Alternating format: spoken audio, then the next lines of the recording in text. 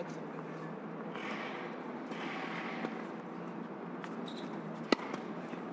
3 minutes.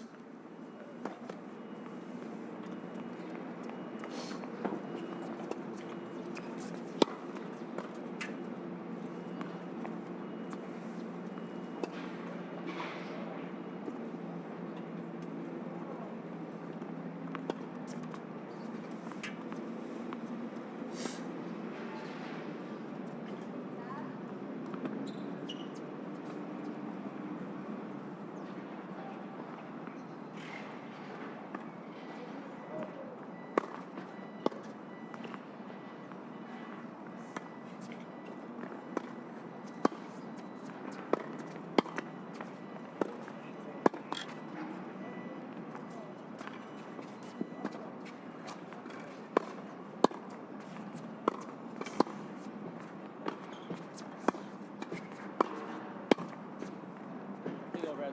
2 minutes.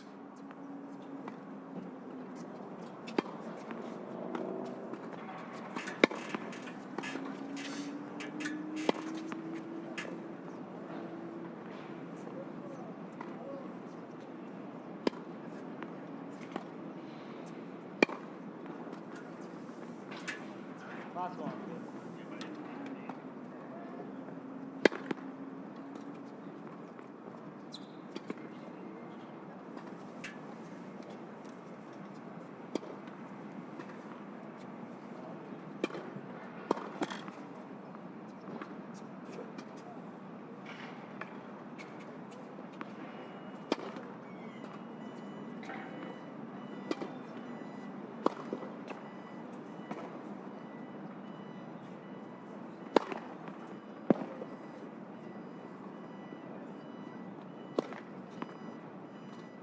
One minute.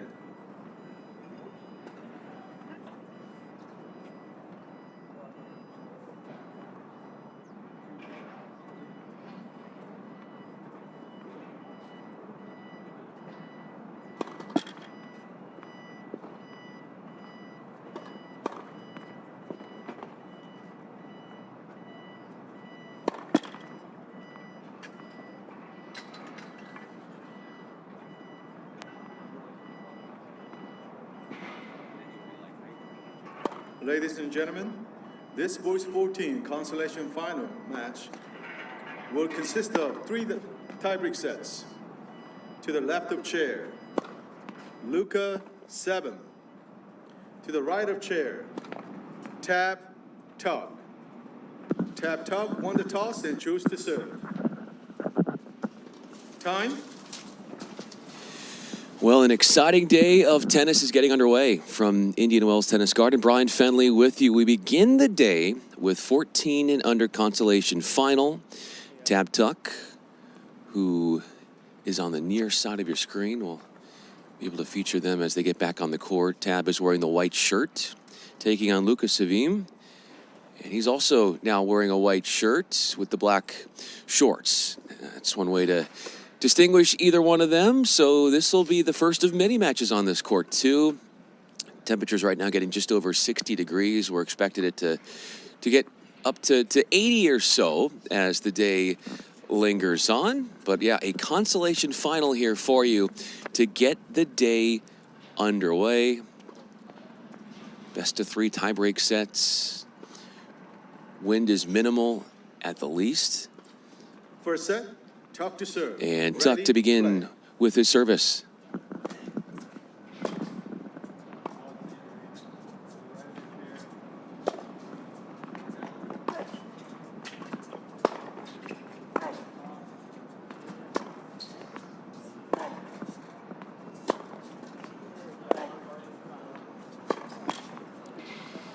Losing some patience in that rally and tries to bust open with a forehand ripping. And I love the way that Savim goes about his forehands. Lots of confidence. Really nice mechanics.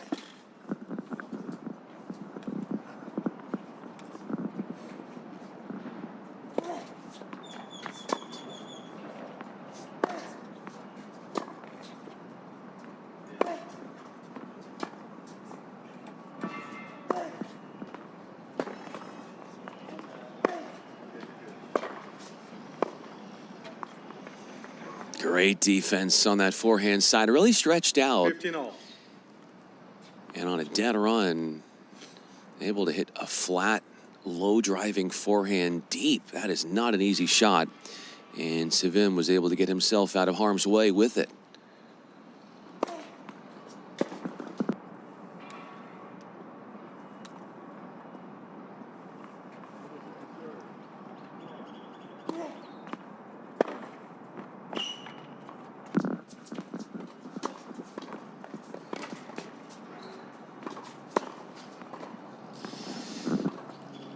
$15-30.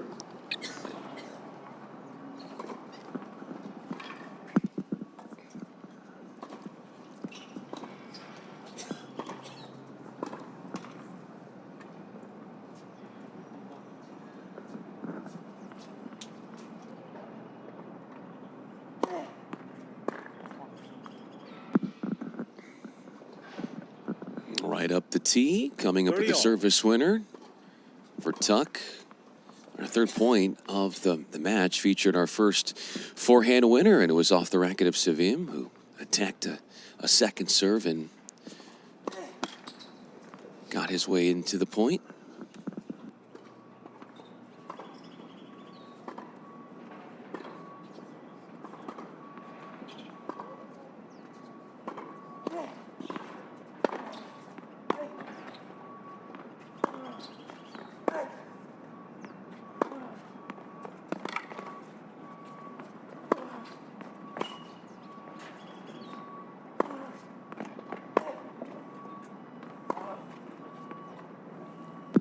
That 30-40. really is his power position. It's the forehands inside the court. And it's those second serves that are going to Sevim's forehand where he's really able to take command of the point.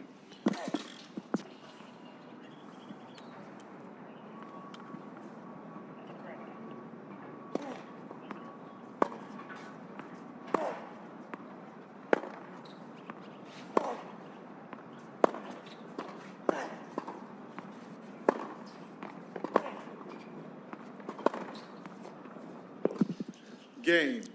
A masterclass with the First game. forehand, First set. unbridled rip with some intense angle attached to that cross-court winner. 2 forehand winners in his first return game, and Sevim breaks at 30 right out of the gates.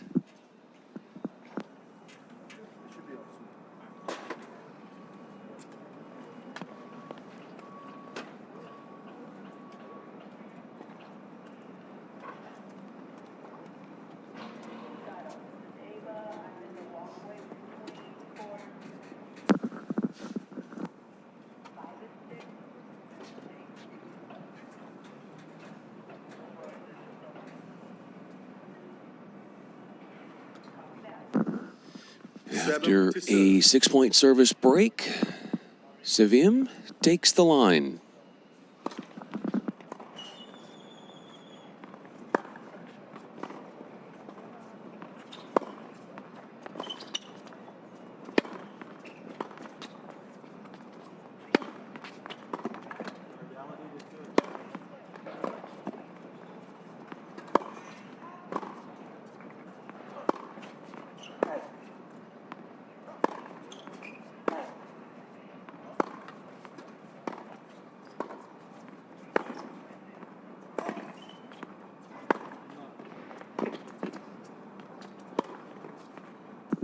You just can't stop that forehand right now. Sevim testing that defense, and Tab Tuck doing a nice job staying in the point as long as he could, defending on both wings. But as long as Sevim gets to that forehand, it's lights out time.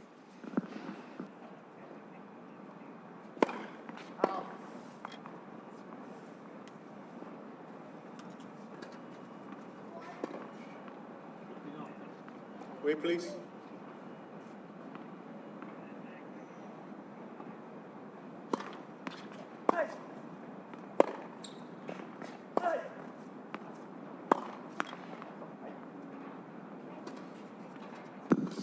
A second forehand error in this match for Sevim.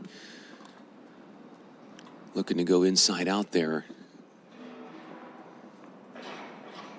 Ben Kwok is our chair umpire. Lucky to have him for this one.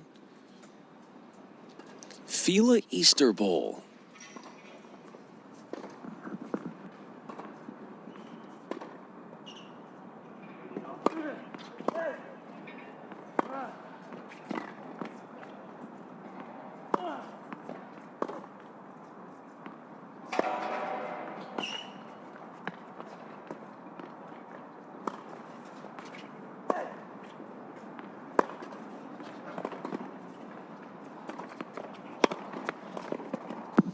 Not a clean winner. You could hear the racket getting a piece of that one from Tuck, 30, but 15. you could probably count on one hand how many backhands that Sevim has struck. He has had a furious display of fervent looks with the forehand.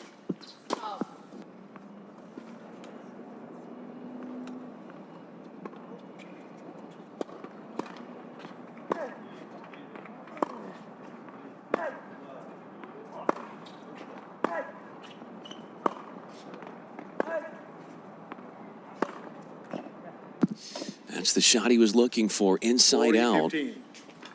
It's the kind of shot that got him the air earlier in this game, but this time he pulls it off. And a very impressive star-studded forehand winners. 2 in the opening game in a 6-point break, and 2 here in his first service game.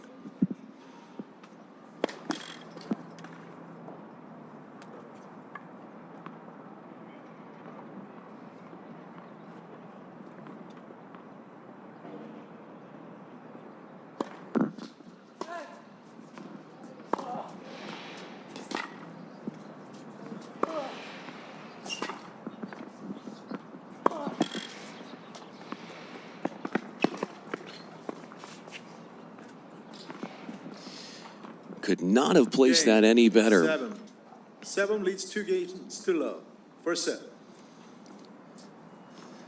Backhand just arcing over the top of the outstretched racket of Tab Tuck.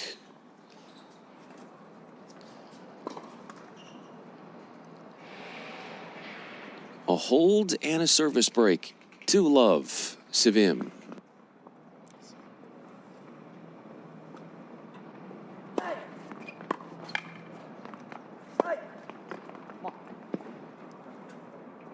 That might be the pattern of play that Tuck is looking for. Getting that first serve in is a big difference maker.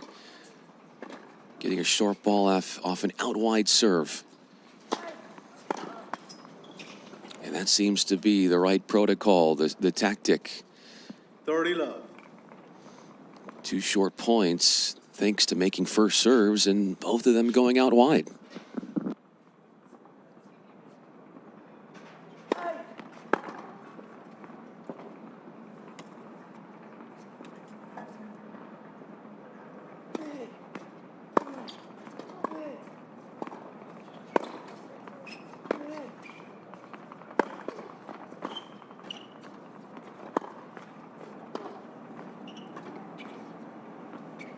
Love.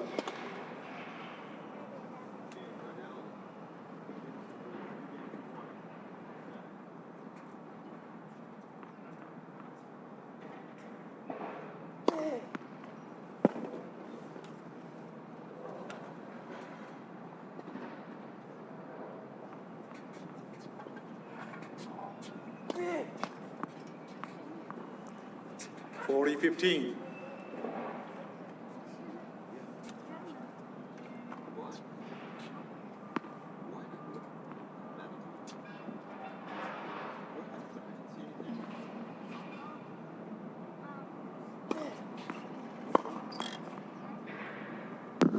Game. Top. 2 unreturned 7 leads, 2 serves. games to 1. A 3-shot winner First set. off a first forehand. And all of that helping the cause for Tab Tuck, who is on the board in the 3rd game. A hold at 15. 2-1 at the changeover.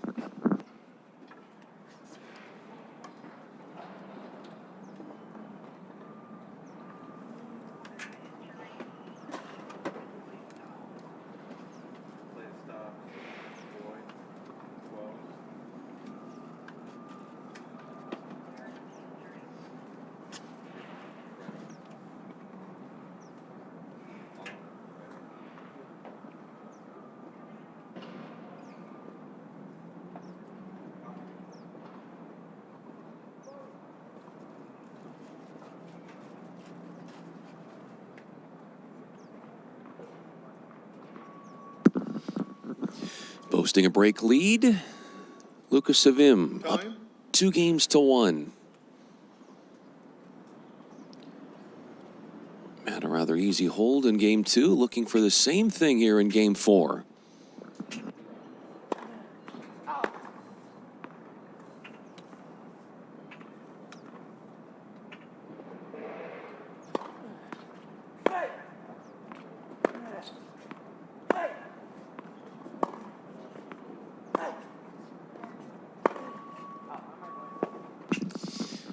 Love 15.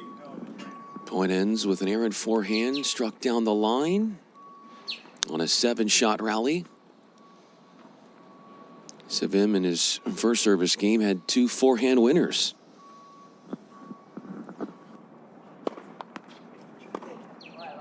What's left? First serve.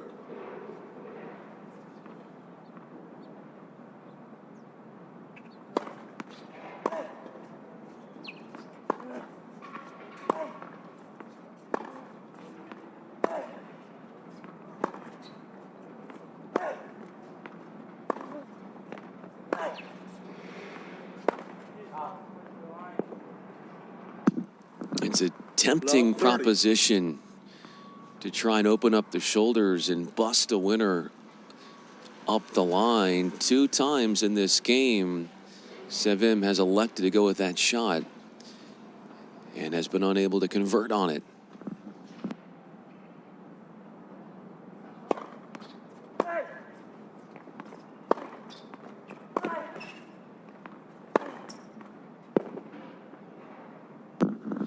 $15-30. Makes up for things with a 5th forehand winner in the match.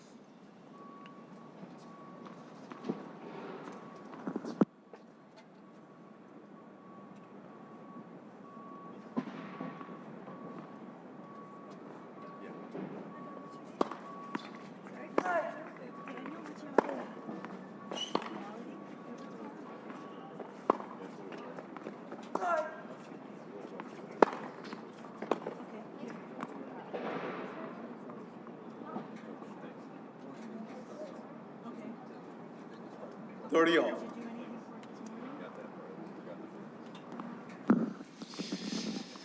Back-to-back points won here by Savim. He's made only 1 first serve. Has it at 30-all.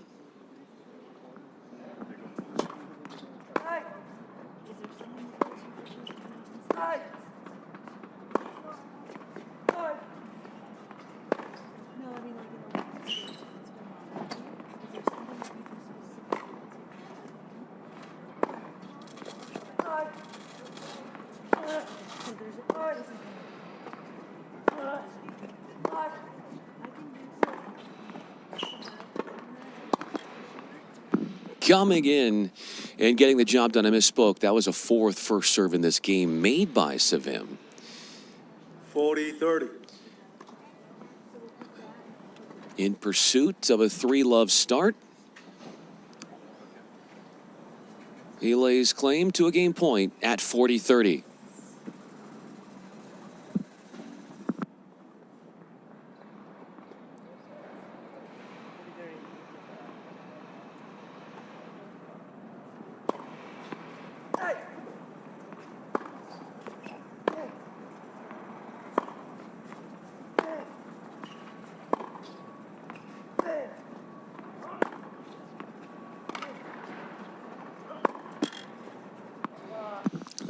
Denied this time by the let cord. Our first deuce point comes up.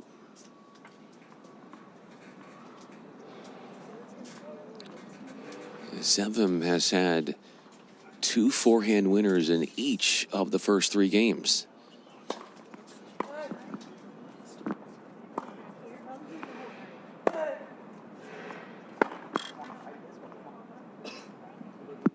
Advantage.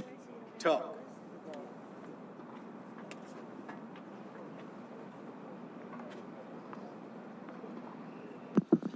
Break chance. First of the match for Tuck.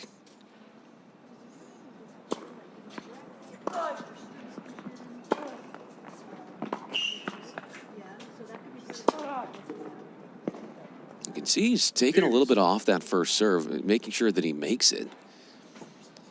If he uses the out wide spot serving, he is able to open up the court. So Seven saves the first threat against his serve in the match with a 7th forehand winner in the match.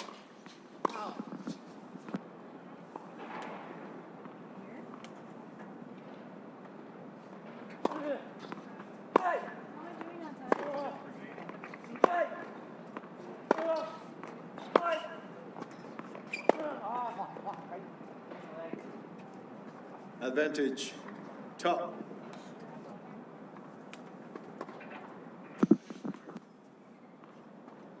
you mainly feel it above the elbow or below the elbow?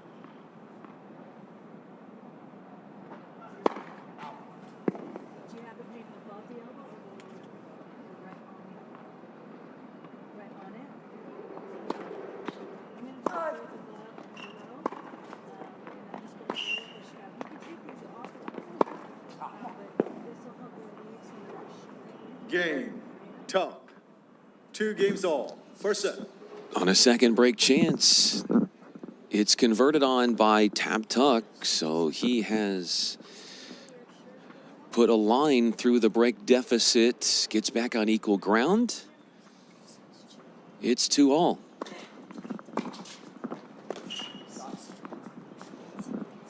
Love 15. But if you're looking to sort of describe the story of this match, everything seems to be predicated on Sevim's forehand. Is it a winner? Is it out?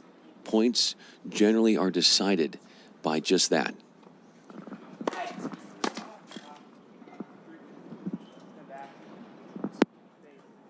Fifteen all.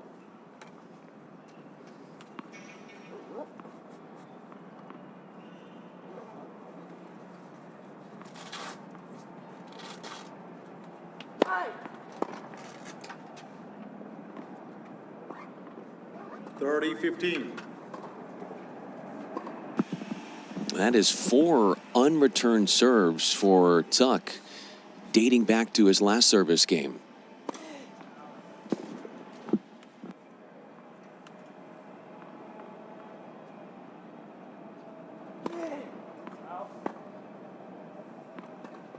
All.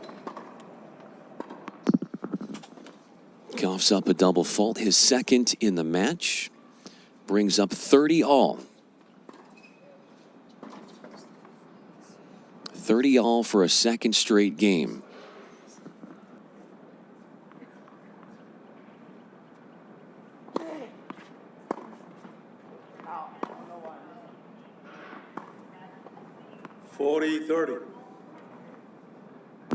You could hear Sevim just talking to himself there, saying too many errors, especially on that backhand wing.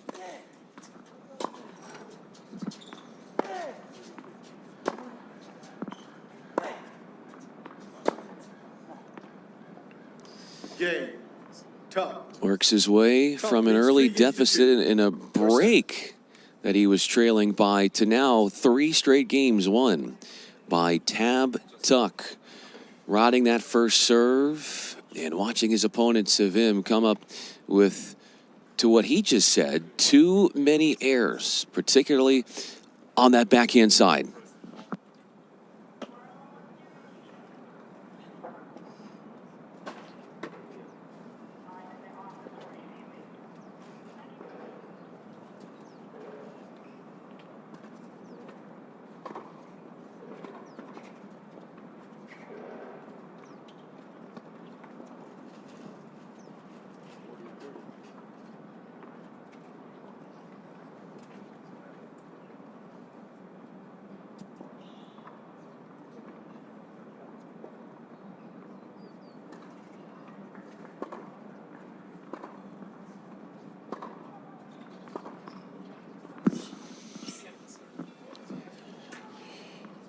For the first time on the front side of this match, it's Tuck receiving here at Sevim, serving 2-3.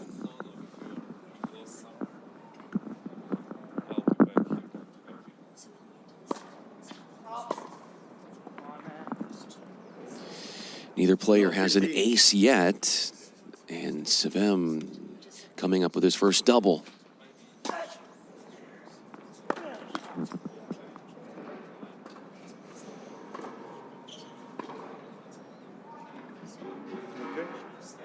Savem Love 30. walking a little gingerly there, grimacing somewhat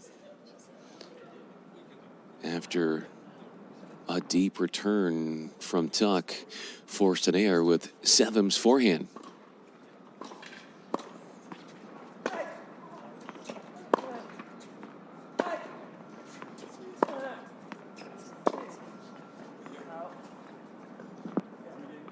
Fifteen 30.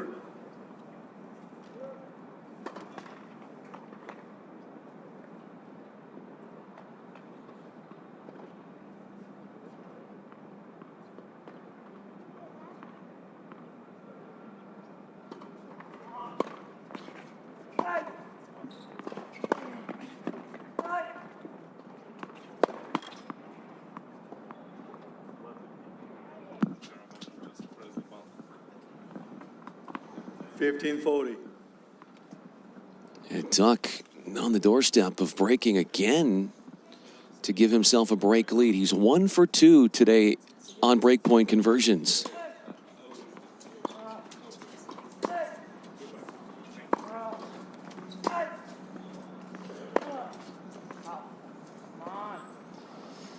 A confluence of errors here Tuck leads 4 games to 2. has Savem trailing 4-2. Tuck wraps up the hold. He's got back-to-back, wraps up the break as serve. He's now serving at 4-2.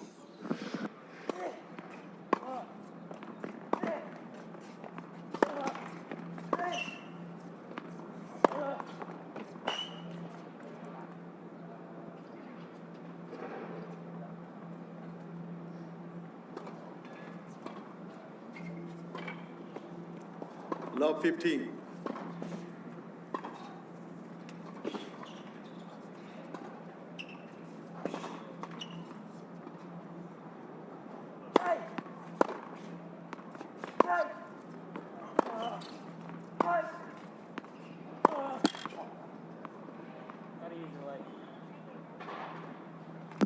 At some point, if you're Savem, you got to be thinking to yourself, yeah, I want winners all over the court. But does he change his game style a little bit and play more conservative just to eliminate what he would describe 15-30. would be needless mistakes?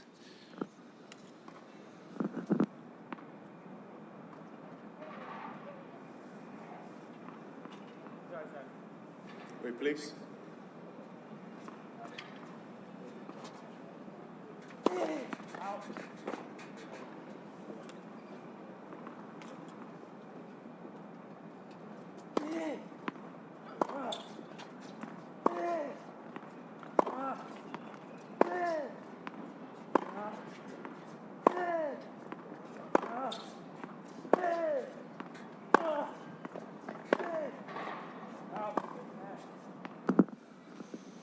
A groundswell forehand struck 50-40.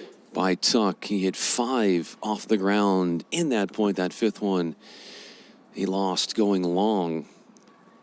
And that break lead on shaky ground.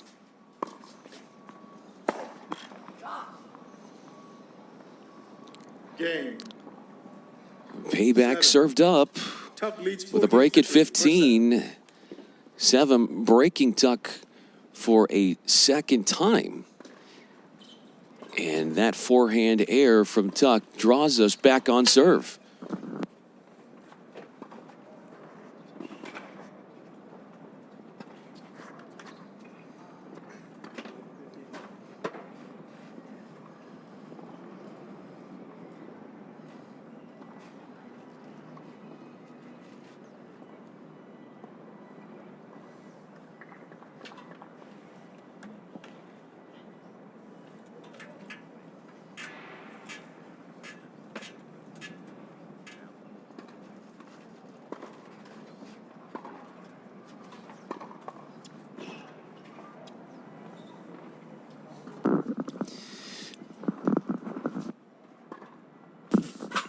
From Indian Wells Tennis Garden, this is the FILA Easter Bowl Consolation Final, 14 and under boys.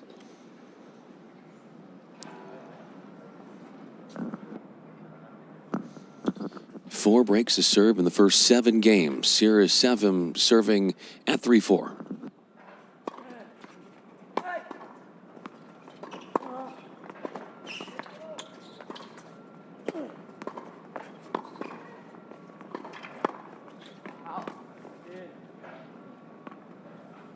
Love 15. Reached a little bit to try to dig that one up. Probably but was a little bit farther away in terms of where he wanted to be to hit that. Caused the error.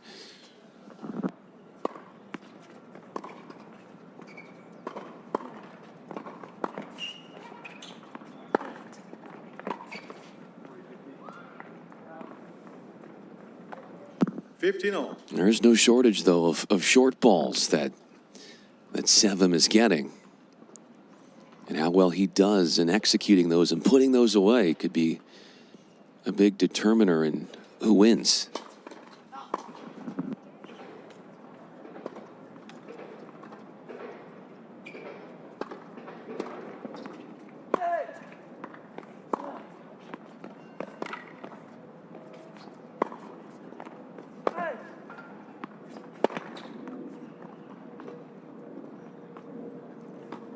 $30-15.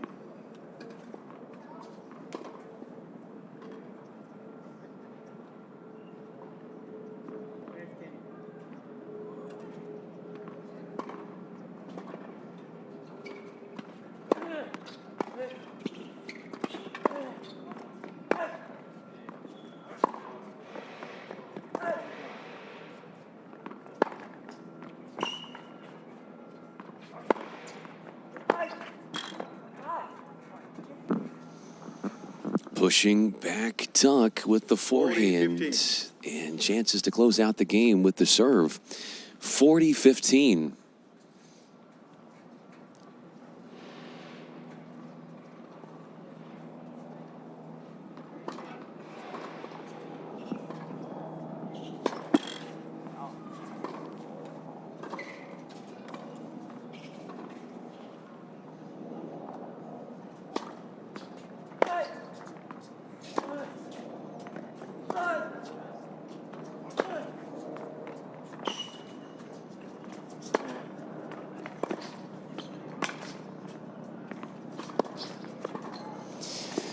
A passing shot rocking right past Sevim. Well composed and drawn up. Took to the backhand swiftly and denies a game point from Luka Sevim, who finds himself trying to close this out to make it 4-all.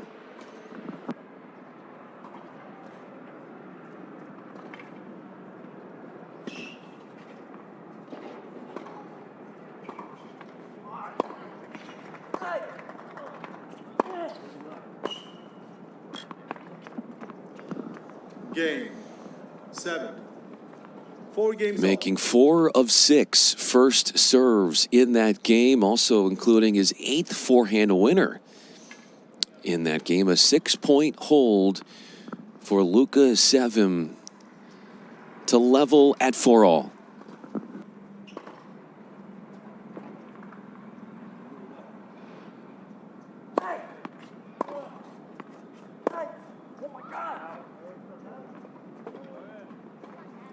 Love 15.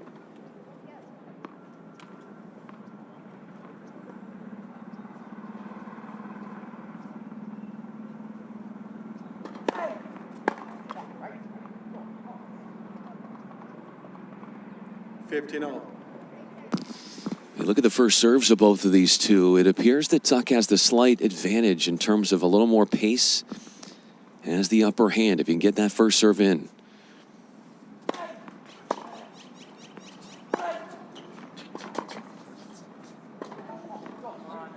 If you can get Sevim to hit backhands, that's not an easy thing to do. Has to be top of mind for Tuck.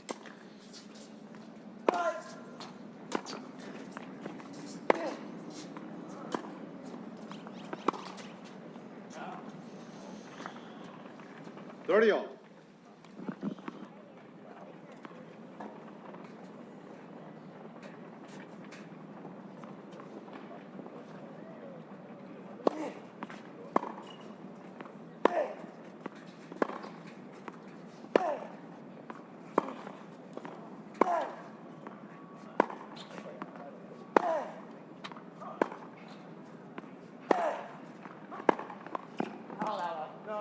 Correction, ball was good. It was called in. 30, Overruled. 40. Ben Kwok, our chair umpire, making that determination after Tuck initially called it out. Tuck in danger of dropping a third service game. Deuce.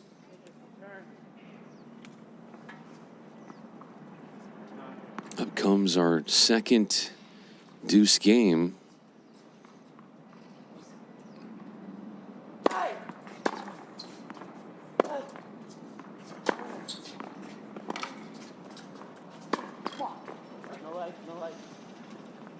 Advantage.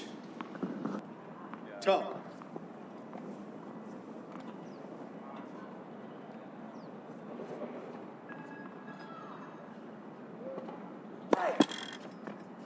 First serve.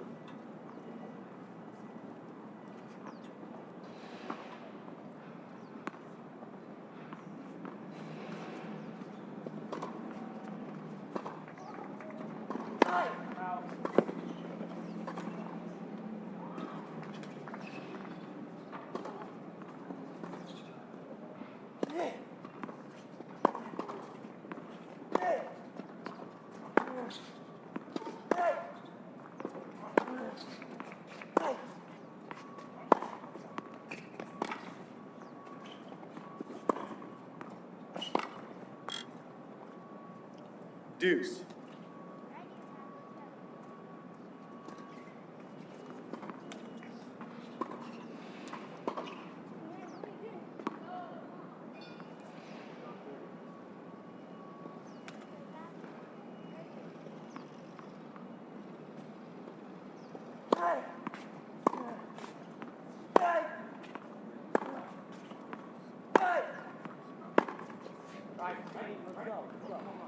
Advantage. Top.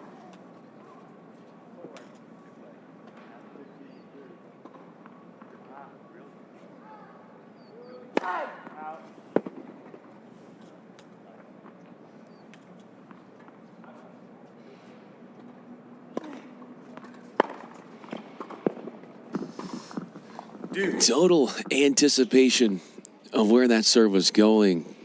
The correct diagnosis, to say the least, with a thundered forehand winner.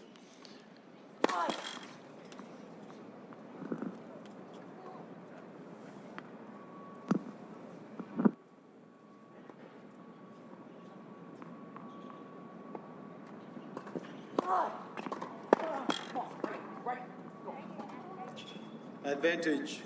Top.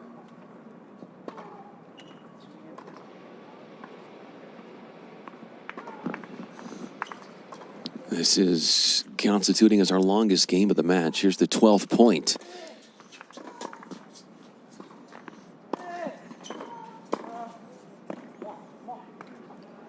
Game.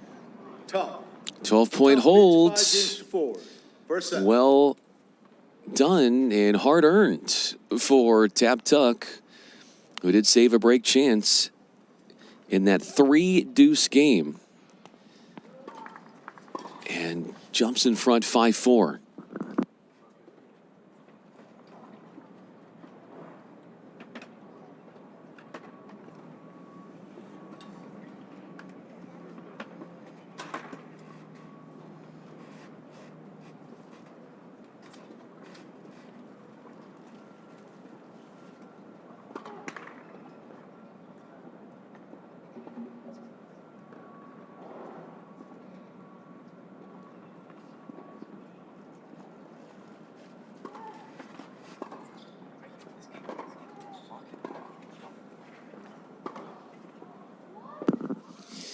After Sevim started this game playing some of his best, tennis. Early break was up 2-love. Things have leveled out some. He's serving to stay in the first set.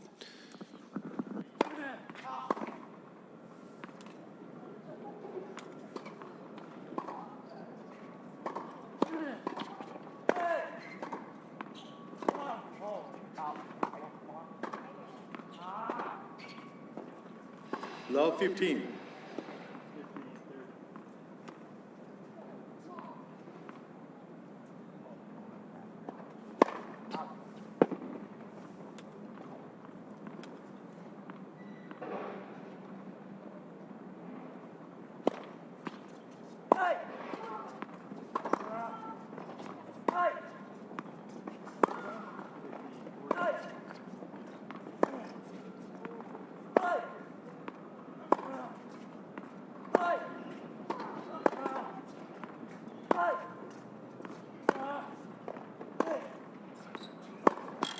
Stop hitting the net. Everything's going in the net. Stop. Love 30. Burdened by some errors here. Ill-timed, to say the least, in this 4-5 game. It's love 30 already.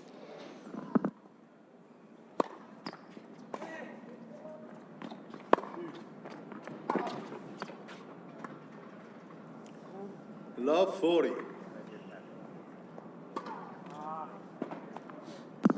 Yeah, that one looked good to me, but it was called down. So 3 set points.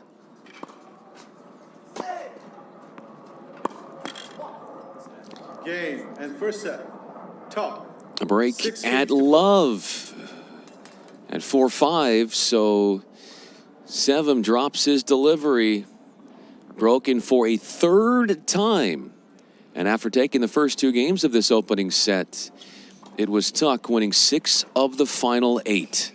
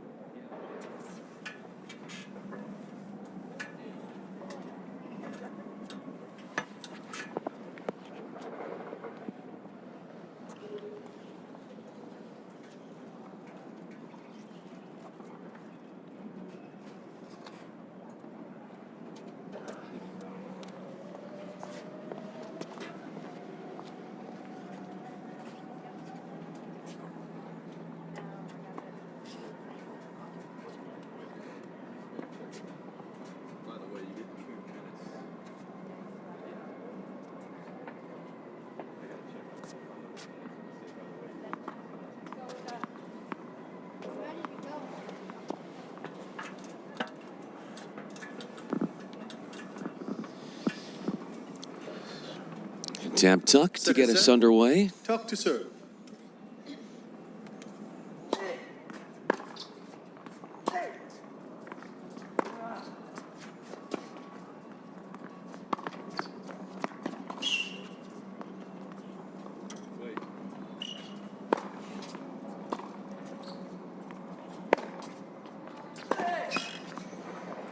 Love 15.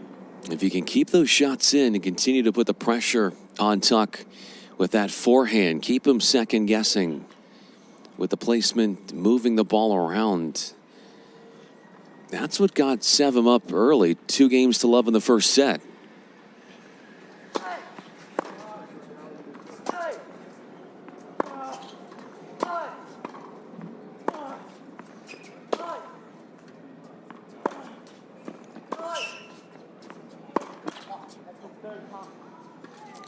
On a pattern change, trying to go inside out.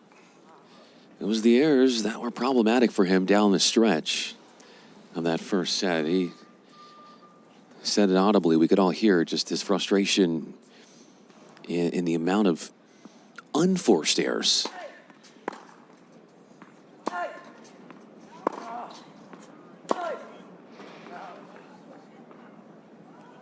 $15-30.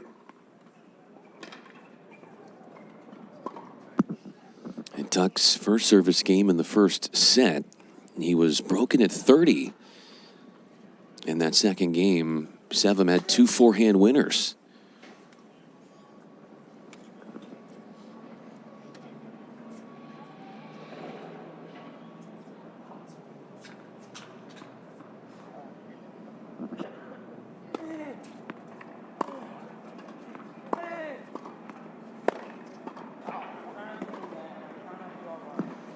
The 30 all after the forehand miscue, the second in the game for Lucas Sevim.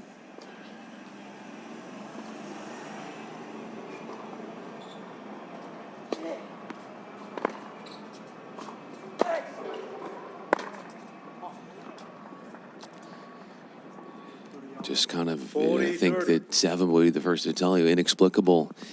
Those kind of mistakes. I know he's thinking that himself.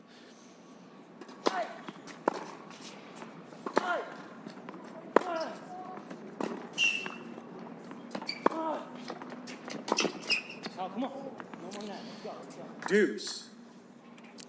Can he not only keep the balls in, but in doing so while injecting pace and limit those unforced errors? That's going to prove to be a major talking point for his prospects in this match.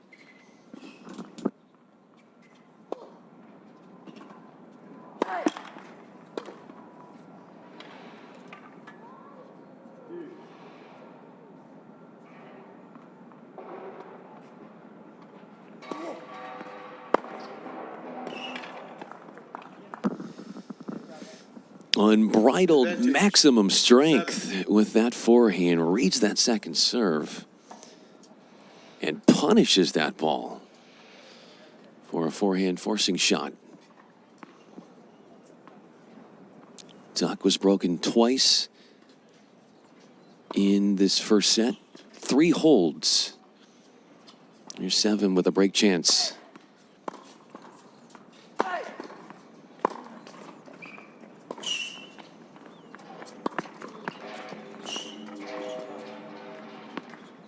Game 7.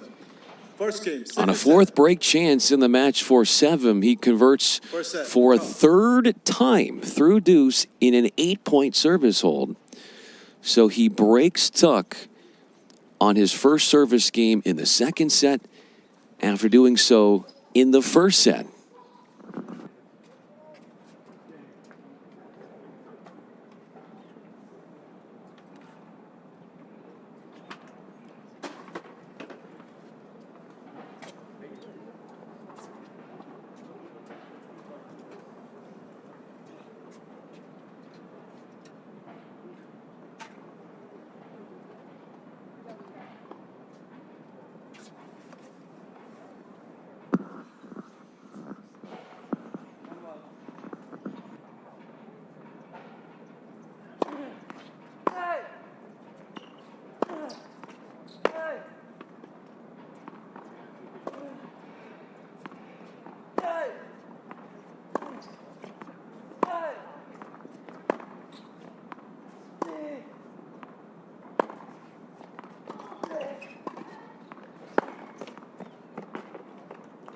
Love. That is what he loves to do. Can he sink up the inside in off his short ball? A 13-shot rally goes his way.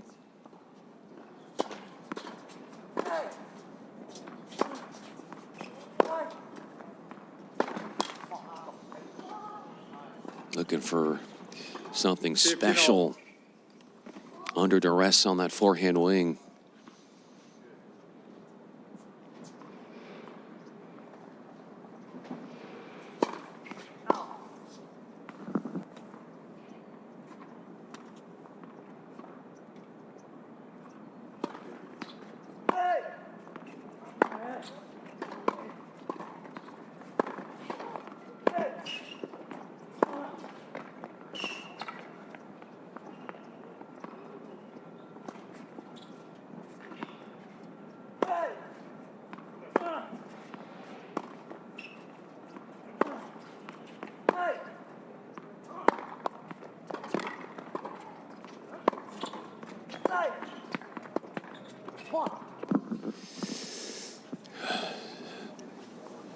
Got the green light to come in off the backhand approach.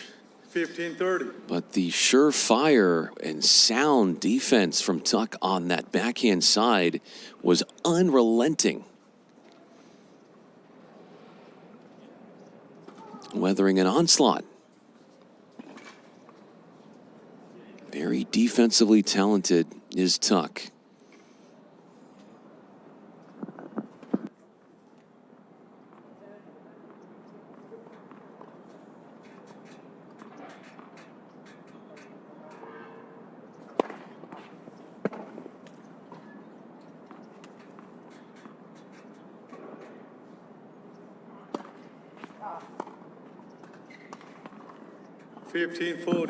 That is his second double fault, first in the second set. First one came at that 2-3 game for Sevim in the opening set. Threats against his serve come to fruition.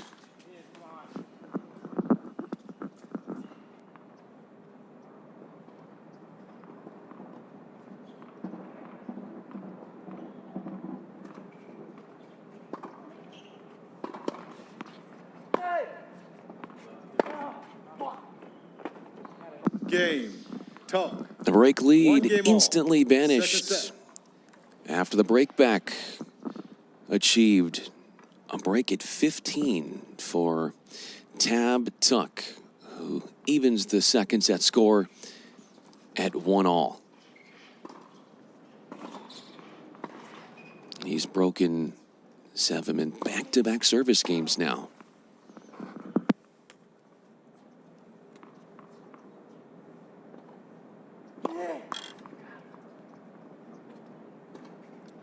Love 15.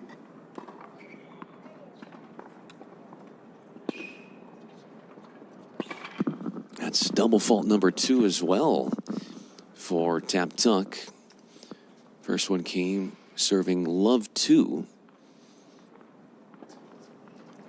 Ended up holding in that game at 15.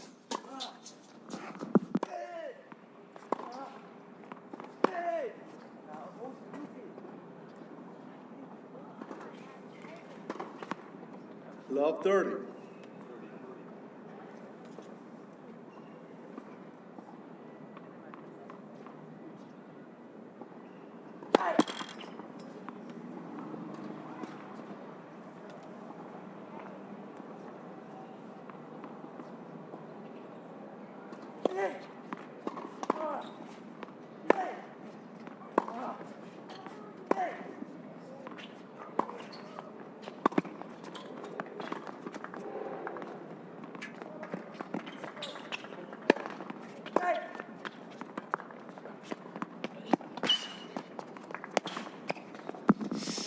Plays it behind in unsuspecting fashion. Sevim, the wrong-footed play, enhances the scoreboard pressure on Tuck.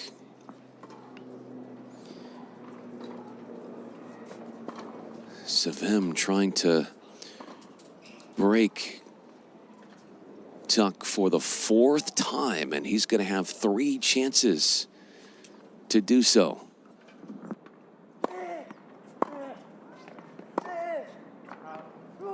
Game. 7. Broken at Sevim leads love 2 games to 1. is Sevim. So after holding, Second set. First set. Tuck.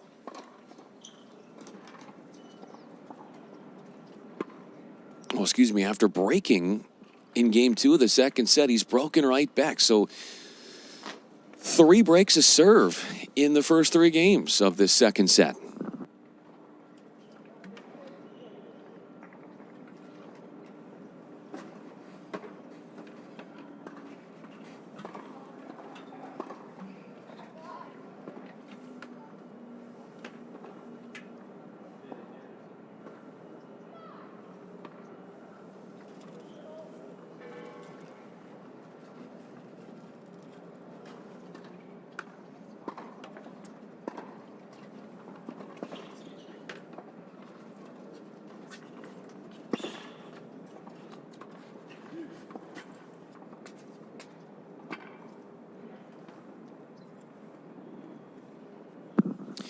Well, just like in the first set, Sevim had a 2-1 lead. Here now in the second. He was broken at that 2-1 game in the first, trying to avoid that happening again here.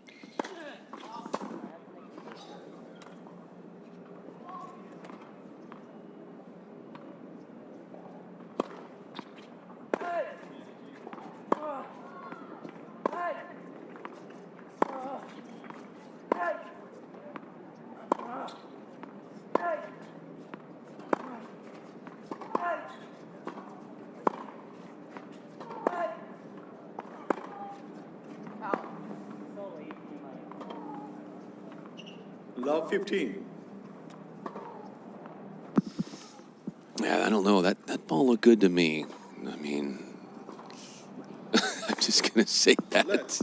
First serve. I mean, again, I don't have the best angle here, but from my humble perspective, I thought that ball was in.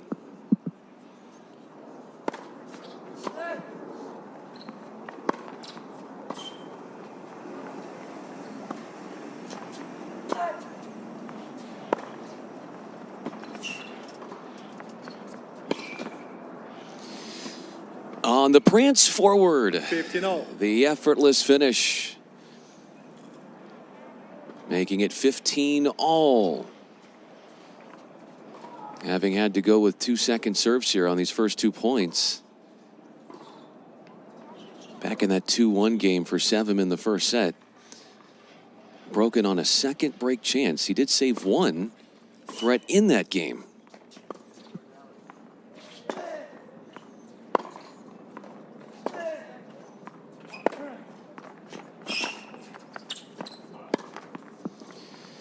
Using that backhand as an opportunity ball, and then a floater to finish.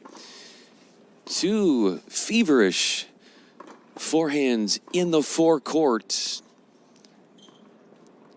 Outfoxing Tuck with the overheads. 2 of them, 30-15.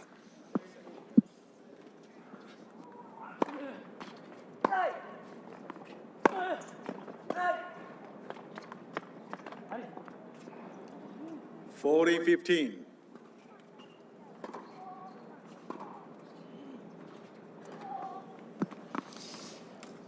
Sevim has won 7 of the last 8 points in this second set.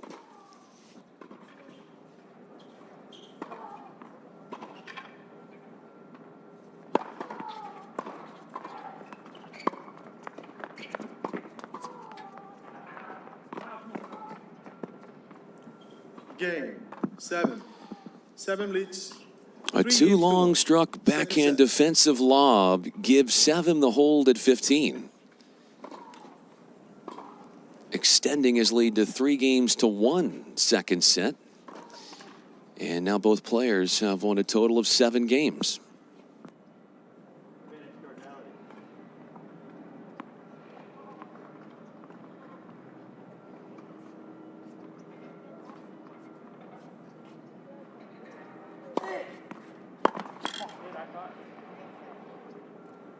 $15-love.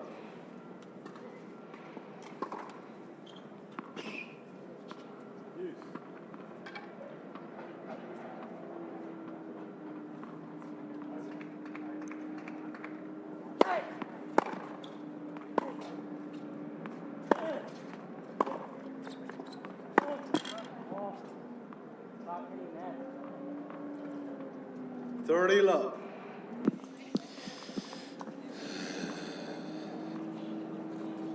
Bolting out to a 30-love start off of 2 forehand airs from Sevim.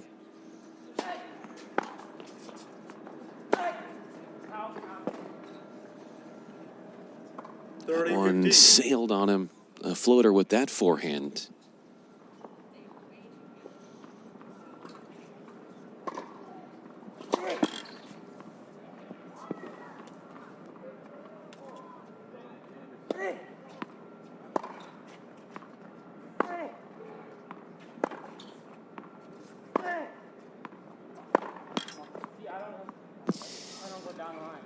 The shot tolerance for Sevim isn't very high. He's looking for winners in short points. And in a way, getting in his own way.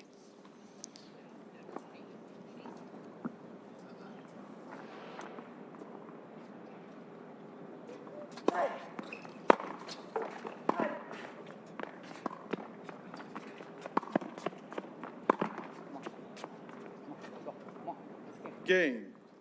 Top. 7 leads 3 games to 2. 4 Second set. errors from First set. 7 in Top. that game. And Tuck made all but one first serve in that game. And he rides that to a 2-3 second set score.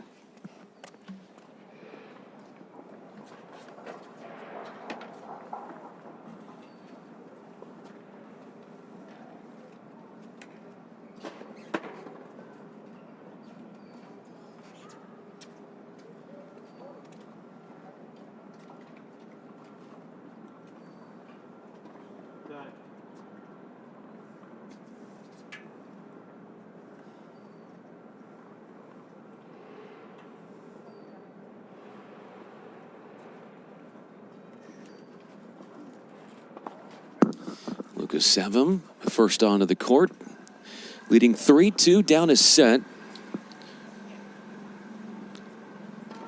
Hails from Chicago, Illinois, 8th grader, class of 2028.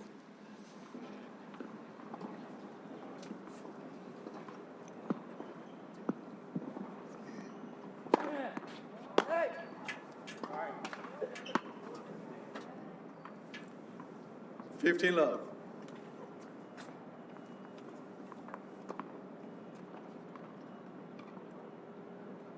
Ball coming.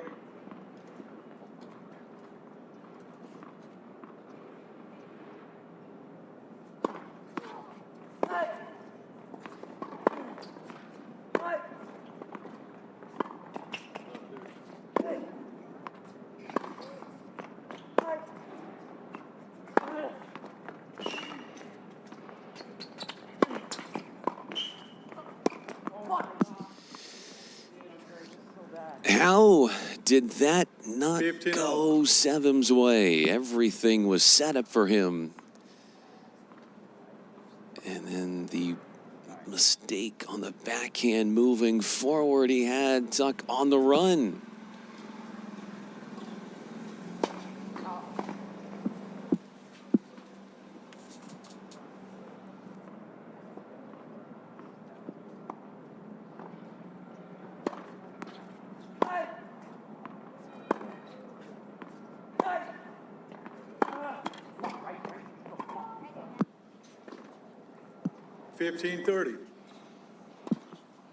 Errors on both wings here for Sevim.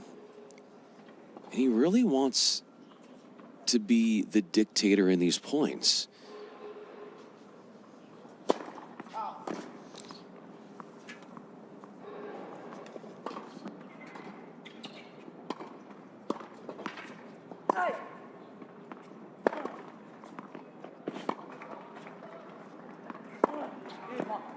Stop. 15-40. Trouble brewing on his serve at 15-40. But talking about the assertion of will that Sevim is looking to dole out, sometimes it's in neutral baseline rallies where it's probably in his best interest to go with something more neutral.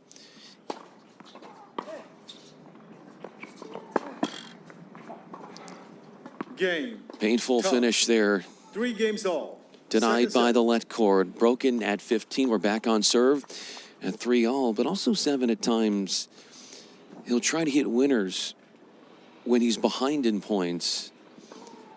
And there's a highlight waiting to happen in a viral video if he connects on that.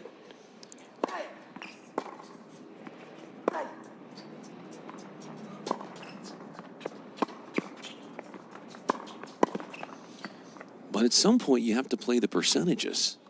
And for 15. Sevim, that has to be top of mind for him. As Tuck has won the last 2 games, or has dropped the last, has won, the last 2 games.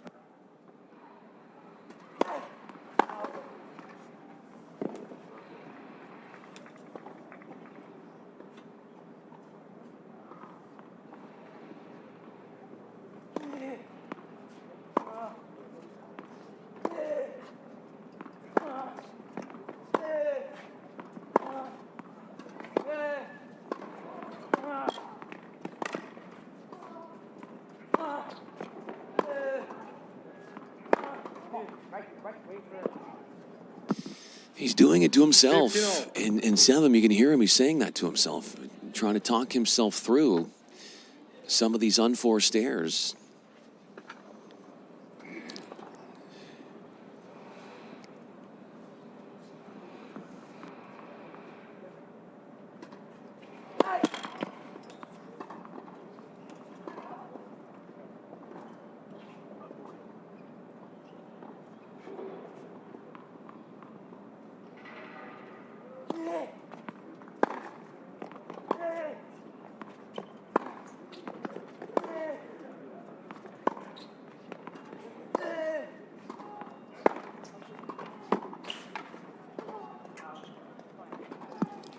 Now that shot is the moneymaker when he connects on it.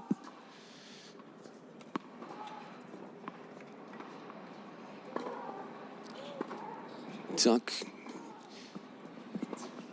feeling the pressure at 15-30.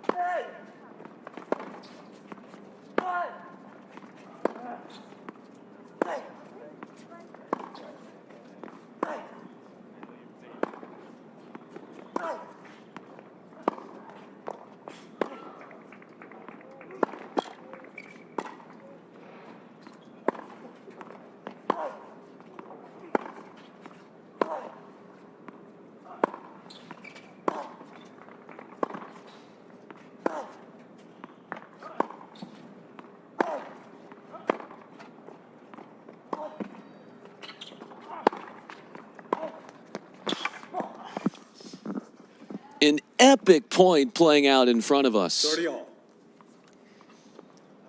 And Tab Tuck finds a way to capture it.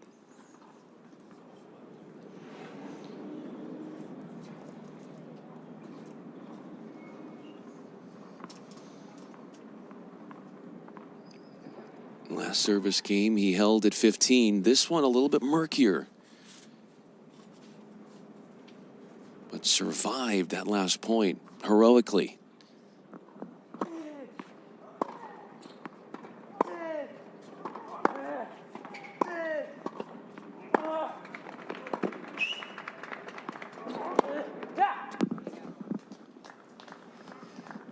A point away now from 30-40. the second set's 5th service break. After imposing his will, rushing in, garnering the forehand winner for 7.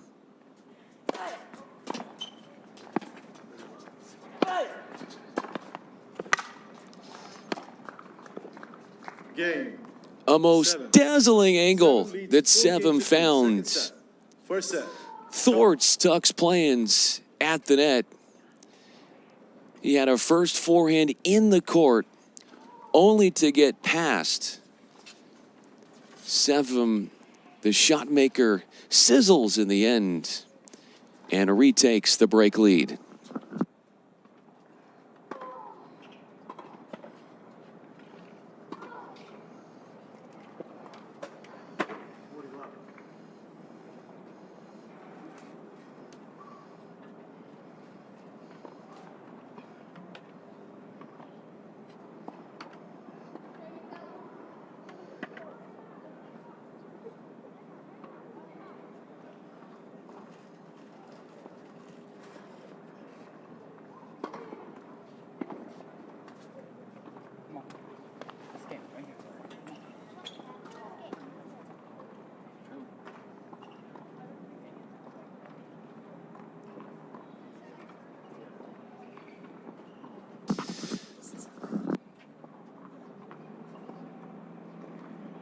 Consolation Final 14 and under boys, FILA Easter Bowl. Deep into the second set. A break advantage for Sevim. He has broken Tuck 3 times in the second set.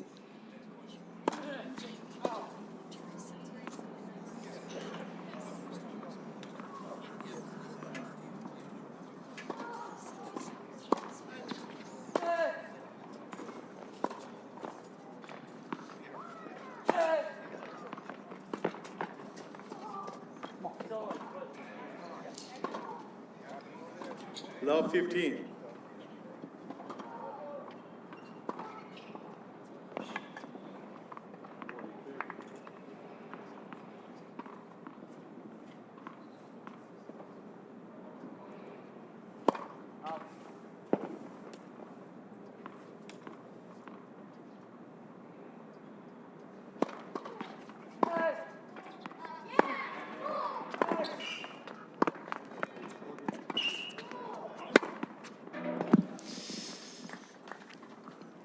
A forehand 15-0. volley to set up the smash.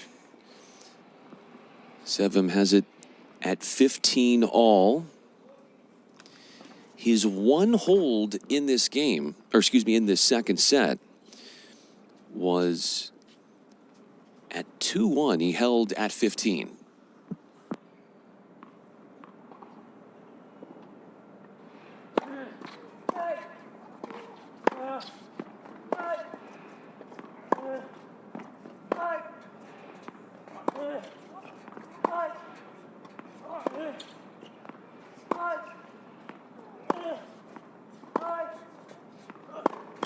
So like lazy. 15-30.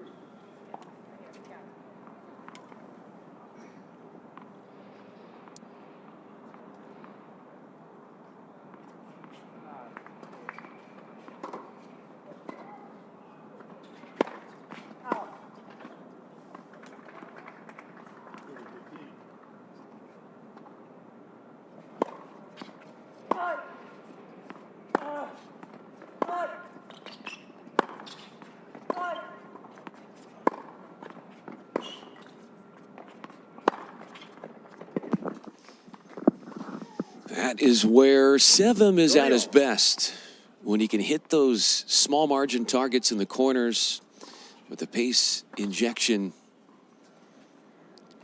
And he starts to get some of those shorter balls, only adding on to being more of a dictator in the point.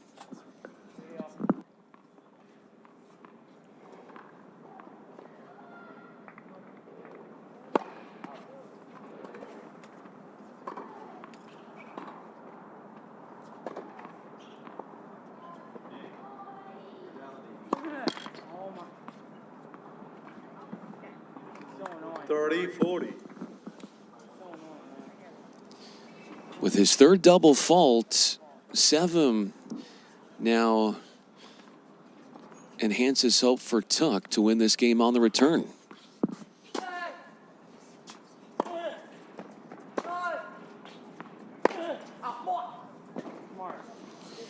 Game. Not necessary, and I know that Sevim will be the first to tell you that. He's looking for those lines, but more than once, he was hurt by some of those costly self-inflicted mistakes, the unforced errors, and for all.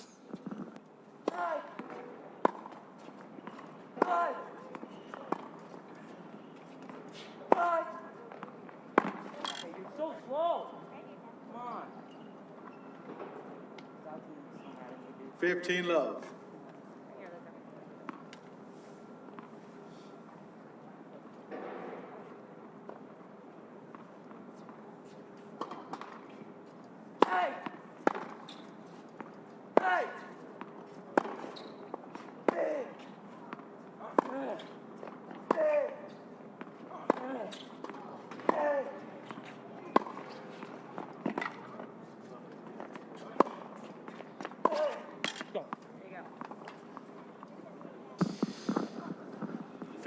Opportunities to come in for Sevim usually pan out well for him when he can advance in the court.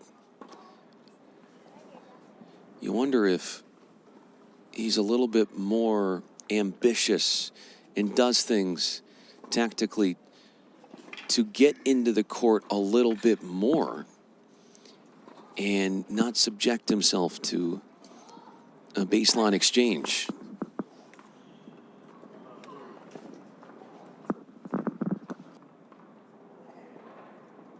Hey. 15-30. 15-30 for a second straight Tuck service game. He was broken at 30 in his last game.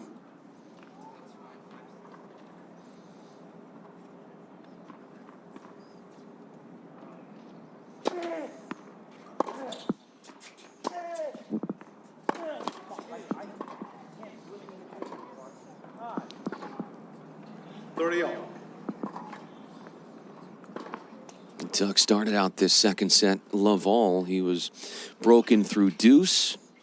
It came away with a break back, only to get broken at love at the 1-all game.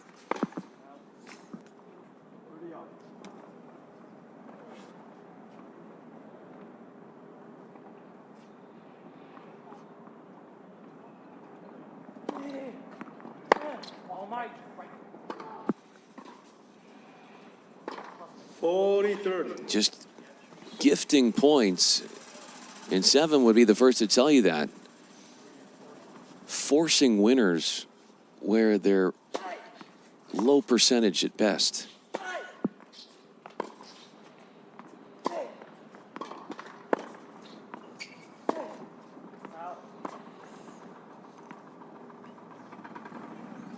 Deuce. About to play our second deuce point of the second set. Had 2 deuce games in the first set.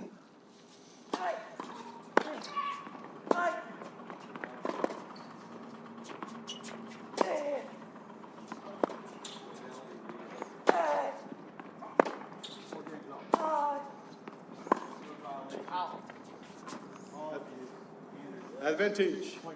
These line shots going up the lines, they aren't cooperating to Sevim's satisfaction here in this game.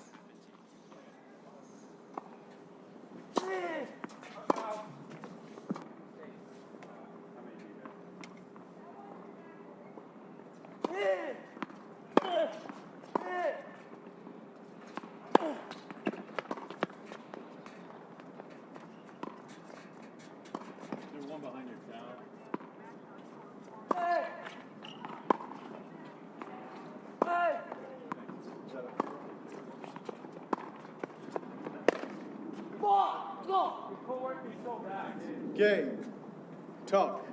Tuck leads 5 games to 4. Second set and 1 set to love. Off a forehand chip coming in, Tuck watches Sevim air. He stiff arms away from the stress on his serve and bags the hold. Just his second in the second set.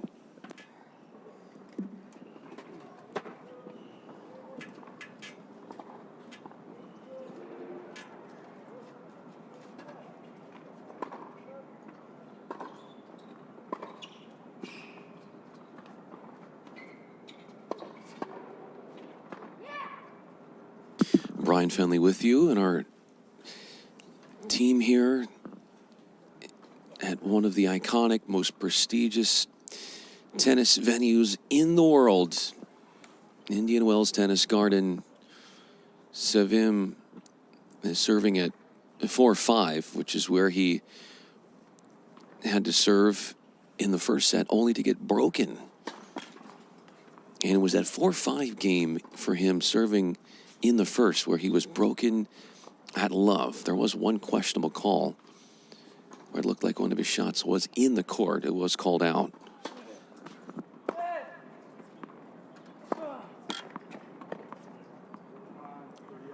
Love 15.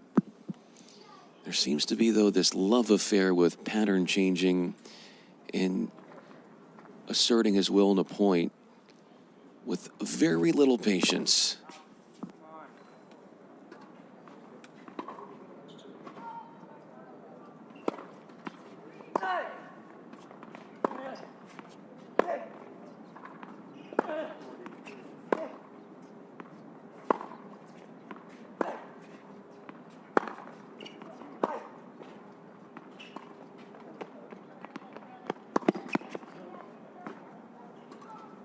Love 30.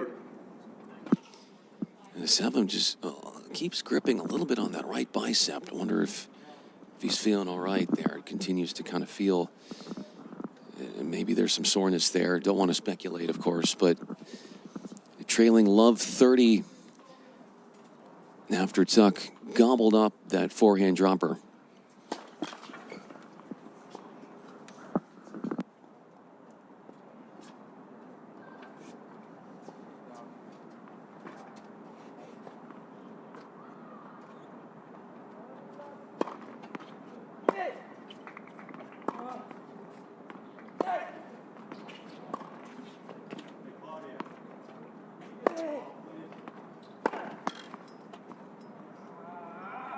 Love 40. And it's as if history repeats itself. He was at Love 40, serving to stay in the first set at 4-5, and now here he is again at 4-5 in the second set. Love 40, trying to stay in the match.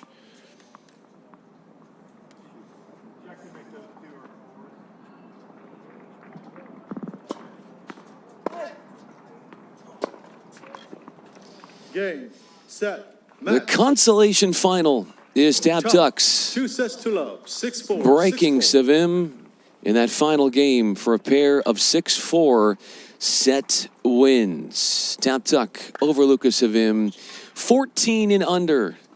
Boys, consolation final. I'm Brian Fenley. You can follow along all week long on X at Brian Fenley if you want to continue the tennis conversation. We'll have many more matches coming up on this court today.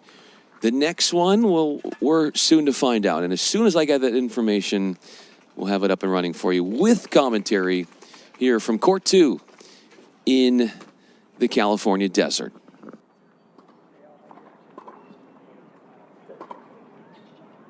You guys go to the tournament desk, okay? Yeah. All right. Thank you, guys.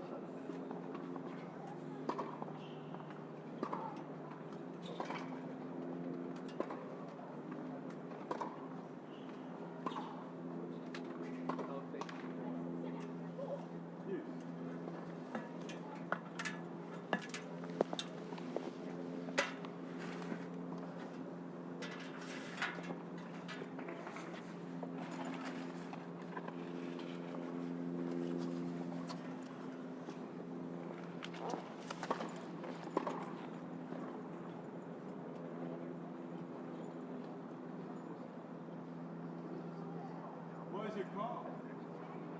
Okay. Advantage.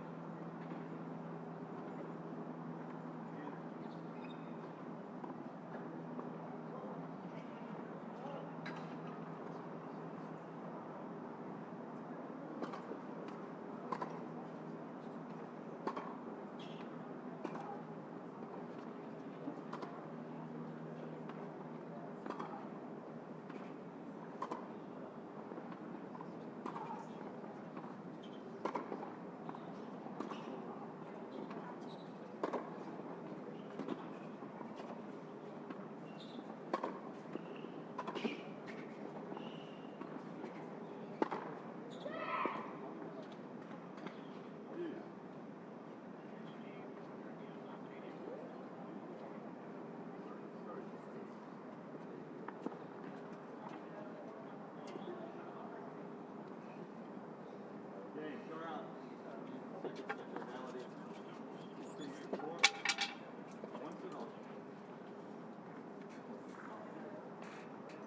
3 minutes.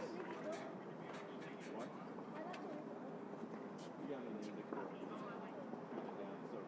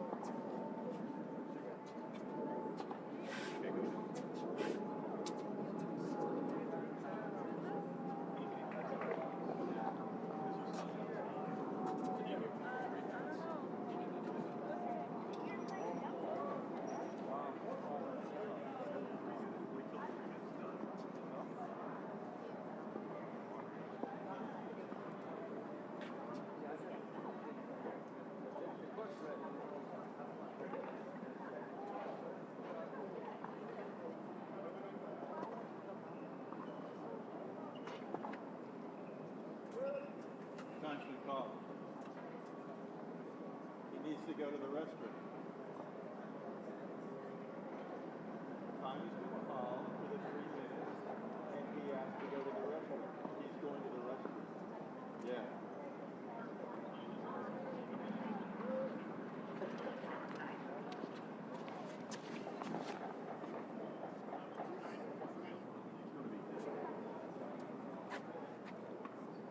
Tournament yes, court PC2 is ready for play.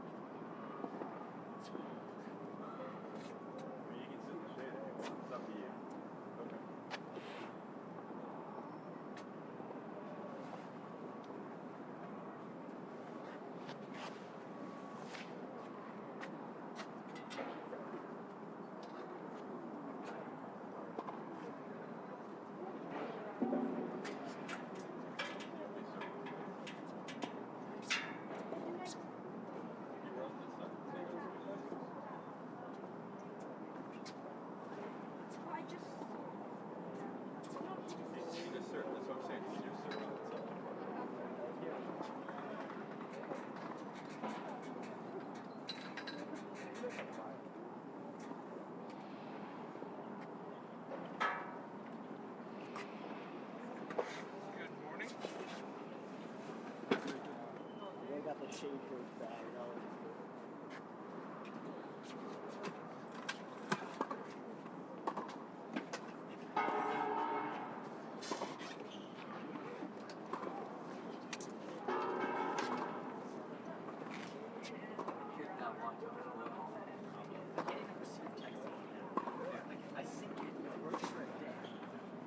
So you can't for a day, but I still get like 4 days.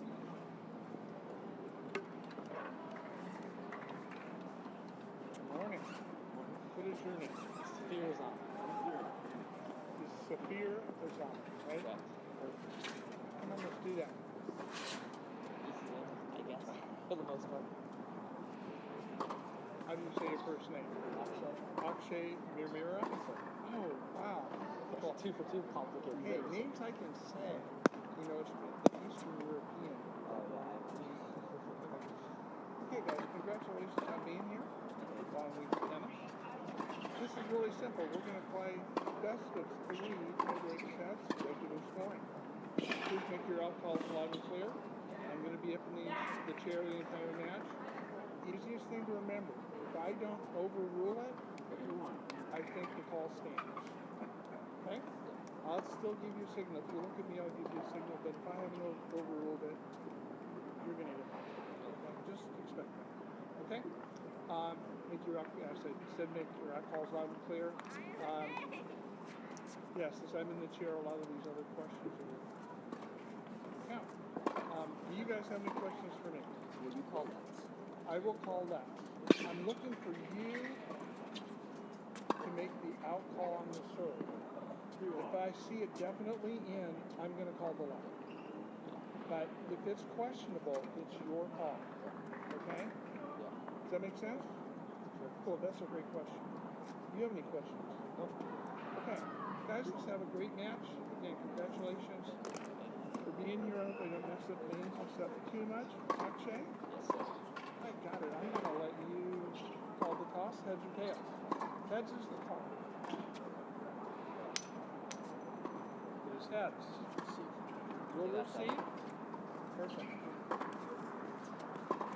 Okay.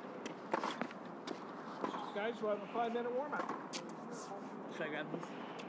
Yes, absolutely. Kind of hard to play with it. Yeah. Here's one. There's one.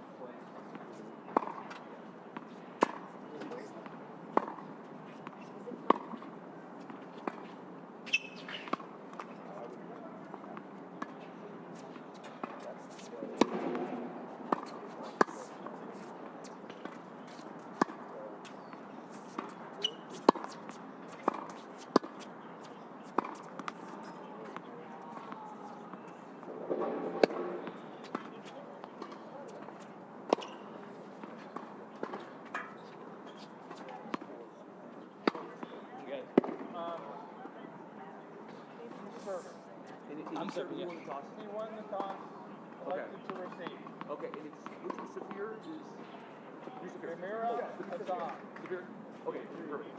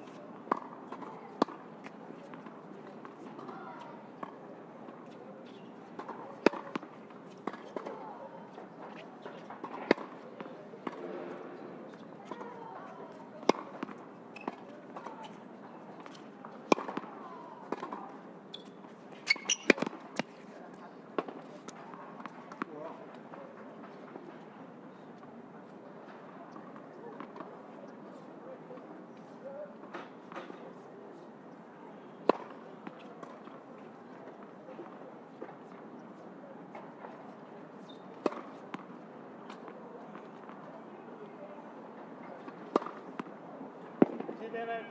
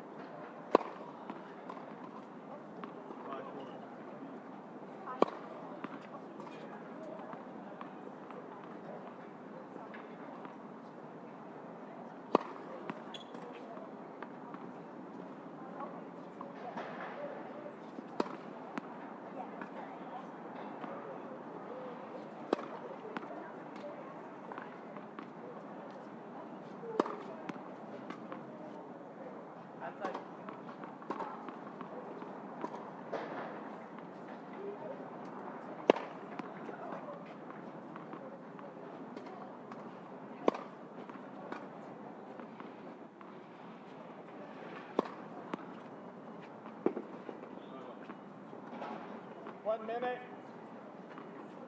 Ladies and gentlemen, this boys 14 third and fourth place match will consist of the best of 3 tie-break sets, regular scoring.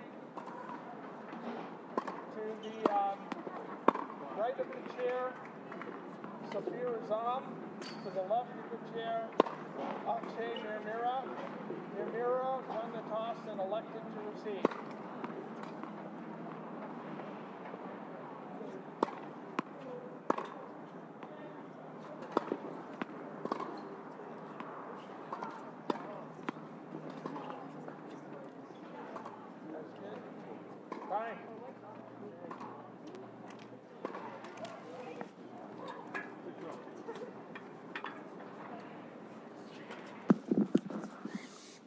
Our second match of the day here on Court 2, FILA Easter Bowl features a playoff final. Essentially, it's for third and fourth place in the boys 14 and under draw. It's the 1 seed Saphir Assam taking on Ashke Mirmira, the 7 seed. And we're soon to get this one underway. Azam is going to be serving after Mirmira won the toss and he elected to receive. Best of 3 tiebreak sets. Temperature now north of 70 degrees.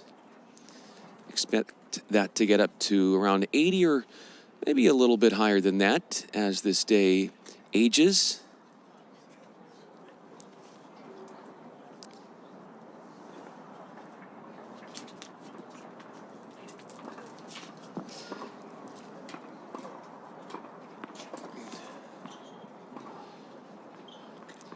Assam to serve. He's wearing the gray t-shirt. Facing off against Mira, who's got the white ball cap. The tie-dye looking shirt with the white top portion of the shirt and then blue towards the bottom end.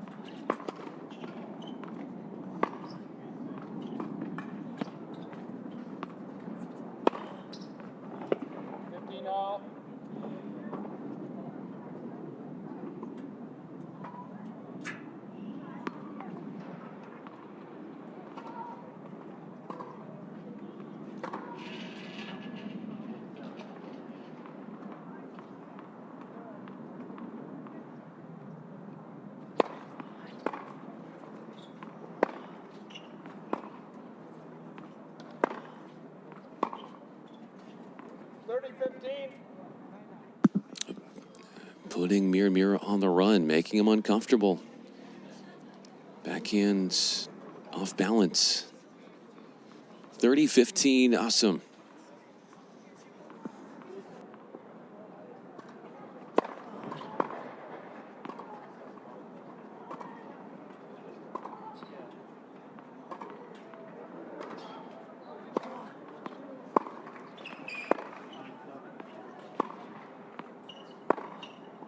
Out.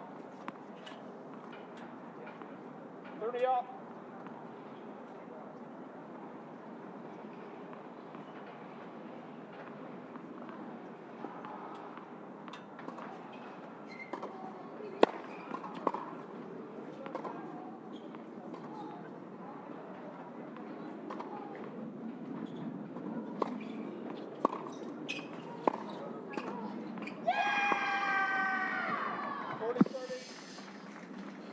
Looking for a miraculous-looking shot down the line from Mira, who misses. Assam would be probably happier if he could make more of these first serves, but he does have himself with a game point.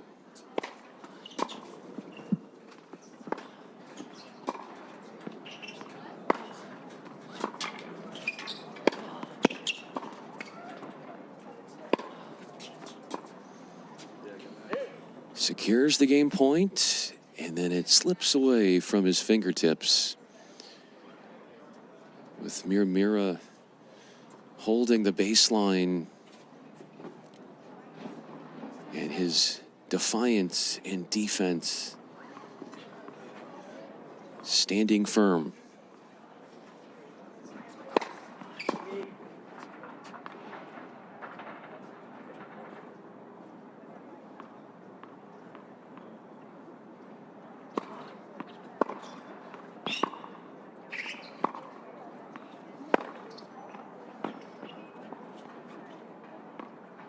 Advantage, Assam.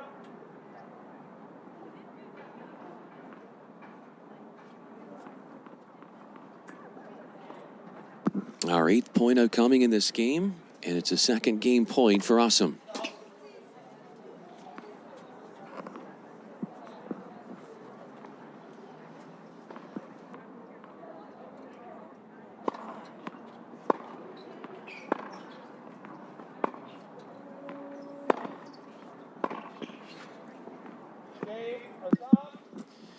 Forces an error with that whipped forehand struck down the line. Awesome. Through deuce.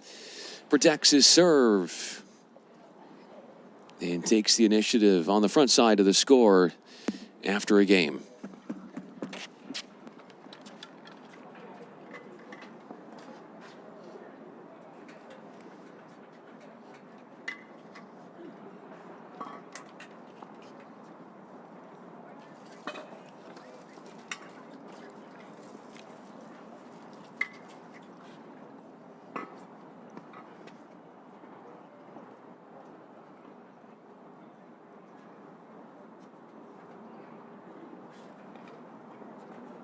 Ashke Mirmira getting ready to serve from Bethesda, Maryland.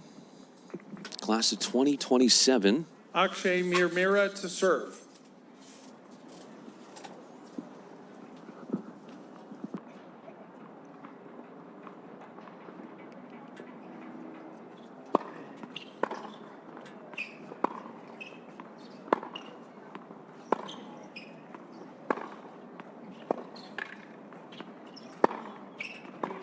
Fifteen love.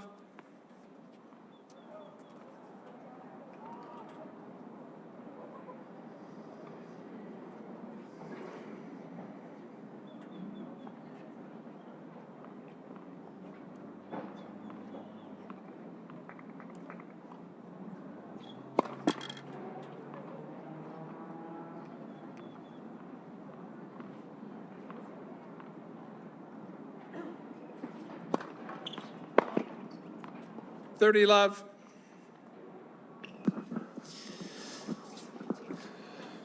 There's an offensive assertiveness to Awesome's game. And when he can get those attacks to stick on the court, he is a hard player to face.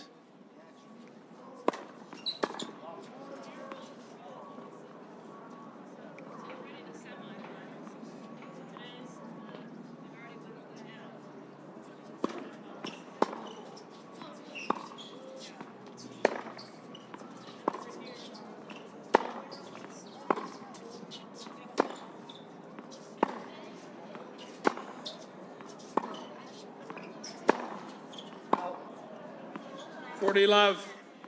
Giving him license to rip, and for Awesome, a lot of these points are predicated on the well-being of his forehand. If it goes in or if it goes out.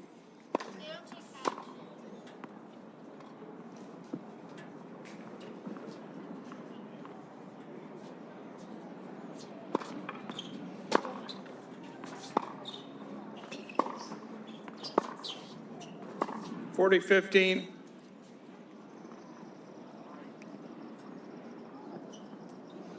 Out it goes on the backhand side from Mirmira, who was trying to beat Awesome to his forehand end.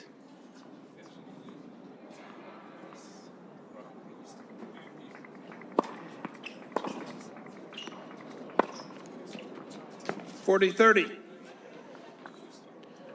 Looking for small targets on the corners. That's two misses in a row for Mirmira.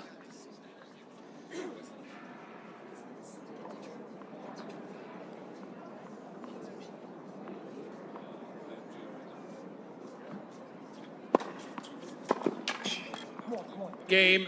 Mirmira. Mirmira 1-all.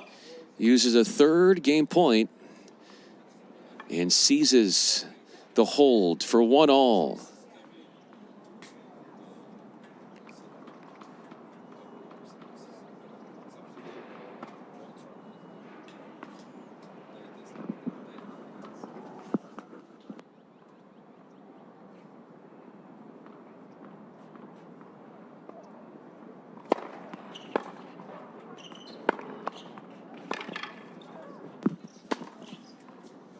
$15 love.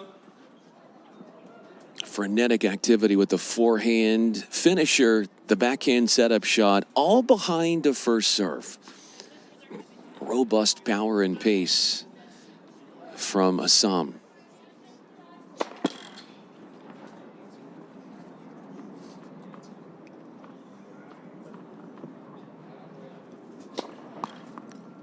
$15-all.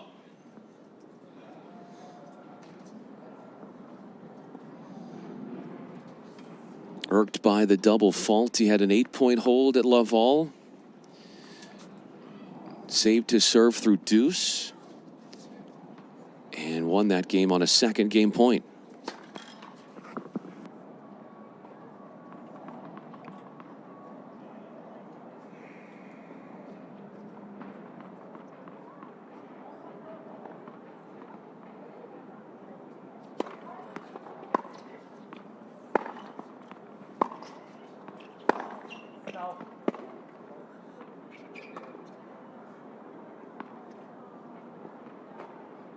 15-30. It's hard to find clean winners here, no matter how offensively talented your weaponry is, just because the courts notably are a little bit slower considering the conditions.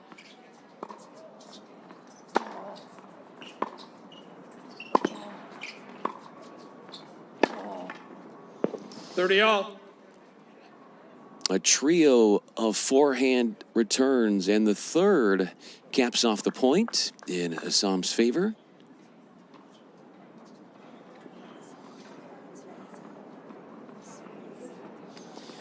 Playoff final here, 14 and under, boys draw.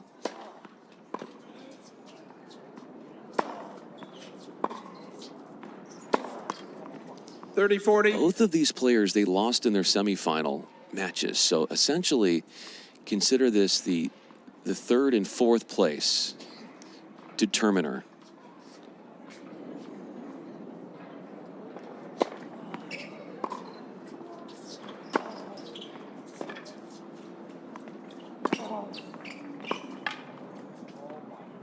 Game, Azam. My bad. Deuce. Yeah, that's going to go to deuce. So our first break point of the match is defended by Assam. His serve has been under duress, with deuce points played on both of his service games.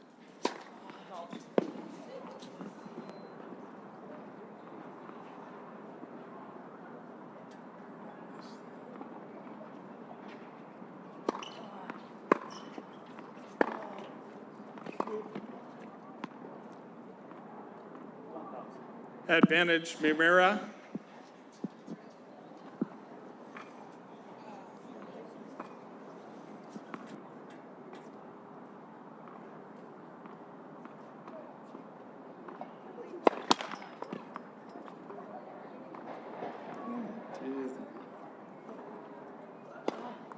Let.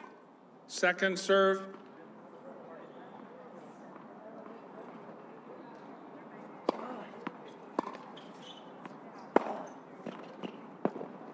Deuce. Taking matters into his own hands.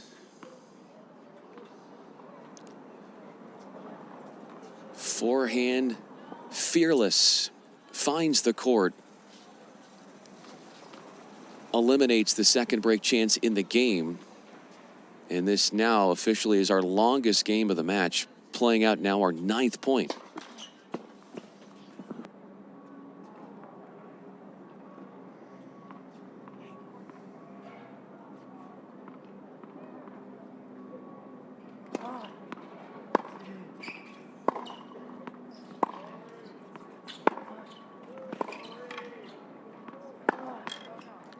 Advantage, Mimira.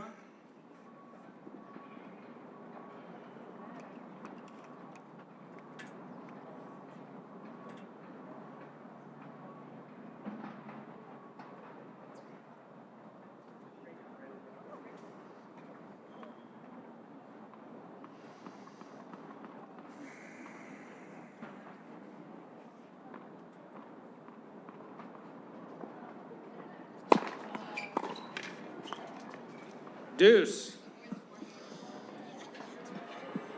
Resilience behind the serving.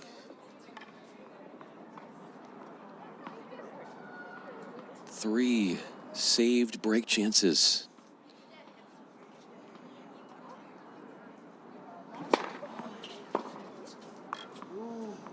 Advantage, Azam.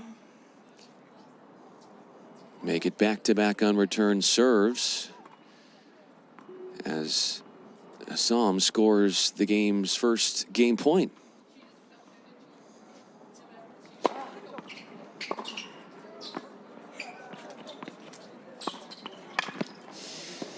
Deuce. Got beat with a passing shot. Had himself in a perilous position off the half volley. And then he knew he was up against it. And a smooth strike down the line for Mimira as our 4th deuce comes into play.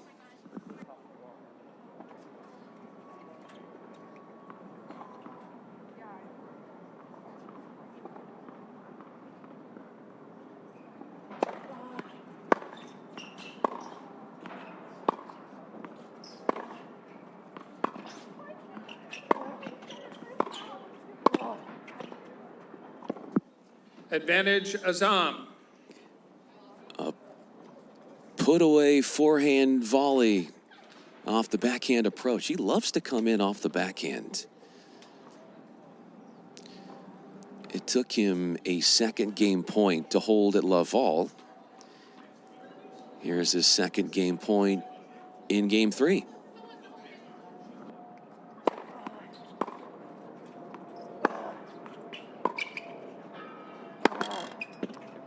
Deuce. A nerve-wracking result there to that point for Assam. A point that looked favorable, one that looked like would be the end point of a third game.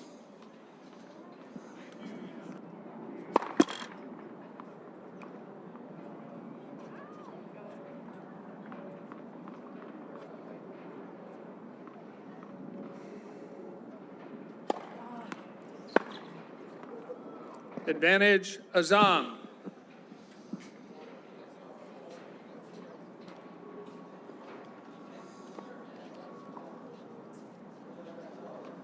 After a missed out wide second serve return from Mira, Assam looks for the hold again.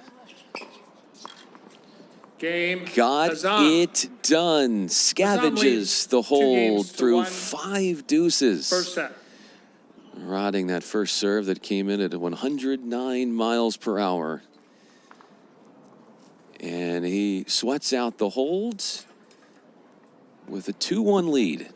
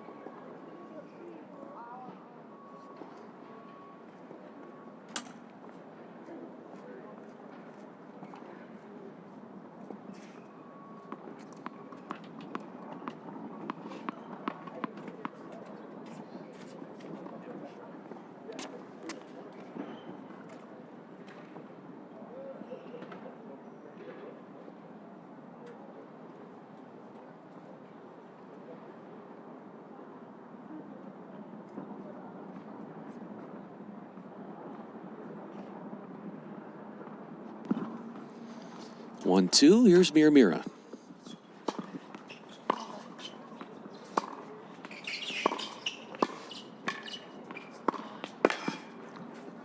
Love 15.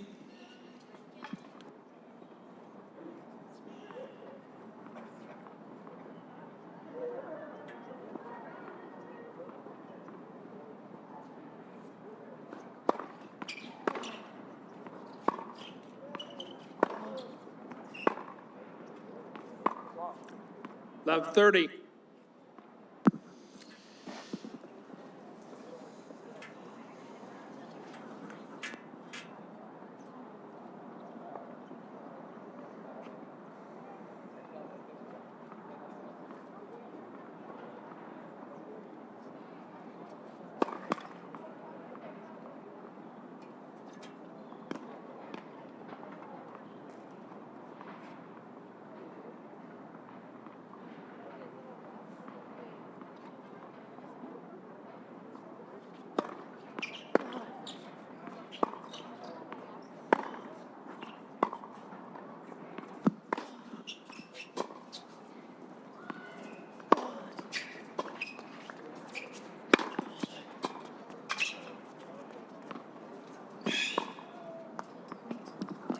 How about 15, that 30. defense from Mira, pushing back Assam, who was coming in for the attack.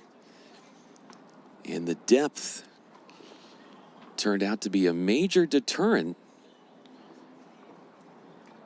and disarmed those offensive hopes.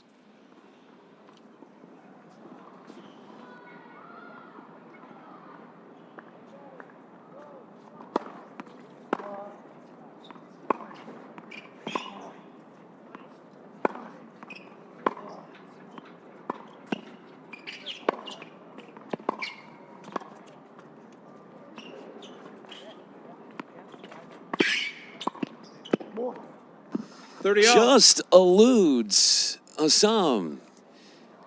Mira took 5 forehands in that point, and the 5th one sweeping right past the net charging Assam, who happens to be the 1 seed here in this 14 and under boys draw. Mira the 7 seed. This is the 3rd, 4th place match.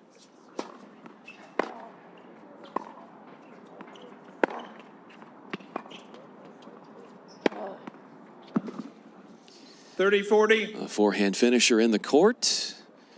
Did a stellar job, Assam, in neutralizing the server with a depth on that return of serve and gained control of the point from there.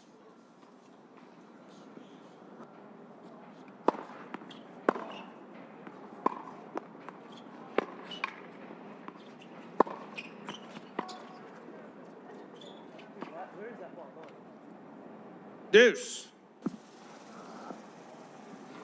Break chance saved, and to deuce we go.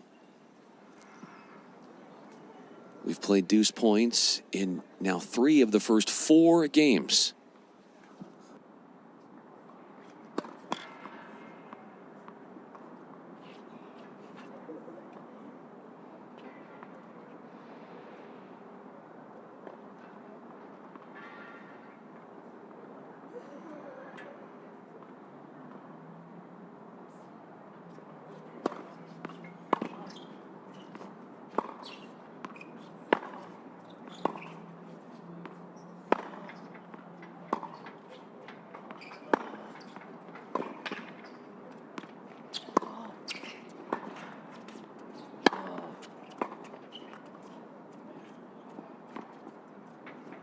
Advantage, Azam. He's going to get a second look at trying to win this game on the return. It's back-to-back games where we've had break points, also back-to-back games where the returner has had 2 break chances.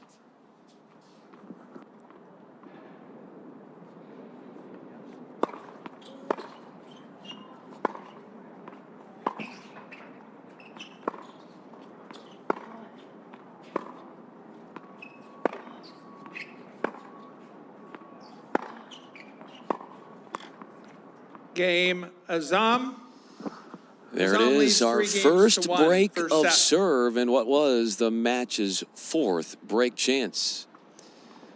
Scoring a break lead, 3-1 Assam. This after his last service game. He saved 2 break chances and needed 5 deuces to hold.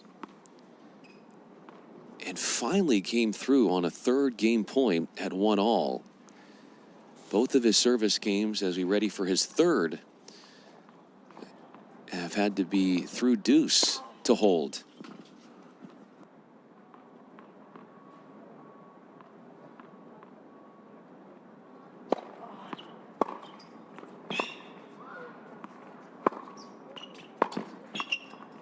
Love 15.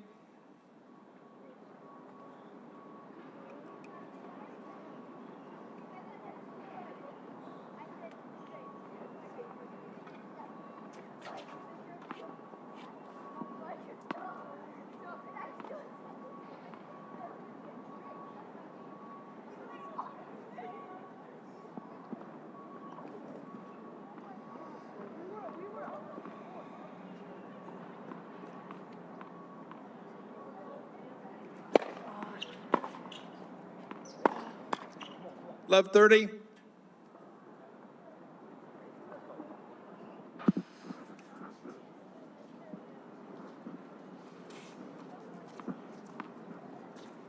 Every single one of these service games, it doesn't matter who's serving, has been put through the gauntlet by the returner.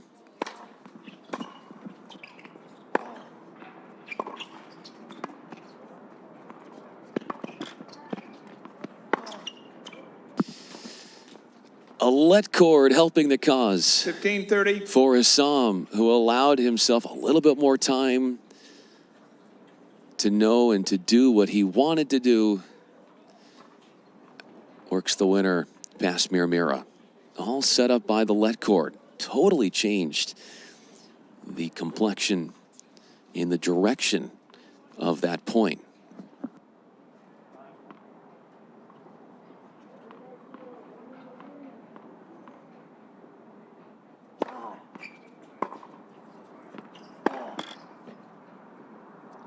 $15.40.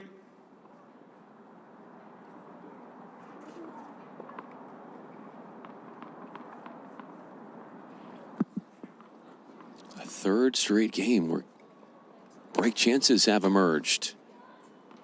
30-40.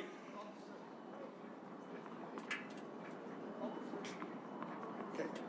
I'm sorry, he called the serve out. I will. Yep. Second serve.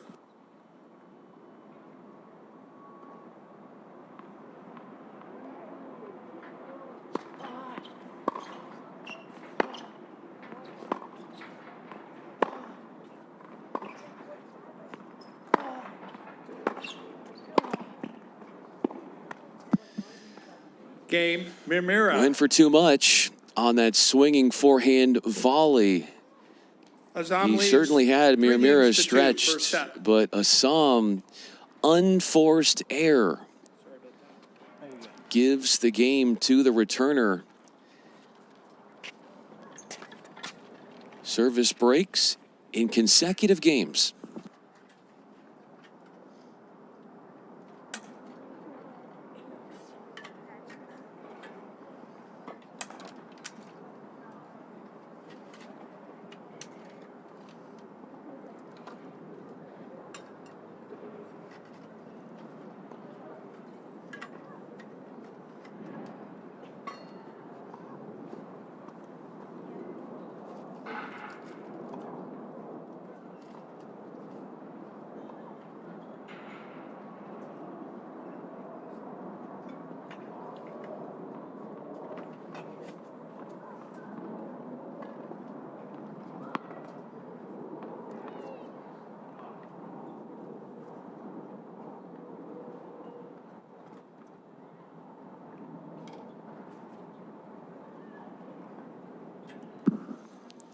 Mirmira back on serve. Here he is at 2-3.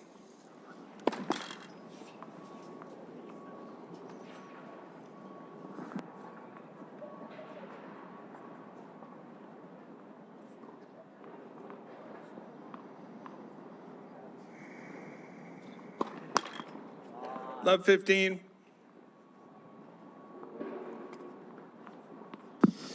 His first double. Each player now with one double fault.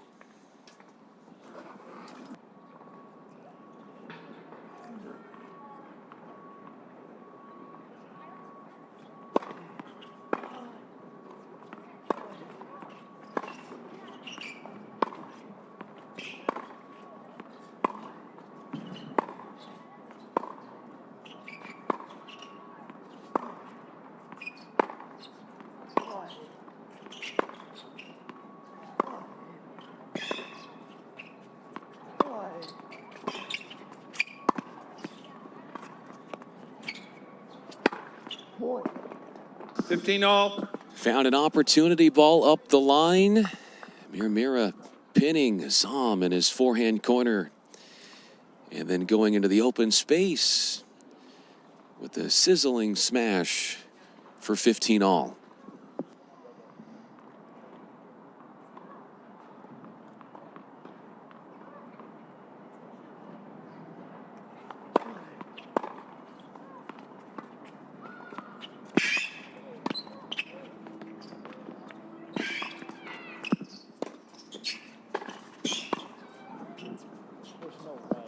Unbelievable defense 15-30.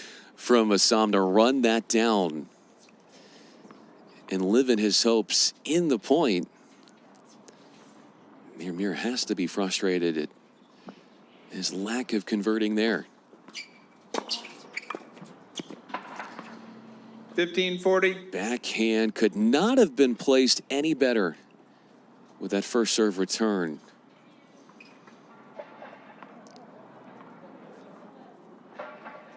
A bewildered server, Mirmira,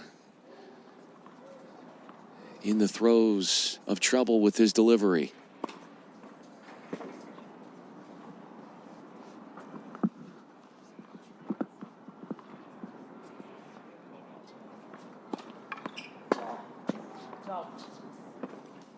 30-40.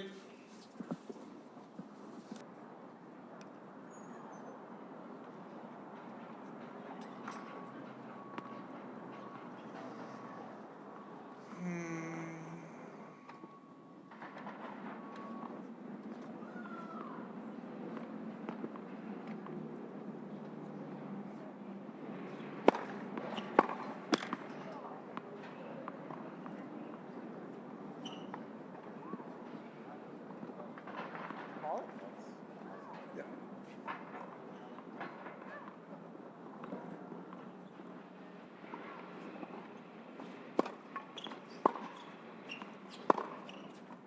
Game.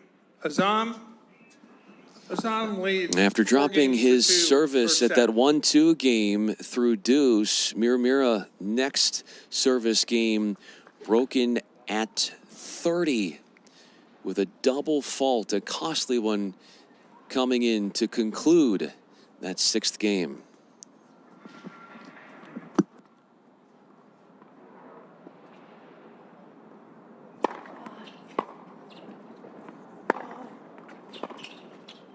Oh. 15 love. First 2 games did not have a break point emerge, and ever since then, the last 4 games have had the existence of break chances.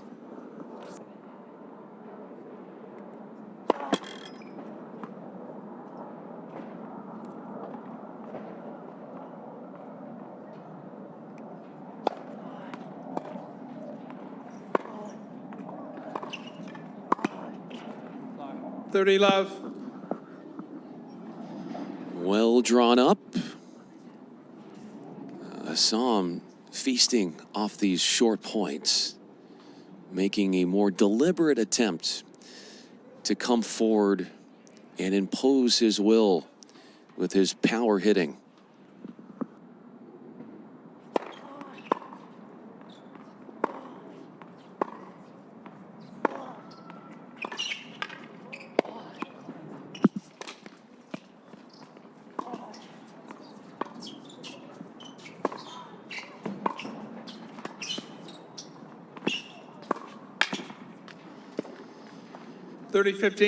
Got him with a cross-court pass. You can never count out Miramira in a point.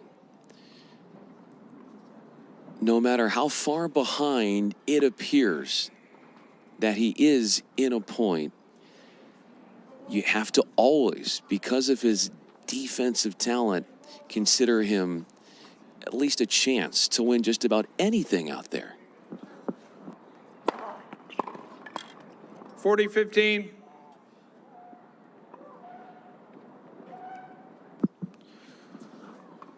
Game point for 5-2 for Assam.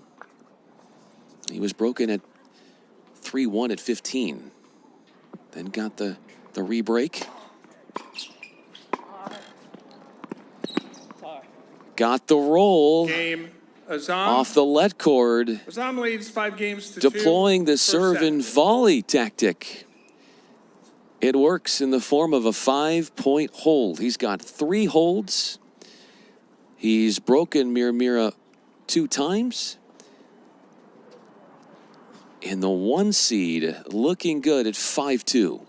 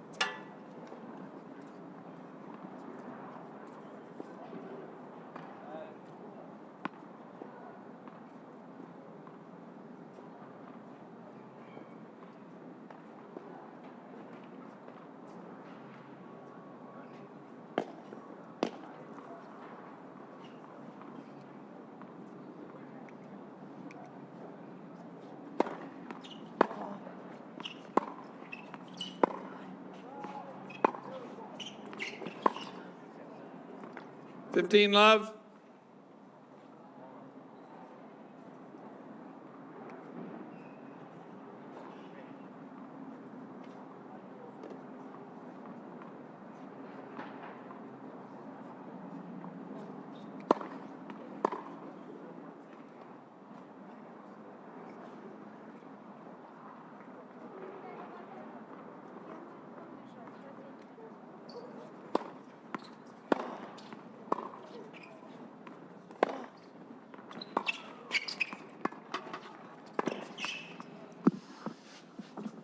You laud the way that Assam kept that forehand 15 really low, making sure that whatever response was going to come off the Mir racket, it was going to be from a defensive perspective.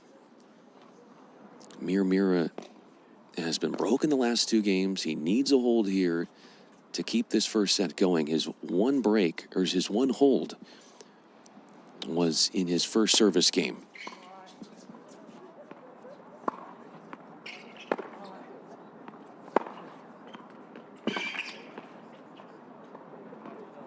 Thirty 15.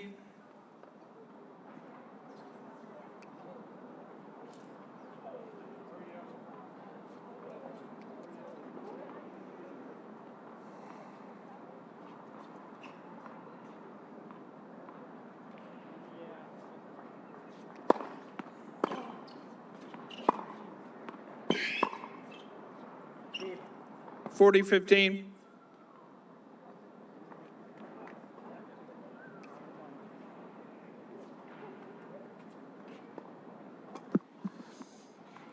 That one hold for Mir was in 6 points. Looking for a 5-point service hold.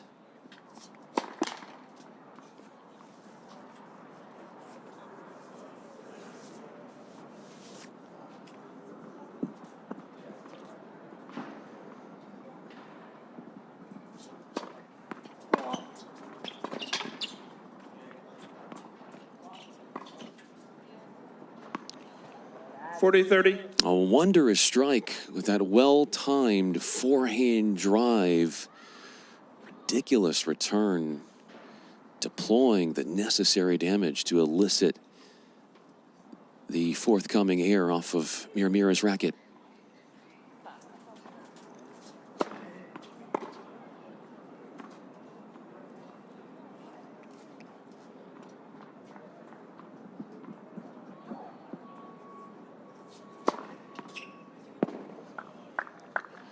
Our first ace Game, of the Mir match. Assam leads 5 Mir games to 3 stays in first this set. opening set with an ace to make it 5-3. It's his second hold at 30, and a much better finish to that service game after the prior one. At that 2-3 game, it was a double fault to give a 4-2 lead to Assam. 15 love.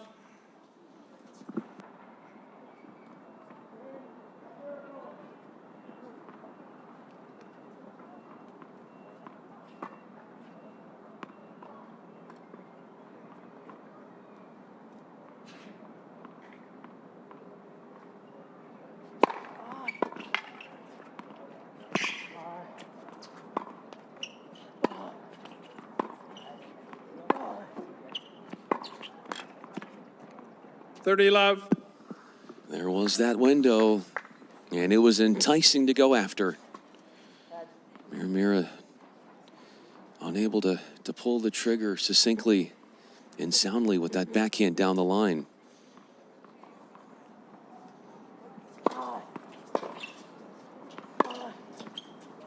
$40 love. Beautiful +1 forehand to wrap up. A nice display of first strike tennis. And outpour 3 set points.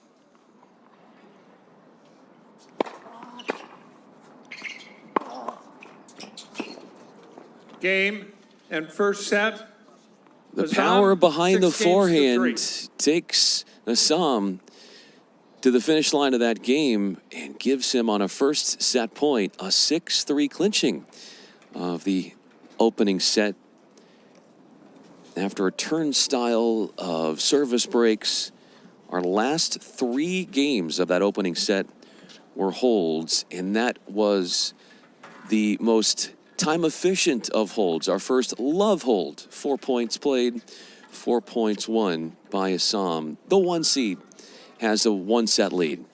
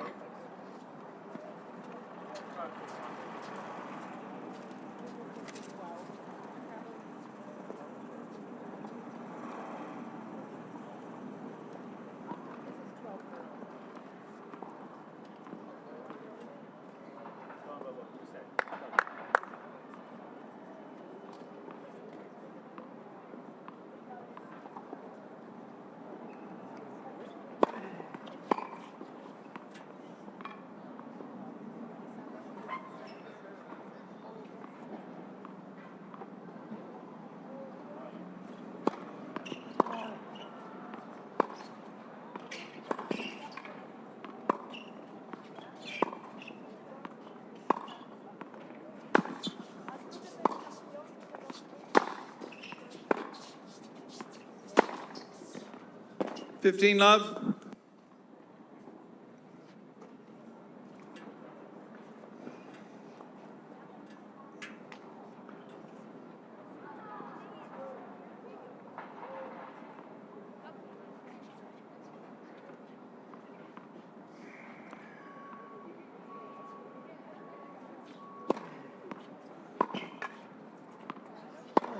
Oh my God. 15 all.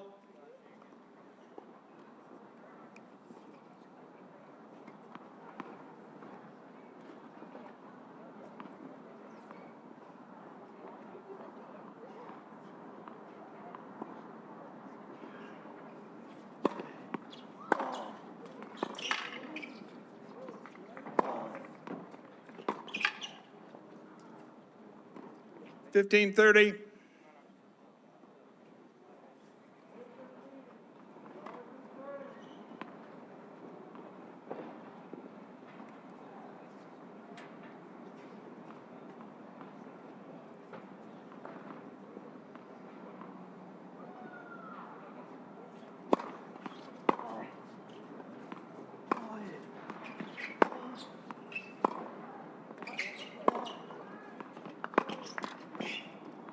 $30 all.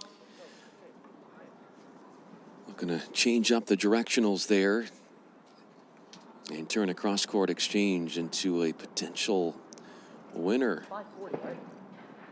And he was gunning for up the No, line. it's 30 all. Mira. I think it's 540. I won the first. I lost the last 3. You're correct. Excuse me, 15-40. 15-40.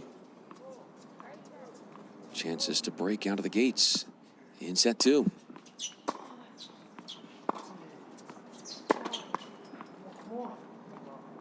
$30-40. Assam won 3 of the first 4 games of the opening set.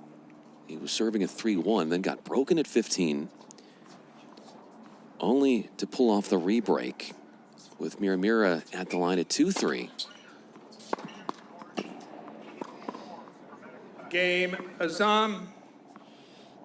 First game, second set. An inundation of airs from Assam.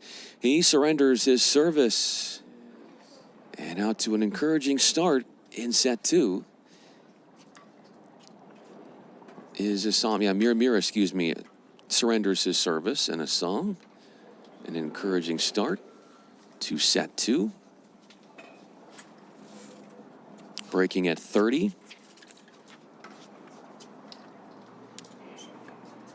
It's not the only time that Mira has been broken, of course. The last 2 times he was broken was actually at 30. Coming at that 2-3 game and the 1-2 game at the infancy of the first set.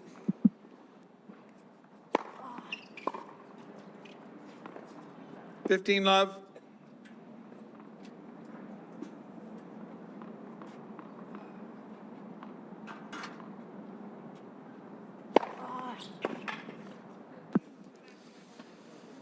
All. Precise placement. Dutifully done with the spot serving. Adding aggravation and stress on the forehand return. 15 all. Following Assam's service winner.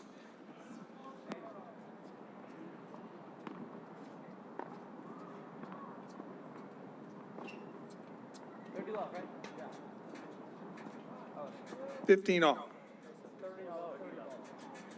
30 all. Yeah, so it's 30 love. There we go. Make sure we got that all good to go.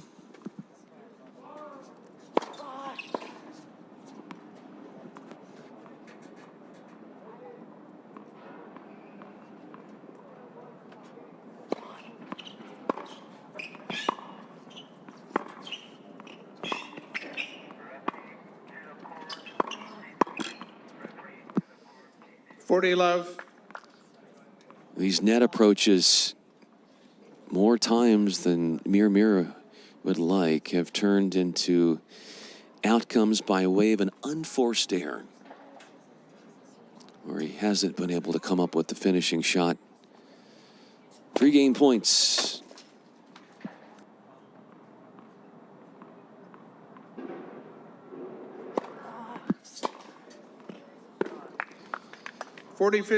Got to the forehand, read it, and ripped it.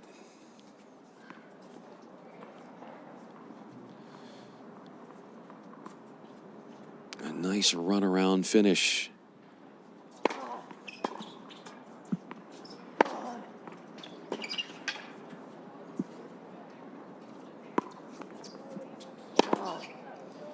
The 1 seed has won 8 of the first 11 points of set 2. Second set. He breaks at 30 at love all. Holds at 15 in the second set's second game.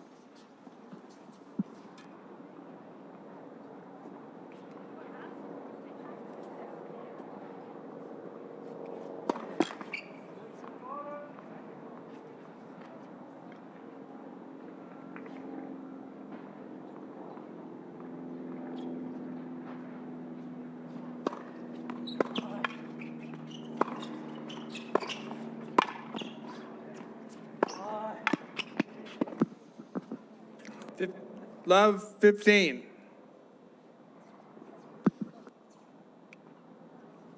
That one just called out from Assam's backhand.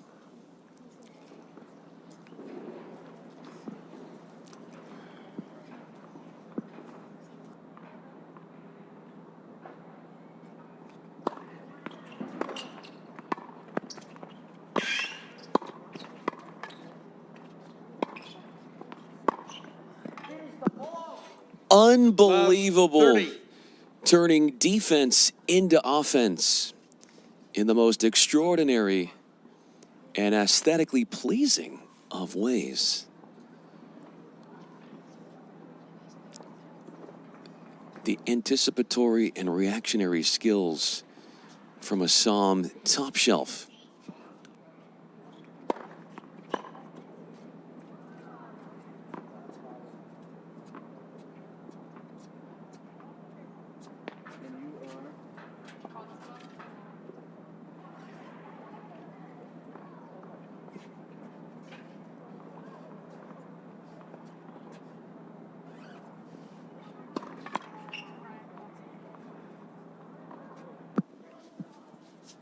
Love 40. Conditions worsening here for Mira, looking for solutions. A daunting task here in trying to hold with a double break advantage, a point away.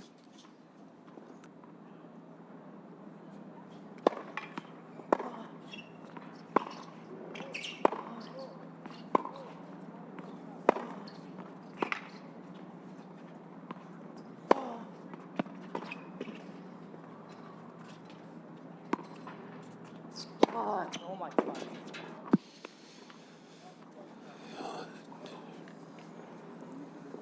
1540.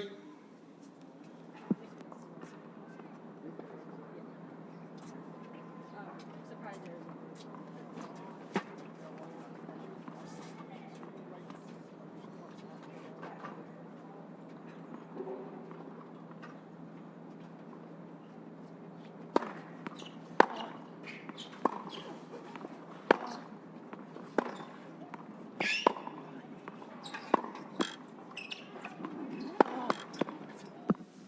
$30-40.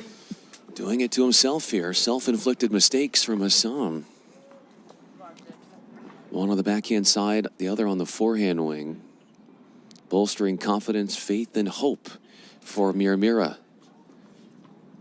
In dire need to stay in touch with the hold.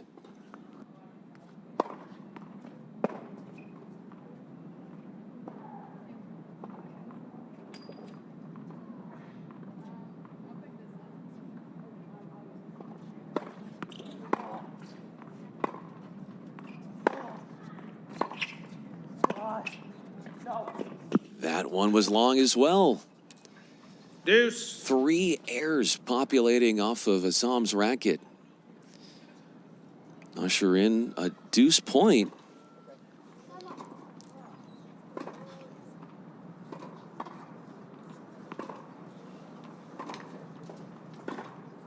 We had 3 deuce games in the opening set. This one the first in set 2.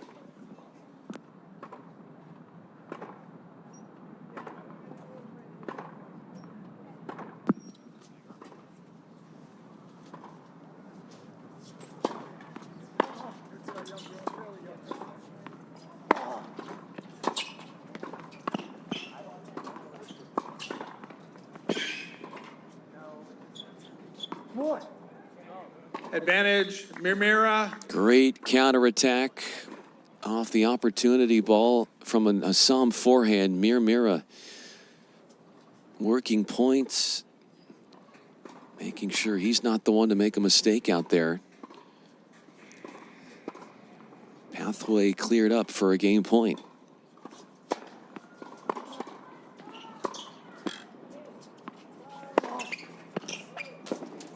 Deuce.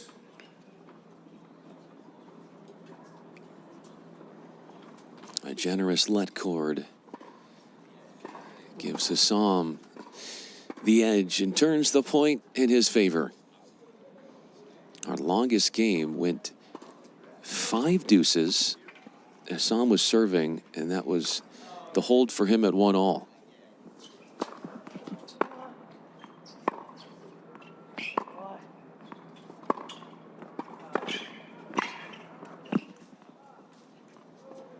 Advantage, Assam.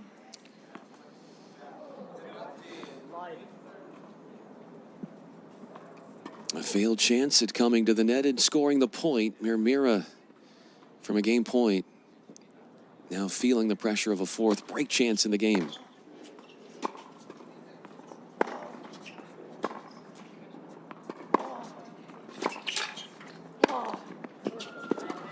Game, Assam. Through 2 deuces, leads 3 games to Assam love, second set. grows his lead. A double break advantage for the 1 seed. 3 break points saved in that game, but a 4th was too much to handle. Assam looking strong here to start the second.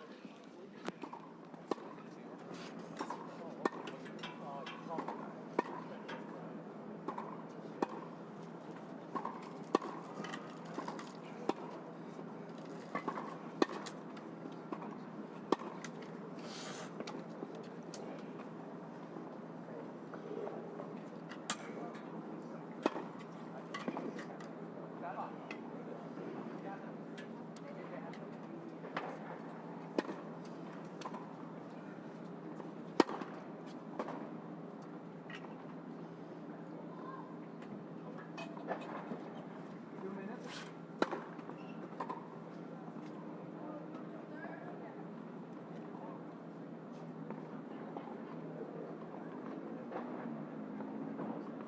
Let's go down.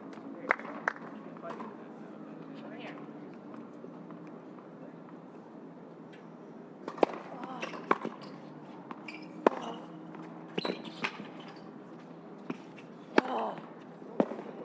15 love.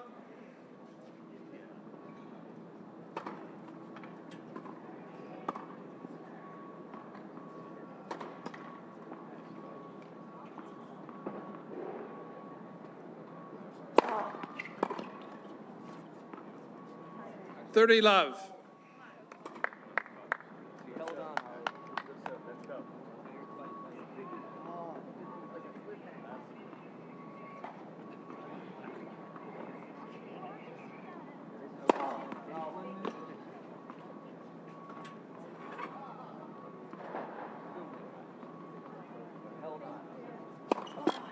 Net, let, second serve. Ladies and gentlemen, this 14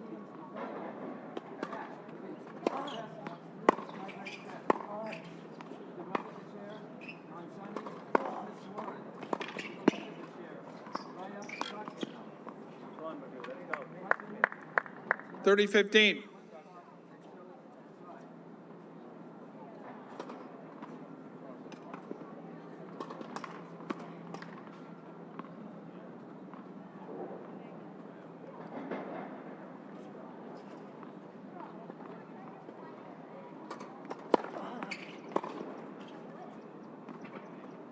$40-15.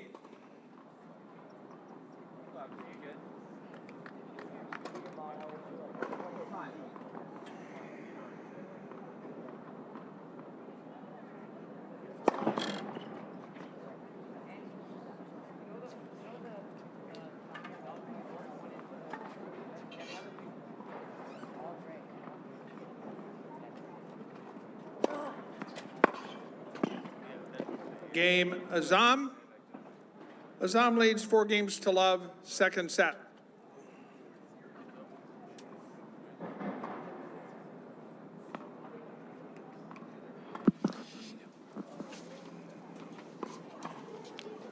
That's 5 straight games, won for Assam.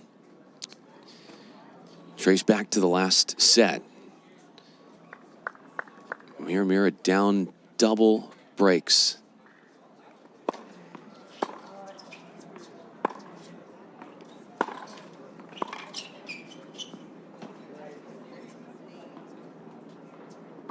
Love 15.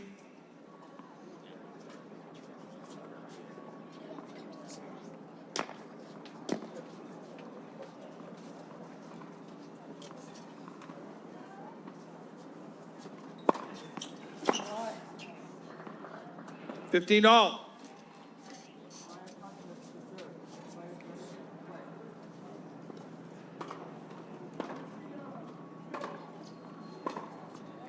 $15 all.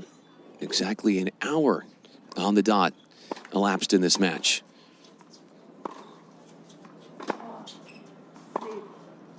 $30-15. FILA Easter Bowl is what you're watching. Consolation final, boys 14 and under. Assam wearing the gray shirt, the 1 seed.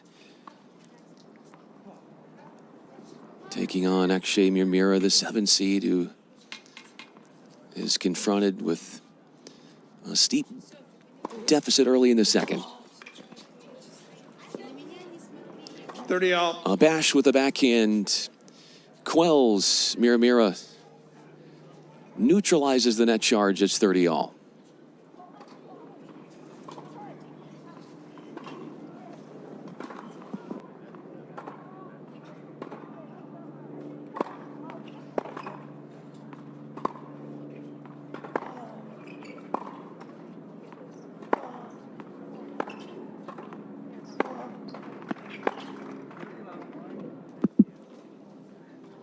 $30-40. In danger of going from love 4 to 5 love. Assam picking apart the server Mira.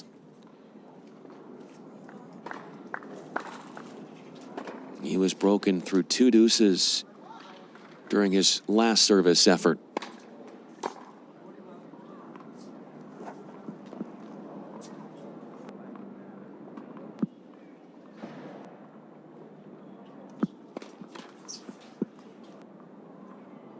Game, Azam. Double faulting away a game for the second time. Second set. Did it there. That's 6 games in a row, strung together by Assam, 5 straight in the second set. Mira also essentially broke himself at 2-3 first set. A double fault turned into him losing his service at 30.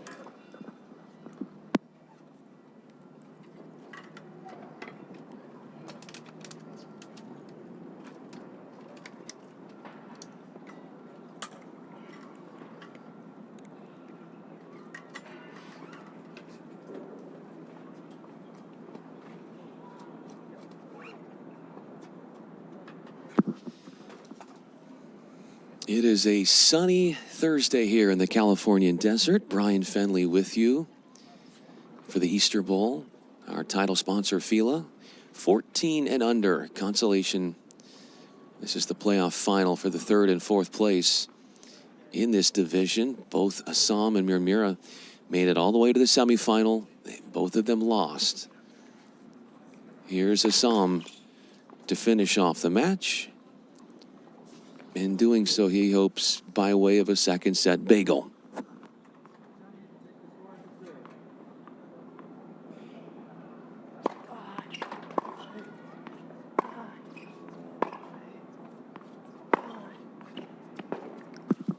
$15 love.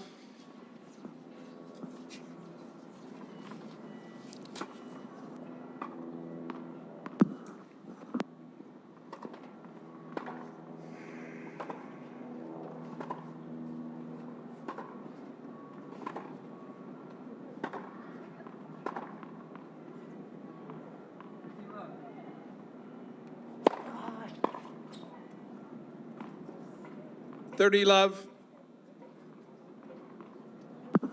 That serve coming in at 110 miles per hour.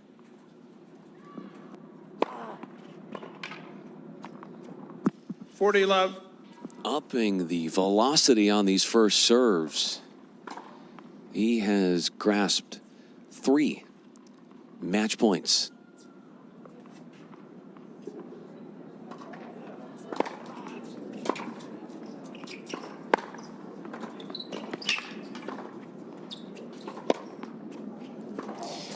He held at love to close out the first set. Holds at love to finish off the second set. Doing so by way of the bagel. A dominant display from the 1 seed, Safir Assam, winning this playoff final in the 14 and under boys division against Akshay Mira, the 7 seed, in straights. 6-3, 6 love. So that means Assam is the 3rd place finisher in the 14 and under boys draw. Mira is 4th place. So 3rd Assam, 4th Mira. Tons more action happening on this court. Stay with us here on the YouTube stream from Indian Wells Tennis Garden. I'm Brian Fenley, and as soon as the action comes back up and running, you know it, we'll have all the chatter and all the electrifying tennis on your screen.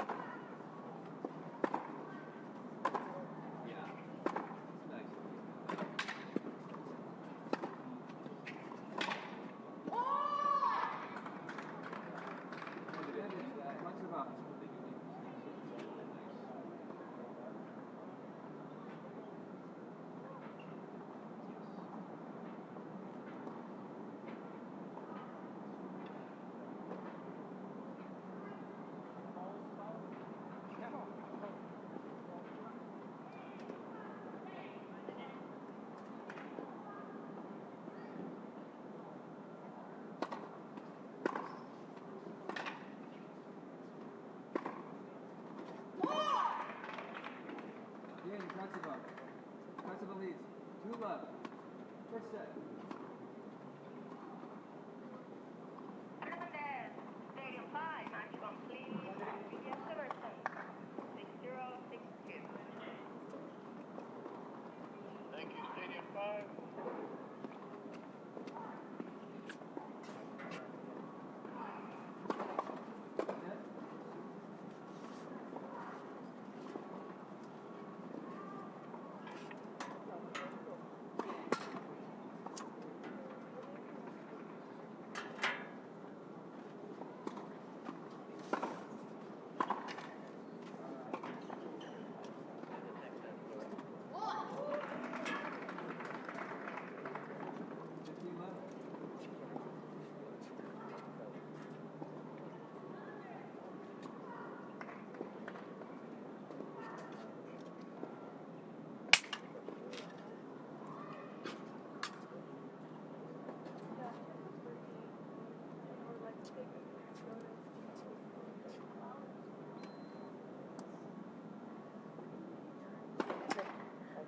I couldn't look at that. You want to picture this spoiled scene right there?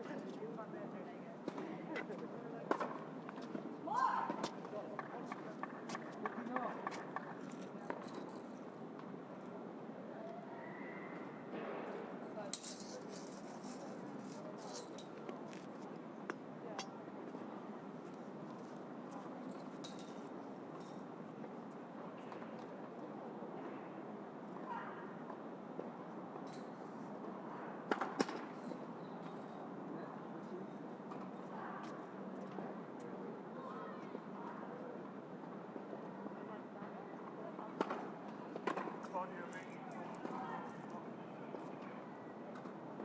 30-15.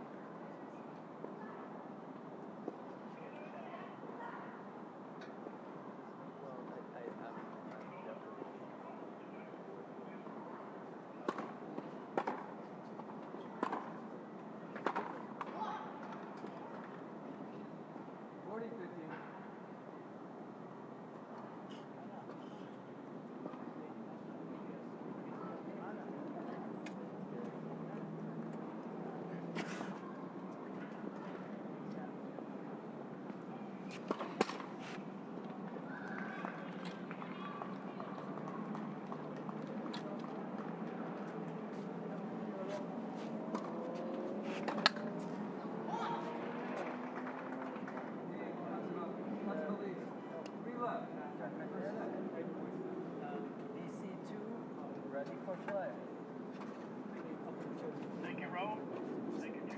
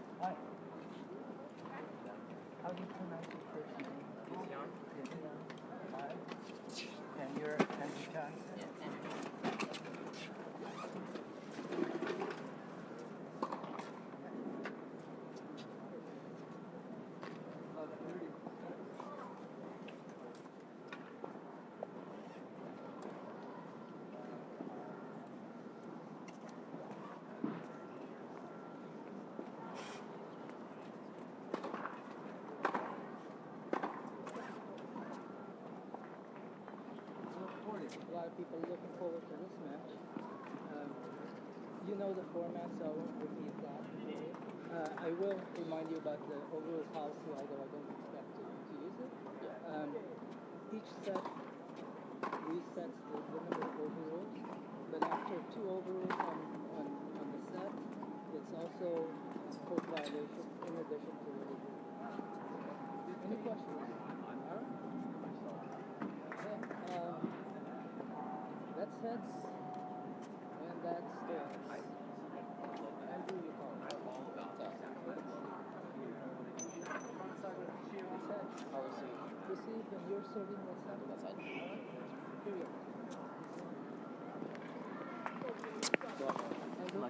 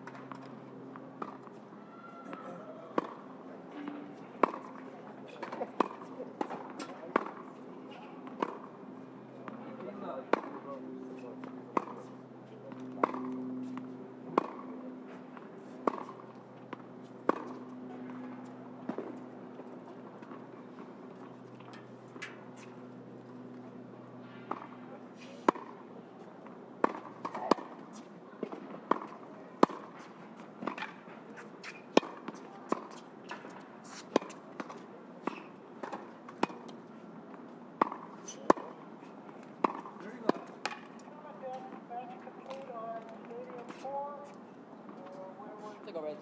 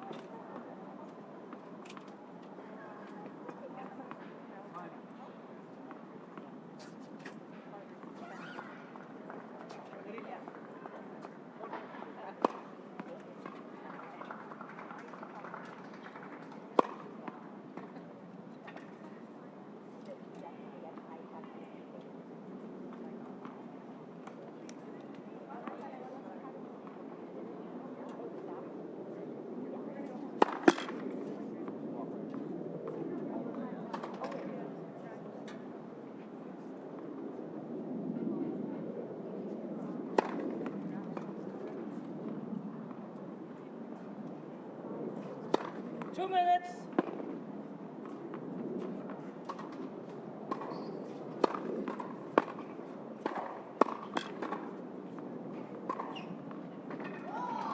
The toss.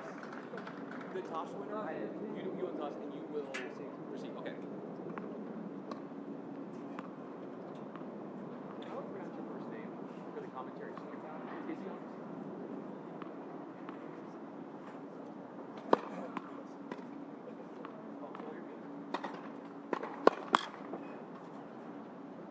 Yes.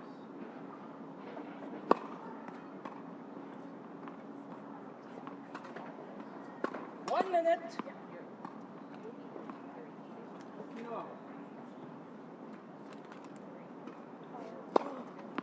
Ladies and gentlemen, this championship boys 14 match shall be the best of 3 tiebreak sets. To the right of the chair, Andrew Johnson. And to the left of the chair, Izyan Ahmad. Ahmad won the toss, elected to receive. 30.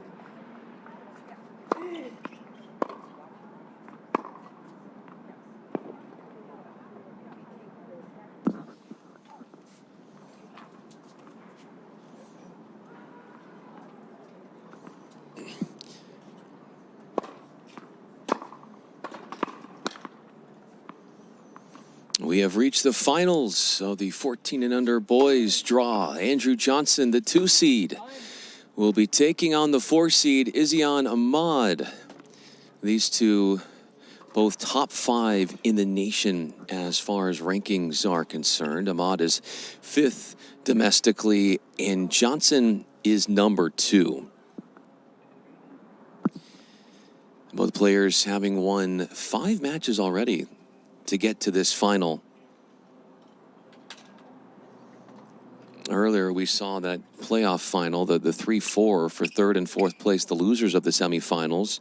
Safir Assam was the 1 seed, and he won in straights against Akshay Mirmira. It was Ahmad that took out the 1 seed earlier in this tournament. Johnson to serve.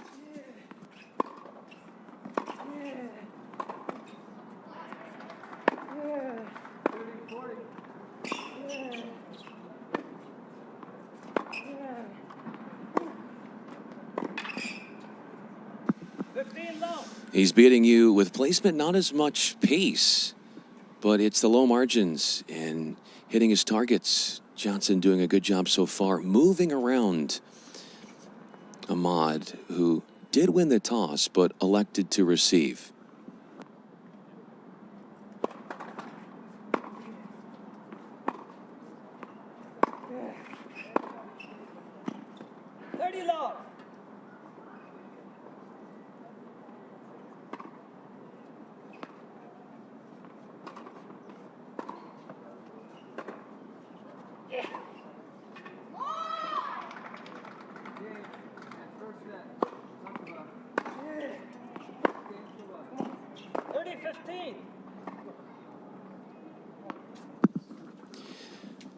Ahmad hailing from Wayne, New Jersey.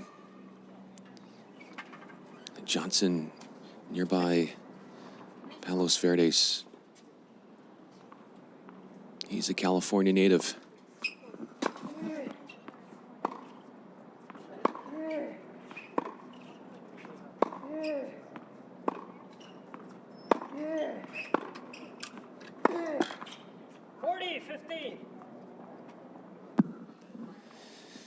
Two game points spring up into the picture after a second forehand dare off of Ahmad's racket.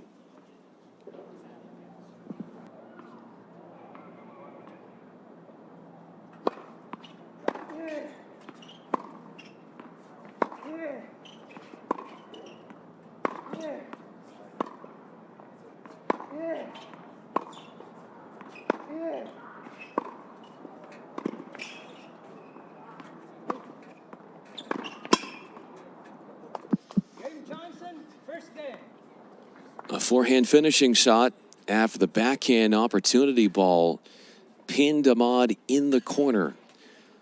A 2-minute, 5-point hold goes Johnson's way. He's on the board first.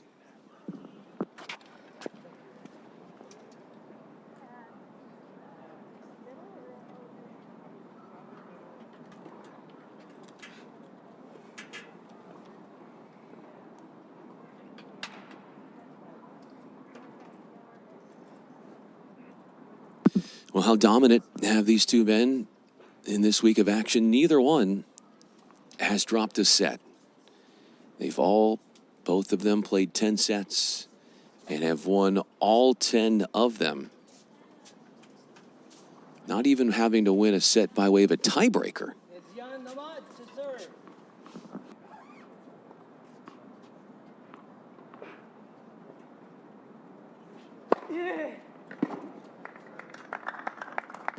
Supreme serving, sending an early message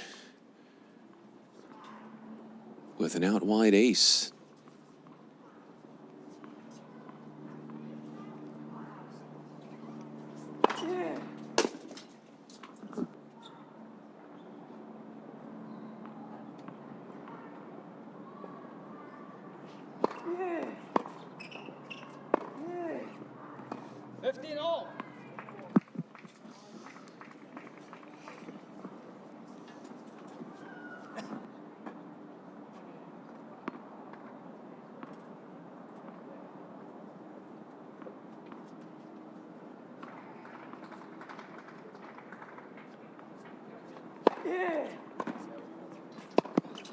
Come on. Closing down on the net. A flashy finish on the backhand end. A volley from Ahmad. Going serve +1.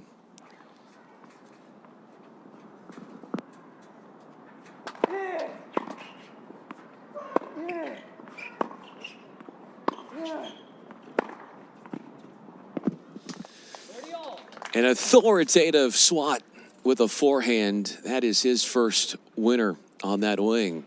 4 minutes in, Johnson has a winner on the forehand wing. He had a backhand winner in his 5-point service hold in game 1.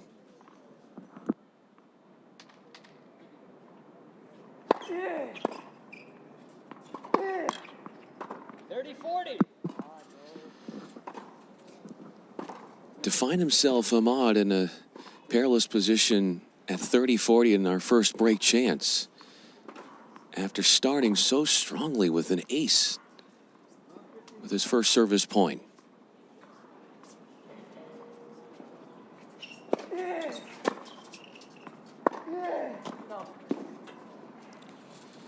Slightly long, taking that backhand early, hoping to beat Johnson to his forehand wing. So after the ace on the first service point from Ahmad, Ayers populate his racket, and Johnson, the 2 seed, has the first 2 games.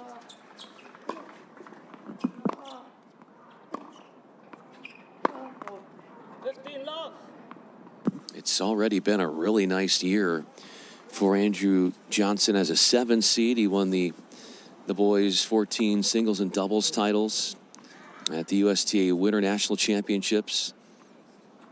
That was on site at the University of Texas at San Antonio.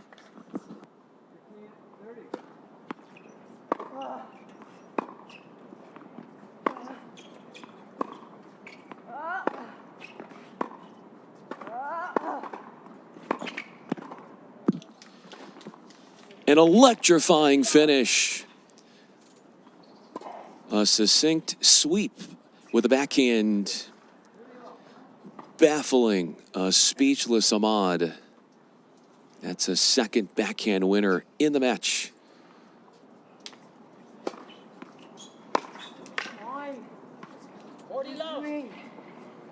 A second forehand error in the game for Ahmad. Misreads that forehand return.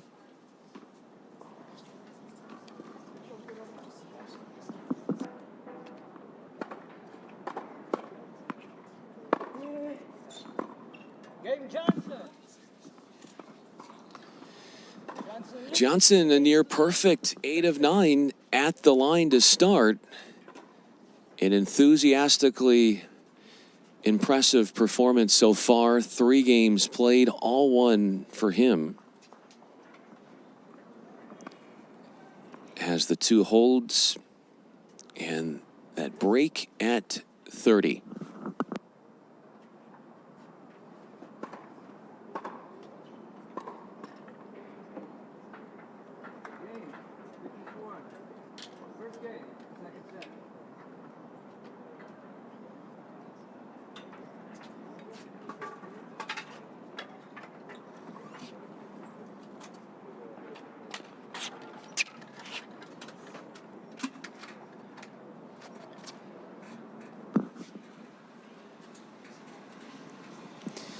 Well, to get into this championship for Sian Ahmad, he had to beat 3 seeded players, including in the semifinal, the upset win against the 1 seed Safir Assam, doing it 6-4, 6-2.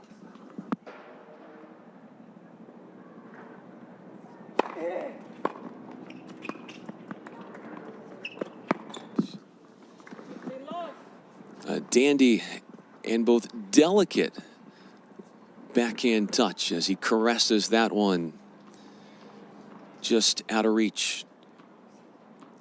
Looking to come forward off these serves.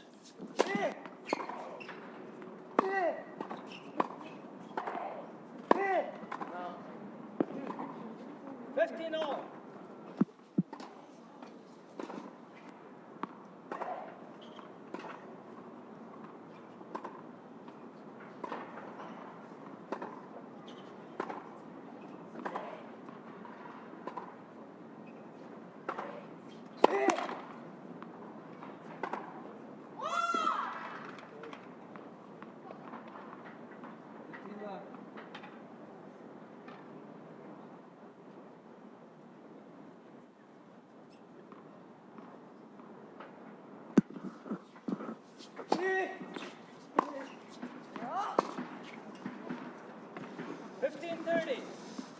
Misjudges that high bouncing forehand after going kicker out wide on the serve.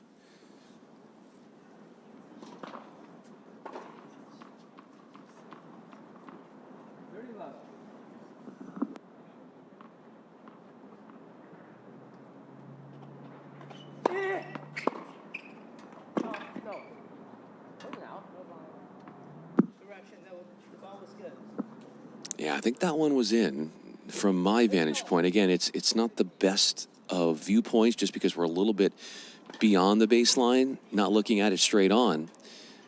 Ahmad called it out, overruled, and Johnson can go up 2 breaks with it being double break point.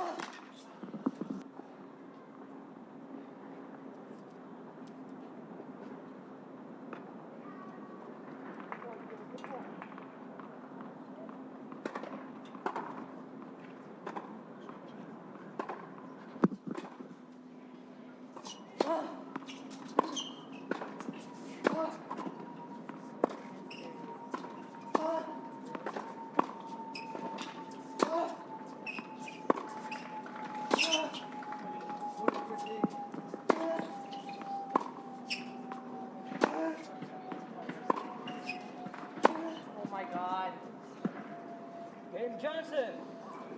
2 backhand errors in that 4th game for Isian Ahmad. And against his serve for Johnson, it has been an act of pure rebellion. 2 breaks.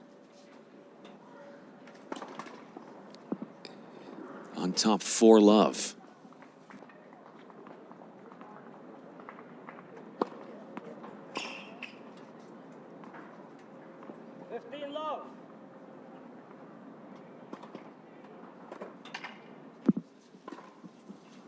Just to put into perspective the dominance here of Johnson, he's won 17 of the first 21 points.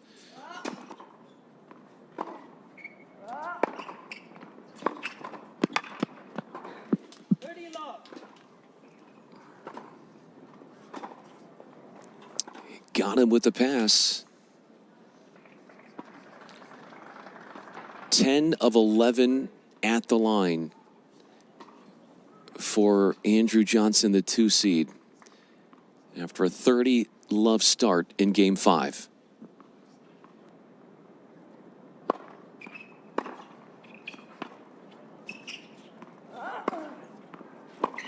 Come on. Come on. 30-15. Come on.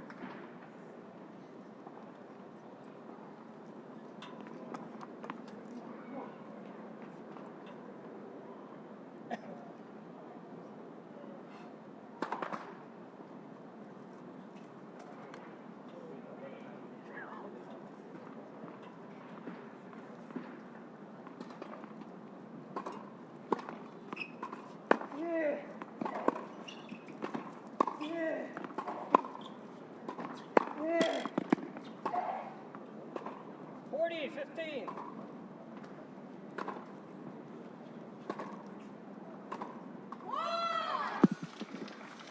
That would be backhand errors in back-to-back games here for Ahmad, as Johnson has a clear path to 5-love.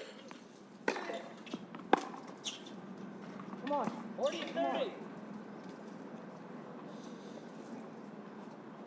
It's the first time he's given up 2 points on a service game.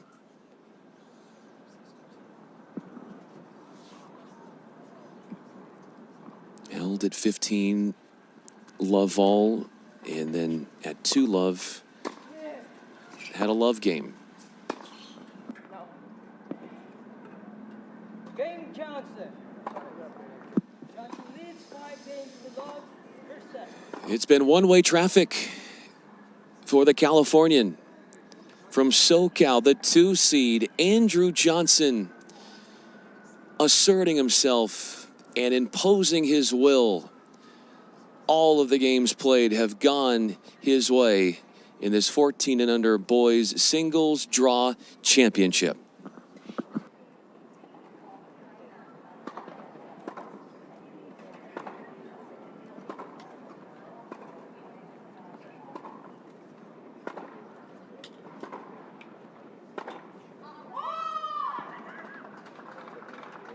Game, talk about it.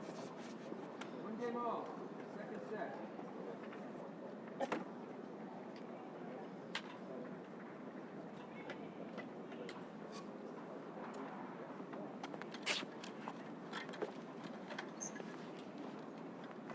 Time.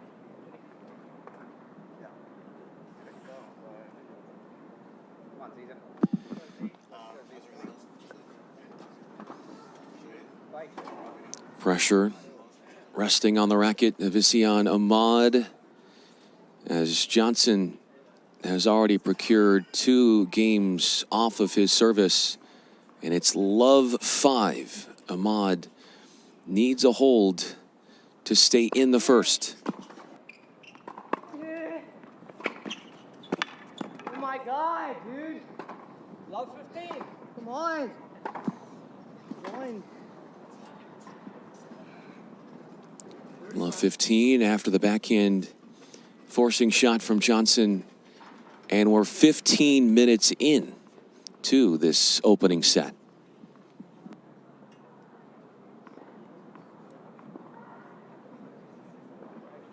Yeah.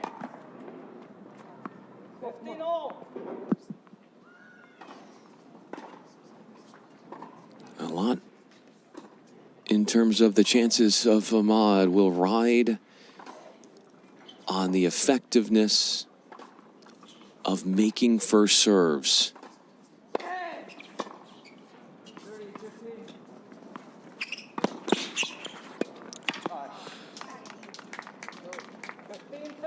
15-30. Unbelievable reactions from Johnson.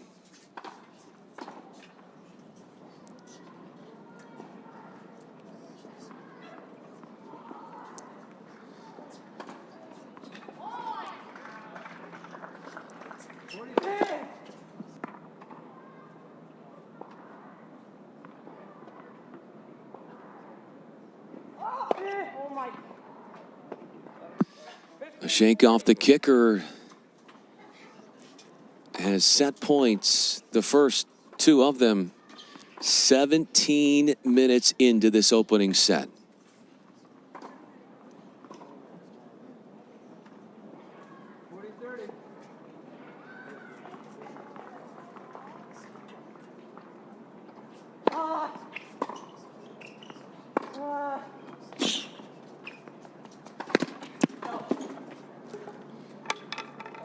He's not hitting these on the sweet spot of the rock yet. You saw the kicker that shanked, and then that one was a miss hit as well. Bleeding long was that return from Ahmad. And needing just 18 minutes, a time-efficient service hold, 3 of them in the first set for Johnson with those 3 service breaks. And he has the first set in his possession with very little resistance so far.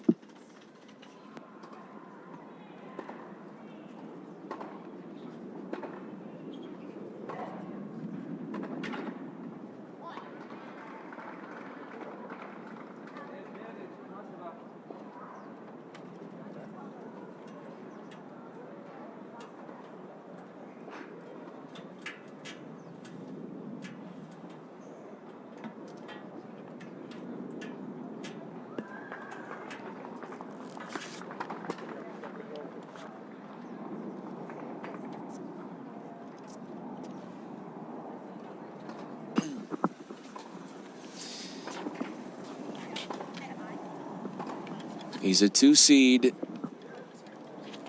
in this tournament. Andrew Johnson living up to all the hype so far with a bagel set and an 18-minute first set going his way. Recently won the Junior Orange Bowl singles title, and he said that the big competitive edge and advantage that he had was that his mindset made the difference. He said that during the Orange Bowl and that run to the final where he took the trophy, he said he just stayed focused, and the backhand down the line was really strong.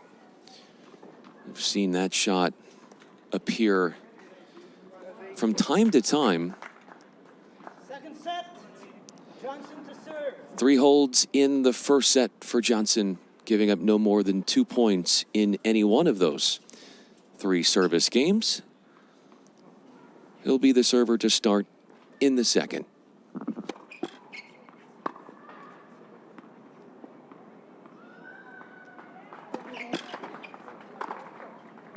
Let. Second serve.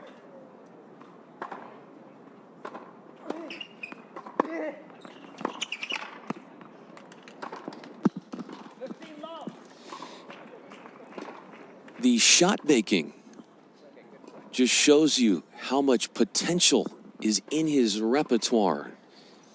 His future, well, from both of these players, clearly their future is very bright. Let's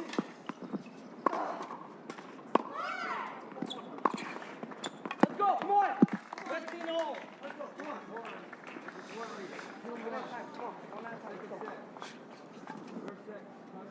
Come on.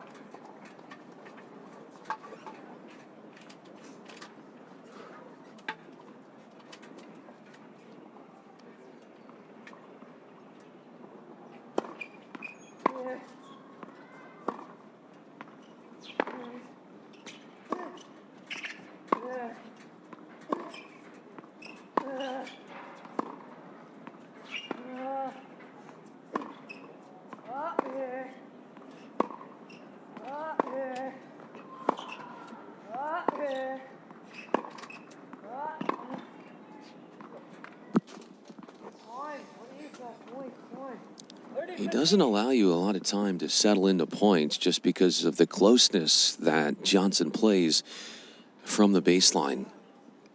He had a backhand winner earlier in this game, and that's the 3rd game that he's had a backhand winner in the match.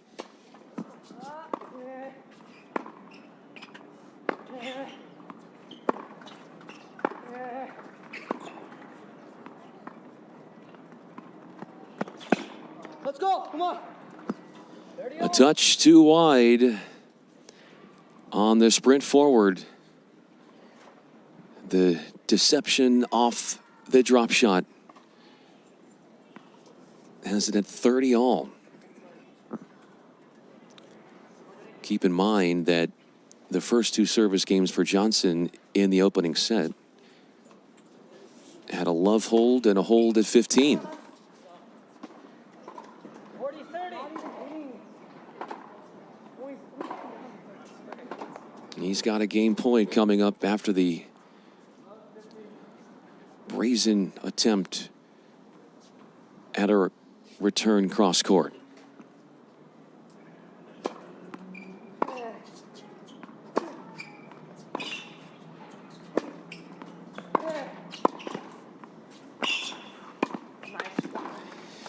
He's got an answer for everything thrown his way. It doesn't matter where on the court he is.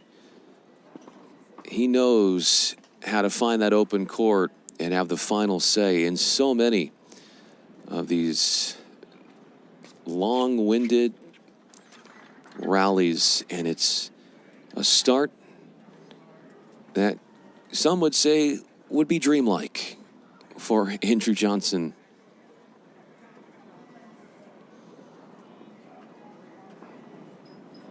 If you're just joining us, this is the 14 and under boys championship at the FILA Easter Bowl. Our title sponsor is FILA. I'm Brian Fenley, and it's 7 games played, all of them won by the 2 seed in Andrew Johnson, who started out this match winning 17 of the first 21 points and hasn't looked back since.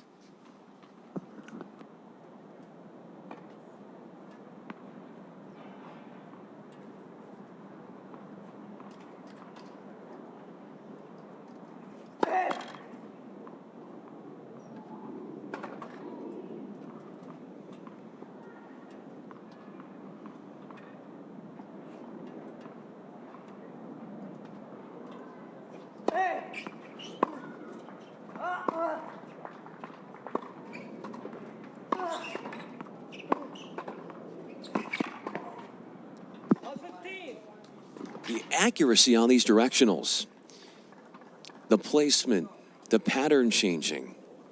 There's brilliance in the precision where he doesn't have to necessarily beat you with pace, but it's the location of these shots that has him playing so well.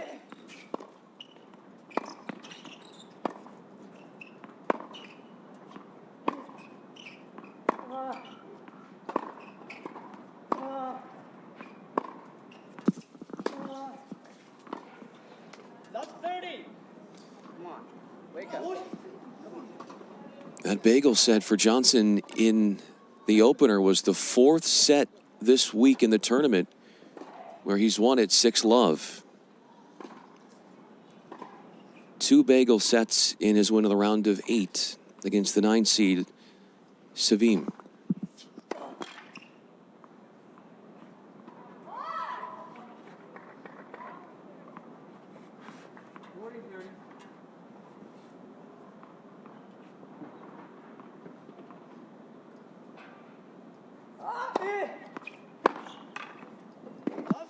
There is nothing you can do when you're hitting returns like that.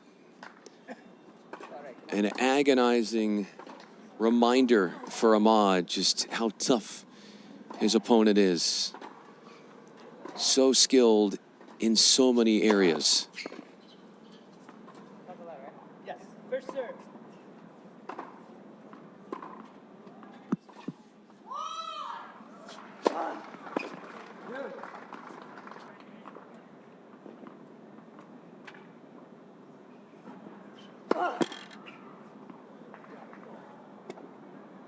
Game Johnson. Johnson leads 2 games to love, 2nd set. An ill-timed double fault hands the 2nd set's 2nd game to the returner and Andrew Johnson. Broken at love is Ahmad. Dropping that first set. That was the first set that he had lost all week long in what is his 6th match of the tourney.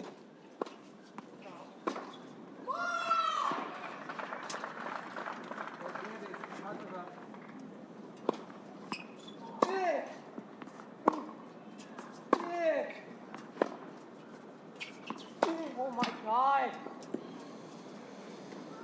Alright, good point. 15 love.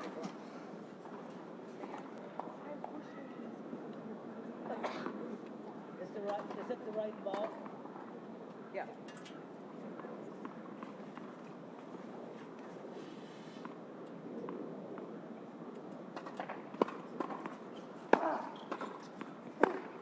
Foul. 15 all.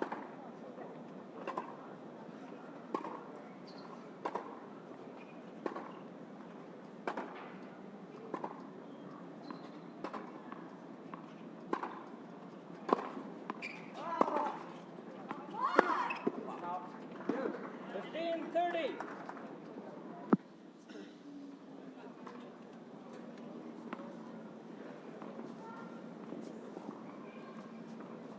The one area where Johnson has been nearly untouchable is he is staying away, for the most part, from unforced errors.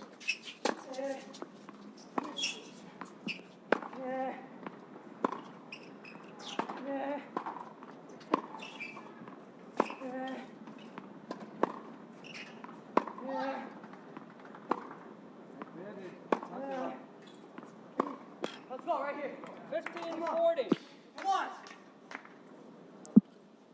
Broken in his first 4 service games, a game point. I beg your pardon. A first break chance off of Johnson here, who is serving at 2-love. It's the first time that he's given up 3 points in a service game.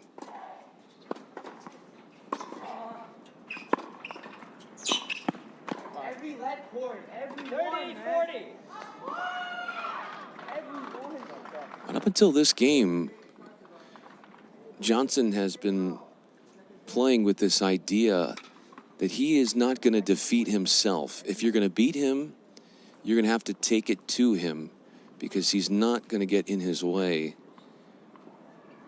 with a confluence of errors.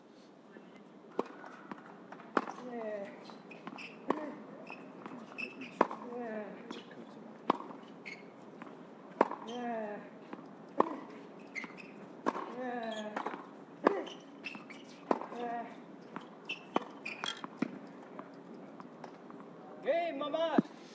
Winning a game, he does it. Ahmad does it from the return. Changeover coming up.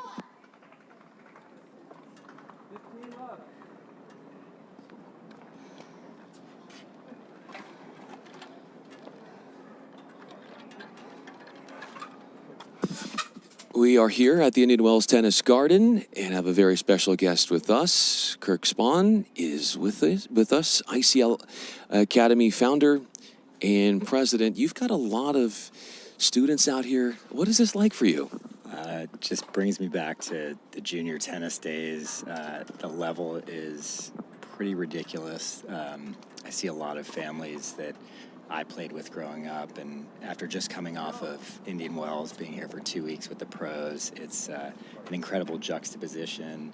Seeing Zizou out here, who I've known since he was little, and you know, the fact that ICL has over 100 students playing in the tournament, and seeing kids from when they start in the 12s all the way up in the 18s.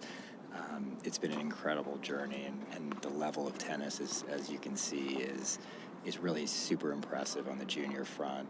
And even looking here at the match we're watching, you know, the tennis IQ being shown is, you know, you really juxtapose the pros, and you can see how the level of junior tennis has transformed in the last couple of years. You're very familiar with Izyan, as you mentioned. How would you break down his game? And you think about where he is right now in this match. What would be your advice for him to work his way back? You know, honestly, the greatest thing you can do on the mental side is take from the page of, you know, a Rafael Nadal, right? That every ball is a new ball, every point is a new point. Much easier said than done, but you know, I think getting that break of serve and getting on the board is the first attempt. We saw it in a lot of the pro matches where, you know, losing the first set and sometimes losing 6-0 in a bizarre way can be a blessing because it's such a, you know that something is not working, right? If it's 7-5 or, you know, tight, you sort of already stick with the game plan. If you lose 6-0, you're like, all right, we got to change this up. So I think it's a good opportunity to start, you know, but then again, you know, Andrew's playing really lights out tennis, just super smart, efficient, very efficient. But if Zizou can, you know, hit shots like that and start to mix it up and, you know, use his weapons, it's going to be a good match. You know, that's the beauty of tennis, right? Is you can lose the first set 6-0 and next set is wide open. Had that backhand winner, had 2 forehand errors the first 2 points of this game, trying to meet Johnson at 2-all. We're joined by Kirk Spahn, an ICL Academy founder and president. You talked about the talent that you're seeing out here. The margins of talent from the very best to the others that are really, really good. How small are those margins? You know, as you get older, you really see it on the mental side of things, right? We talked just about it. I mean, just right there on that point, you know, the decision to turn the ball, you know, not go for too much. And, you know, sometimes you come in and you think just it's about big hitting, but the mental side of the game becomes so important. And, you know, you can see the difference between 12s, 14s, and 16s, 18s. And I think that, you know, in all of these matches, as the rounds go deeper, you're seeing a lot more mental battles.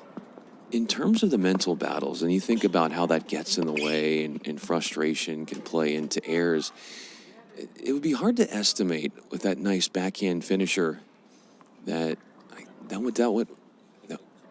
it was just called out. So he's got a couple of break chances against his serve.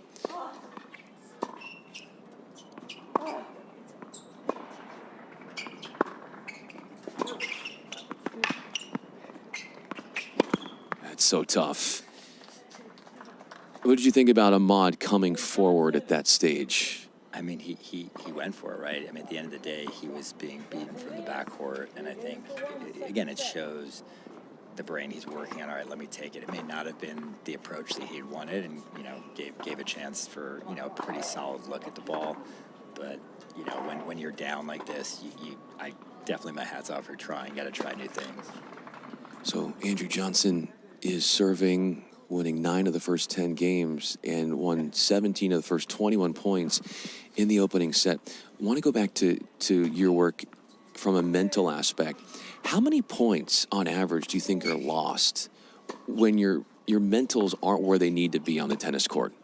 I mean, the mental side of the game, and ironically, as a school, it's the same as preparing for a big test, right? You can, you know, it's you know, a partner of ours at ICL, Dr. Jim Lair, who talks about your inner coach. He calls it Yoda, your own decision advisor. And so at ICL, we teach character and the mental side of the game, which becomes so critical when, you know, not just decision making, but how you talk to yourself. And so I see a lot of this in the juniors. I mean, you still see it in the pros tremendously, but in the juniors, you really see how do they shake off a point? Are they positive, pumping themselves up? Are they regrouping? Are they, you know, sort of self-analyzing? Or are they getting down on themselves? And so what we try to do on the mental side is that Yoda, your own voice, your inner voice, is what you try to control. And if you can keep that positive, you can actually translate that into turning a match around. How long does it take to get to that stage where you do have that control over the voice inside your head? You know, I think it really varies from player to player because it's probably the hardest thing to tackle.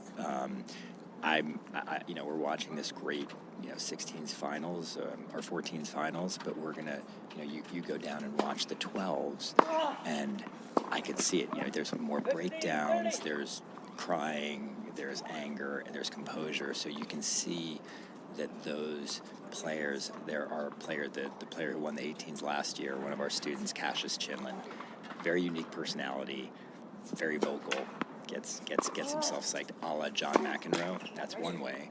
Or you have guys that are really reserved, kind of chill about it, dealing with it. So really, I think each individual player deals with that on their own, but there are exercises, and Dr. Lair created the, what's it called, the 16-second cure, when you're taking the time to breathe between points and get your towel. How do you refocus and reset is really makes or breaks a player a lot of times. I think for Johnson, he'd love to refocus and reset right now. Had no break chances on his serve in the opening set, and now break chances on back-to-back service games, and he's dropped his last 2 service games. What has Ahmad done in the return just to give himself a chance? I don't know if it's so much what Zizou did. I think that in Johnson's head, he's starting to think a little bit, you know, I can close this out. I can see when he's dropping his head on his serve and just a little bit off, you know. So these are those decisions, right? Do you foot on the gas and keep pushing, or are you like, I'm so ahead, let me just, you know, you get a little tighter. And, you know, to have back-to-back breaks, it definitely opens the door for Zizou to, like, right now he should be talking to himself and saying, okay, broke back, now it's my serve, let's go for it. You know, on the pro tour, there are some kind of code words for different styles. There's MHP, which is make him play, or there's GFI, go for it. So you were trying to think, like, if you're Zizou, you know, more in a GFI mode. Like, this is your chance, right? You're down. This is sort of make it or break it. He's probably thinking GFI. And then there's ICL, which stands for the Institute for Champions and Leaders. So, you know, we talk about building champions for life. What we're seeing here is really about character. And you know, what I love about junior tennis is, yes, it's a sport for life, but, you know, will all of these kids go and play here at the BNP Open? Probably not. But what this is giving them is that character, that leadership. I mean, you really see kids flourish as leaders here, and I think tennis is a big metaphor for life. And so, yeah, I'm really proud. I mean, having, like I said, over 100 students here competing is my wife jokes that I call them all my kids, you know. So it's kind of funny to see, but it's awesome. When you have so many students, how do you keep track of everything they're doing at all times? It's pretty tough. We actually have our teachers who want to come and watch them, so I have staff roaming around. I learn not to cheer too loud. I get very involved because their opponent either probably goes for a school and I forgot their name, or might be coming to us next year. So I've learned to sort of, you know, keep my emotions at bay. But I've been here hours and hours every day and just loving all of it. And, you know, whether it's the girls 12s, the boys 18s, it's all exciting battles. We are joined by Kirk Spahn, ICL Academy founder and president. Brian Fenley, you are watching, by the way, 14 and under singles final. Johnson with the backhand stepping into the court, a winner. Ahmad finds himself in trouble here. How hard is it to break and then hold right after, especially in a match like this? Well, the word break, when you get a break, it's really not a break until you hold. So to be honest, it's always a bit like, you know, you can relax, but yeah, until you hold your serve, that's really the key. And look at the way Johnson's playing. He's getting back into the aggressive nature. I mean, wow. Great point. Again, this is, you know, ESPN style. I've seen it all day. You know, just the athleticism, right? I mean, you're looking at these boys, 14s, and you're like, are they really 14? I mean, you know, as a player who played at the Easter Bowl in the 14s, I do not remember playing points like that. You mentioned the athleticism. Is there a different approach to fine-tuning the body as a young, up-and-coming, say, I would consider all these players out here prodigies, but to be able to focus differently than maybe in years past or maybe decades past about what you're doing in terms of body care and athleticism that allows you to play points like that now? 100%. It's such a great point. I mean, the reason that ICL exists is that these kids need the time.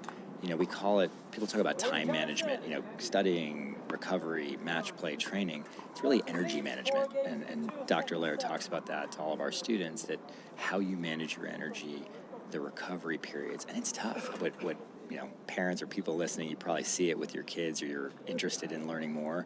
Some of these kids are playing 3 matches a day, and in one day with long stretches in between. So, you look out on the grass here where you saw Djokovic and Alcaraz training, and to see 14, 13-year-olds stretching, working their body, that didn't really happen 30 years ago when I was playing Easter Bowl. I'll throw this question at too, because we're seeing the likes of a different kind of athleticism that you're talking about, and it's pervasive, where players are doing more.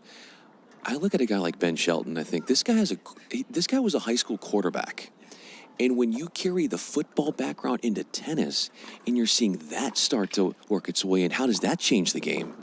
Great point. We have a lot of pros that are champions that come in and speak to ICL students. So we just had Steve Nash. Perfect example is, Steve comes in and talks about playing soccer. Gretzky said he could have played hockey at his level. Steve is now an incredible tennis player. I mean, a level like this. And I think there's athleticism, and then there's the biomechanics and how you channel that. So the fact that Ben Shelton, had that background and then was able to translate it into probably the biggest serve we've ever seen. But you look at guys like J.J. Wolf, whose family, has baseball backgrounds, and in one hand it's tougher because you sort of have to specialize more in tennis. But there's the other side of that, which is just the athletes are different now. When you watch the pros and even the juniors, they're stronger, they're faster. They understand body movement. You get a lot more now with video feedback. I mean, think about the technology we have, like the Slam Tracker, the GATA Sports, the element that really your analytics are being seen, and you can watch from a young age all these clips. I mean, when I was young, I would cut out a tennis magazine when they would show Yvonne Lendl's forehand, and that's what you have to base it on, or maybe watching, on TV, but you don't have this slow motion feedback capture. And so all these things really create the next level of athlete. Meanwhile, on the court, Johnson is a game away from the championship. He's found his groove back. It's 5-2 in his favor at the changeover. We're joined by Kirk Spahn, ICL Academy founder and president, who's been very busy this week here at the FILA Easter Bowl with so many of his pupils doing big things on the court in a variety of different divisions. Are there certain sports that aren't as conducive to making you a better tennis player? Like we're talking about football, but are there some sports, so that can maybe help you, but are there some sports, and there's this belief that you said it, you want to specialize, but then there's also seems to be this popularity now of, well, we should allow people to play, it's better for them body-wise to try multiple sports at once, even as they get into their teens. But is there certain sports that you want to be the best tennis player that you want to stay away from? It's a good question. I would sort of look at it as the biomechanics of sports are very similar. A baseball player, soccer, probably ice hockey, is a good example of one that I'd probably avoid. But at the same time, just the athleticism, what it takes to be at a high level. And all of these sports is so big. Oh, Zizou just missed an easy one. He's going to be talking to himself right now, hopefully the mental side. But by the way, we've seen some great comebacks this week. Talking about sports and athletes, I mean, what makes tennis so unique is there's no clock, right? So we're watching this until the last point is won, and I think that drives a different type of athlete. I grew up, I liked another racket sport, squash, and people said, oh no, that's so bad for your tennis. And then this guy you may have heard of named Roger Federer also happened to be a squash player. And when you watch Roger's defense, when he slides and is able to get balls back, that's a squash shot that everyone thought that's the worst thing to teach in tennis. So, I think there are exceptions to everything, but, there's no doubt that in the junior level, I mean, playing soccer, so many pros love basketball, right? There's a real affinity between the sport of tennis and basketball, which, is definitely this generation of pros, whether it's Djokovic and Tiafoe and Kyrgios. I mean, everyone's obsessed. And then you have the flip side, which is the golfers who are just, Casper Ruud could double as a professional golfer. So, there's a lot of synergies in the sports.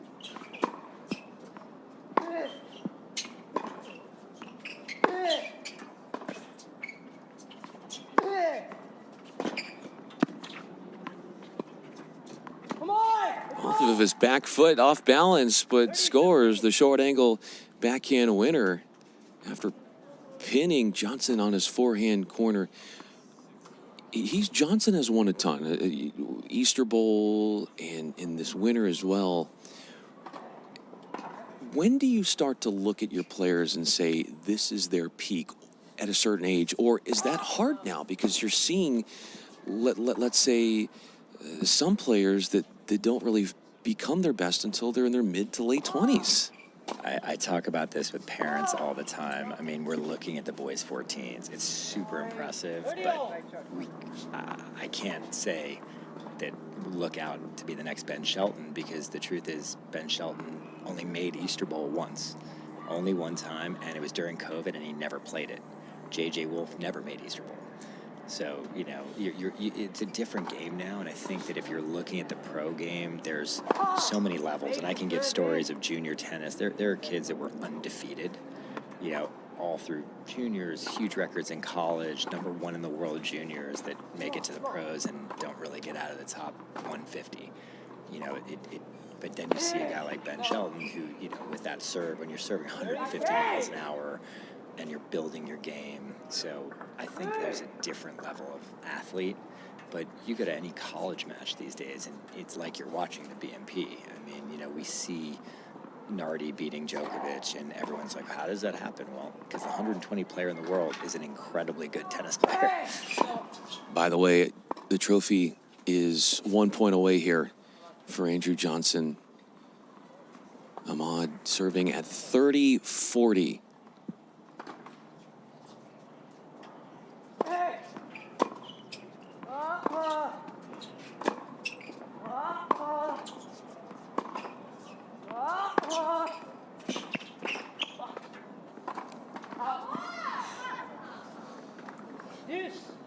It's all the fight, right? It's not over till it's over. So these are life or death points for Zizou, but you know he is a fighter, and we're going to see. We've seen stranger things happen this week. But let's see here, you know how he reacts to the deuce point. This is going to be a big one. If you're him, where do you serve this? I'm gonna go where I'm most comfortable, where he just did, kind of out wide. Oh my God, dude, this is absurd. The split step, the ever-present. Forgetting the split step is a tough one. You're so excited to get in there and get it. But on the serve, it's where, you know, I think in a situation like that, it's where you're most comfortable. Like, they're not at the age yet where Agassi can read Becker's serve, or, you know, they know each other's patterns. So I think you stick with what you feel best at. You just play within yourself. Second match point arises. First serve. He does have a really nice first serve, but as you said, key is to get it in. Yeah, exactly. So, I mean, probably do a kick out wide of the backhand here. You know, just make sure to get it in. But, you know, nerves set in, but hopefully Zizou's just saying, I'm just going to go for it here.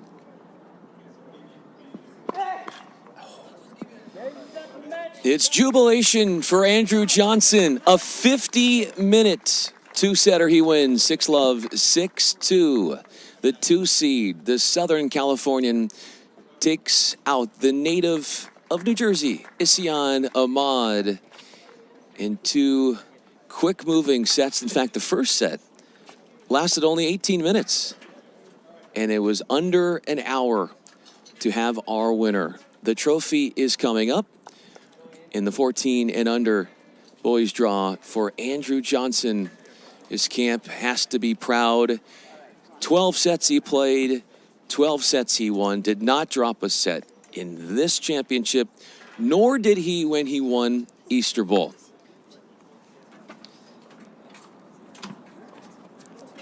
We're going to have plenty of more action on this court coming up, but if we could get one more question out of you, Kirk Spawn, ICL Academy founder and president, as we wrap up this match, how do you delegate what you do on a week like this when you have people playing in a variety of different courts?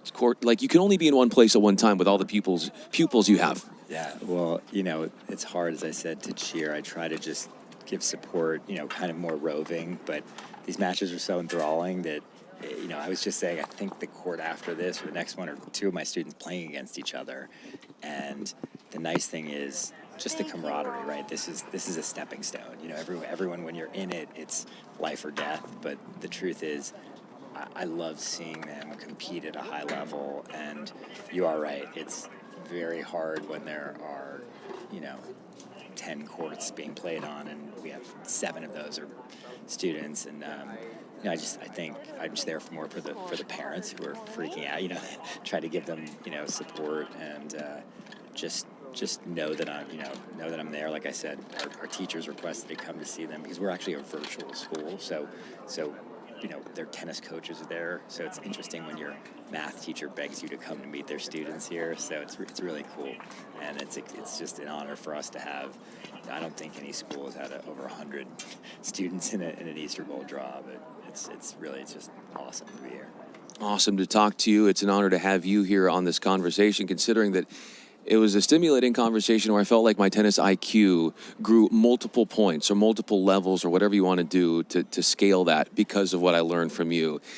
Kirk Spawn, ICL Academy founder and president. Go check out what they're doing. ICL Academy doing incredible work on the tennis front. And certainly it's been a busy week, a lot of success for her students here at Easter Bowl. I'm Brian Fenley. We'll have more matches on this court coming up in a few minutes. As soon as we know who is going to be on this court, we'll have the commentary for it momentarily.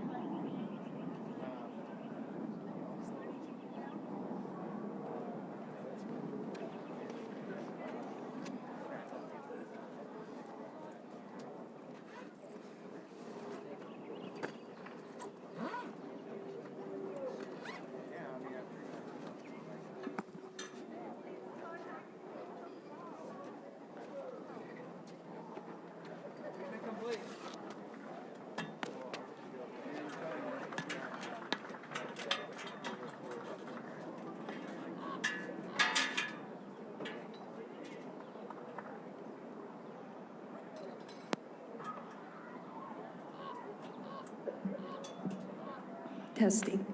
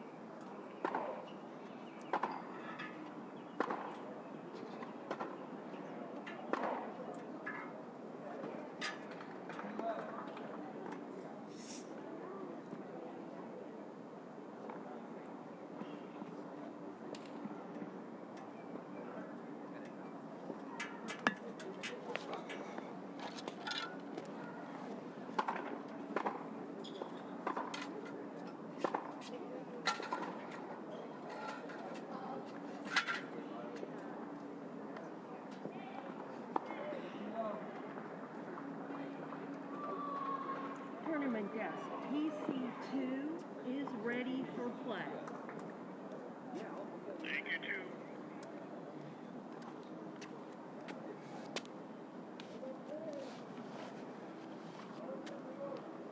Tournament desk. 5 matches complete. Thank you, PC5.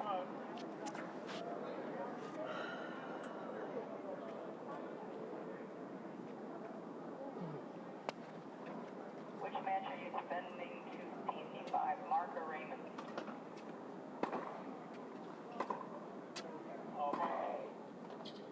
Copy, thank you.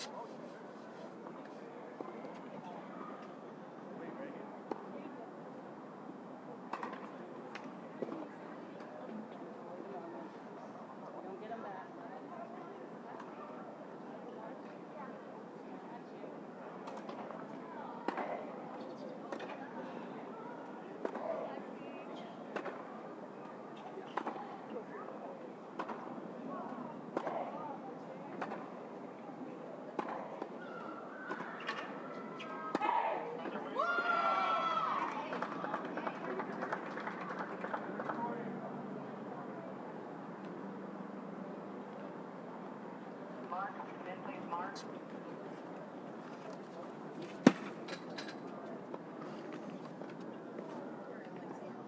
I'm Bella. You're Bella.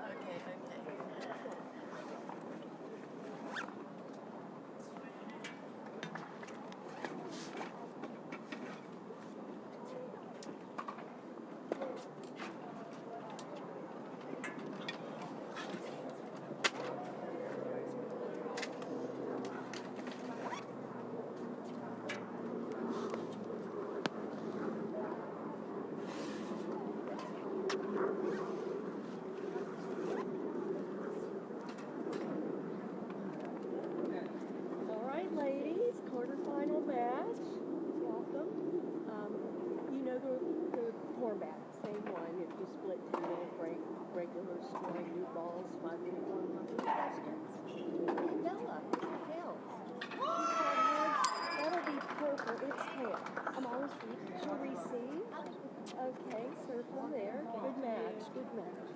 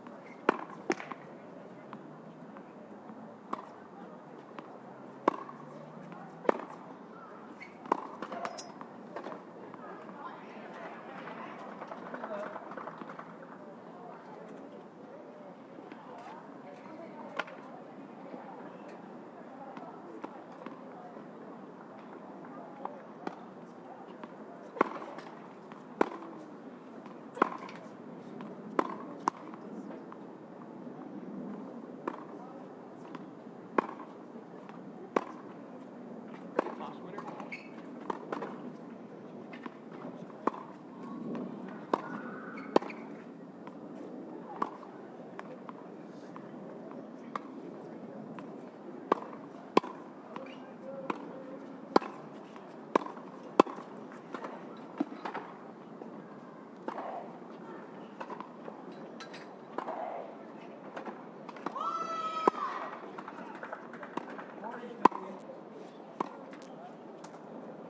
I can fill that in if you like. Well, this is it's for the commentary. Yeah, I can do this the first meeting. Oh, you're talking about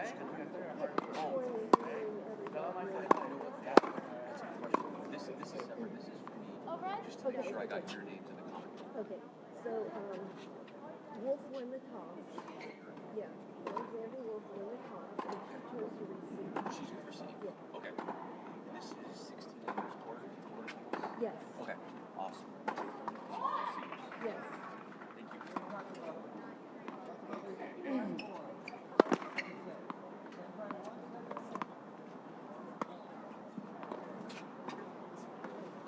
3 minutes.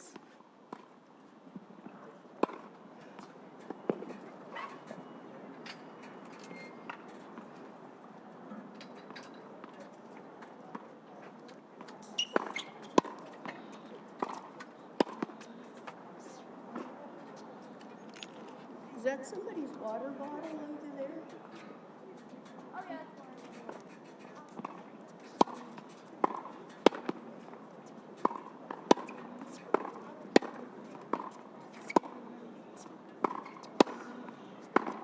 I'll take that.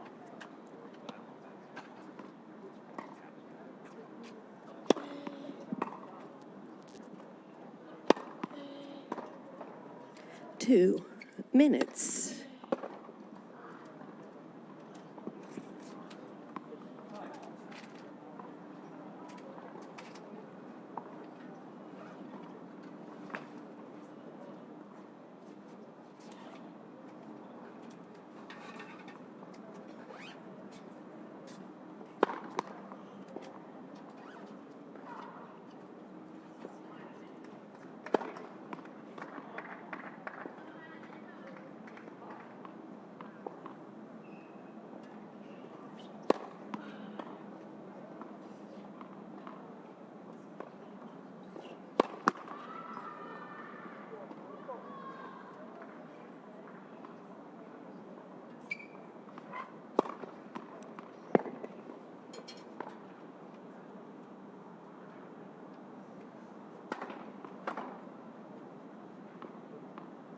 1 minute.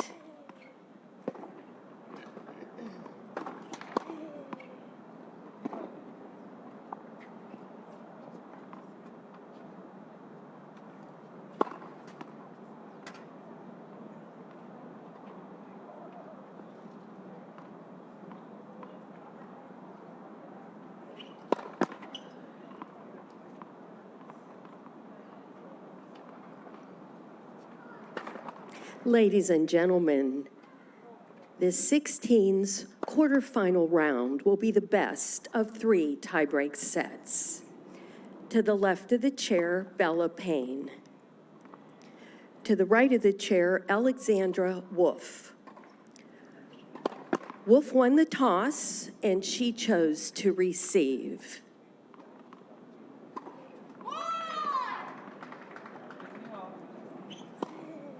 Time.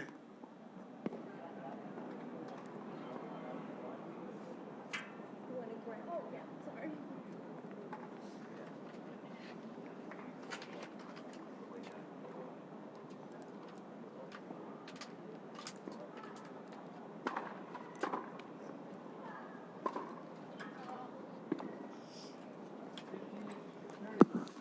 78-degree temperatures here at the Indian Wells Tennis Garden for one of our quarterfinals in 16 and under girls. It's the 1 seed Bella Payne wearing the white top, taking on the 8 seed Alexander Wolf.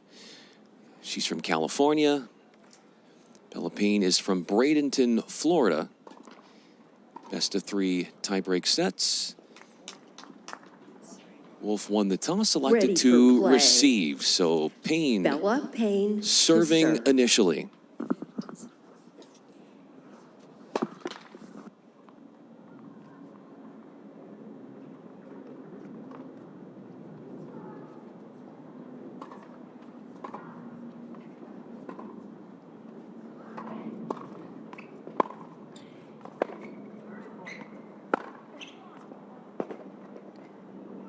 $15 love.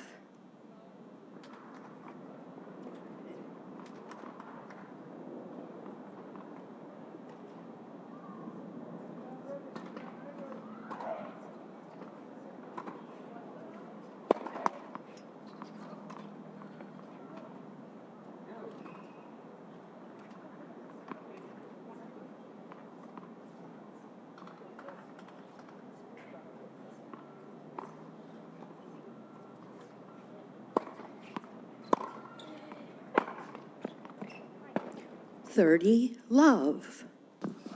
Finds a winner off that lefty forehand. Bella Payne winning both points off of second serves.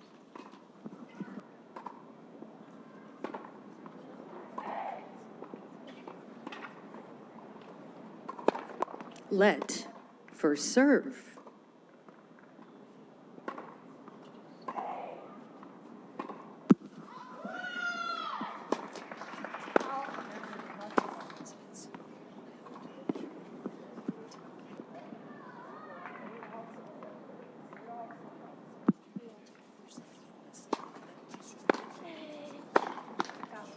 $30-15. For both of these players, this is their 4th match of the week.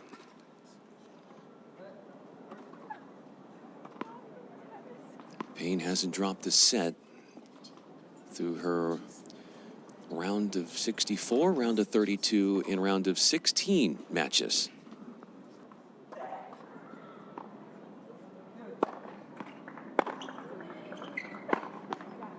$30 all.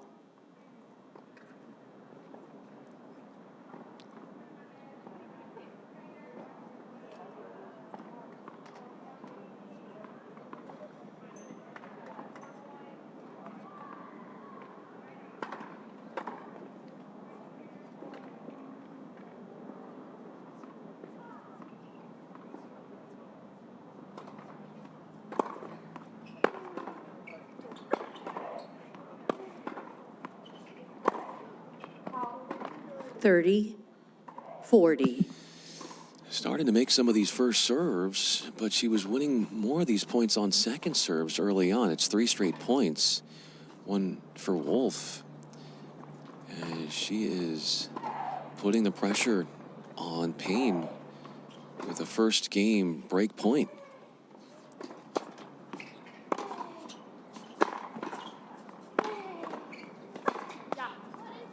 Game. Wolf. Dumping her delivery. First game. After leading 30-love.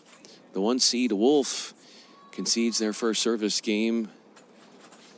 Excuse me, Payne concedes her first service game, and Wolf with a 1-love lead.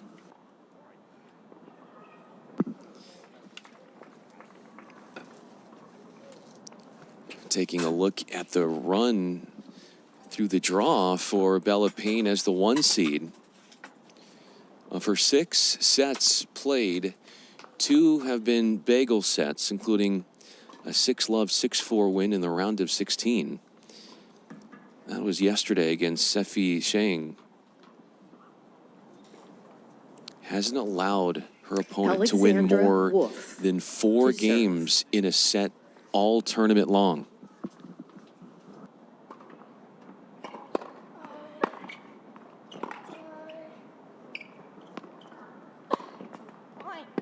Love 15.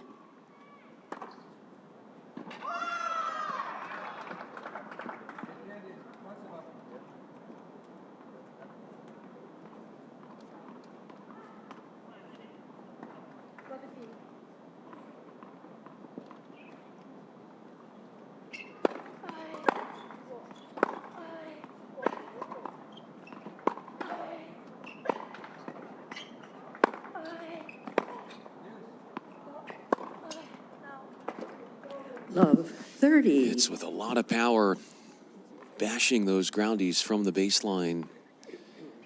Wolf does bring a lot of pace behind that first serve. What a weapon that can be if she can consistently get that in.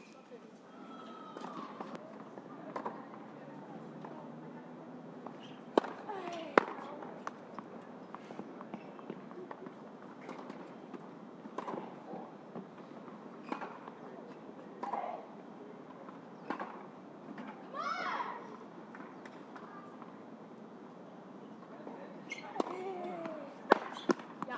15-30.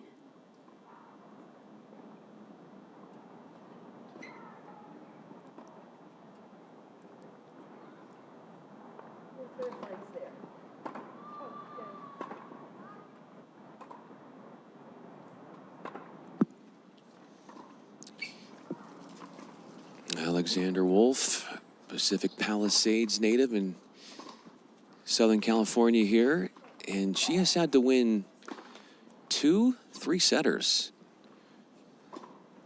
including in the first round when she beat Natalie Oliver in 3. It was rolling back. With that breaker score in the second set, 10-8 going against her, but she won sets 1 and 3 to advance.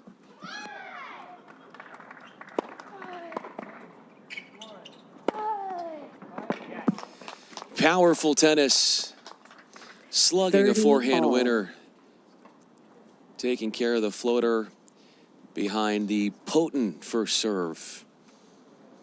Good combo play there for her to get it to 30 all.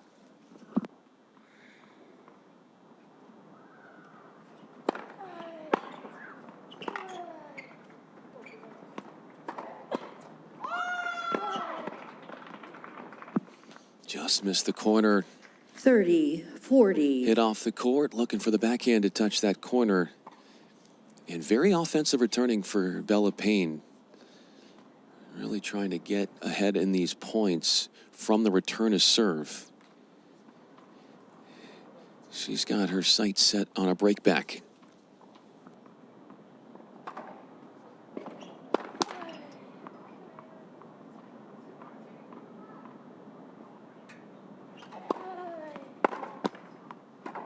Game. Payne. 1 game all. So 1 all is where we are. It's been 2 service breaks through 2 games.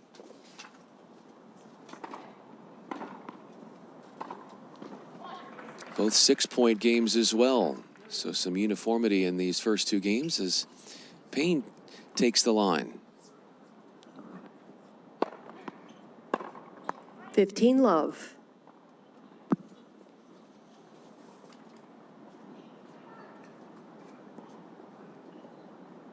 Both of these two got their action started on Monday, had morning matches, and each playing their 4th match in a 4th day. So a match a day, Monday, Tuesday, Wednesday here in singles.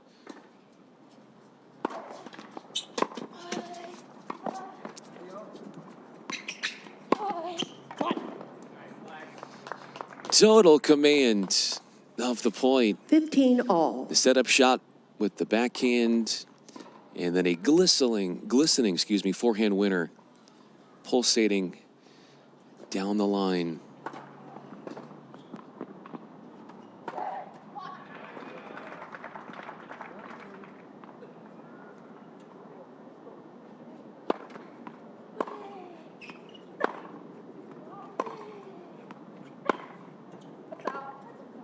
$15.30.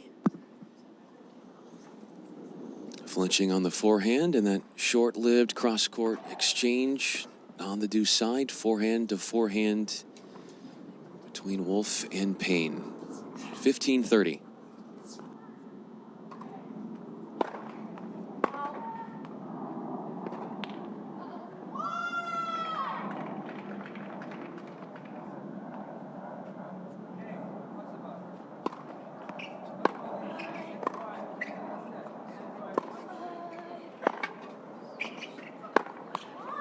$30 all.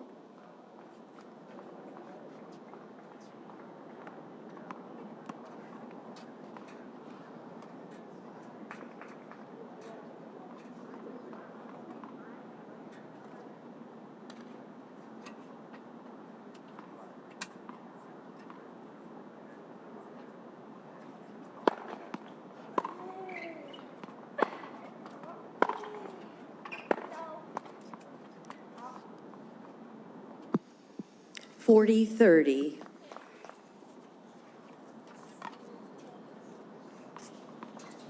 A point away from our first potential hold, with Payne getting a couple gifts in the form of forehand airs from Wolf. Deuce. But the intensity to which she returns that first serve, debilitating for Payne with her first forehand.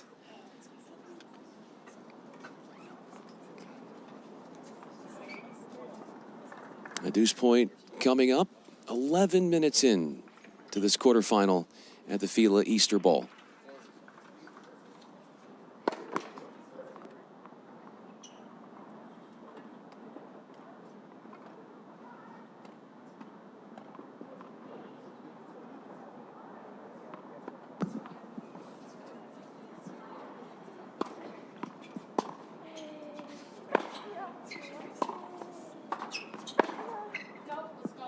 Advantage Wolf. A miss on the backhand redirect from the 1 seed Bella Payne. 30 all, and then a game point for her. Things turning in Wolf's favor in what is back-to-back games that have gone into deuce.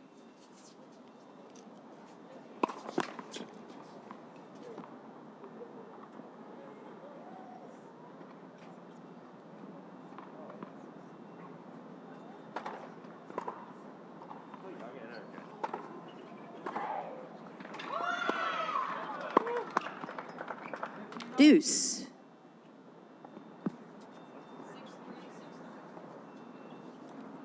With the power that Wolf brings, you're not going to probably want, if you're her, to see extensive rallies. If there's the slight glimmer of hope of a winner or to brandish her power, she is going to go for that opportunity.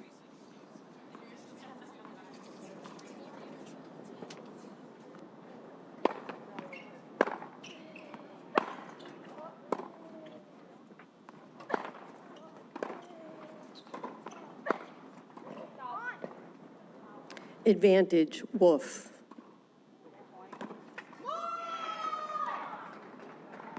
Our longest game of this first set playing out in front of us, our third game.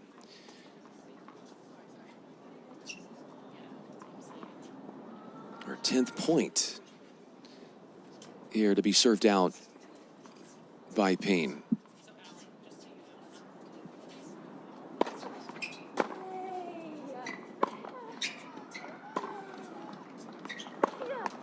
Game, Wolf. Wolf leads 2 games Three to straight 1. service breaks. Payne did have a game point there in game 3. But after a couple of deuces, it's the returner keeping the trend alive. Returners winning all 3 of the first 3 games of this quarterfinal match.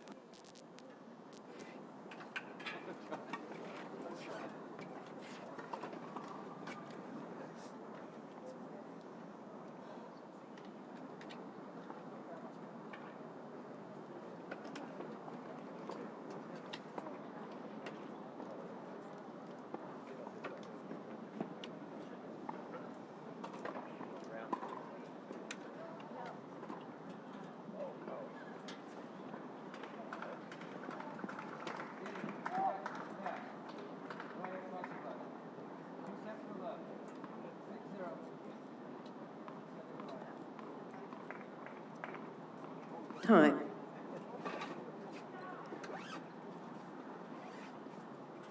"14 minutes played, 3 service breaks." Hoping for a hold is our 8 seed Wolf, who stands at the line. 15 love. Our opponent, Bella Payne from Bradenton, Florida, part of the IMG Academy, class of 2026. Sophomore, ranked 13th nationally. And is the #1 rated player in her age group in Florida.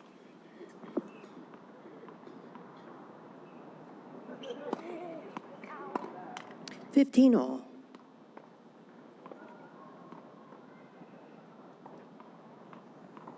Wait, please.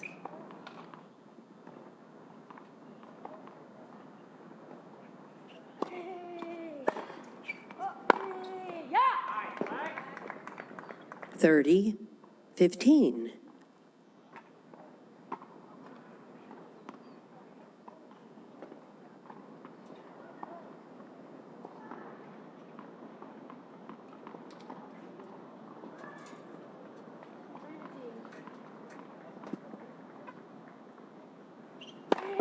Let first serve.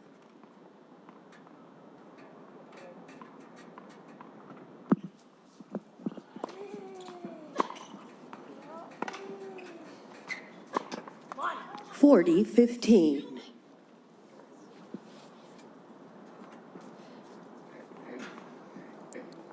Two chances to close out the game with the serve for Wolf, the 8 seed. Was broken through deuce in her first service effort.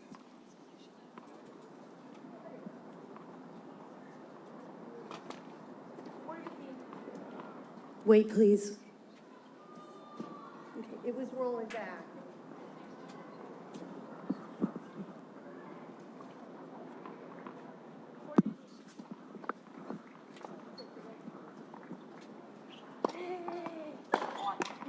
Game, Wolf.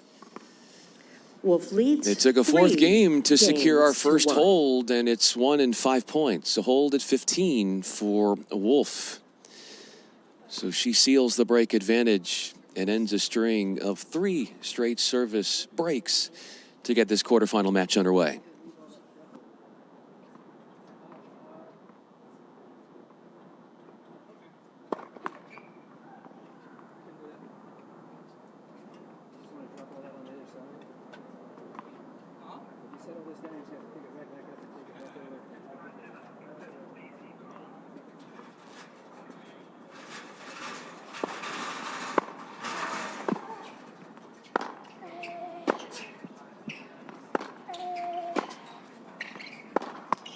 15 love. With the flatness that Wolf hits her groundies, it comes with pace, but also you have to think about it with the low net clearance. On the other side of the net, you're not able to really get offensive. You're having to hit up on the ball. So defensively, it's, I have no idea what is being said to me.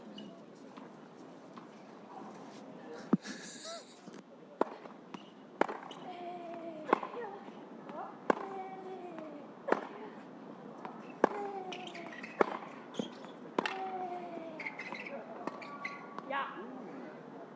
15 all. So 15 all is our tally.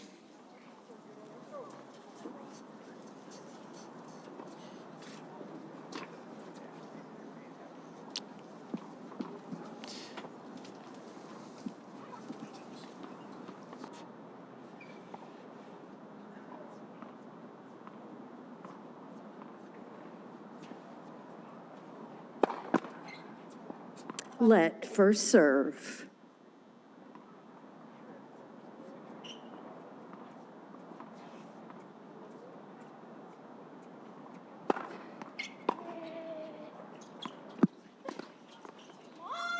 It's a rarity 15. to find short balls off of Wolf's returns, but Payne does that. An optimal way for her to finish off the short-lived point.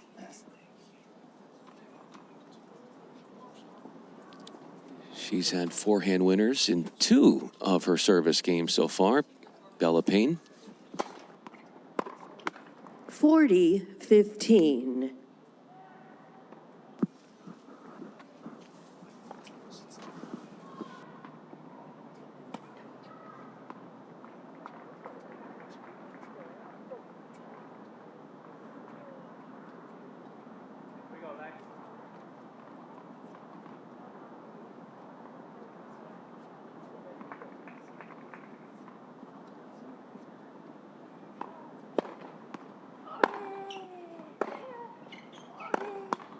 Game Payne. Wolf leads 3 games to 2. A duo of holds in games 4 and 5, both 5 points each. So Bella Payne scooches to within a game of Wolf, who does command a break lead.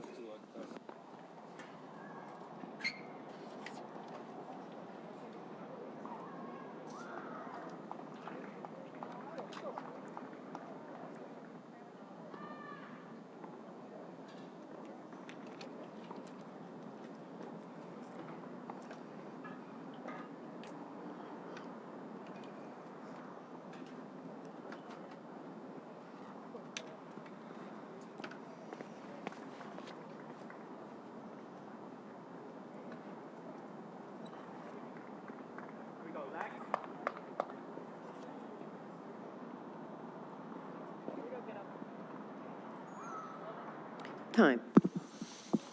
Now back to serve is Alexandra Wolf, sophomore from Pacific Palisades. Yeah. 15 love. She's got service winners in back-to-back service games.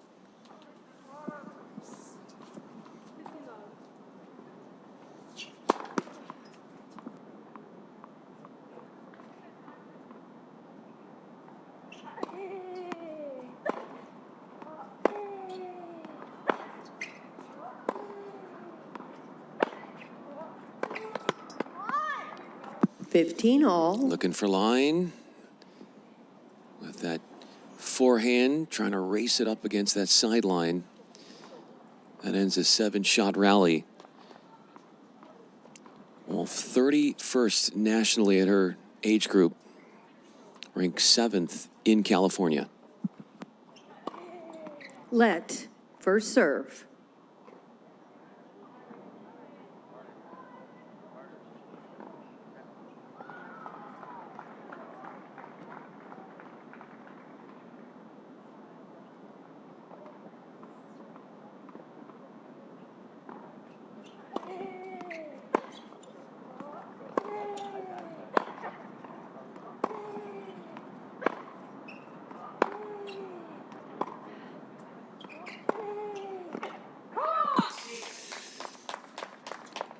30-15. Finding winners in the court that few could pull off. Turning a neutral baseline rally into a point on her terms with an injection of pace and some added width. 30-15.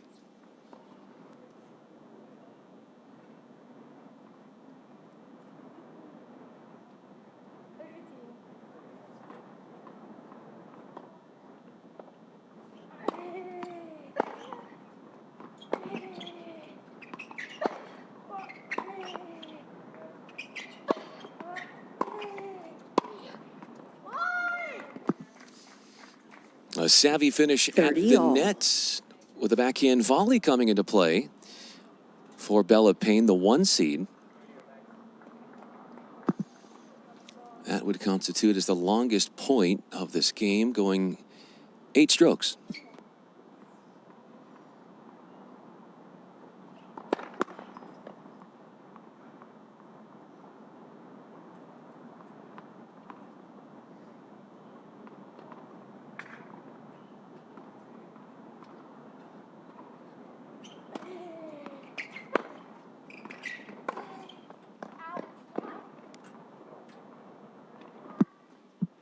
(30-40).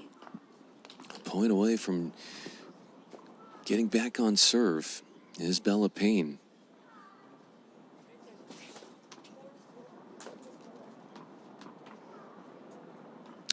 Wolf held at 15, up 2-1. That was to consolidate the break lead. She was broken once at 1-love.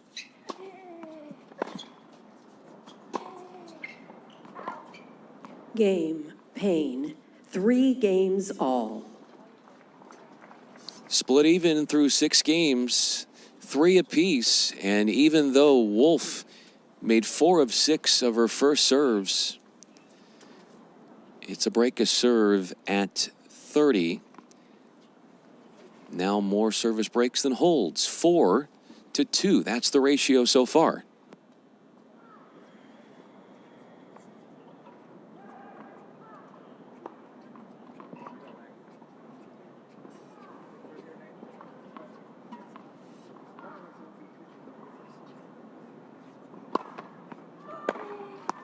(15-love).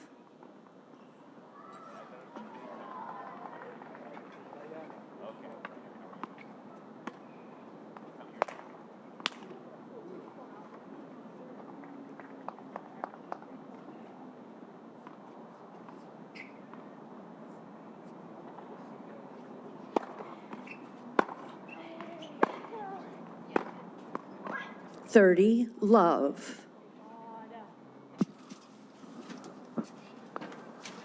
Airs twice, both on the backhand side. A hold here would give Payne a 3rd straight game win. She dropped 3 of the first 4 games in this opening set.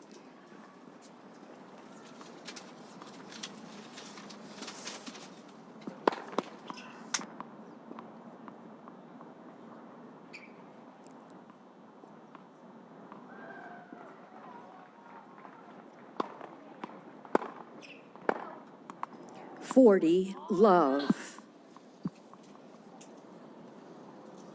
It's nearly unstoppable if she can get those in. But the consistency, the constancy of, that's now 3 straight serves from Payne that have gone to Wolf's backhand.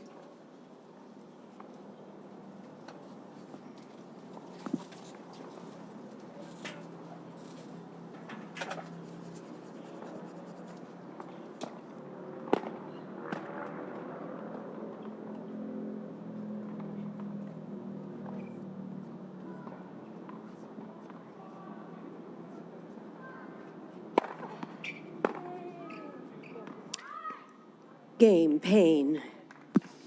Some frustrating leads misreads 4 games on to those first 3. serves from Wolf.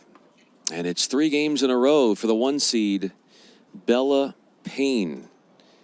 a love game, our first of the match, and that's her second hold after 2 straight breaks of serve that she suffered at the very beginning of the match.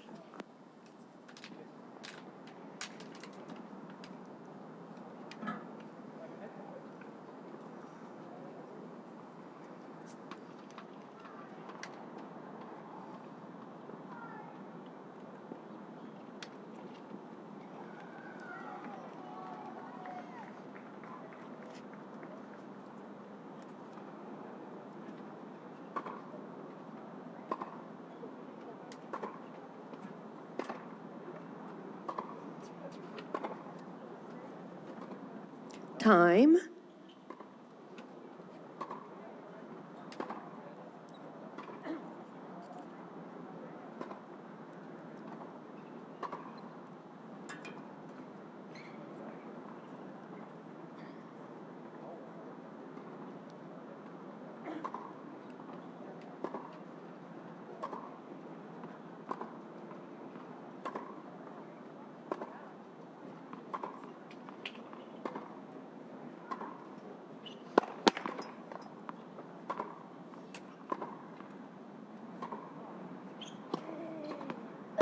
Yeah.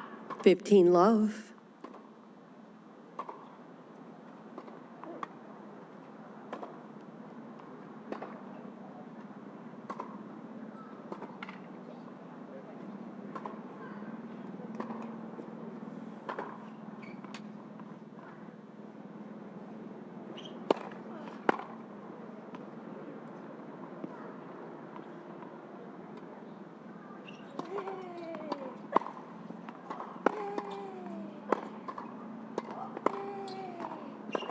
More. 30 love. There's that backhand down the line. That bodes well for Wolf.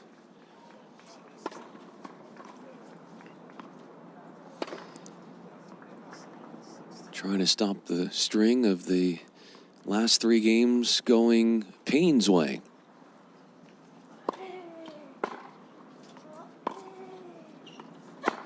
Yeah. 40 love.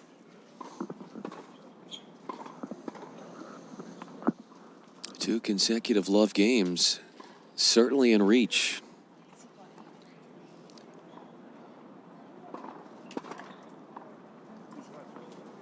Wolf stares down her second try at a hold.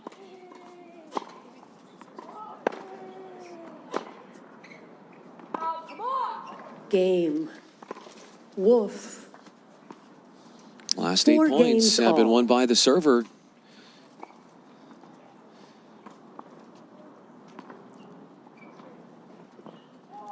Four points needed for that hold. 4 points needed in game 7. And that hold for Payne. And 4 games each with Payne serving. Just 30 minutes in to this quarterfinal match.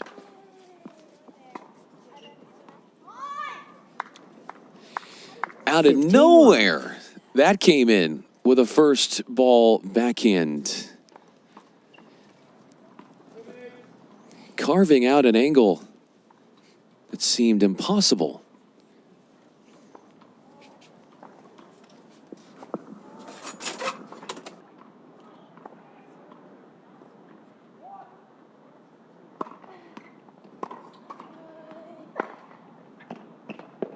$30 love.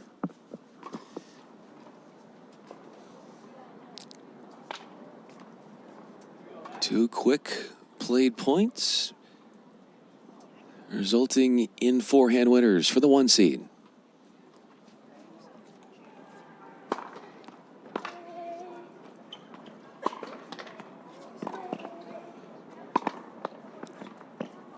Make it 3 forehand love. winners. Asserting her dominion with her service prowess in this game.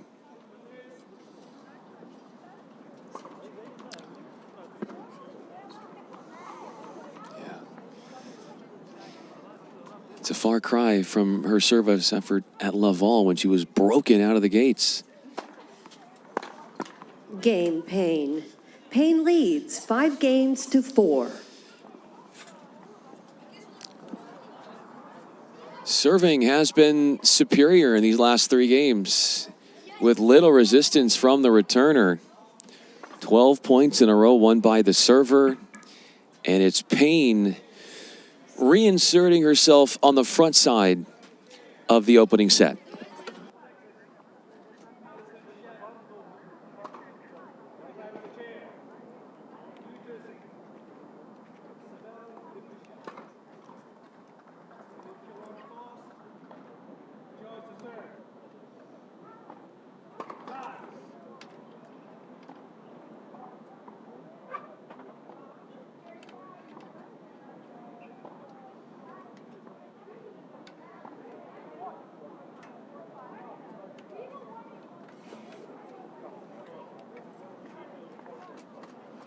Time.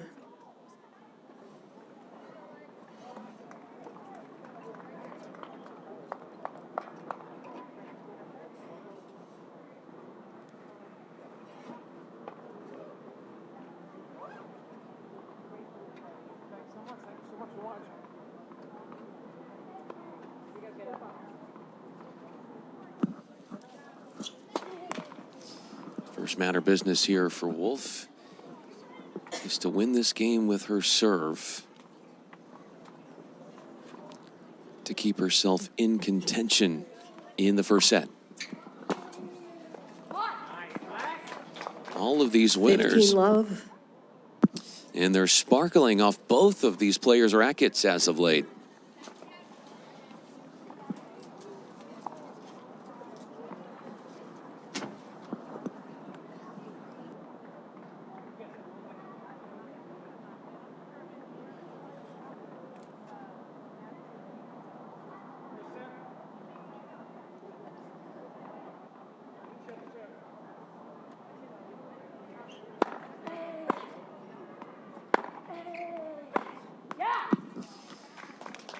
It's that 30 backhand love. with such passion. Powerful ball striking. 30 love and the optimal start in this game for the 8th seed. 16 and under girls quarterfinals at the FILA Easter Bowl. To potentially have a exchanging of one of the tennis balls here because of a lack of bounce potentially. And there they go. Getting a new tennis ball there. Players have talked about these courts being very slow, and the heat in these conditions certainly would contribute to that. So the power that one player might have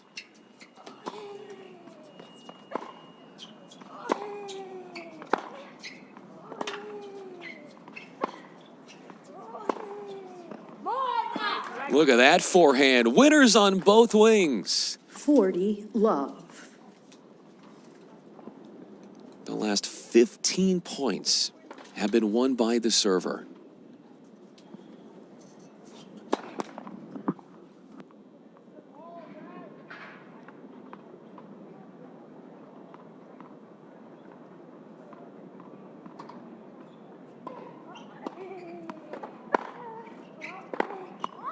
(40-15). And believe it or not, that's the first time, even though it was a self-inflicted mistake, a first point won by the returner all the way back to when Wolf was serving at 3-2. And she was broken at 30 then.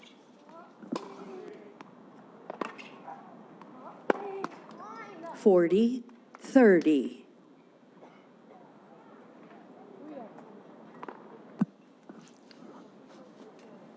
That once thought to be clear path to a must hold.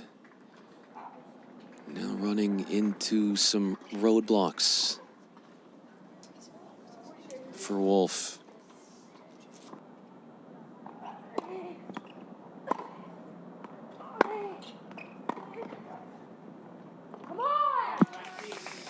Game Wolf. got the job done on a third 5 games all. game point.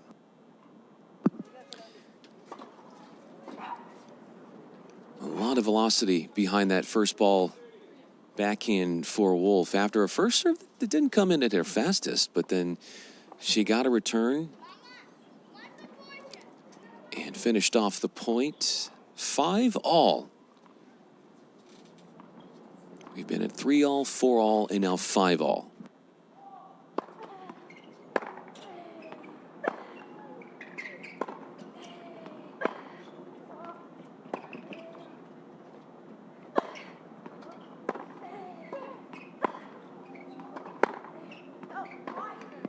Love. It's actually the 4th time that we've had a tie game score. It started at 1 all, and then as mentioned, the 3 all, 4 all, and now 5 all. Wait, please.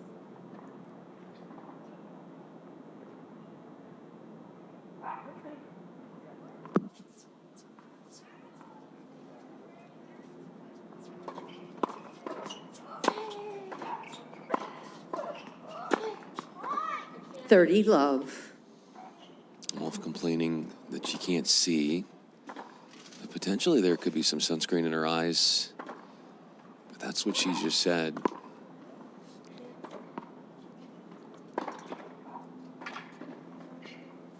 Errors on the forehand and now on the backhand in this game. Started out this match with 3 service breaks.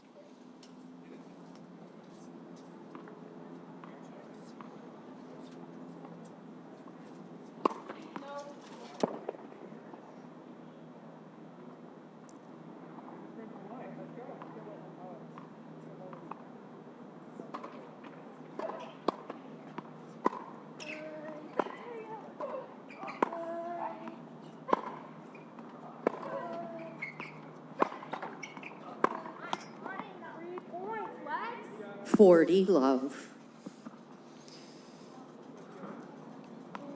Payne started to begin her charge back when she was serving at 1-3.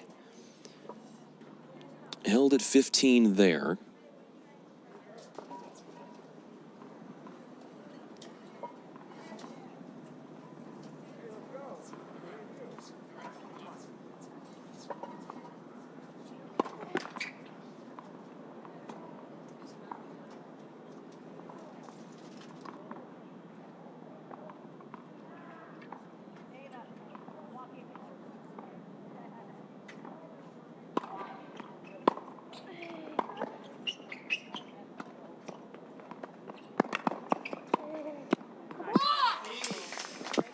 Good stab return from Payne, but a Wolf was the elite problem solver there.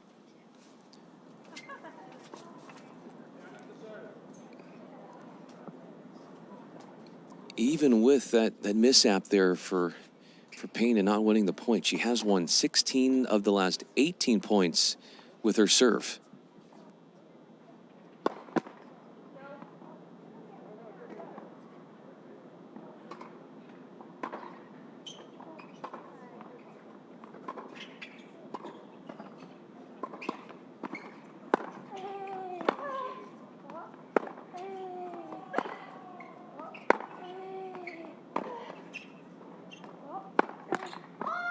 Game Payne. Payne leads 6 games to 5.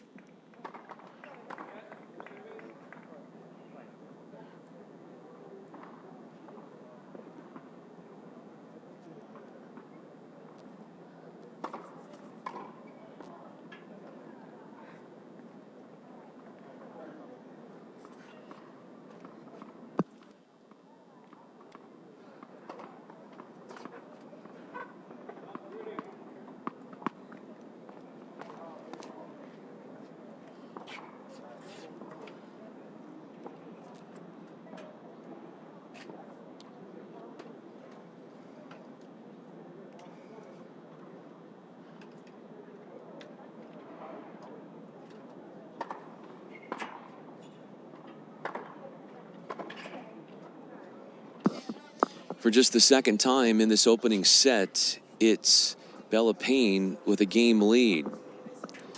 Time.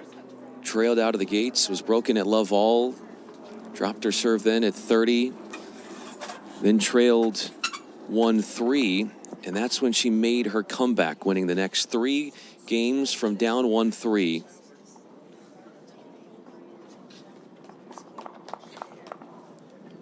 Held in that 4-all game. And now it's Wolf serving to stay in the opening set.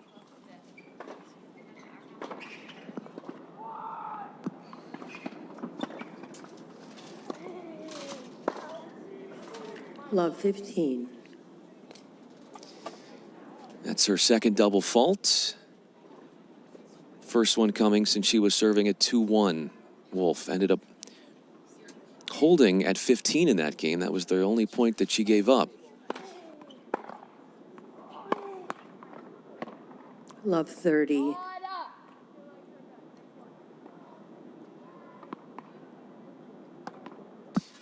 The best that Wolf can do here is try to force a tiebreaker. She's played in 2 tiebreak sets in this tournament already, and she's 1 for 1 in breakers. 1 and 1, excuse me.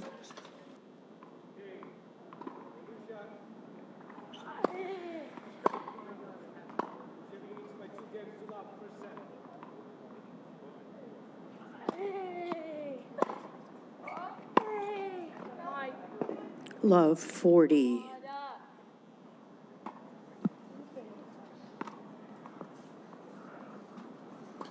Three cracks at trying to close out this opening set for the 1 seed from Bradenton, Florida, Bella Payne.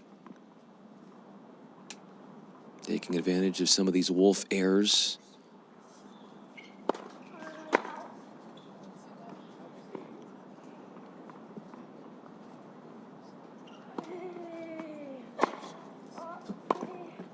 Game and first set. A marquee Payne. break a 7 serve games in the to opening 5. set's 12th game. It's Wolf clinching the opening set 7 games to 5. Had to come back in this one from down 1-3, made her way back into it, and finished off that last point in this opening set with a determined drive and very aggressive return to serve. And she is up 1 set to love.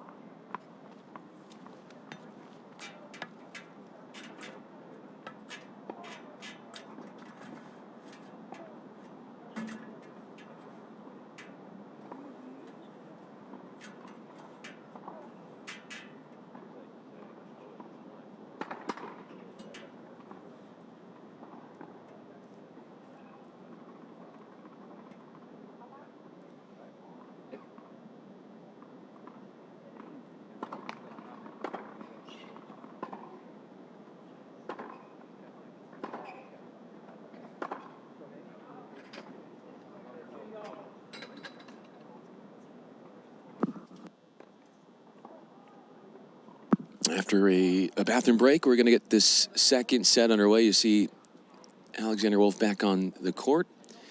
She did win 5 games in the opener.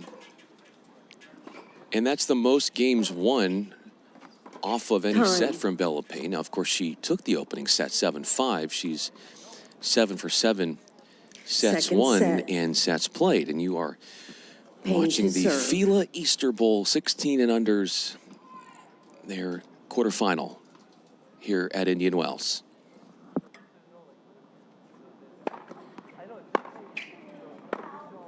$15 love.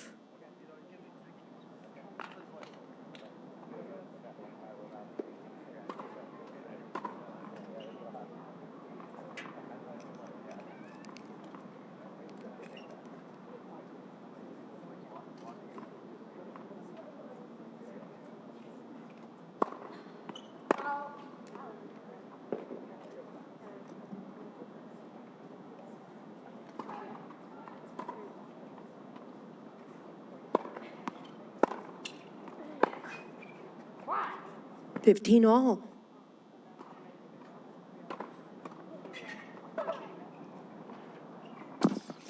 That's why, against a player that is so savvy in her return of serving, it almost adds more pressure to Payne to make that first serve. Just because the second serve, Wolf is so good at dictating off the return. 30-15.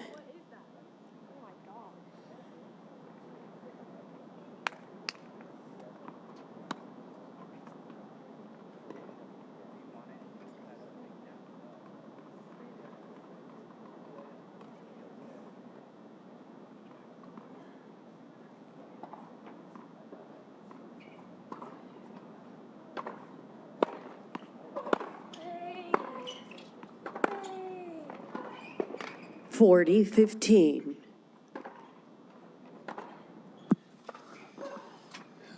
All the points that Payne has won in this game have come with her making a first serve.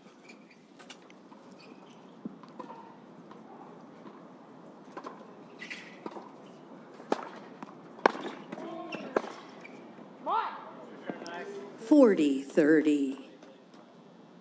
The damage-inducing return from Wolf off of first serve keeps her in this opening game of the second set.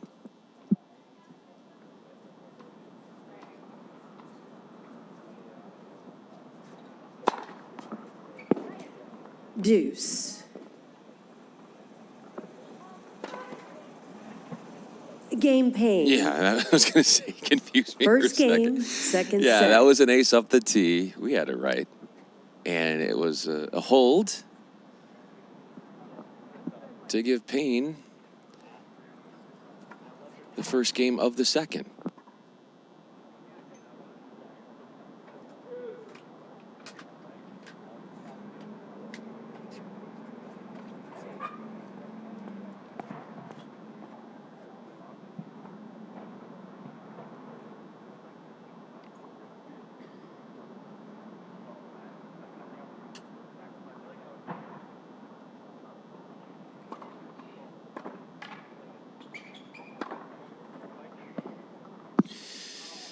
Wolf hoping to get out to a strong start with her serve after getting broken in that 5-6 game to close out the opener.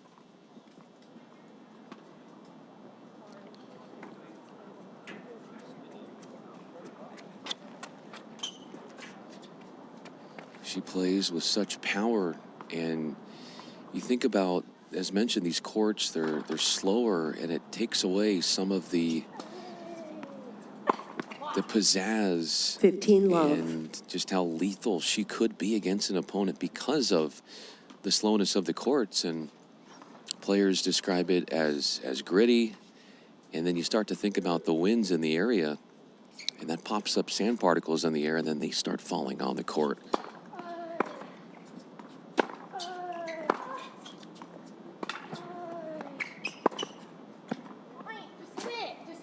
$15 all. Passing shot winner for Payne. who puzzles Wolf with the backhand. We were just talking, if we're playing indoors, court conditions are a little bit faster. The amount of power and how much that plays into Wolf's effectiveness, that'd be a much bigger story. Oh 15-30. my God.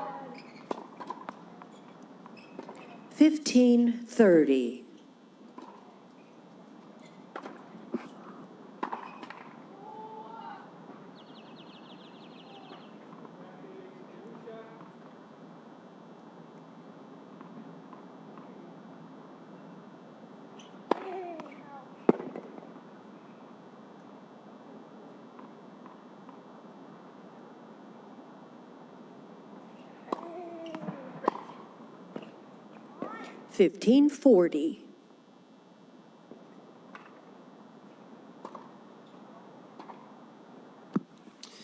Break chances on her serve for a fourth game for Wolf.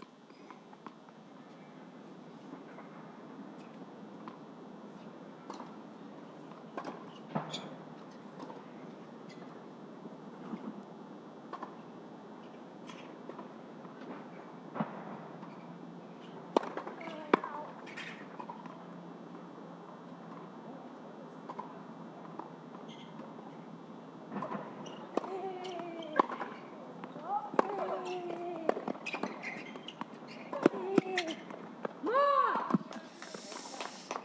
30-40. Swift into the forecourt.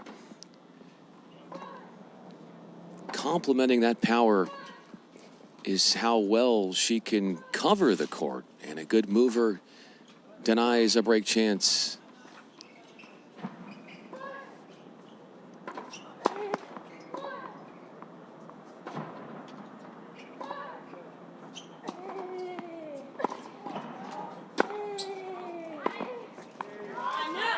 Deuce. Big backhand first ball off the ground for Wolf.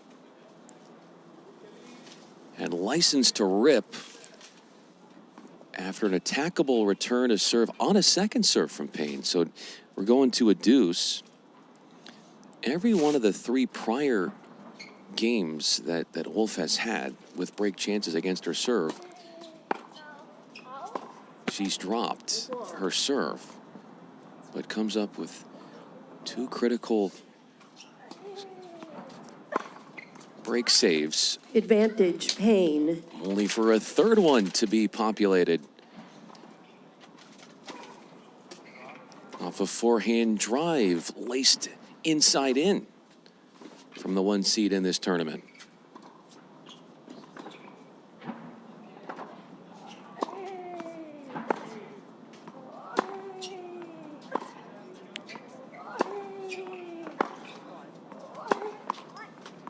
Game. Payne. Payne leads. It's the 2 fourth games time to love, that second Wolf set. has been broken. Back-to-back service games as well. Did save 2 break chances, but third escaped her fingertips in terms of being able to fight it off.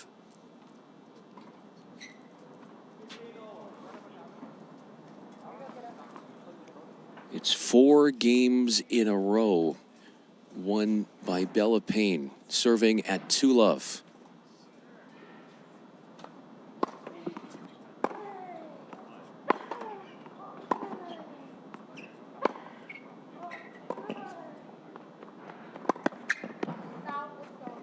Love 15.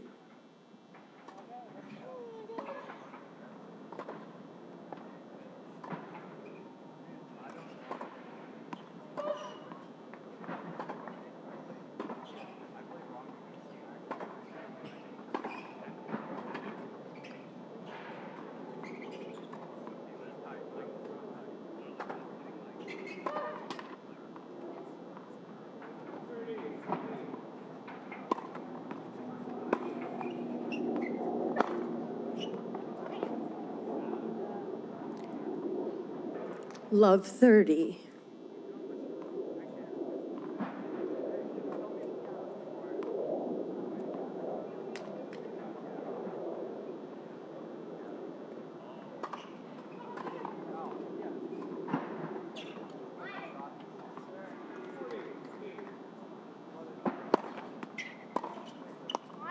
15-30.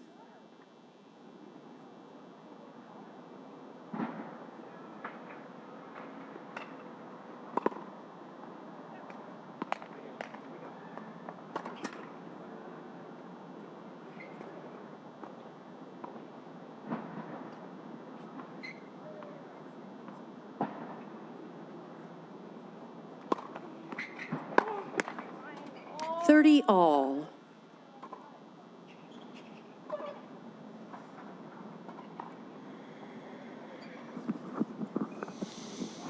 Going for it all on that backhand.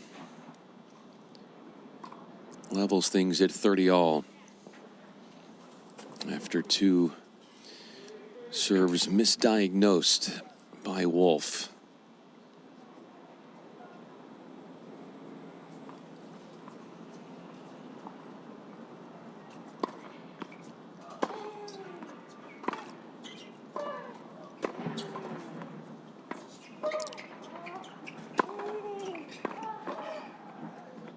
Oh, come on! 30-40. Looking for some payback here with a threat attached to this Payne service game at 30-40. Payne trying to take Wolf off the baseline, and good movement with a backhand down the line in the court.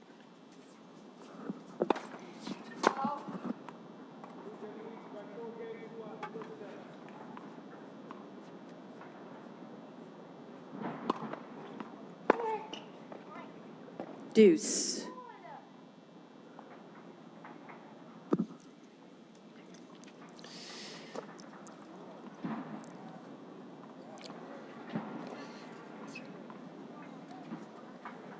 The deuce point for a second straight game.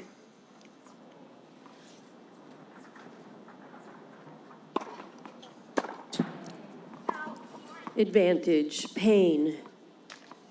If she could just get half of the ones she's missing right now, those service returns, Wolf could be talking about a completely different trajectory in the way this match is manifesting itself.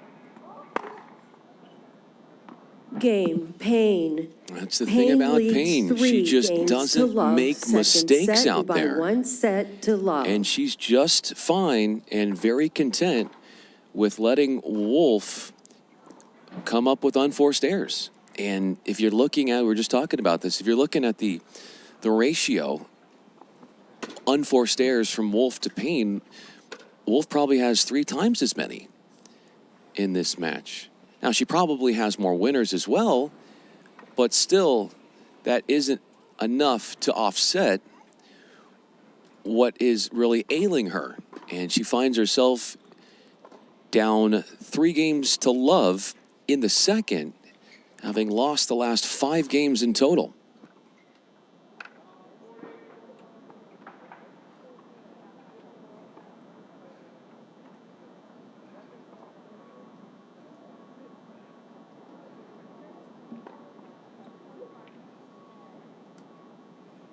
Time.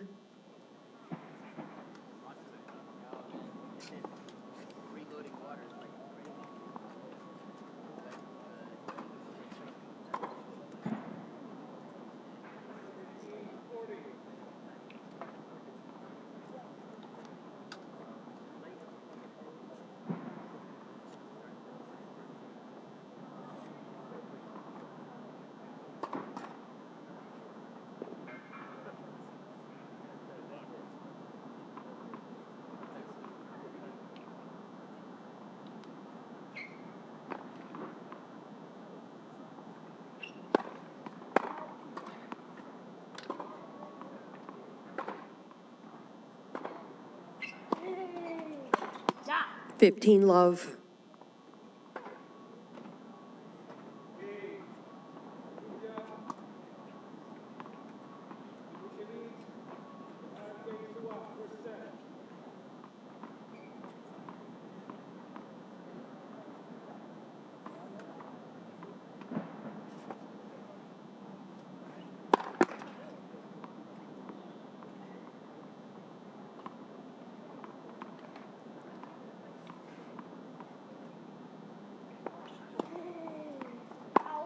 Ow.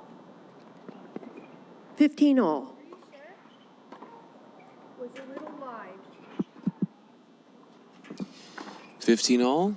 Even though Wolf begs to differ, that call was out. At least that's what was ruled. She sees otherwise.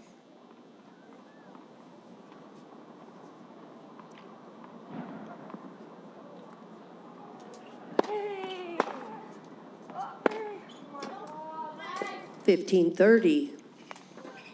Back in November, during the Thanksgiving period at the USTA National Indoors, Wolf, as a 13 seed, was a runner-up in the girls' 16 singles.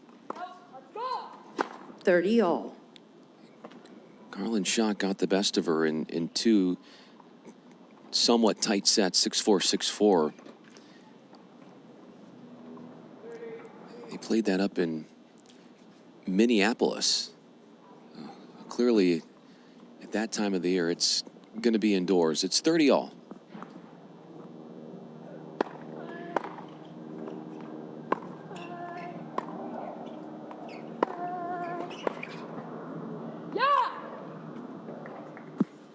Wide it goes on that rushed 40-30. dig up of an attempt with that lefty forehand. Wolf trying to put aside and put a clamp down on the run of game that's extended to 5 for Payne.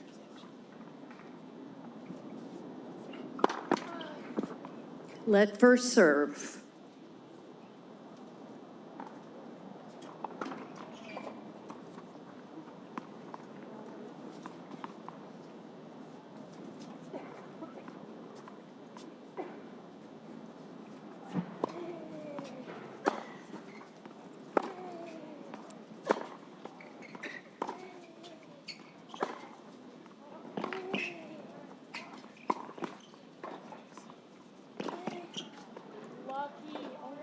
Deuce. What cord seemed to be generously aiding Bella Payne there, causing the rushed air wide. Last time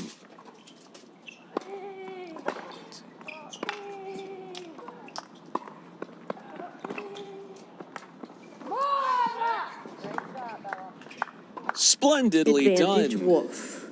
Launching the lob over Payne. I was going to say that the last service effort for Wolf went to deuce. She was broken through deuce. Now she has dibs on a game point. Her second game point of this game.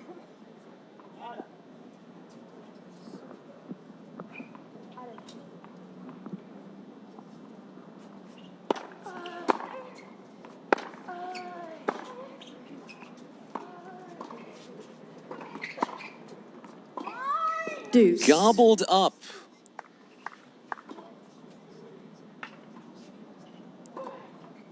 Playing a paceless ball back and taking the high bouncer cross court. Denies a second game point from Wolf.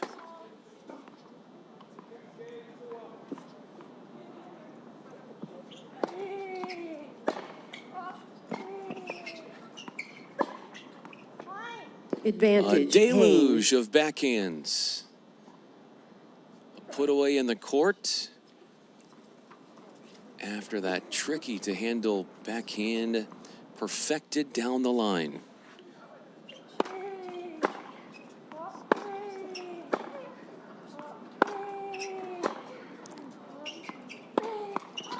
game. It's a string Payne. of 6 straight Payne games leads won 4 games to for the love 1 second seed set. Bella Payne, who gets broken through deuce for a second straight service game. Payne breaking Wolf 5 times in the entirety of the match. The last hold for Wolf was at 4-5 first set. Here is Payne with a colossal lead.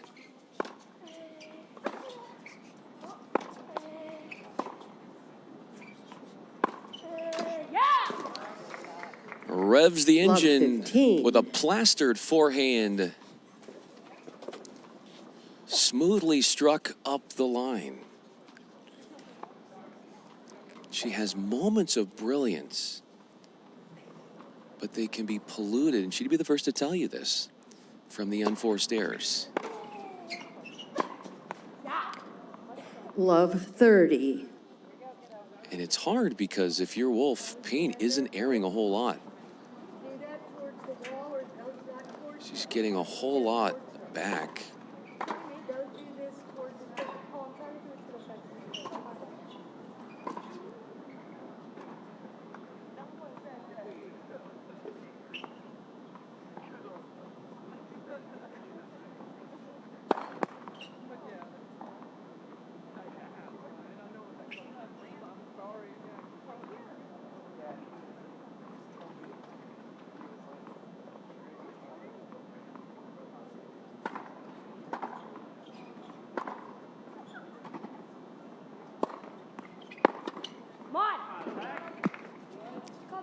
It was out. Oh my God. I saw it out too. It was out. There's no question. 15-30.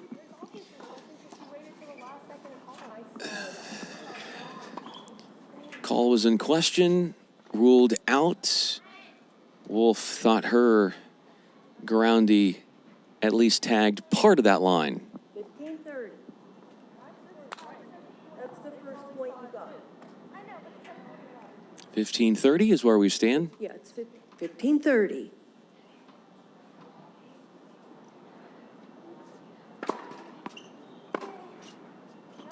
$30 all.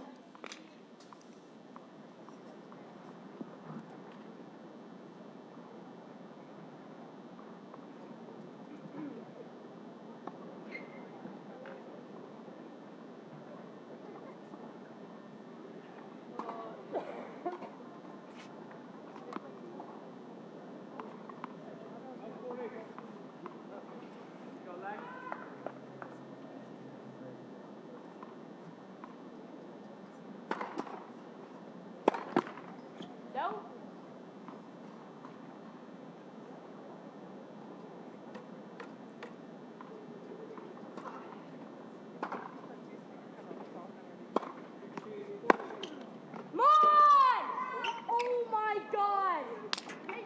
The ball was out like this. 40-30.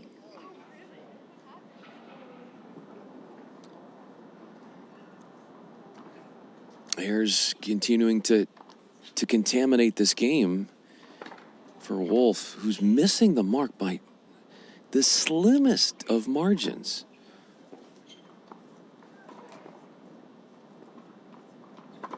The margin of error is so small.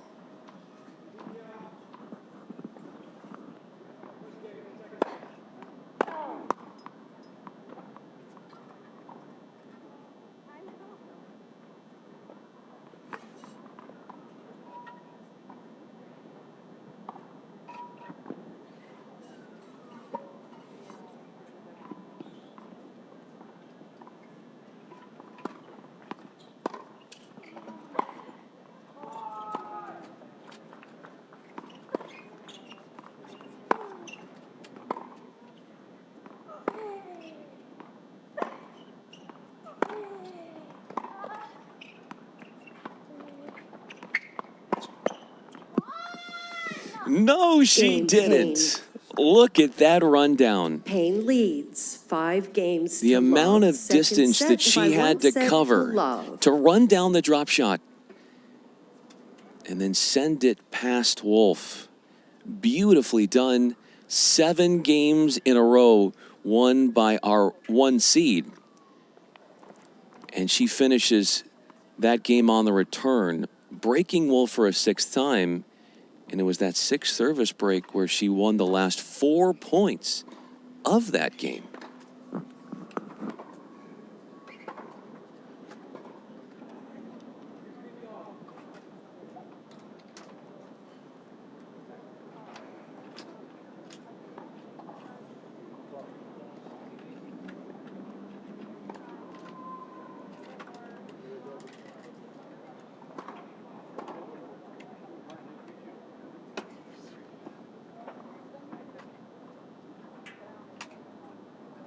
Time.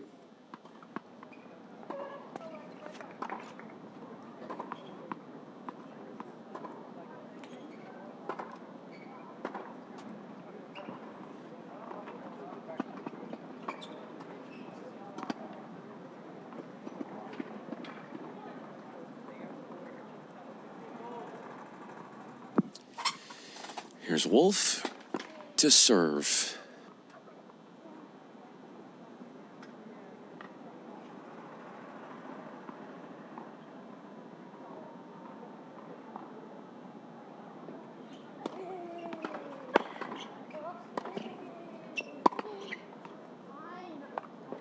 Love 15.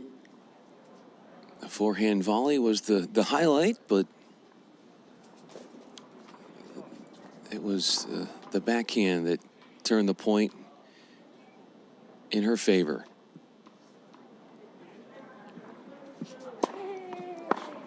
Yeah. 15 all.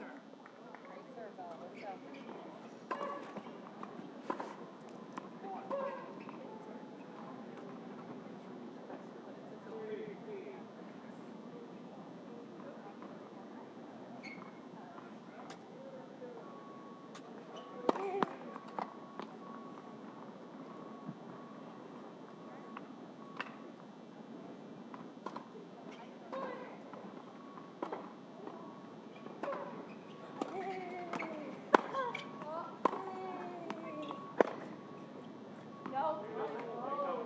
15-30. 30-15.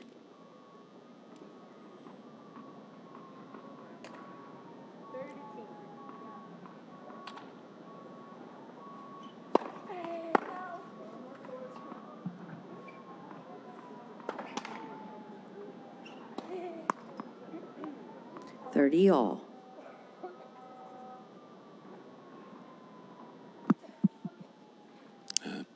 Painstaking outcome for 30 all. A double fault when mistakes are amplified for Wolf.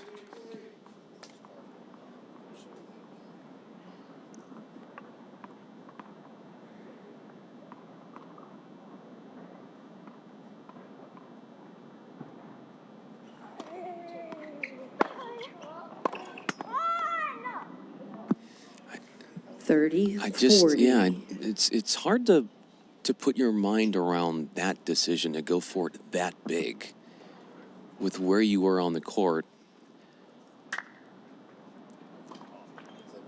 The power has kind of been like a metaphoric double-edged sword for her. That's the best way to describe her game today.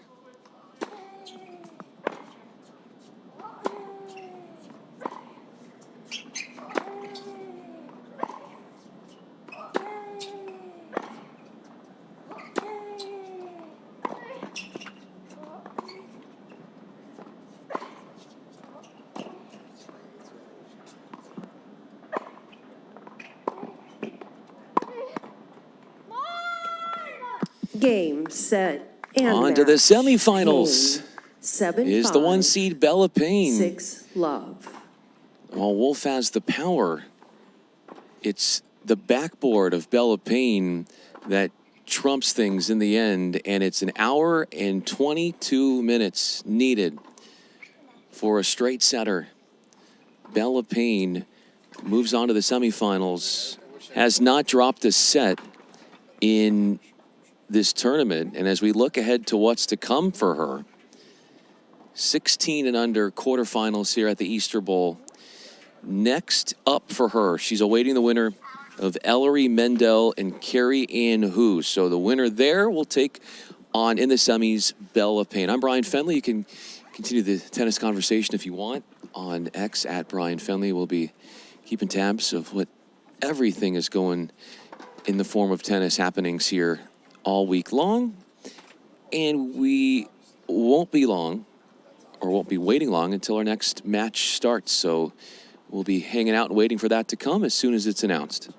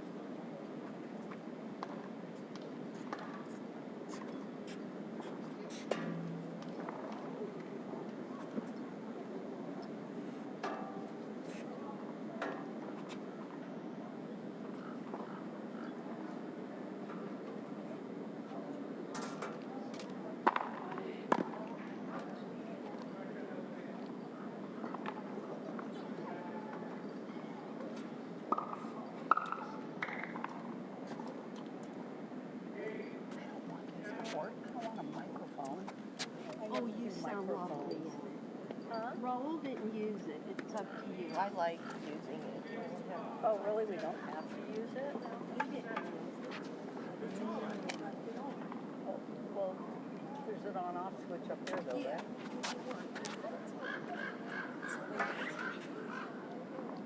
Which way's on?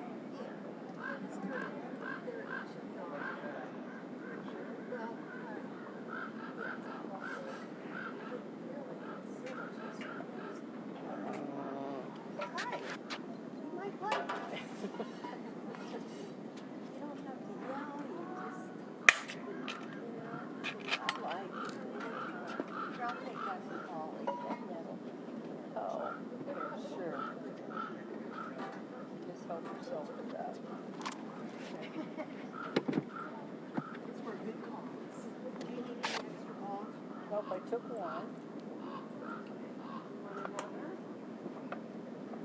May not hurt. I'll tell you why. Here. The ball roll, there's something down there. It's really sticky. Oh, okay. When I had to use this, okay.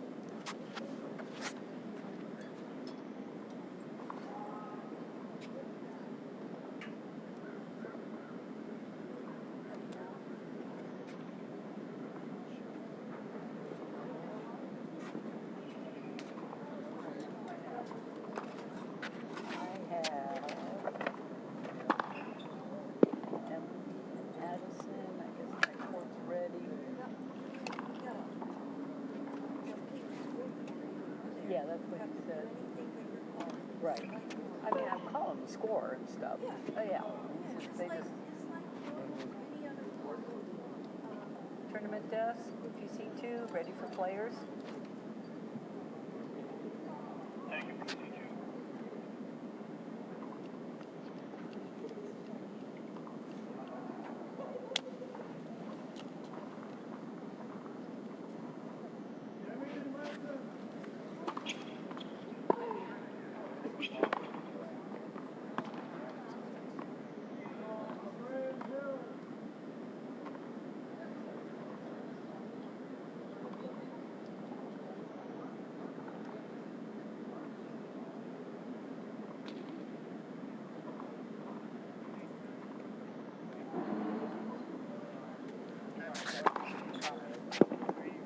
Ready for play, PC3.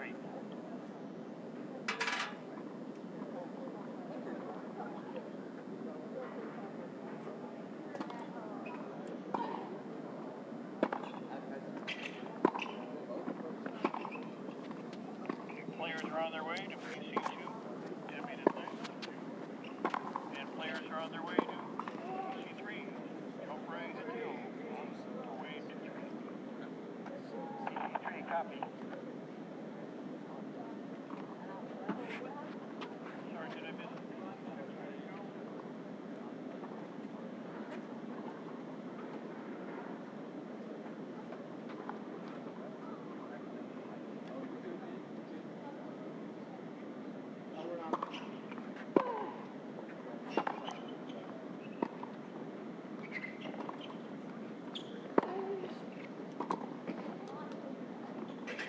Someone check PC6 on players already there at PC6. There are no players at PC6. Thank you.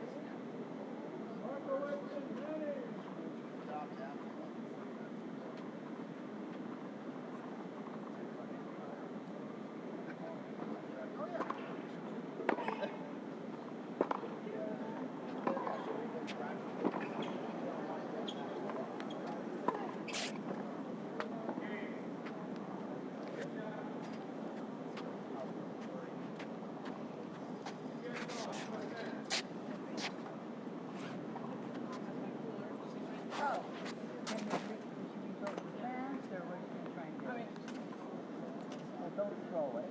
Yeah. Players are on their way to PC6.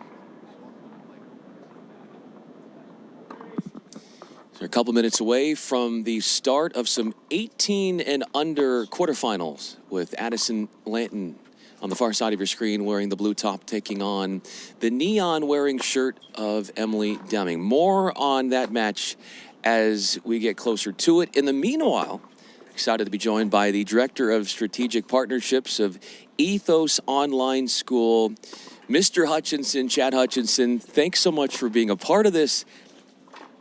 Scott Hutchison. And let's go into what you guys are all about right now and what you're doing and why you're here. Yeah, so Ethos, we're a college preparatory online school.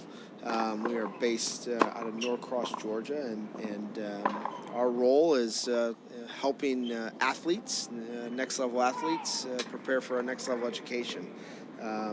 We are able to provide flexibility for our students who are engaged in this setting, tennis athletes that need flexibility but also don't want to compromise a high-level education. So if you're looking for that college preparatory education in a flexible environment, with high-quality relational content in an online setting, we're going to be a good spot for you. Well, and you bring up a lot of good points, Scott, because how do people that are interested, how do they get involved more and where do they go?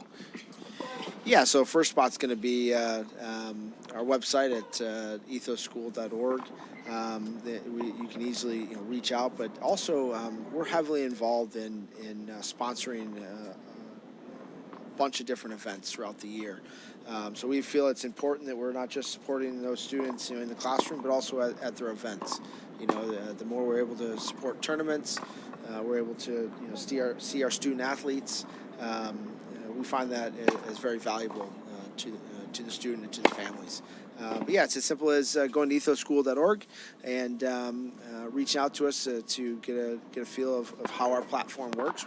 There's a lot of online schools in the space, but the tennis space is a big market in the online world, and we feel that we're able to provide that education that students feel they shouldn't have to give up just to pursue their athletic endeavors. Tennis is a big part of it. We're also in a lot of other athletic entities, if you want to call it, but also general homeschool. A lot of missionary families. We have families all over the world, from South America, Dubai. Obviously, North America is a big market. So it's not uncommon for our students to have several different backgrounds, not just tennis, but also different nationalities as well. And that really speaks to the diversity within our online school. So. Scott Hutchinson is joining us here, getting ready for this girls 18 and under quarterfinal showdown between Addison Layton and Emily Deming. Scott, of course, Director of Strategic Partnerships at Ethos Online School. Let's get to some of the success stories from athletes, students that you've had to run through and where they have gone after spending time with your program. Yeah, so, kind of a little snapshot, I would say, over the last 5 years. Coming up, right now we got a boy who's at the Naval Academy, freshman this year. We have a girl who's going to Texas. Sorry, get the microphone close here. We have there's a girl going to Texas this year. Let's see, two students that have been at Stanford. One's in the NFL right now. We have one at Michigan. His younger two at Michigan. The older brother graduated, another football player, and the younger brother's there now. Girl at Harvard running track. That again speaks kind of to the upper echelon of students that come through our program, but also speaks to that they come from various backgrounds. We certainly, being in Georgia, Emory, Georgia Tech, Georgia are very popular spots to be, and you'll find that each and every year we've got students that are attending the most well-known universities, and also attending maybe some of the smaller universities that aren't as well published, but certainly very strong in the academic side. We were at the girls' national hard courts last year out in San Diego, and one of the biggest things that came about was making sure college coaches knew who we were. we were founded by a brick and mortar school that's a leading independent school, has been for over 60 years, in Greater Atlanta Christian School. And so our academics come from a school that, again, one of the leading independent schools in the country. And so most of those collegiate coaches, they're like, oh yeah, we know who GAC is. Ethos comes from GAC, yes. Ethos is fully owned and operated out of Greater Atlanta Christian. And so that's obviously that helps with not just the validity, but also understanding that our teachers, over 80% of them are master levels and higher, with most of them either obtaining or currently have obtained their doctorates in their specific field of studies. So we're the biggest thing with Ethos is next level education for that next level athlete, so that our athletes are not compromising their education. If you're looking for again an elevated educational experience in that online setting, in a relational setting, Ethos is going to be a good spot for you. If education is just a check the box, we're not going to be a good spot. So you've got to want to take education seriously, and if you do, we definitely should be in the conversation for those families. So. Hearing you, I'm getting educated on your backstory, and I know a lot of people are as well. You can also, anybody listening, easterbowl.com/ethos. There's a write-up on you guys, and then if you go on that site, it'll direct you to ethos.school.org, so you'll find more information there. I want to leave you with this one last question here, Scott, and that is, what's the greatest compliment that you receive from students, athletes who go through your program? Yeah, so that's honestly, that's an easy one. So time and time again, from parents or from students is, we put the athlete, we put the student, we put the family first. Many times, I come up, with parents, maybe their son or daughter, they're 25, 26 now, and, they come back and say, Scott, you always did, or the school or your program, you always did what was right for us, and you always put us first. And that's a big part of what we do. We want to understand, each individual story and how we can, help that family, help that student, achieve what they're striving for. Obviously, they're dedicated and driven on the tennis court. But at the end of the day, and that's why we sponsor these events. That's why we're on tennis recruiting. You'll see us in the academic. I think it's Recruiting 101. You'll see Ethos there. We're at Easter Bowl. We're at things like Ozaki Cup, Girls 12s Nationals, the 16s, 18 Nationals. You'll see us at Little Mo. I mean, even those kids that are starting early on, with many of these kids at Easter Bowl played. We don't want to just be there for the academic journey. We also want to be there in their sporting endeavors in that journey as well. And by supporting those tournaments, in turn, we're supporting the athletes to help make that experience more enjoyable. But at the end of the day, nothing more enjoyable than when a parent says, really appreciate that Ethos, looked out for, my kids first and looked out for what was best for them. And that's probably one of the best compliments more than anything, is that we're doing right by the student and trying to help them in their journey. And that's what Ethos is all about, helping them in their academic journey. So. Well, your body of work speaks for itself. And as soon as I have kids and as soon as they want to go this route, you make a great selling point. It speaks for itself, the work you do, where the events you go, all over the place. You guys are doing incredible work at Ethos School. More information on Ethos School, ethosschool.org. You can also check them out, easterbowl.com/ethos. Scott Hutchinson, Director of Strategic Partnerships, Ethos Online School. Thanks so much, Scott, for doing this and for supporting this level of tennis and for all you are doing for the sport and beyond. I appreciate it, Brian. And, the Easter Bowl is an elevated, it's a Grand Slam level event. And Jay does an incredible job. Kareen, who I talk with more than some of the tournament directors. it's a great spot. I mean, hey, they call this tennis paradise, and it's an incredible opportunity for the kids, and we just want to be able to support them, and support is seen in many different ways, and being able to be here, be in front of our athletes, but also, helping them, and it could be as simple as just being there for their match. It's all encompassing, and that's what Ethos is about, is finding the best path, obviously academically, but also the whole spiritual approach with the family and everything. And we feel that that's the important part, is what we can do to help them and be there for them. There are multiple layers of the way you are able to support at Ethos. Thanks again, Scott, for all you are doing and continue to do. Again, easterbowl.com/ethos. Find more information on all the good work that they are doing. And we're seeing some great work on the court right now. Second game, this is quarterfinals, 18 and under girls.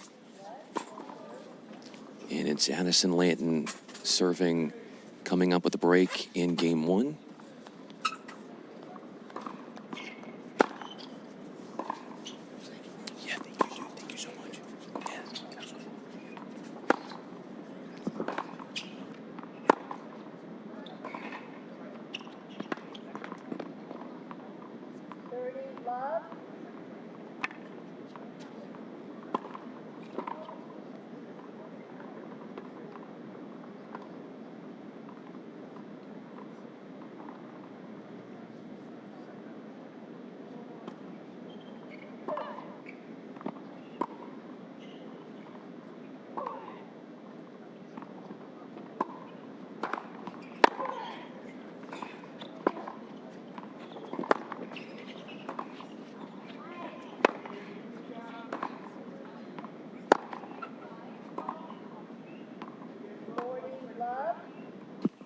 Perfect like start here for Lanton. Trying to back up the break of serve with what would be an impressive love hold. That's a point away. Taking on Emily Deming.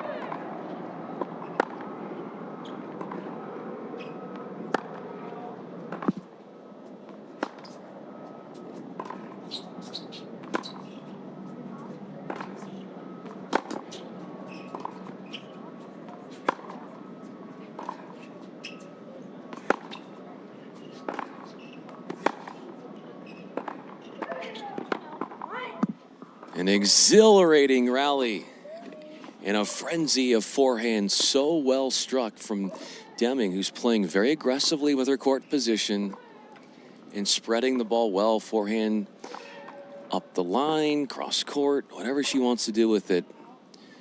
Has been plagued with some errors early on in this match, but standing her ground very nicely in that last point.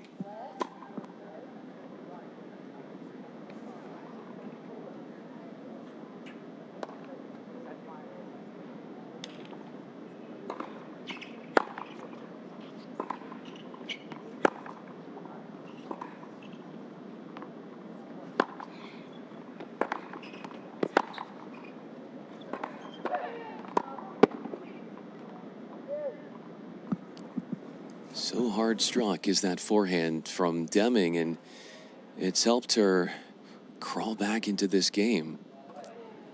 from love 40 to deuce. And the task at hand for Lanton gets a little bit more complex.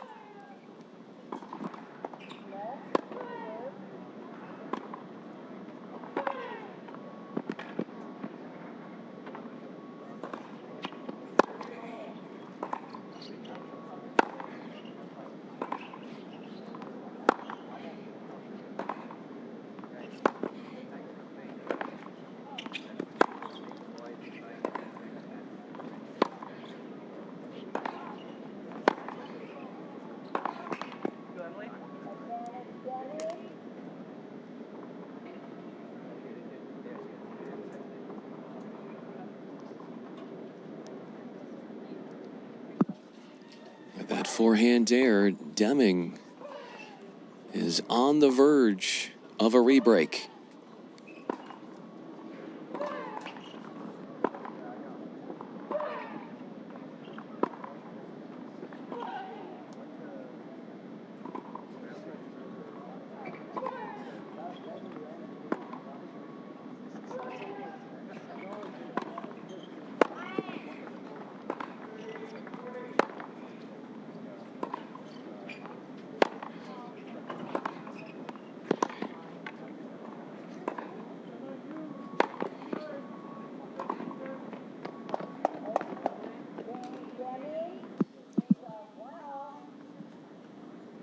Revenge realized from Emily Deming.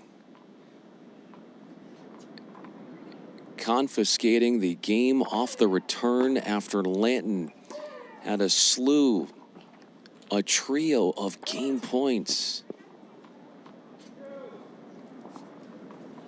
1-1.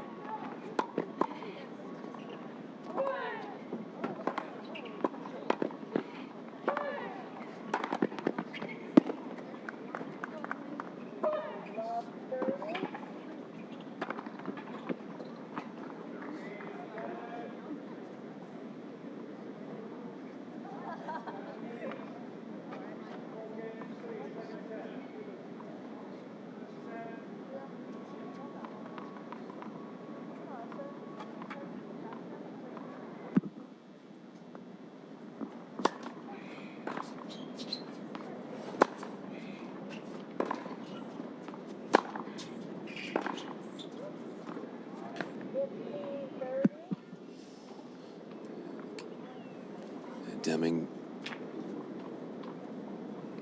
trying to work her way back from this early deficit in the game. Lanton just talking to herself about where she's kind of reaching out a little bit. Probably wants her footwork a little closer to the ball when she's hitting some of those shots on the run in the corners.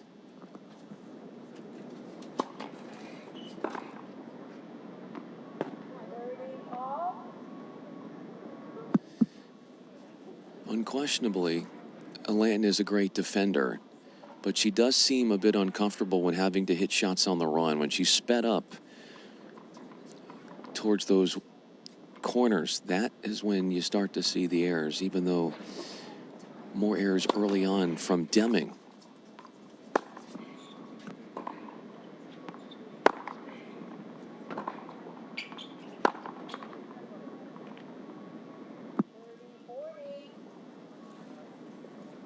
In arrives a break chance after a second backhand error off of Deming's racket. The California native from Fallbrook, according to Tennis Recruiting, she has verbally committed to Georgia.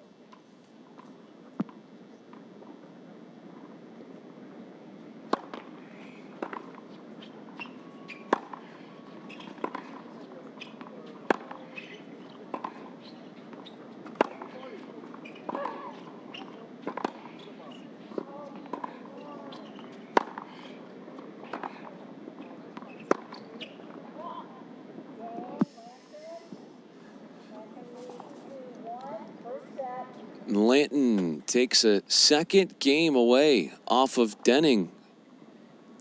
And it's 2-1 with 3 service breaks over the first 3 games.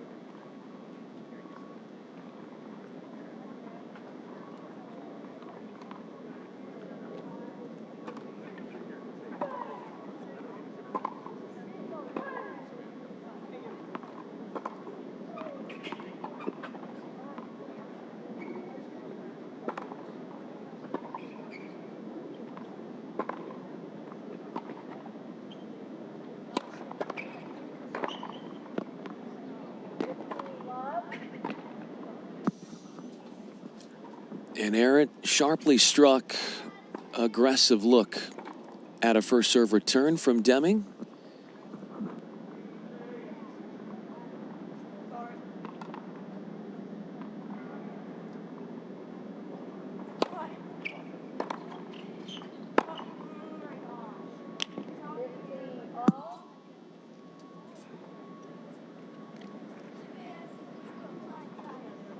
Lanton won the first 3 points of her first service game, was up 40-love,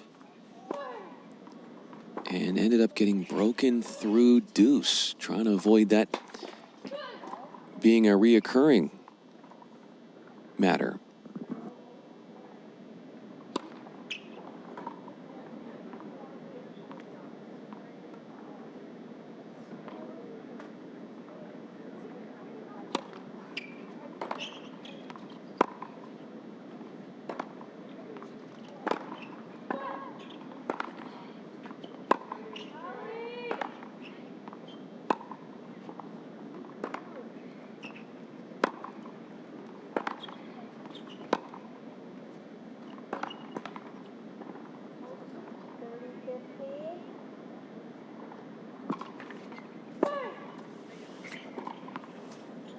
Ostensibly, one of the game plans here for Deming is to force feed the ball to the Lanton backhand. There's been a couple of Lanton backhands where she's shanked them, but they've been still in the court, but not the cleanest of hits. She's really dialed in with her forehand, though.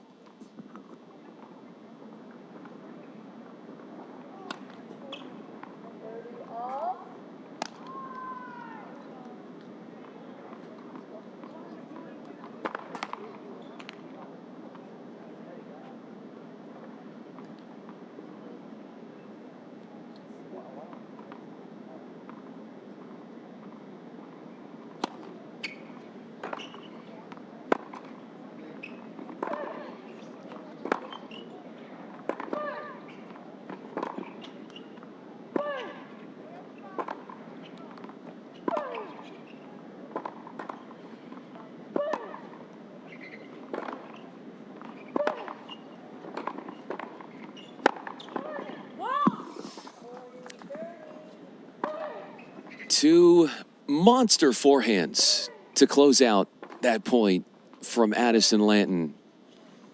More shot shape, more heaviness on the backhand, giving herself a little bit more time to recover in the court. Forehands are where she is at her finest.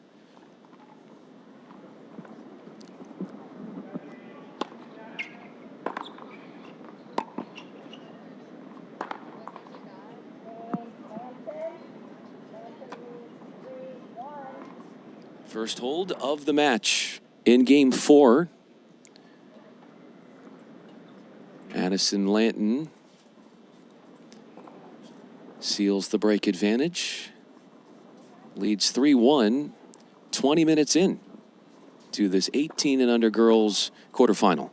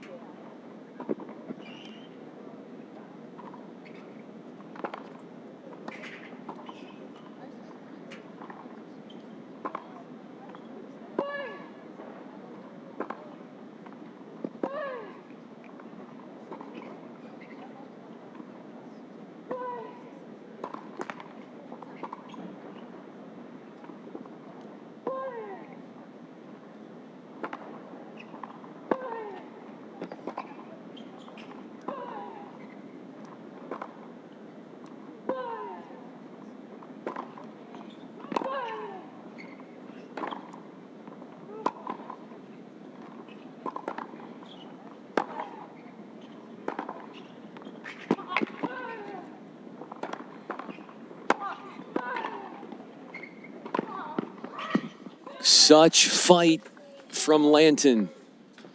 You can never really feel like you have the point won. There is no shortage of effort with her determined defense, getting back some miraculous looking shots. But Deming thinking one step ahead for 15 all.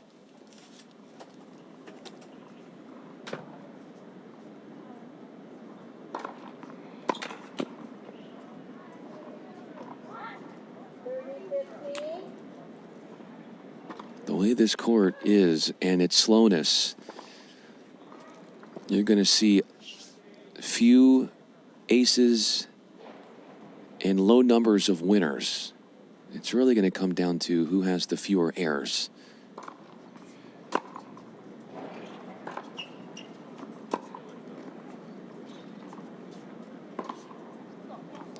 And for power players that like to go all out, make or break, that's where the challenge is a little bit more resonant in the fact that the pace doesn't have the same impact they normally bring on, say, a faster moving court.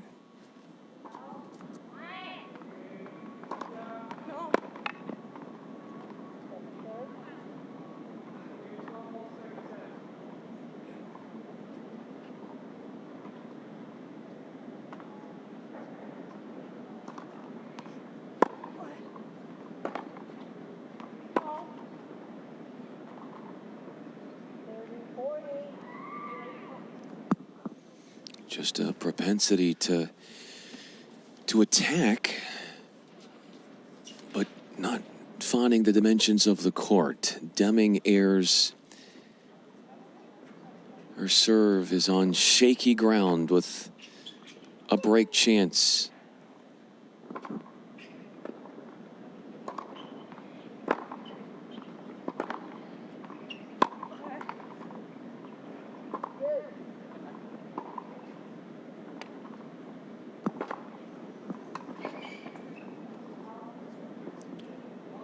A deuce game for the second time in this match. First one was with Lanton serving one love. She ended up getting broken through deuce. That's the only game she's dropped.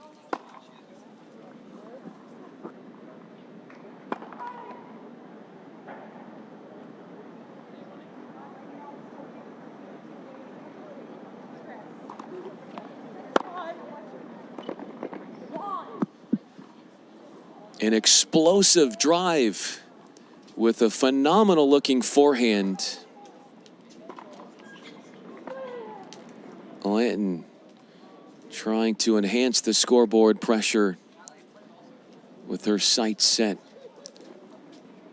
Taking aim at another game one on the return.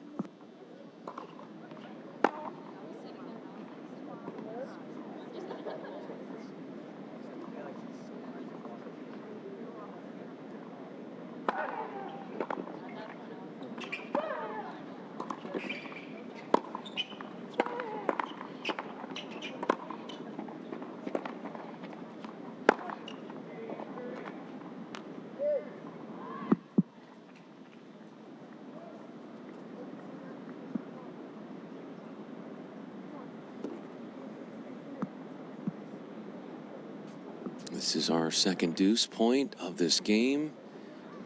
Now officially the longest game that we've had so far.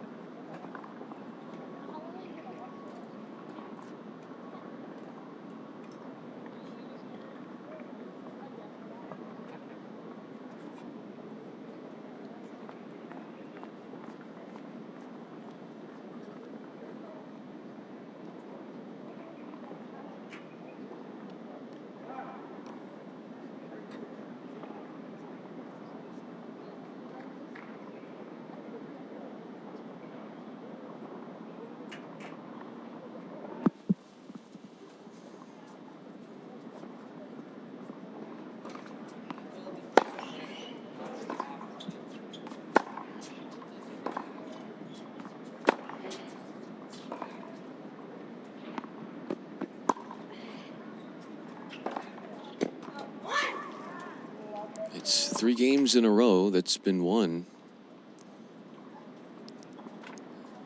by Addison Lanton.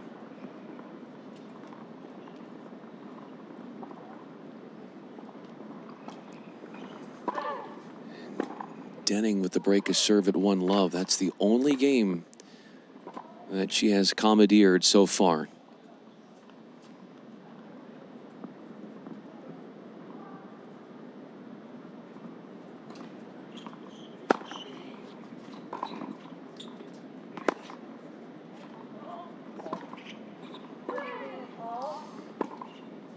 There's sort of like this on-court existential crisis here for Denning, because she wants to go cross-court, or at least that's more comfortable with the forehand, but knows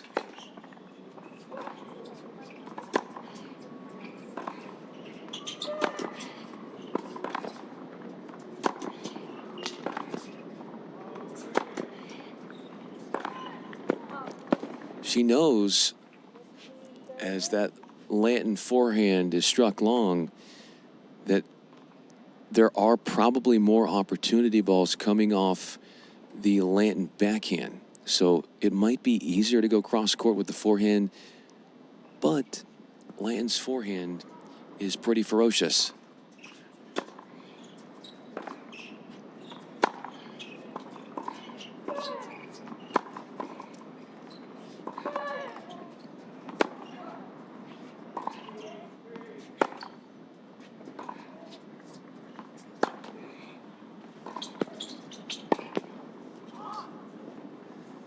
A rarity to see Denning move forward.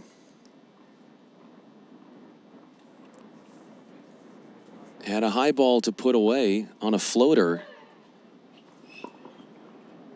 It's tough to gauge when to hit that ball, especially when you're coming forward and your momentum is taking you that way.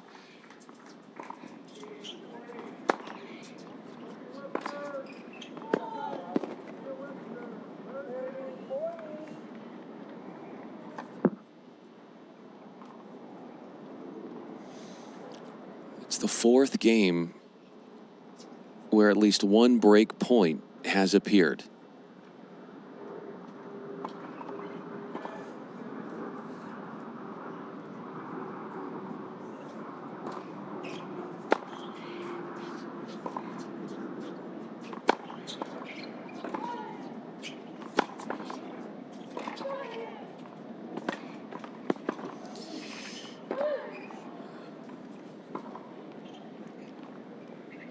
The let befriending Lanton there as it denies Denning.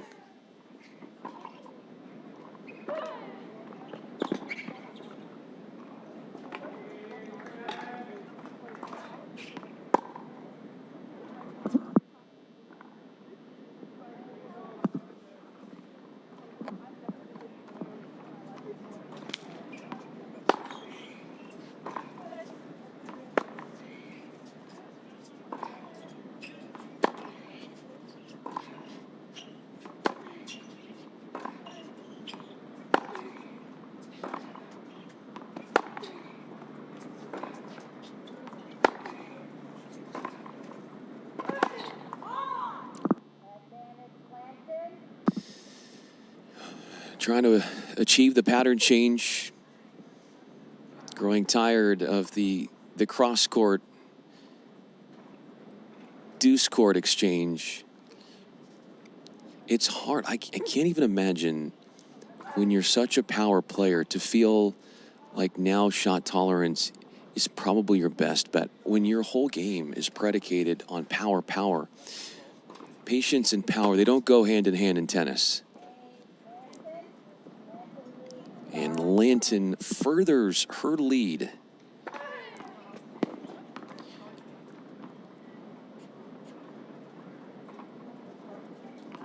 She has broken Denning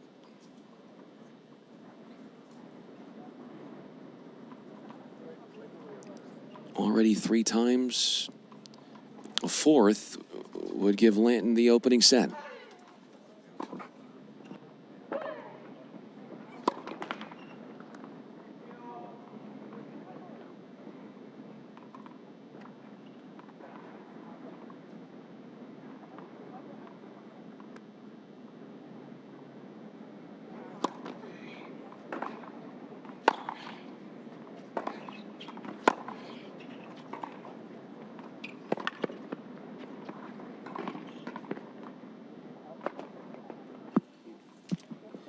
Narrowly long, but a graceful stride forward for Lanton to at least give herself a chance.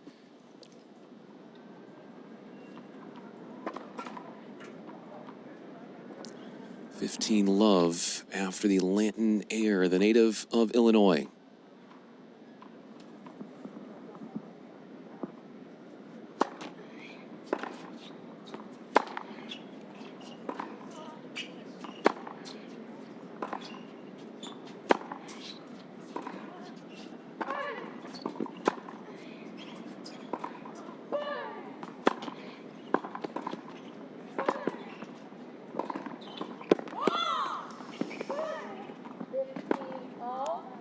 risk you run when coming forward. A passing shot winner for Lanton, who has found that these heavy balls that she's playing are acting as if in a disarming nature, trimming down the lethal like nature of the offense that Deming can show.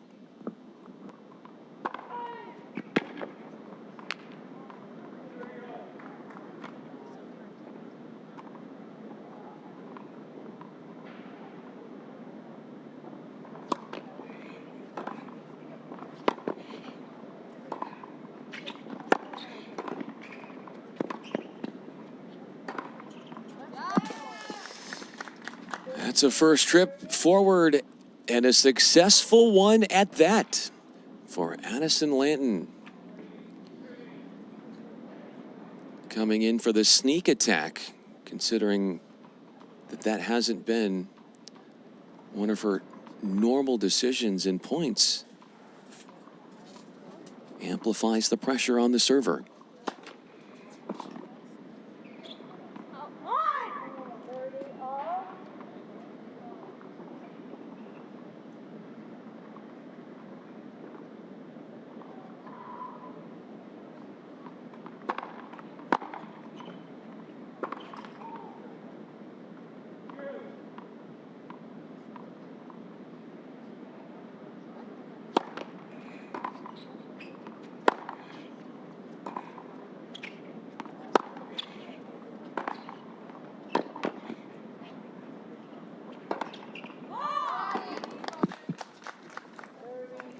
That is 3 winners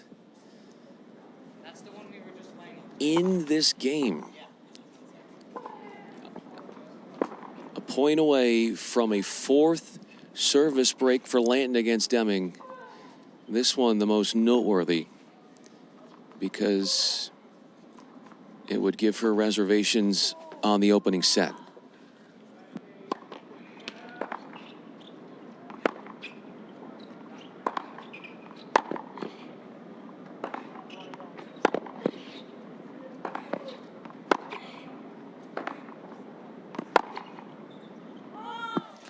Such drama in that baseline exchange.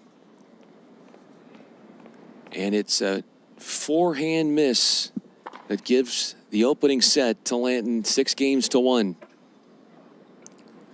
As this match has grown older, Lanton seems to be gathering more confidence and more belief. And it is her fewer number of errors in relation to Denning. Her surge of offense towards the end of the opening set.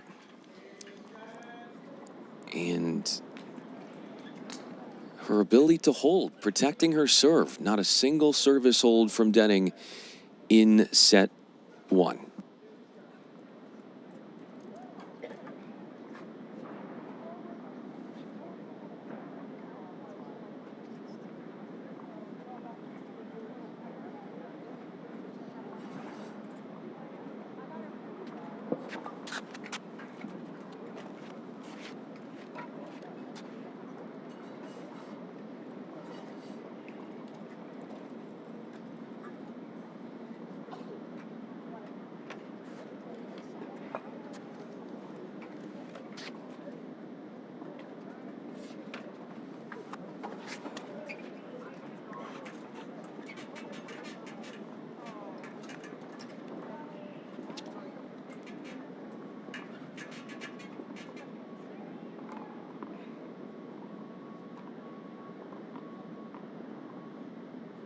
Not taking much time in between sets. Ready to get back to work. A 36-minute opening set.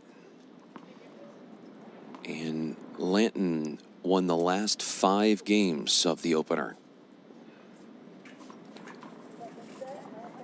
She's got dibs on serving first to crack open the second set.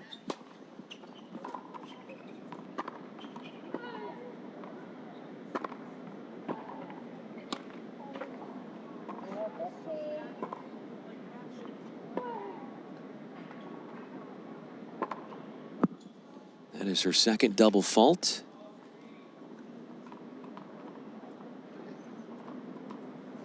First since the 2-1 game she was serving.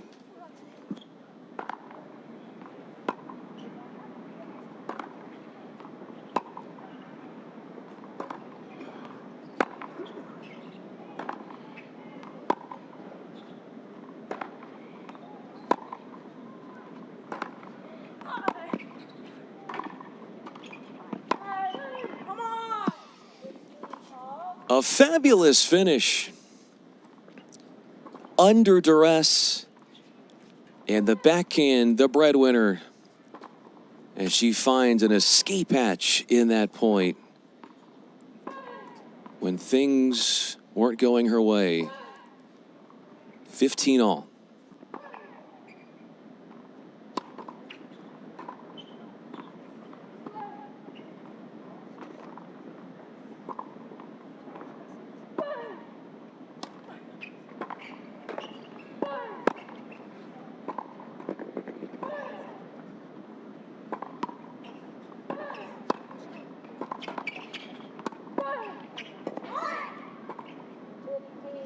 There were a lot of different ways that Lanton could have taken that sitter. More of an overhead-like motion.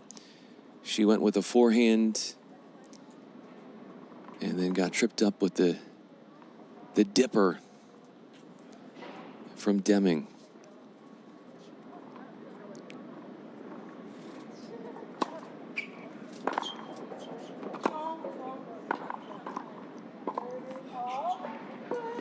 Big miss there for 30 all.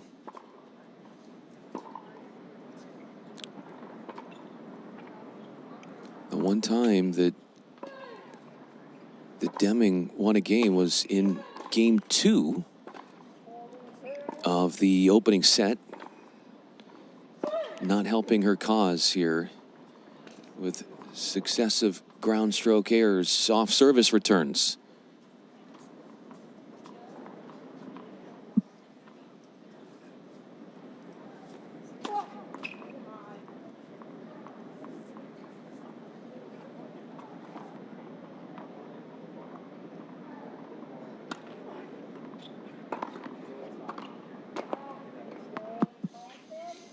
Maligned by these errors, it's Deming who won 2 of the first 3 points of that game, but it's the errors that weigh most heavily. And Lanton securing the hold despite a double fault in the game's first point.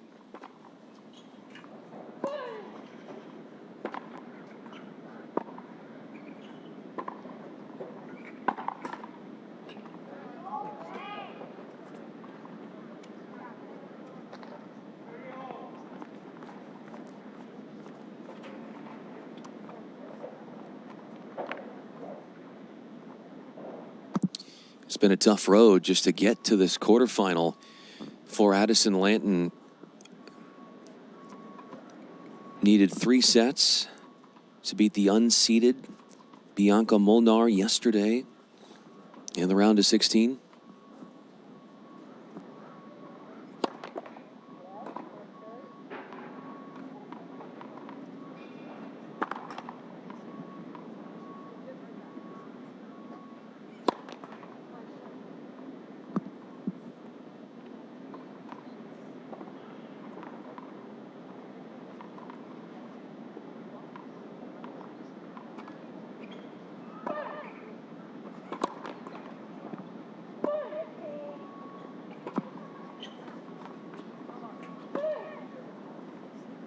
Now each double faulting with their first service point of the second set.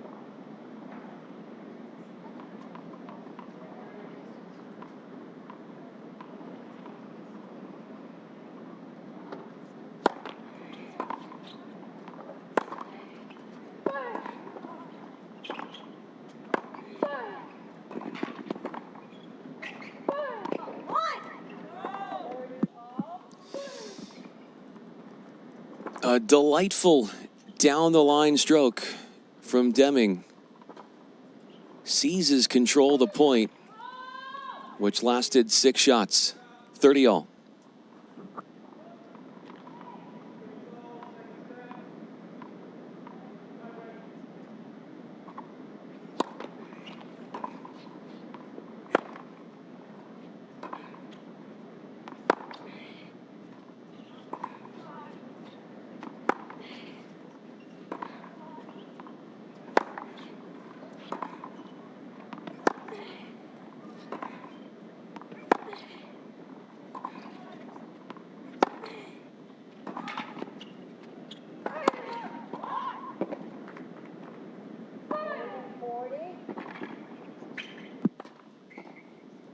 Winners are a hard thing to come by. Not just because of the slowness of the court, but also Lanton and how quick she can move to get to these variety of different placements on the returns.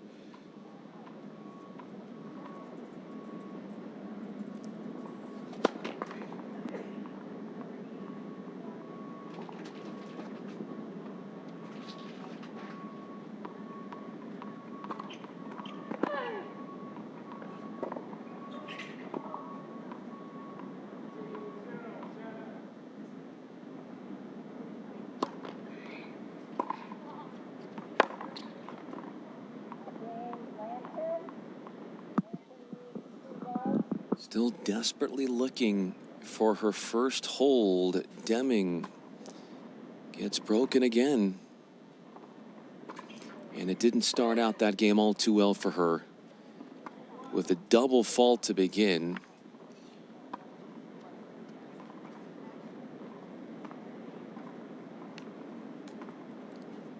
Lanton winning 8 of the first 9 games of this quarterfinal.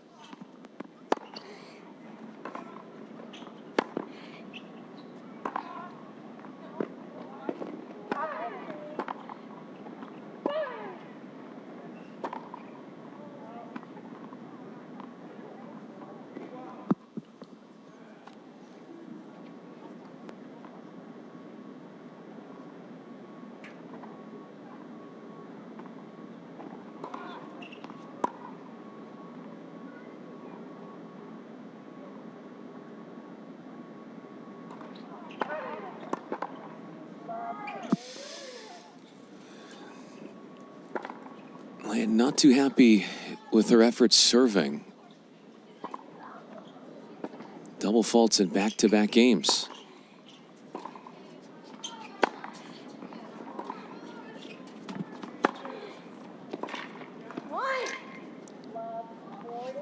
Behind the transition backhand, she silences, does Deming. Lanton's defensive look at a two-hander. 3 break chances spring free.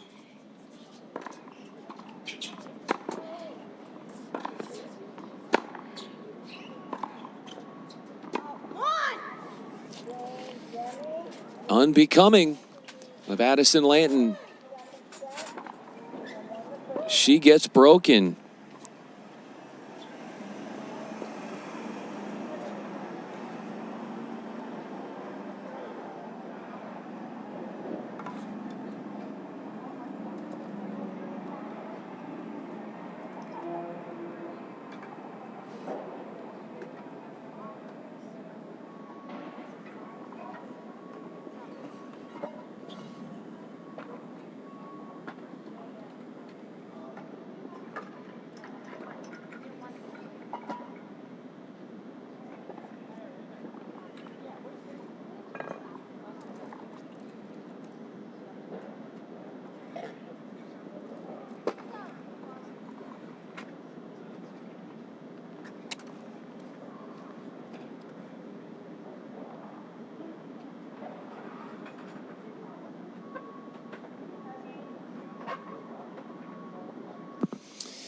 The native of Illinois, Addison Lanton, just broken in the second set's third game.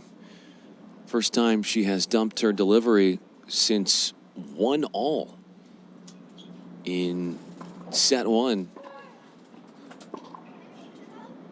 Deming still desperately seeking her first hold of the match.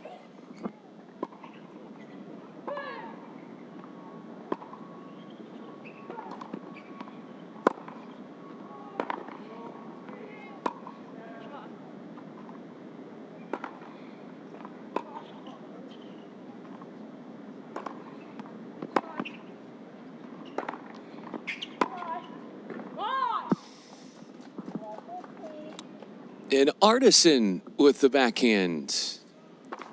Deceiving Deming. And metamorphosizing from defense to offense almost instantaneously.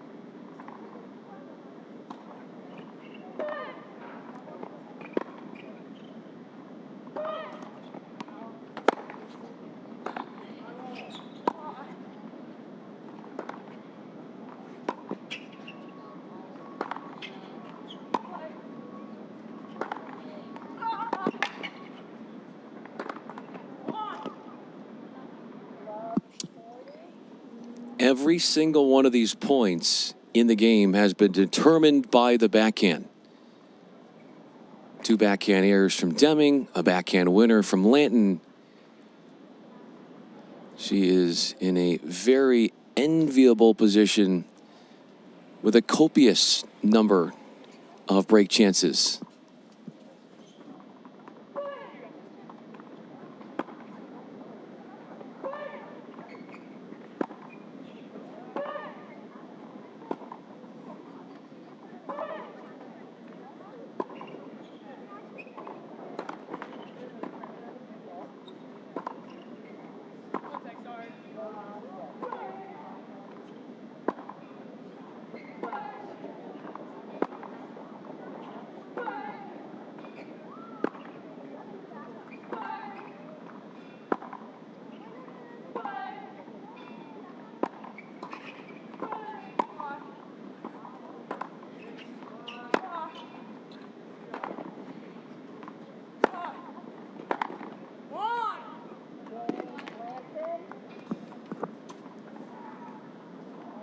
From getting broken at love herself, Lanton comes right back and wins a 4-point game on the return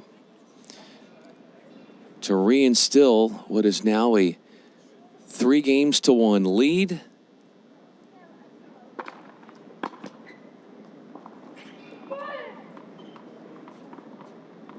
As Deming is still 0 in chances to hold.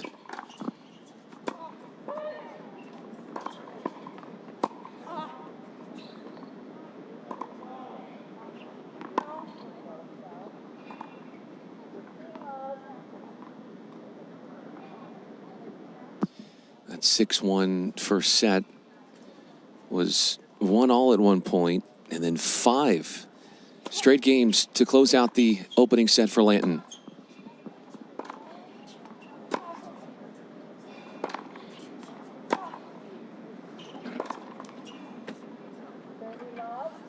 Burdened by the errors. Those have been the most notable Deming bugaboo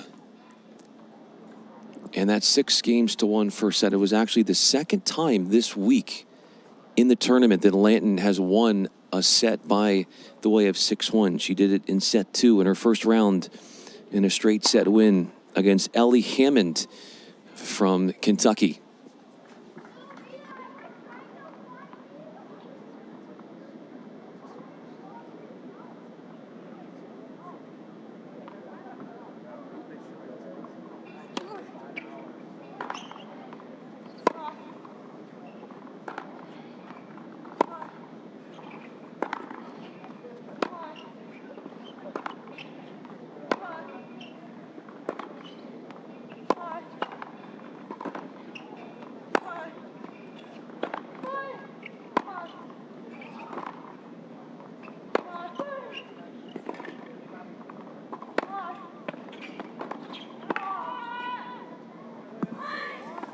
Wide enough on the forehand to stall Lanton and force her to a full extension on the backhand and coax an air off that racket, although airs off of Lanton's racket have been hard to come by and hardly found.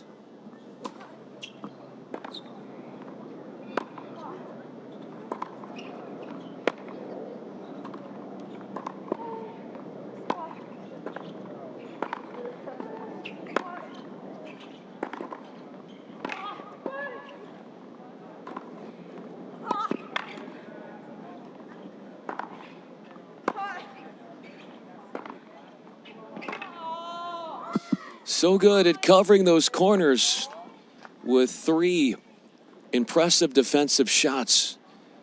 But another corner on a 4th return, going from one corner to another, and dooming Lanton 30-all.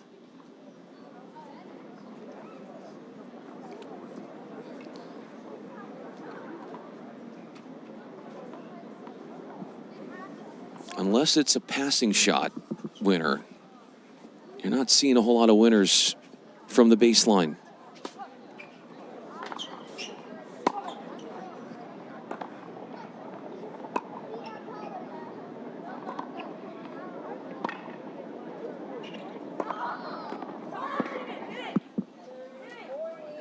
Backhand, big one.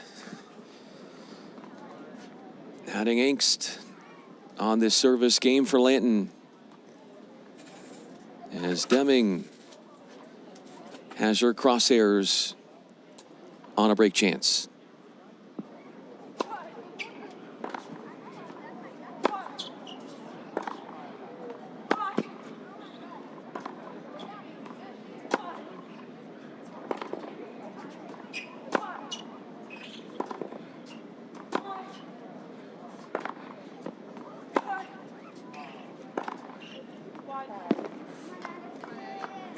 The flatness on the backhand being shown and showcased.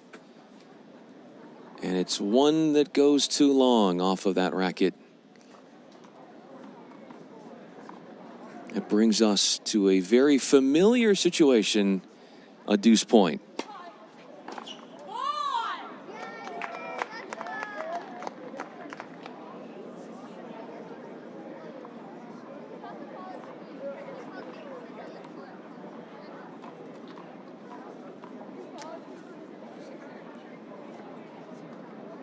Game point here for Landon.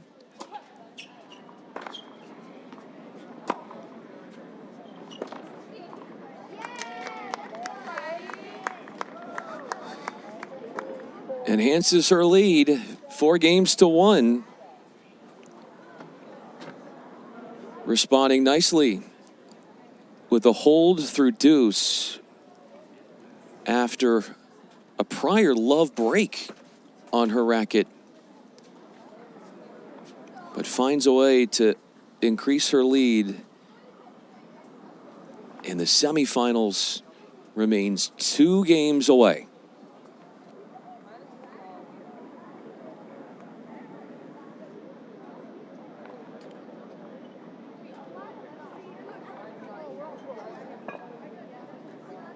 Coming up on the 1 hour mark on the dot here. 18 and under FILA Easter Bowl girls singles draw quarterfinals. Brian Fenley with you from the Indian Wells Tennis Garden, where temperatures have been residing in the high 70s with minuscule moments of swirling winds, albeit the wind really hasn't played much of a factor on a day like today, where the amount of clouds in the sky you could probably count on one or two hands.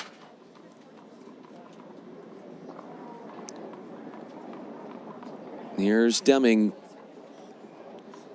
in trouble, trying to will her way back.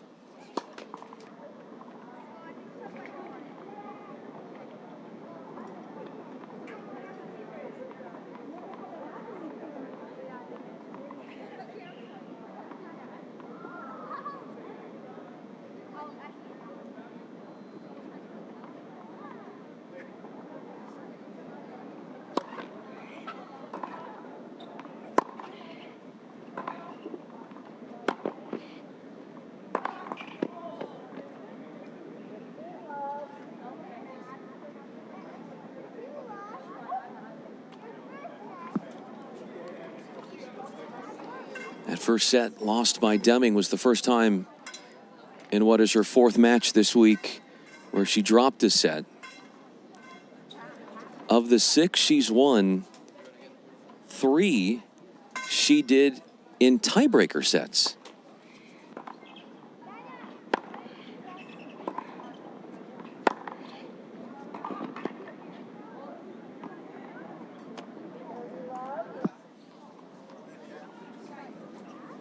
Needed 2 tiebreak sets, Deming, in the opening round just to get through, with the upset-minded Haley Conway from Newcastle, Washington, putting up a valiant effort.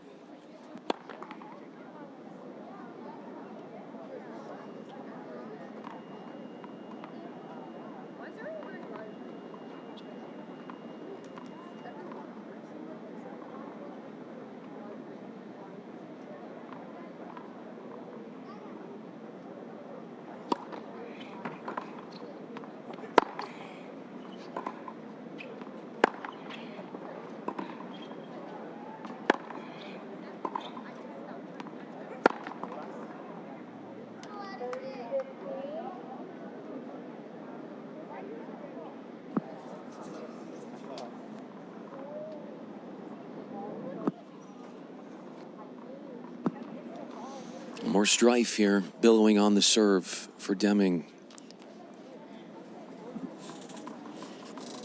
30-15. Needs to get a hold.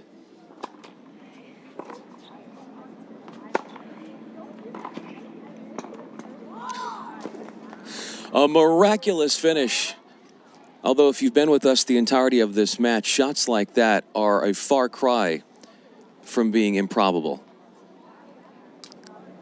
Blanton has pulled off some daredevil-like shots and has succeeded as a starry shot maker.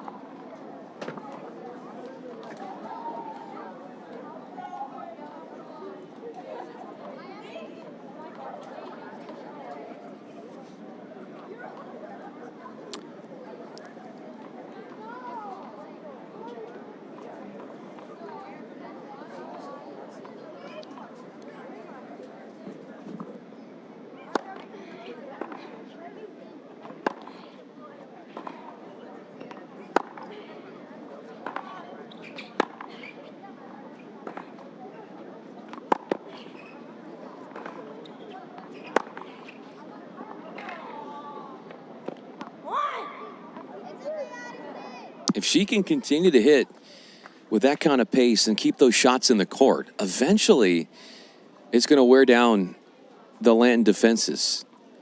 Deming hits a great ball, but it's the longer the rally, the more the risk she does in airing.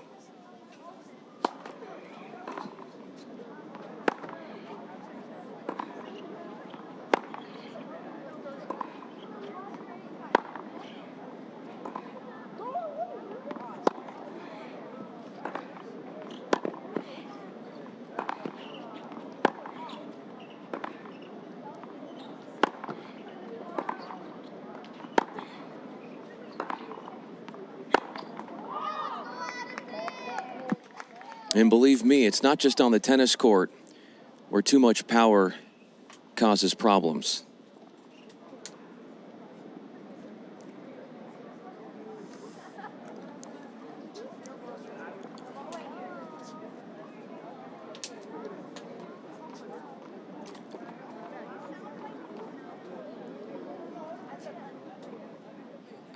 A point away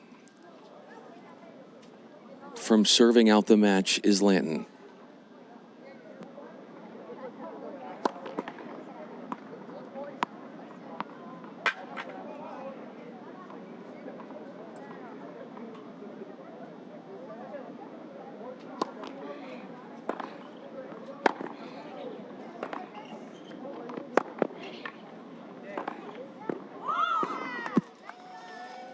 With laser-like focus, she buries a forehand up the sideline. And Lanton has procured another break of serve. Not a single service hold for Deming in the match. And she'll need one of her own to preserve her hopes in this quarterfinal.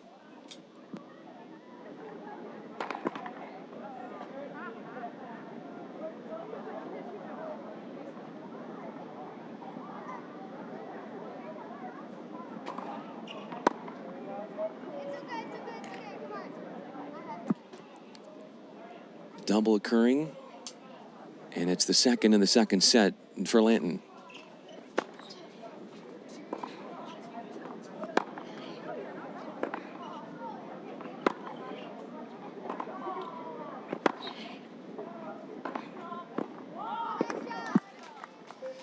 Free flowing in a groove is Lanton.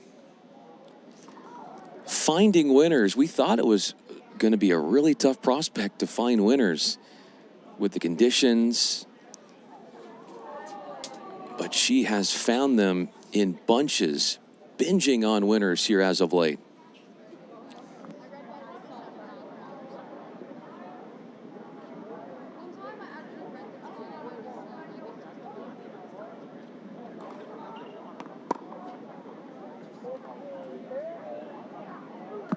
You just start to think to yourself, well, maybe there is a little bit of nerves, considering this could be the potential closeout game. 2 double faults. Only other one in the second set for her was the very first service point of the second set. You start to feel the nerves at the beginning of matches, beginning of sets, and then when you try to close things out, that's when the nerves seem to find their way back into your mental space.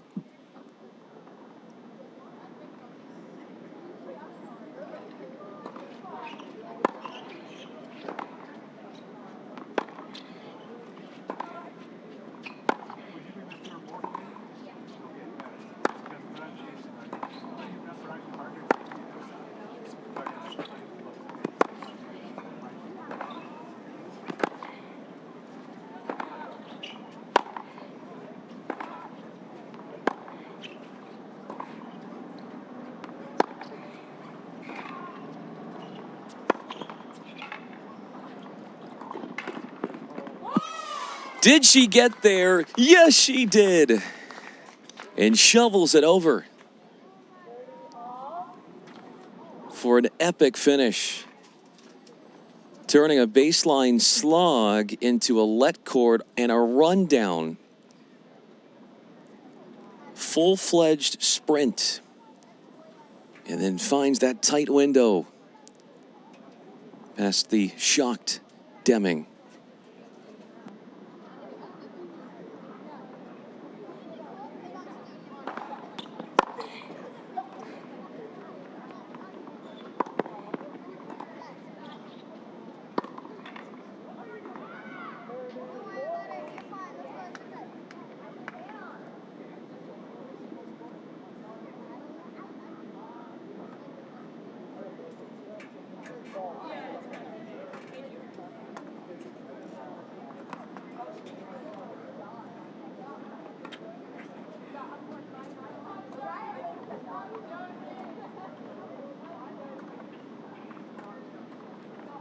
The one game in the second set that Deming won was at 2-love when Lanton was serving. Closing in on a second game that she could win here.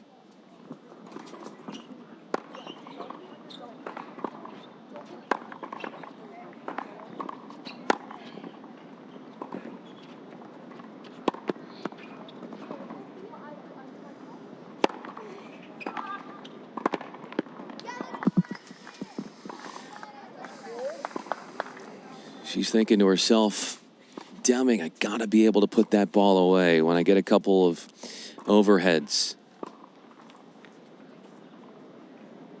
But when you're so defensively talented as Lanton is, a mixture of both being a backboard but also being a pace setter makes it such a tough opponent to play.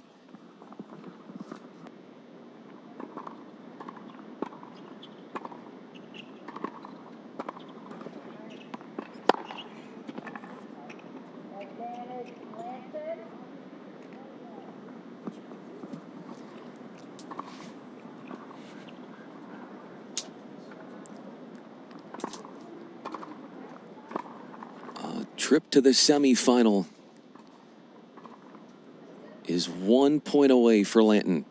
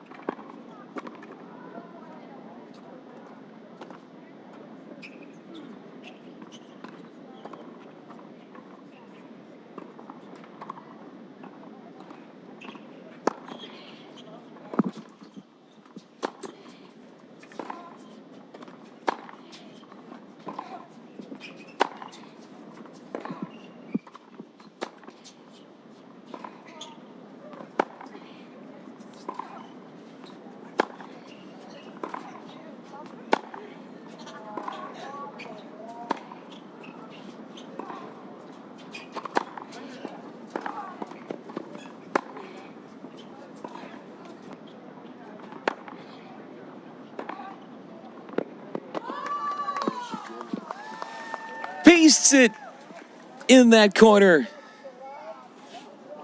In an hour and 15 minutes, Addison Lanton, the native of Illinois, has carved out a spot in the semifinal after a straight set win against Emily Deming, 6-1, 6-1.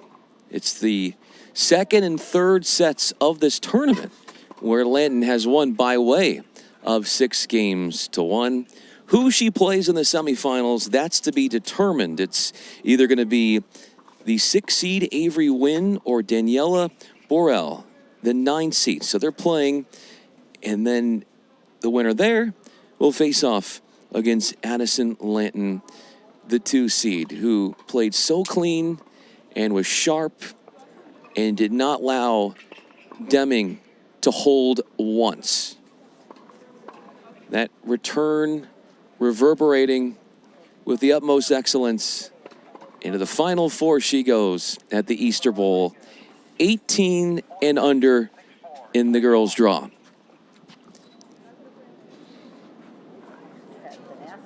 next one coming up will be soon, and we'll have it for you. I'm Brian Fenley from Indian Wells Tennis Garden. As we work our way deeper into these draws, as the stakes rise,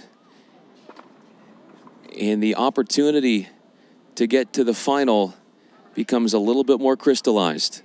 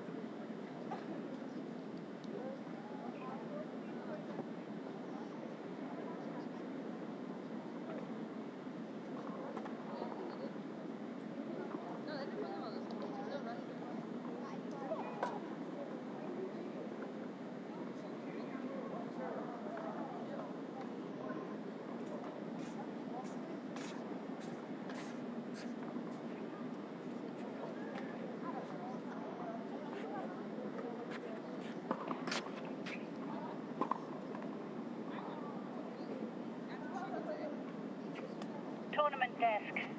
Court 8, match complete. Court 8, copy.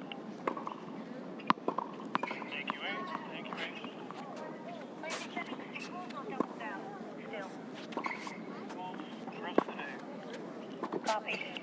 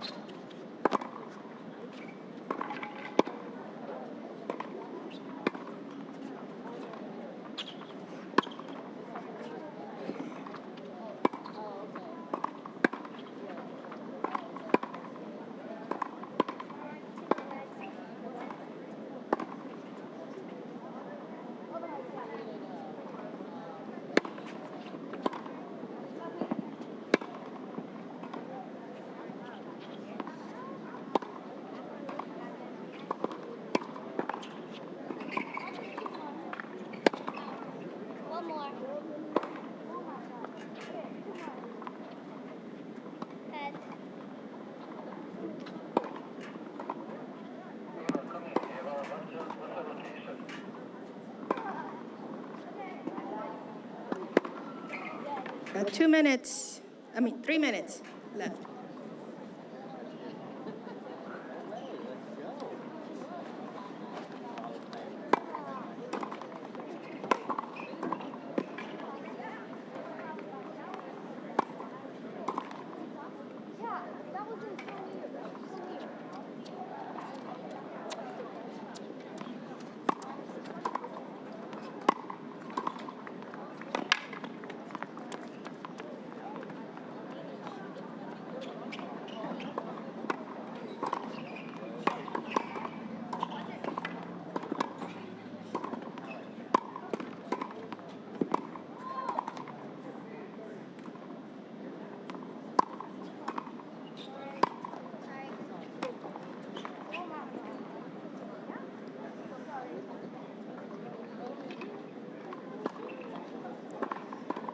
We got 2 minutes.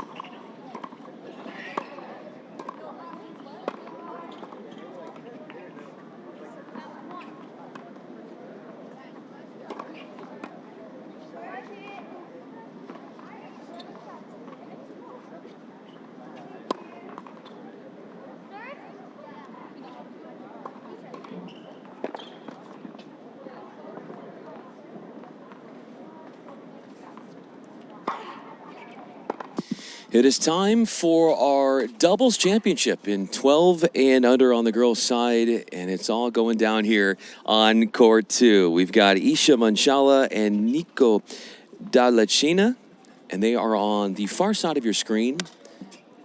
as Manchala serving in the deuce court on the far side. They'll be wearing the pink tops on the near side on your YouTube stream with Easter Bowl. It's Audrey Dassault and Olivia Lee. I'm Brian Fenley, and this is going to be one of many matches that we're going to have on this court today, and looking forward to watching this one all play out.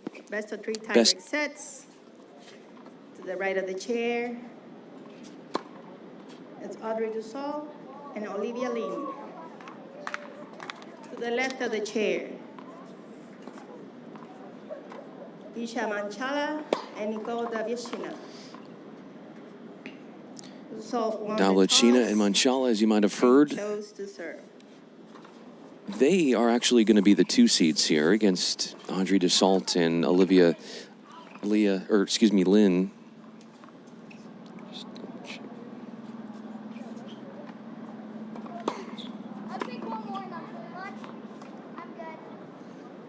Yeah, Lin, and 30 seconds. as you might have grown familiar to where we are now, it's no ad scoring. And if we do need a decider, Tie. it's going to be an elongated super tiebreaker, first to 10 points, win by 2.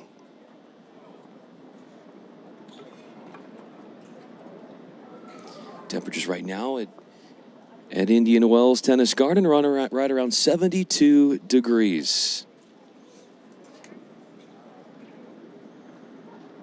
And we've gotten up to 85 here with a slight wind that is just about unnoticeable at 4 miles per hour.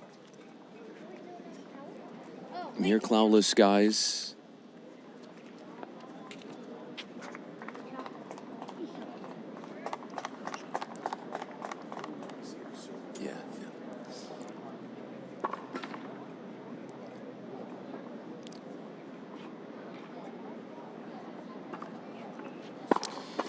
Dassault is going to be the first to serve. Can you send the third ball?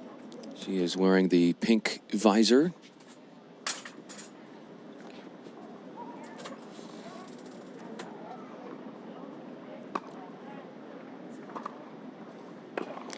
Audrey Dassault to serve. She will be serving to start First game. at Manchala.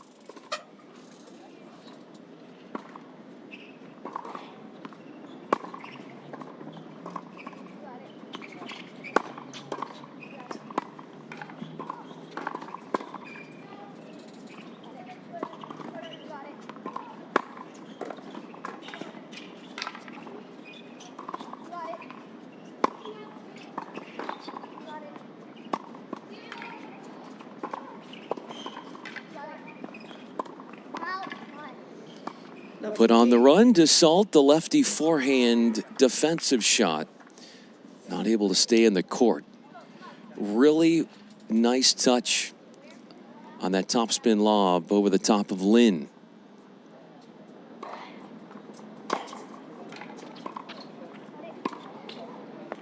$15 Too strong at the net from Manchala.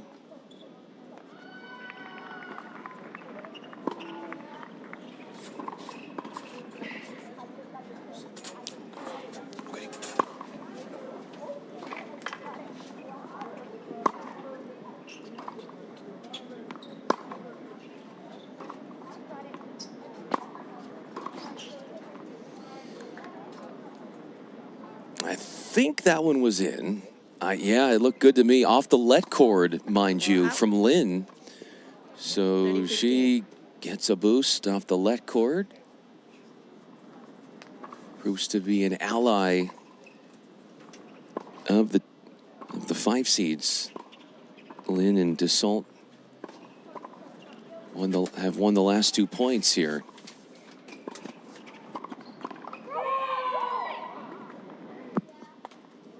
So it's 30-15. Davlechina serving. Or receiving, excuse me. 40-15. 2 errors up front for Manchala. As Dassault on the verge of a hold in this opening game.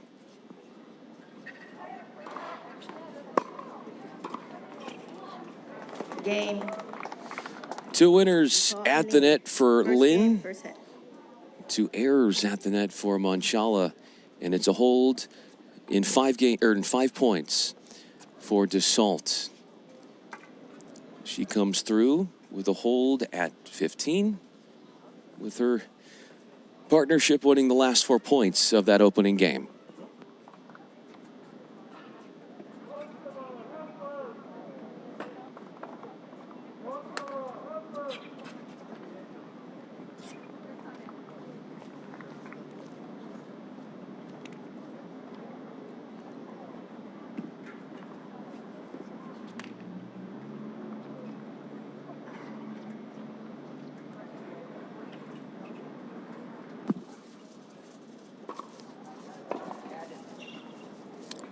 Davlechina readies to serve for our second game.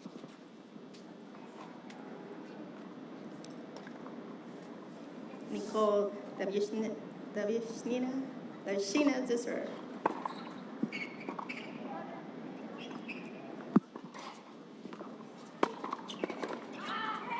Love 15.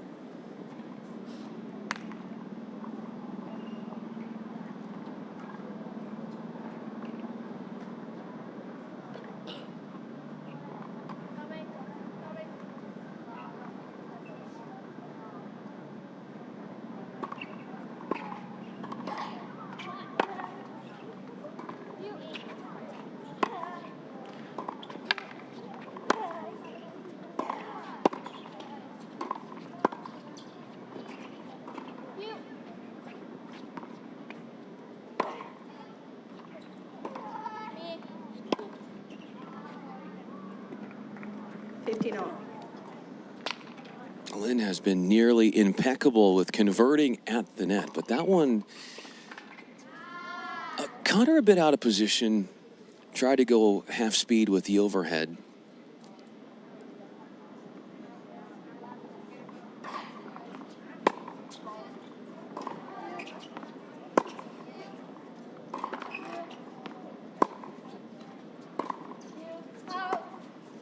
$15.30.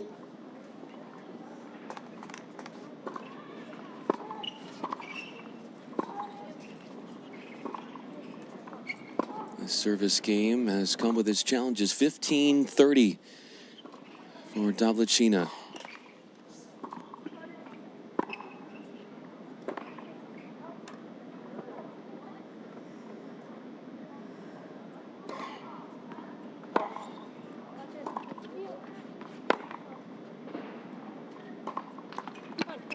$15.40. Could not convert on that cross court. A low driving forehand from Manchala.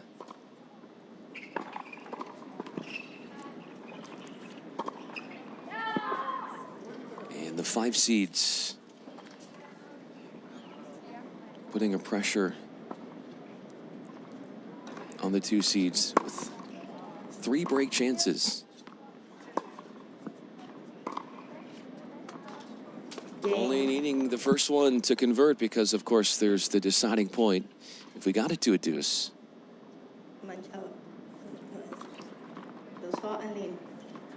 Davlechina and Manchala have only won 2 of the first 10 points of this first set.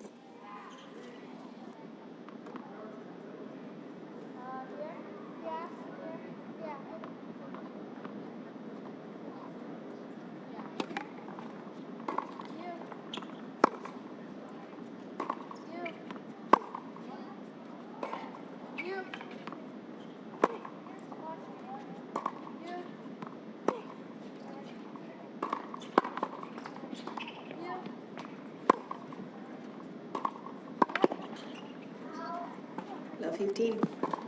An aggressive try, trying to poach. And belted long from Dassault.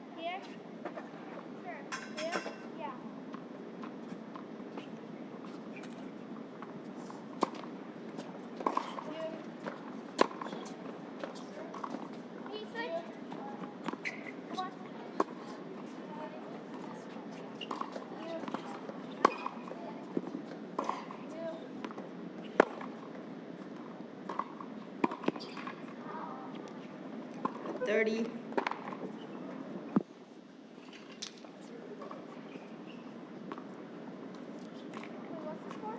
Look 30. Huh? Oh yeah, it is low 30. Sorry. Here? Yeah. Here? Yeah.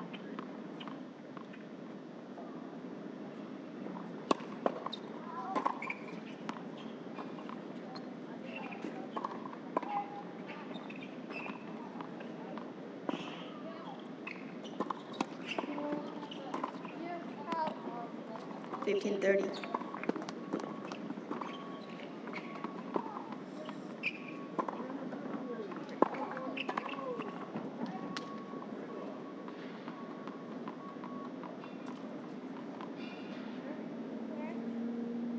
Here?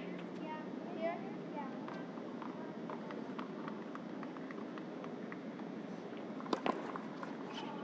You.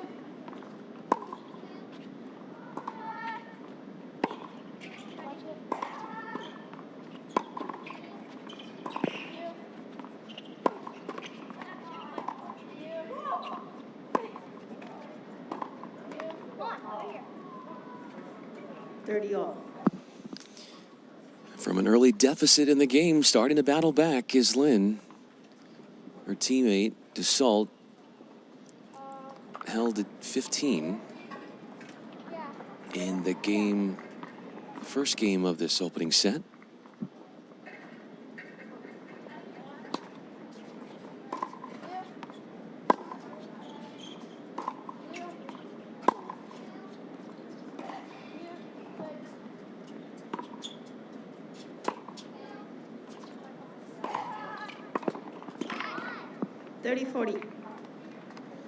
It's 3 errors there from Dassault in the game. You're seeing on both sides, whoever's at the net, lots of errors. It's not just on one side, not trying to pick on anyone.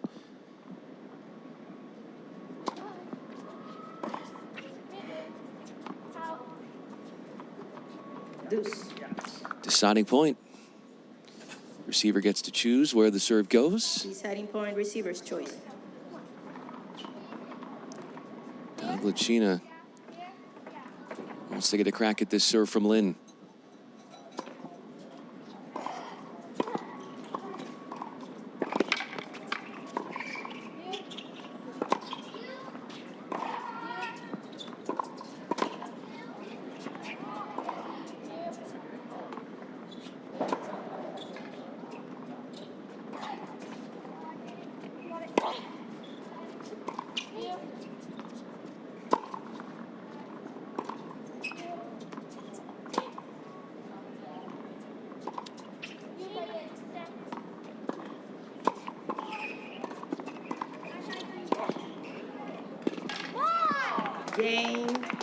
Lots of lobs and rally resets, but it's Dassault overcoming some of the errors earlier in the game, and it's a forehand volley that finishes things to give her team the lead.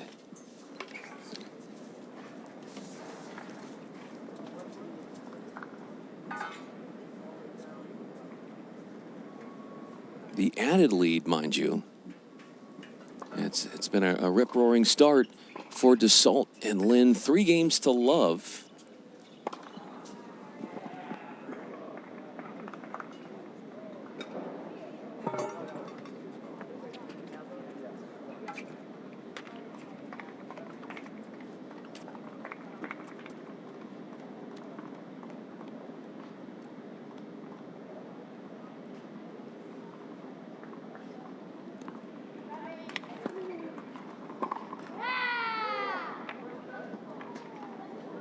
Isha Manchala to serve.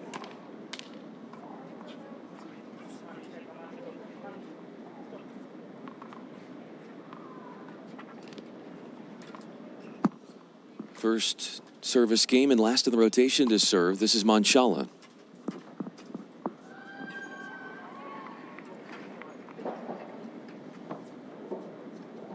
Davlachina hanging out by the baseline with her.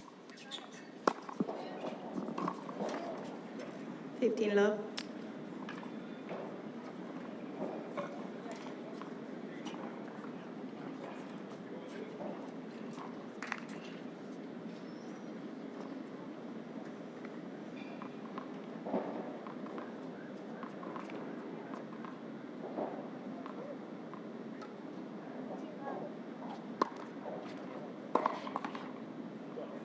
Love.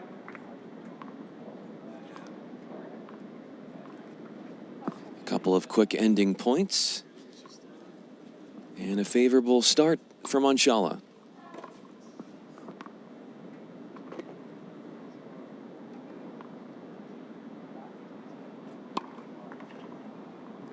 $30-15.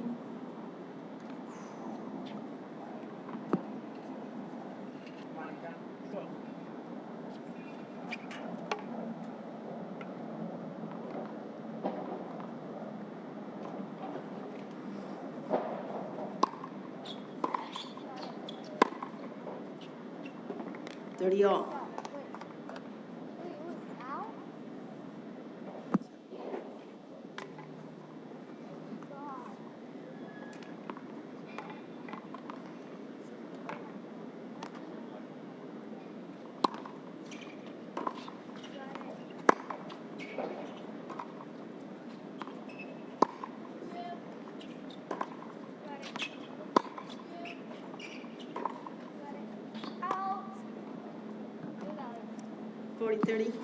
Pummeled slightly long. That forehand from Lin. Manchala has a game point for the taking.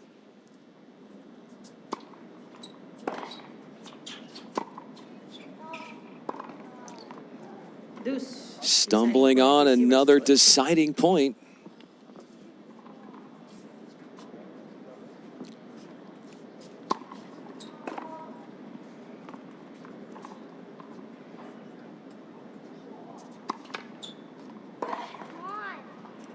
Game. Gives the game to Manchala and Davlechina. Trying to attack that second serve and get a winner off of it. And Dassault comes up short on the return of serve.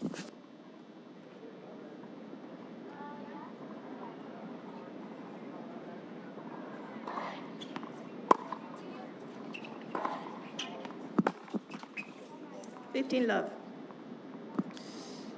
A lot of the traffic that you're seeing from Lin and Dassault returns are more so headed towards Manchala. And she'd be the first to tell you, had a couple of early errors that popped up. That's a big reason why where we are at 3 serving 1.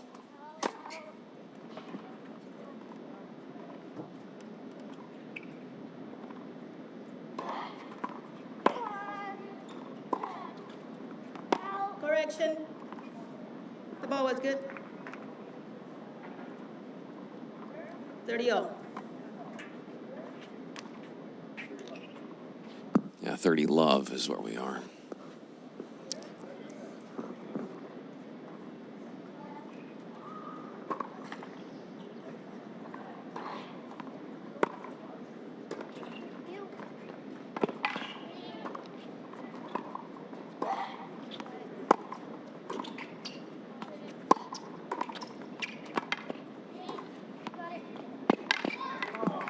Everything, yeah. It's hard to remember the last time that Dassault actually got involved in one of these rallies.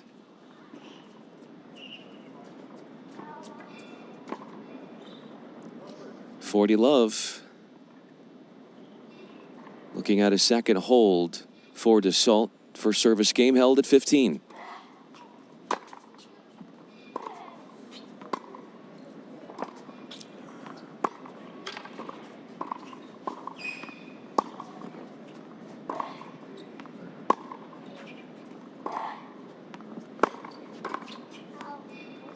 $40-15.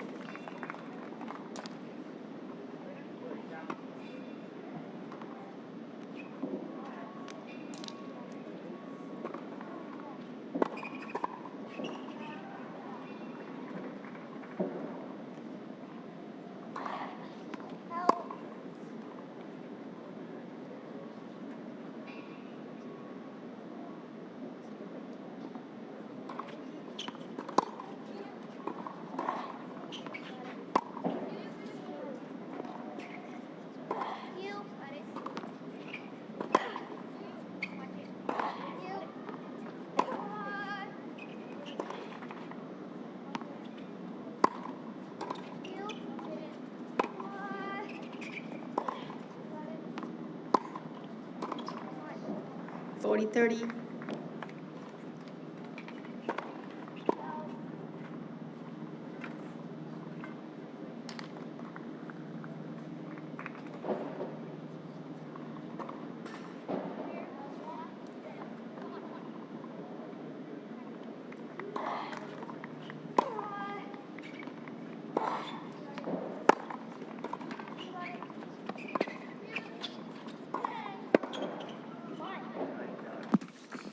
Deuce.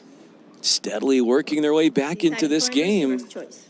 Manchala with not hitting on the strike zone, but a winner on that forehand side anyway. Deciding points keep populating in this first set.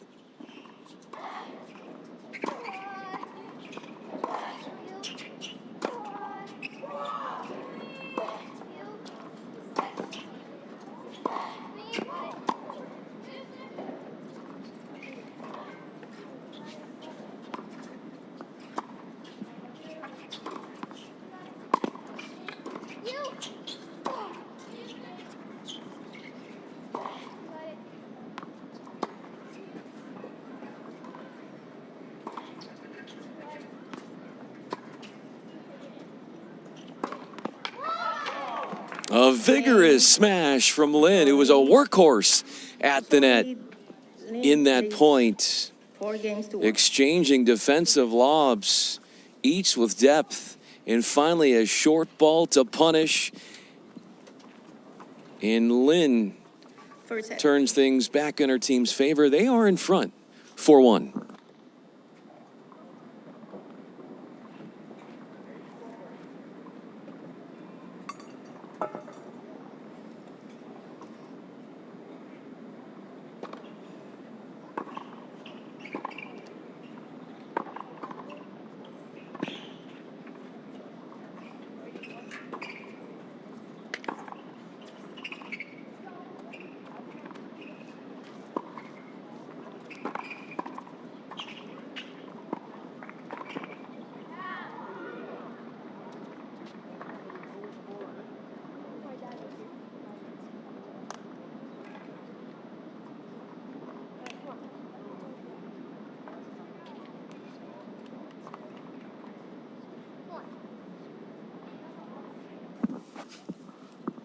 Davlechina serving.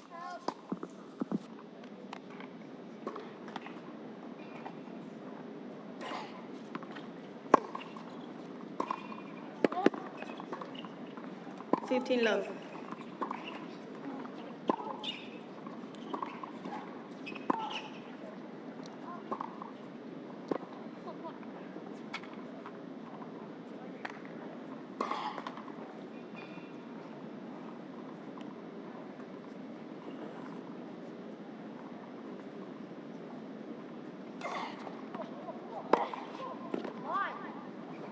Love.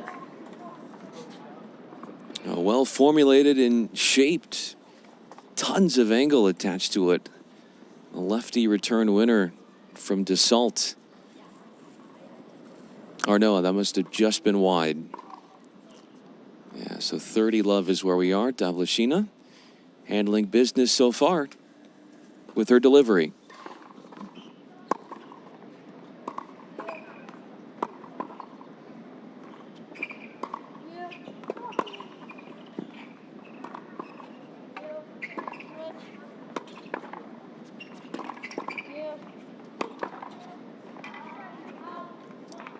Love.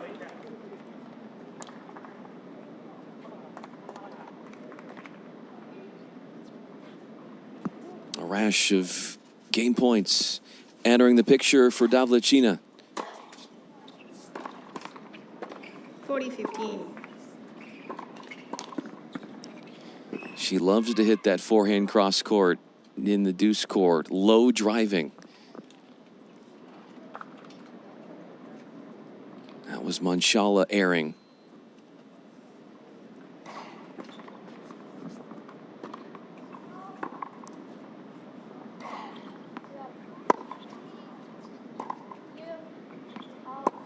Correction. The ball is good. Dane,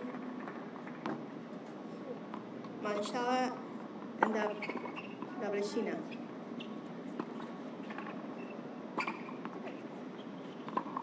So a leads 4 games to 2 for a set.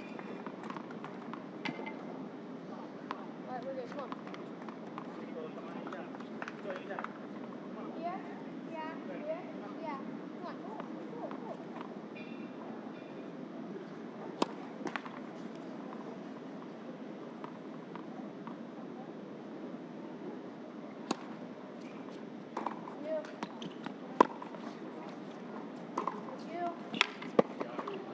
Love 15.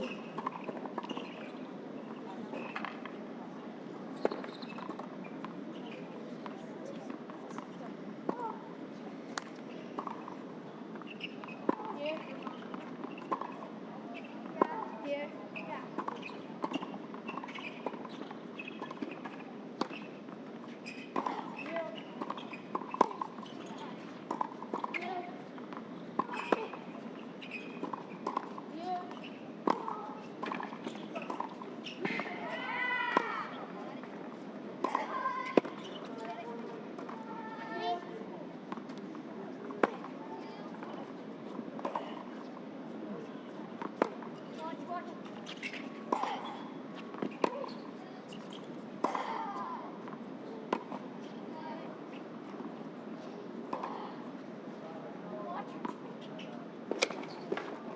Running out of room. Not enough space behind that baseline for Lynn. Top spin, big bounce, deep. And it was as if it was a center field running out of room, trying to chase down a home run.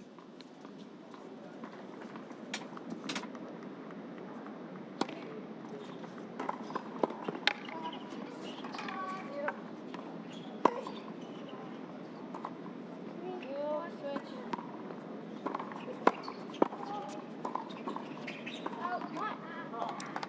15-30.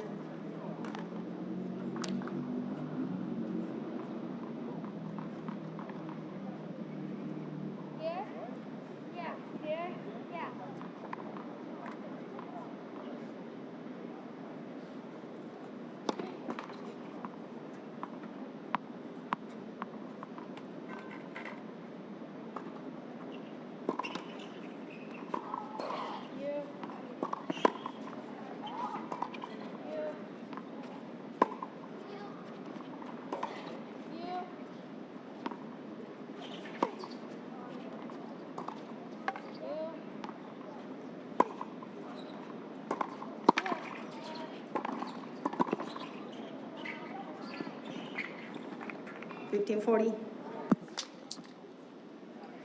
Not as air prone anymore as Manchala.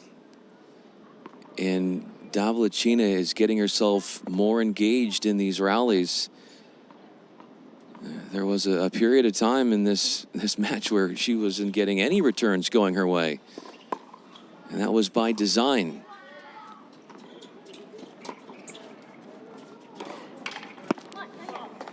A put away gone awry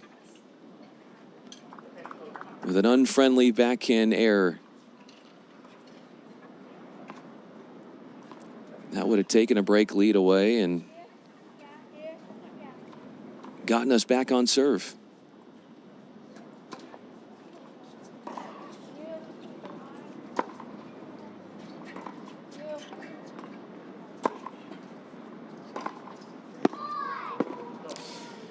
Was wondering when that shot was going to hit. It was only a matter of time. Manchala, low driving, flat cross court forehand. When she gets that in, watch out. And it's drawing level on serve. Manchala and Davlechina after that most tasteful forehand and flavorful forehand winner.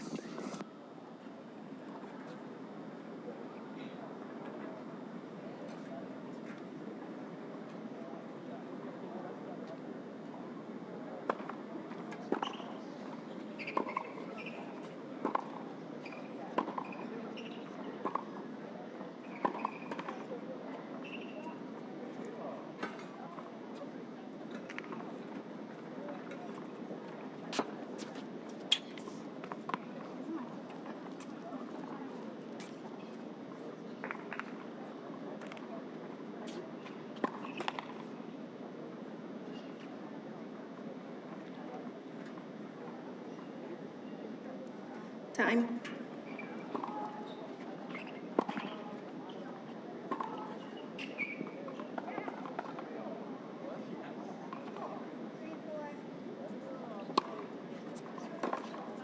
Out.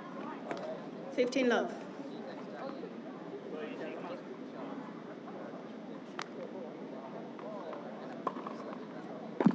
Manchala, 15 love, toes the line.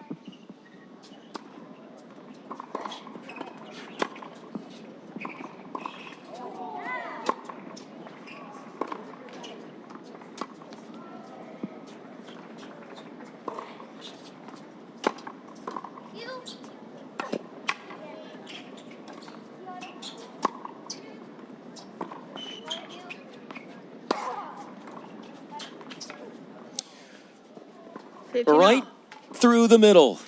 Both attempting and both unable to connect.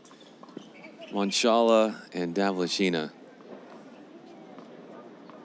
5 returns hit in that point from Dassault and 2 from Lin.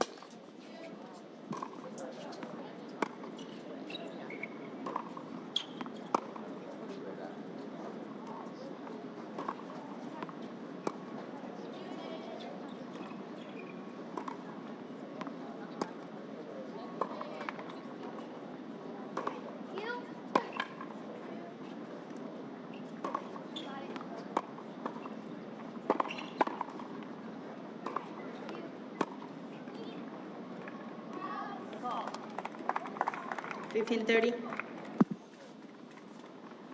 And there she goes. Yeah, Manchala looks like she broke a string, so we'll pull out a new stick out of the bag.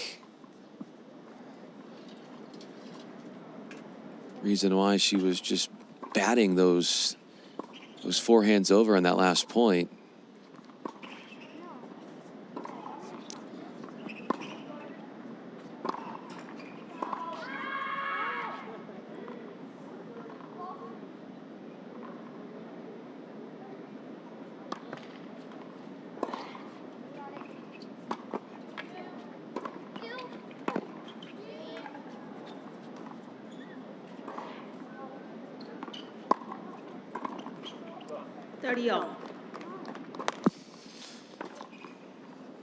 A lunge with the forehand from Lin and just out of reach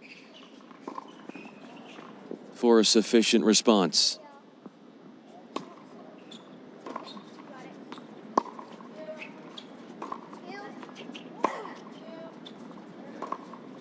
Out. 40-30. Overcooking that forehand reply, Lin. From 4 games to 1, this could be 4-all.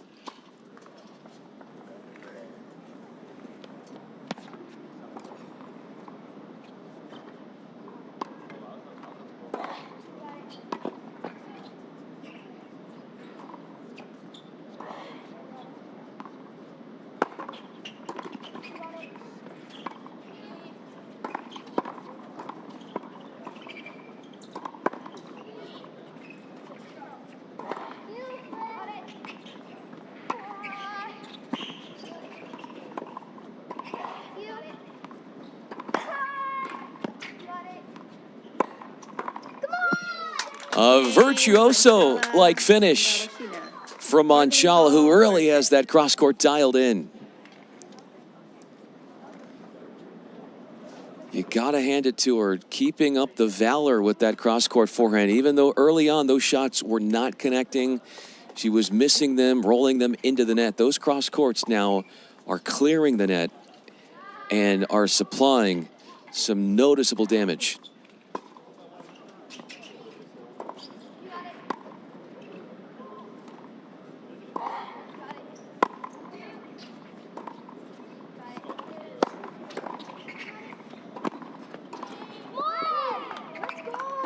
Now 15. So 4-all is where we are. And that, of course, is 3 games in a row won by Manchala and Davlashina. Starting to awaken after the sluggish start.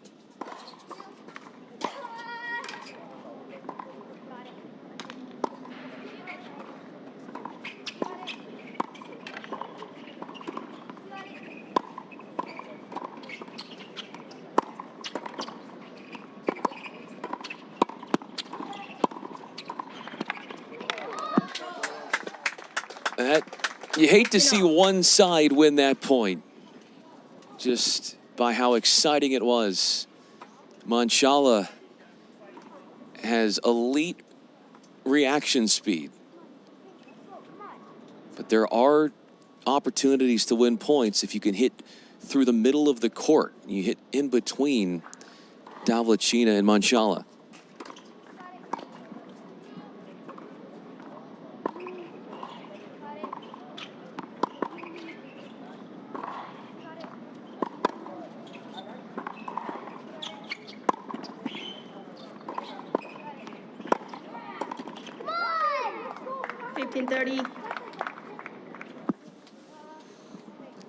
An unannounced pattern change and a Manchala forehand targeting Lin proves to be a forcing shot. 15-30.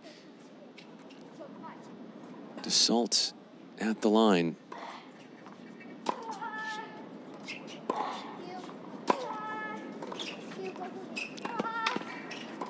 Yeah. 15-40. 30 minutes in. Dassault, after holding in her first two service games, finds herself in a bit of a bind with break chances.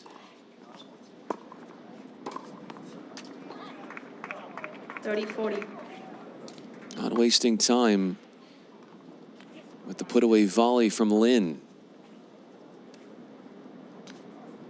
That banishes one break chance.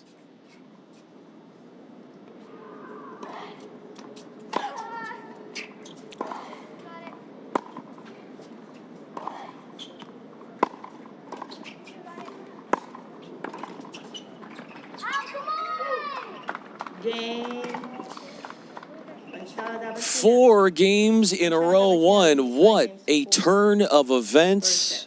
Manchala and Davlechina have turned early misfortune into highlight play in performances across the board. They're in front for the first time in this match, 5-4.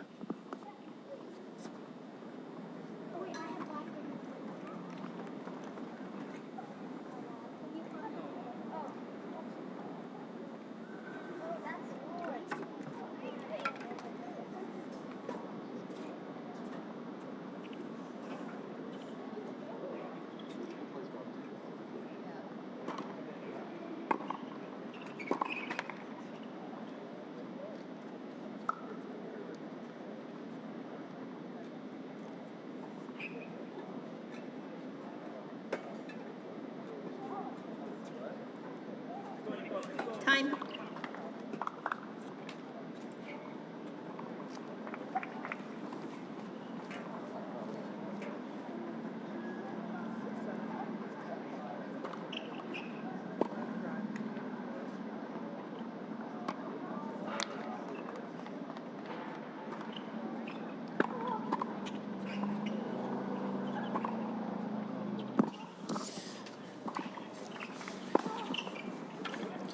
Once down 4-1, Davlechina trying to serve out the first set. And out to a promising start by authoring up the service winner.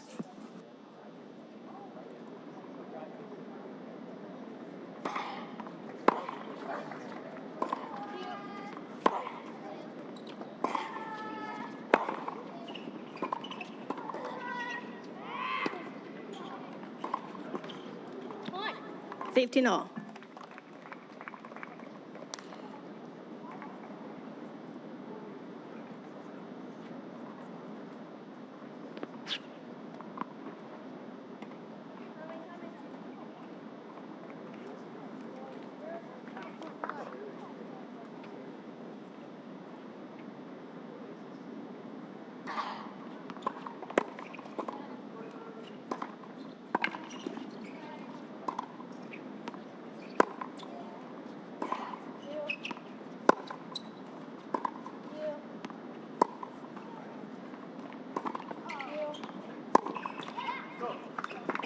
30-15.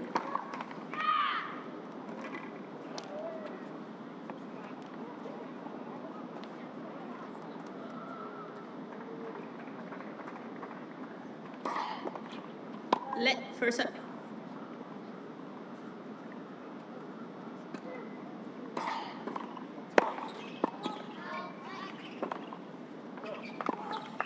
Forty 15.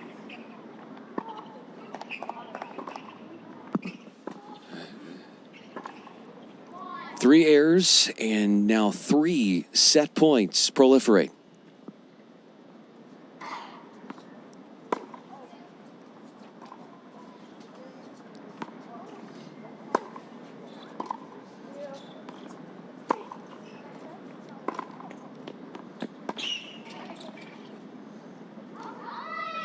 Game.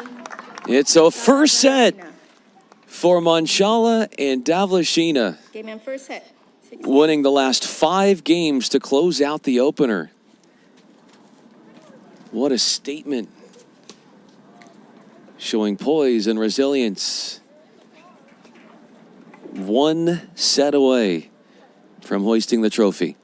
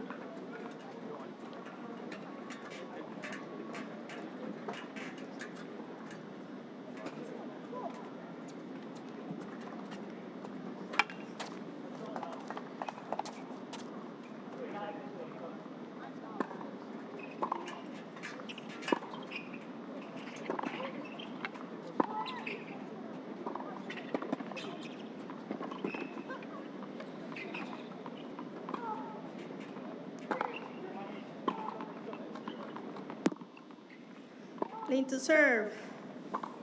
Second set.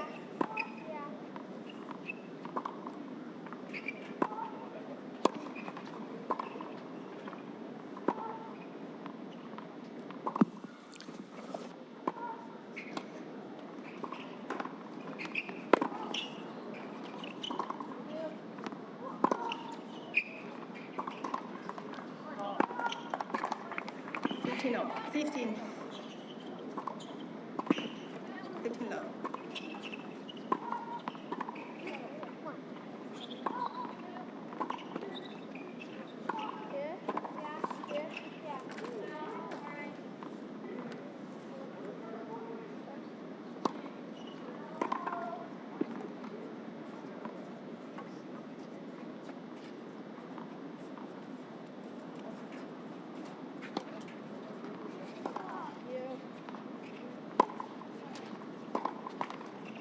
Low.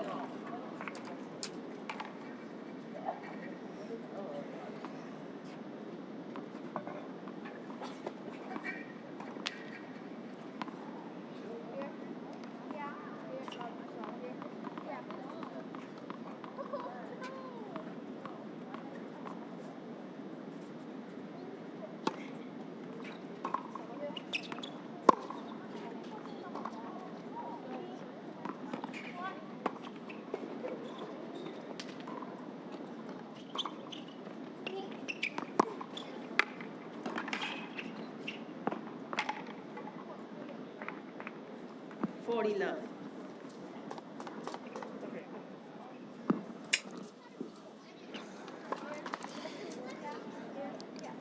Lynn is on the precipice of putting a 5-game-in-a-row halt to a halt. 5 games in a row won by the winners of that first set.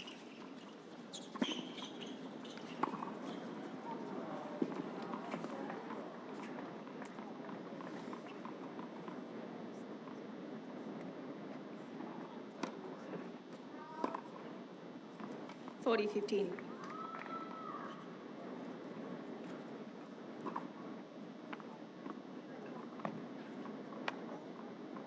Here.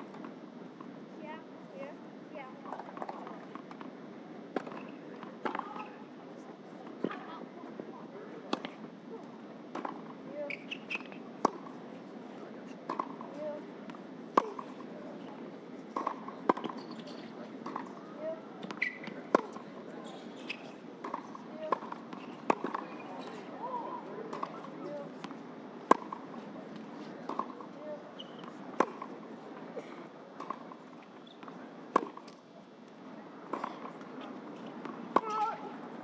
Correction, the ball was good. Man, that was out. From my angle, it looked good. 40-30. Overrule on the call. They're going to call that heavy forehand from Davlashina in. Certainly a call that will be much talked about and speculated on.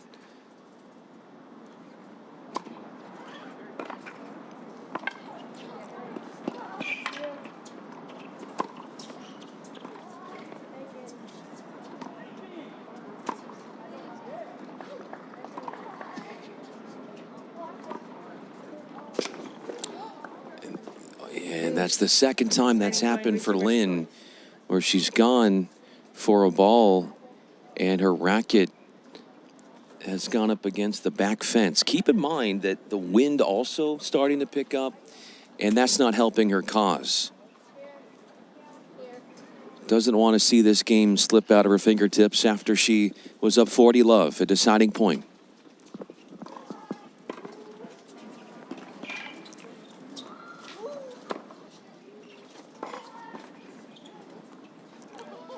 Unreal result off the let cord. It skips on the other side Second set. and settles inside the doubles alley. Davlashina with the most improbable of ways to finish off what looked to be such a promising start for Lynn. 3 points in a row won, only for the last 4 to go the other way. That is 6 games won straight from 4-1 down, believe it or not, if you're just joining us. It's 6 games in a row won by Team Anchala Davlashina. It was. You can change. You can switch if you like. It's another set. Okay, yeah, no, but I'm not. Oh, she can serve? No, I'm not asking. I'm just saying. Is it my serve? Right now it's her serve. Do you want me to serve? It'll be Nicole Davlashina. That'll be your serve, but you can switch. It's another set. Yeah, can I serve? Yeah.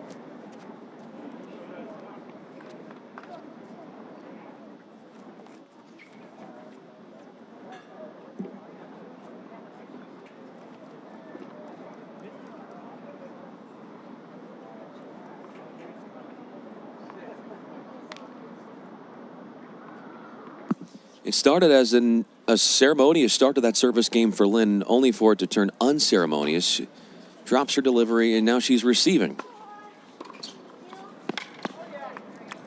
Love 15. Got some help from the top of the tape, and Dassault with the put away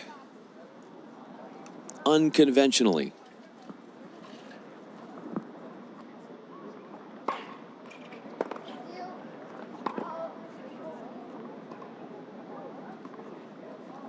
$50.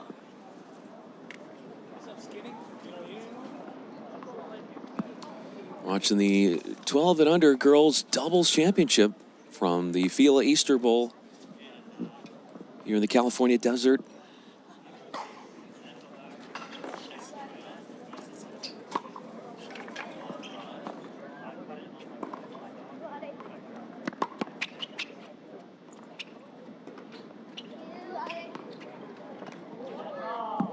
That's where you, at some point now, yeah, the wind is a definite deterrent. Which, seeing that that has happened to both teams where players have run out of room, maybe they take that ball a little bit earlier and not wait for it to come back down on the other end of the pinnacle or the apex, if you will.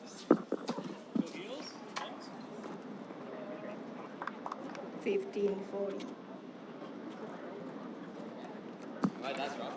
We are in one of tennis's most hallowed and palatial grounds, the Indian Wells Tennis Garden. We'll take you up to the finals in the 16s and 18s on Saturday here at the FILA Easter Bowl.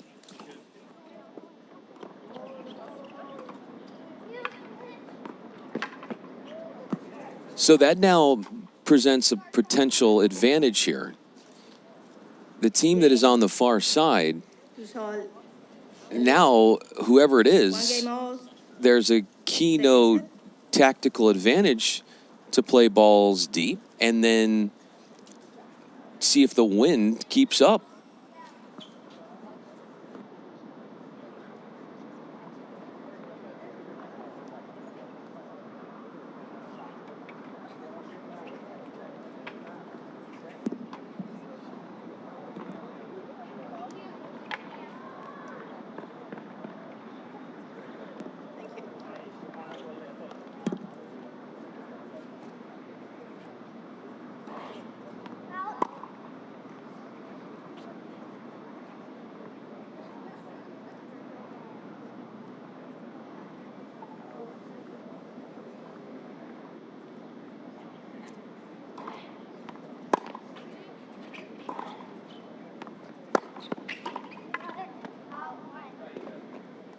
Love 15.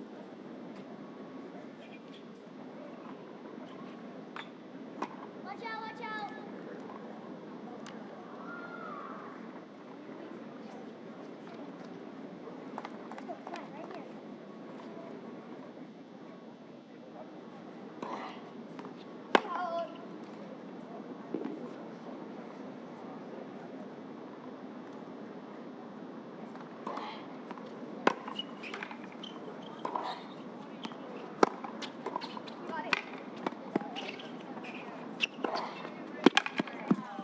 15 all. Precision on the passing shot. That was Dassault willing a winner past Manchala.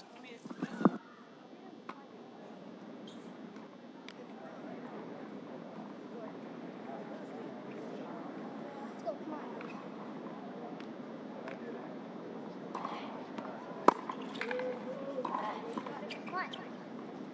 15-30.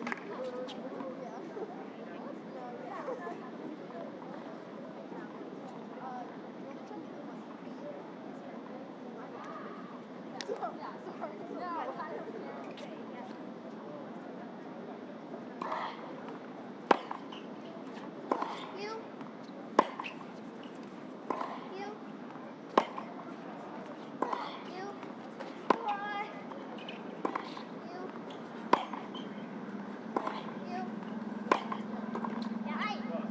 15-40.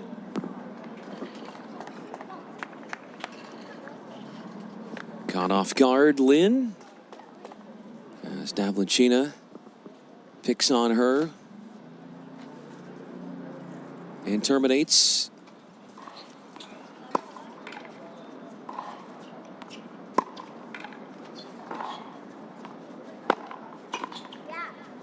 Game, Manchala Davlechina. Another game one on the return for Manchala Davlechina, Second set.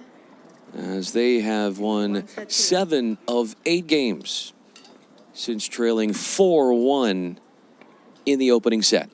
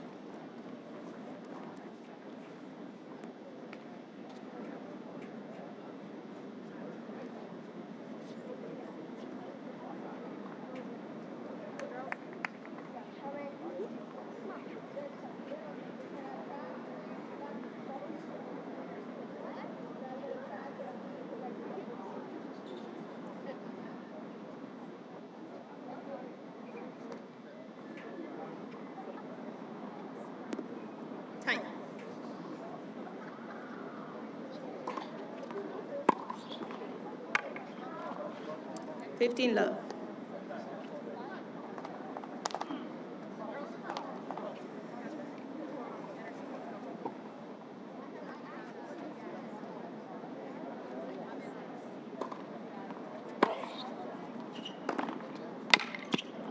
$30 love.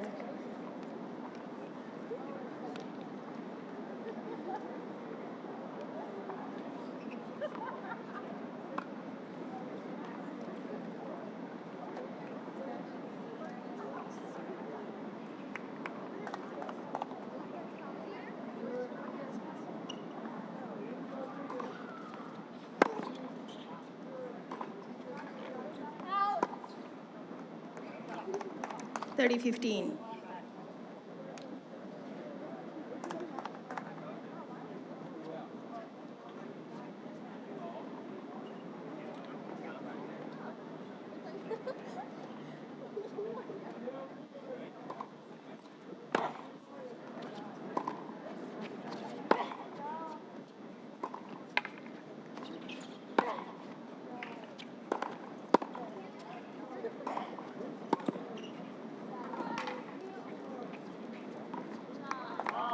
$30 all.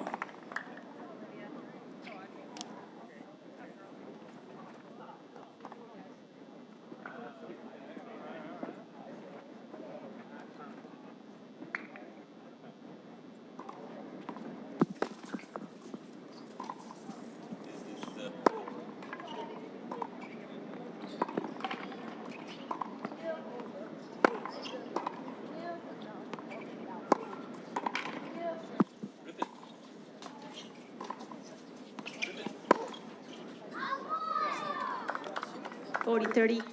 Out it goes with that Lin forehand engaged in a cross-court exchange with Manchala.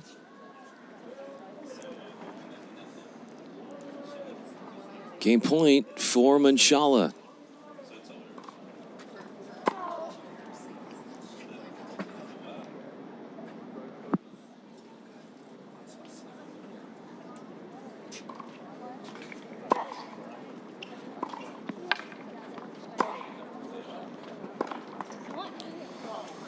Deuce. High risk, high reward. Point receiver's choice. With the down the line forehand not behaving to the hopes of Manchala. And now we get to that drama-filled break slash game point known as the deciding point.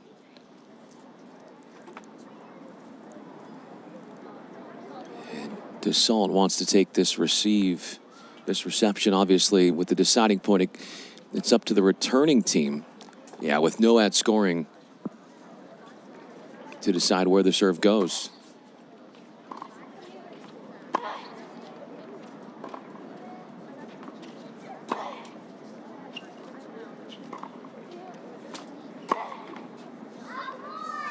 Wind starting to swirl a little bit more as that rally continued on. And it's a gritty hold on a deciding point.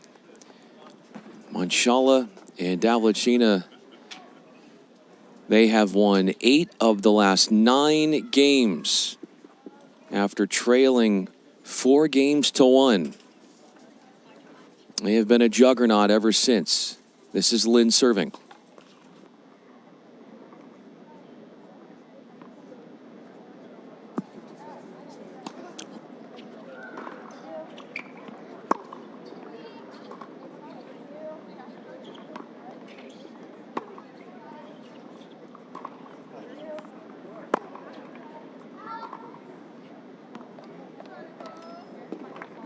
And just past 55 minutes in this doubles final, 12 and under. If we need a third set, it will be that super tiebreaker to 10 win by 2.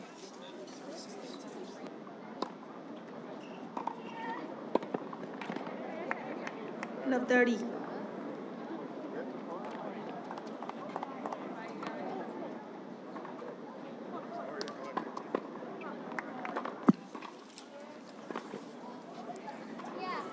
Love 30, Lim in a little bit of a jam here.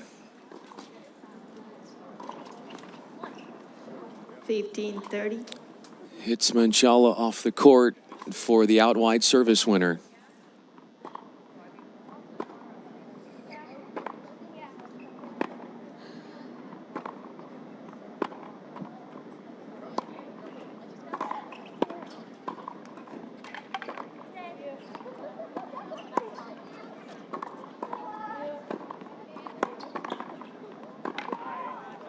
$15.40.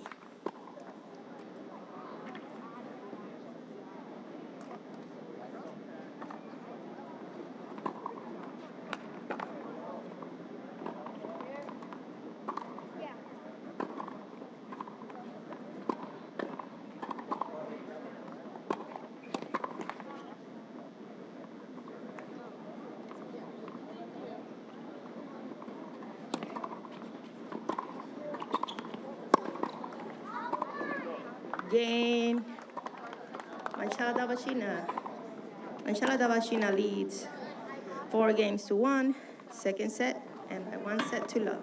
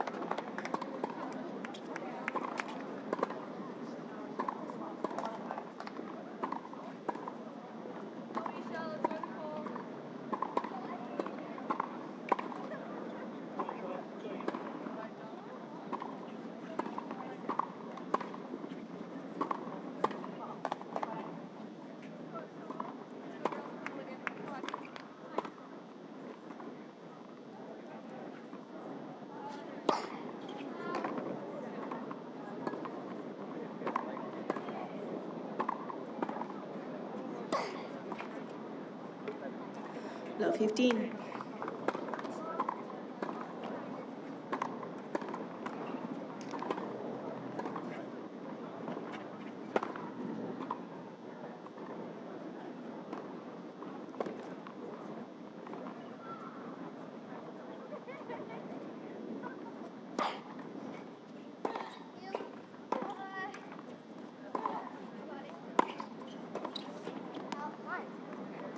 $15 all.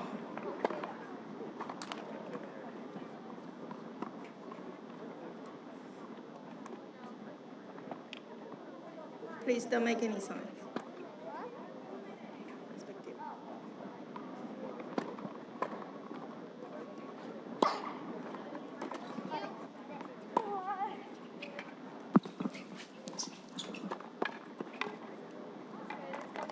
$15.30. FILA Easter Bowl. Brian Fenley with you. Back at it, 15:30. Moving deeper into the second set. Davlashina with her delivery. 30 all. Lynn crossing the court and misses the poached put-away attempt on the forehand side. Exactly an hour elapsed in this 12 and under doubles championship.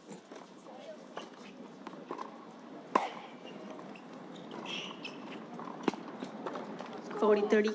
There's so much width on the inside out that Davlashina is able to find, and tough to defend when you are being drugged so far off the court.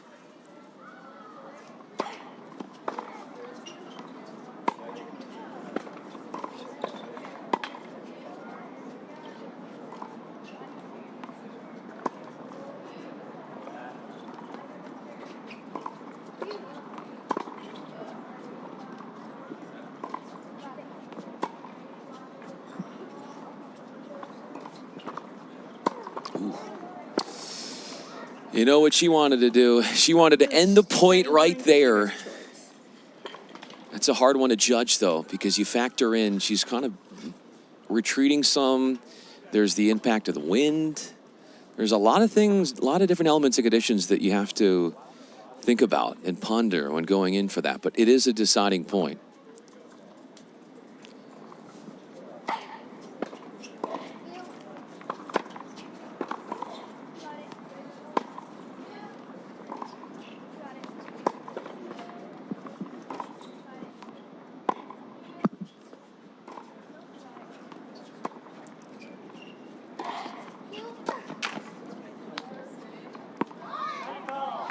Big point one for Team Lynn Dassault. Saladabashina leads 4-2, second set.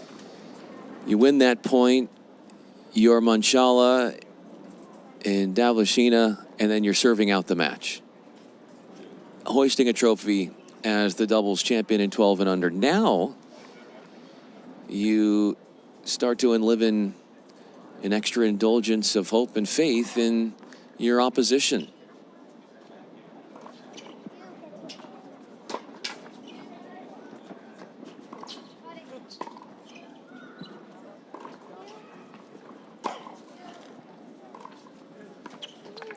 Just out of reach, but part of a racket. Manchala touched it.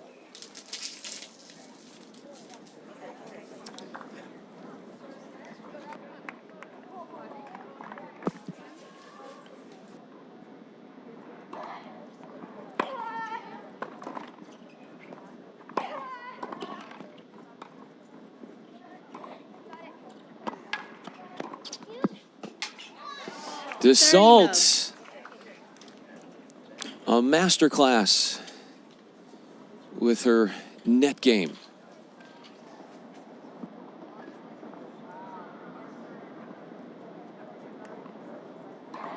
Low.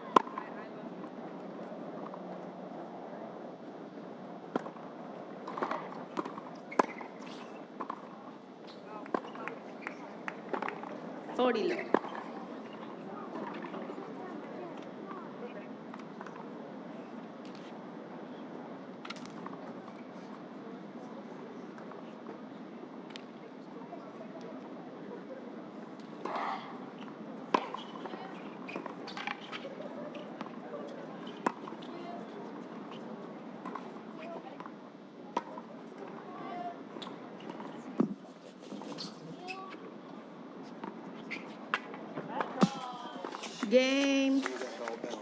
Yeah, it's an advantage if you're on the near side because the big bounce, deep, and the wind all factor into a really hard ball to return on that far side where you're really up against it with that back fence. So it's a couple of games in a row for Dassault and the Lynn.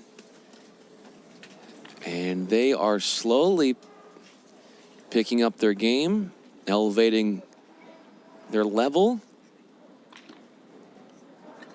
and improving their chances here in the second.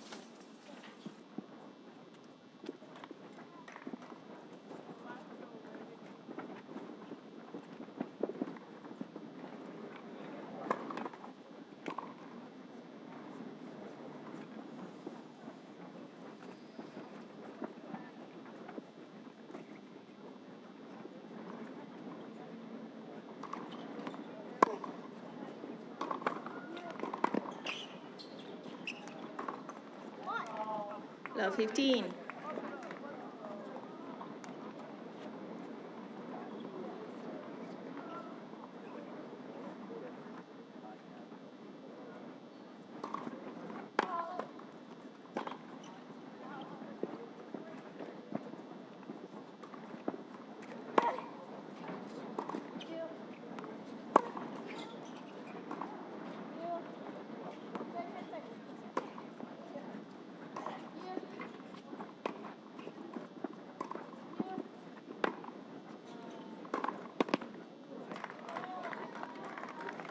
$15.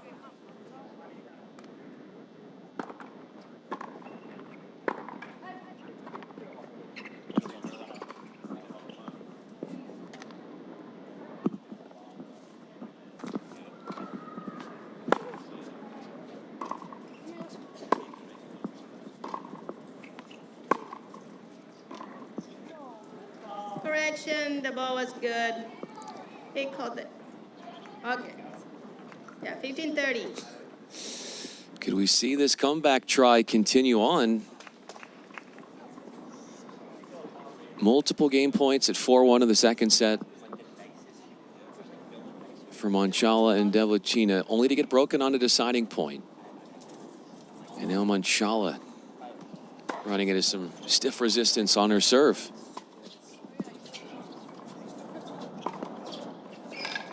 Ooh.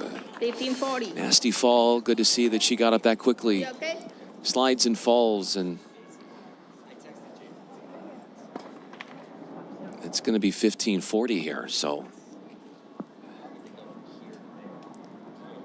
and this Dassault and Lynn, if you're just joining us on the stream here, they started out really well in the first set.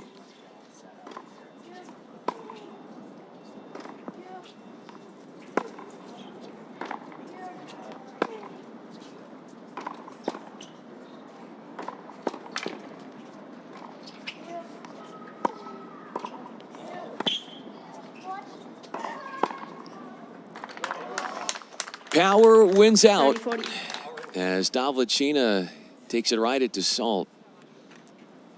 And it is one break chance that is flicked aside.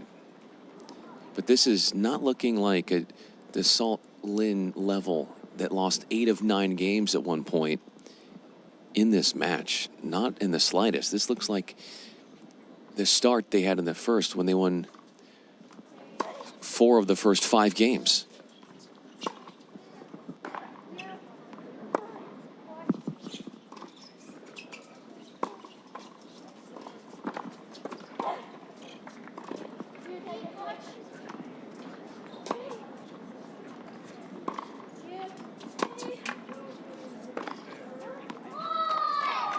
Deuce deciding. A rewarding passing shot from Manchala. Puts that in the tightest of windows. Trying to put the clamps down on the comeback try. With the pair of break points banished and a deciding point coming in from the periphery.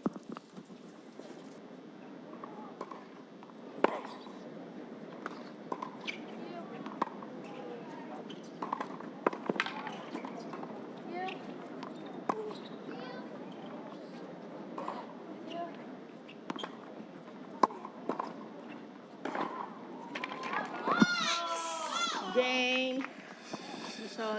Totally sure what Davlicina was trying to do there. 4 games all. But lost control and did not hit that one flush on the strike zone. That goes without saying. So the comeback is still alive and well. That's 3 straight games. To 4-all is where we are. Now, we were at 4-all in the opening set. And now we're 4-all in the second set. First serve.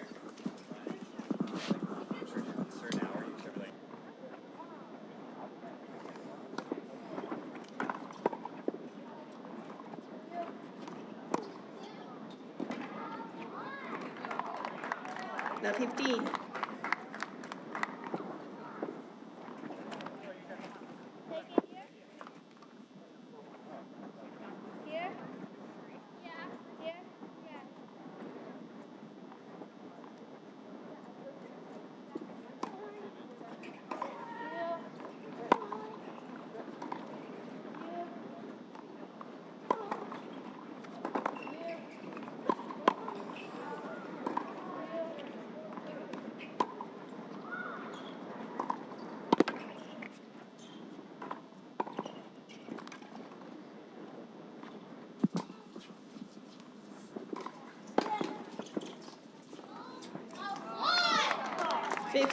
A lovely display of tennis on both sides, but it was Manchala who pushed that down the line look on a block return wide and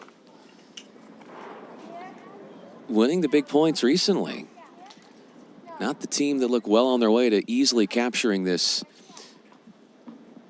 doubles final in about an hour's time. Things have extended 3 games in a row for Dassault and Lynn.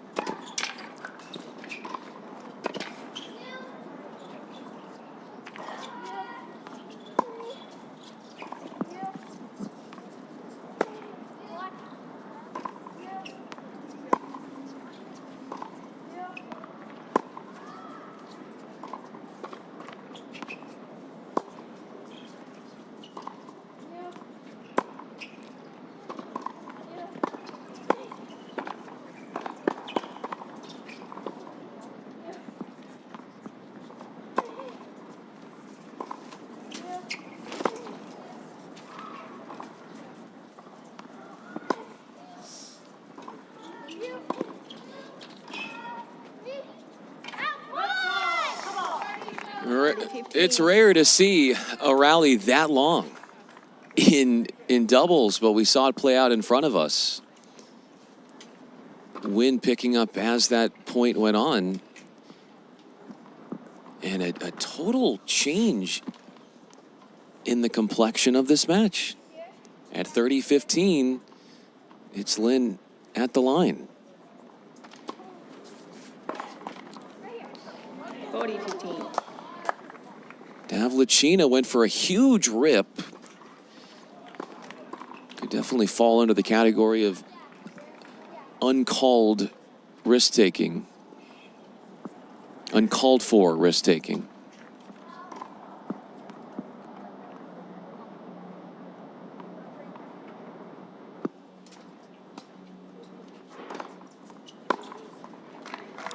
Getting back to what Manchala, when you look at the 8 game wins out of 9 that Manchala and Davlechina had, her forehand cross court in the deuce court was a game changer. They haven't been able to get that as often recently, and it would help them.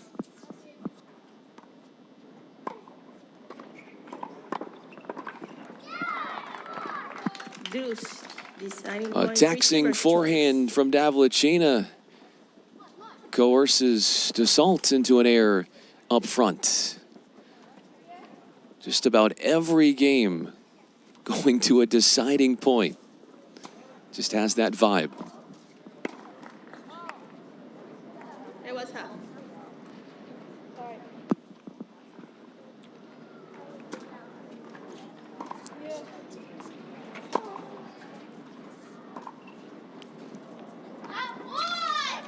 Maybe that goes in if it's an indoor court where there's not wind. It's 5 games to 4 seconds. But the comeback is alive and well, perpetuated by winning 4 games in a row for Dassault and Lynn.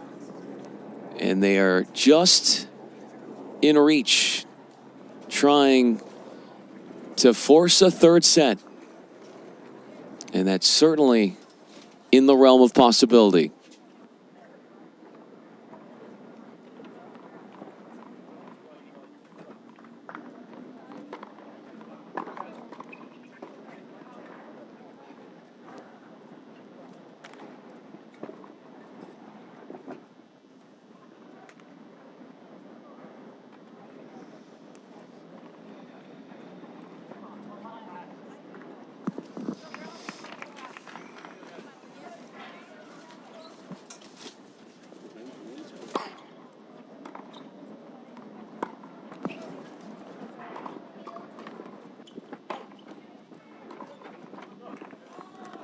Love.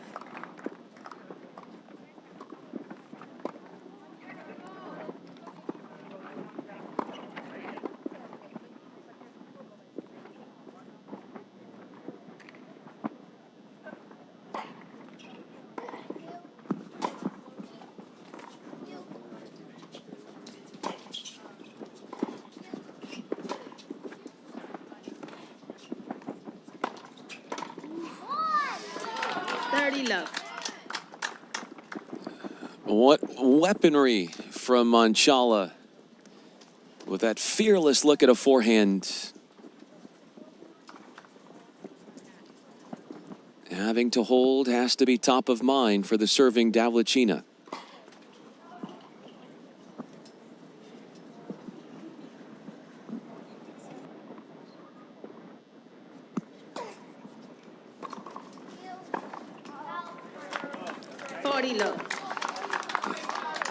The advantage, well, it's twofold here. It's sort of a two-edged sword because the advantage is if you're on the far side, the wind is coming at you.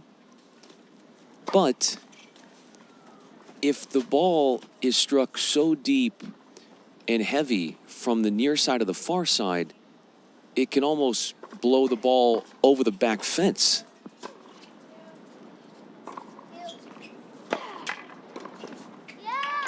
Game, Manchala Davacina. On the board Second set. to 5-all. I'll stay here. I just wanted to know if you want to see it, watch me do it for a little bit. Oh, okay, you're good. Davlicina comes away with the marquee hold for 5-all.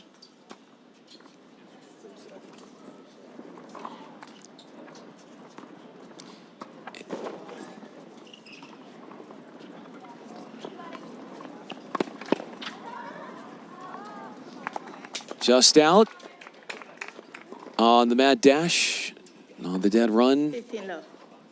for Manchala. So yeah, if you've got the short ball on the far side, with the wind in your face, you actually have a little bit of advantage. But as you saw, if the team on the near side hits it deep with a lot of topspin, then you run the risk of running into the back fence.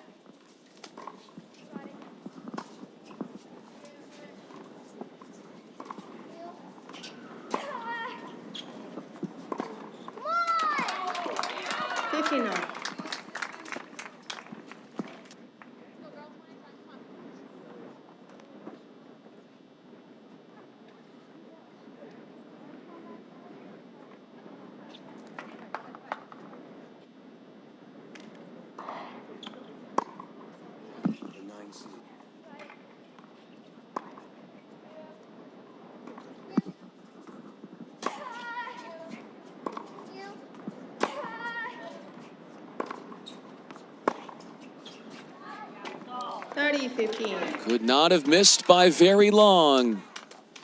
Manchala on her second racket earlier in the match. Popped a string on her racket, had to go to the bag and bring out a second stick. It's a second match of the day for her partner, Davlicina.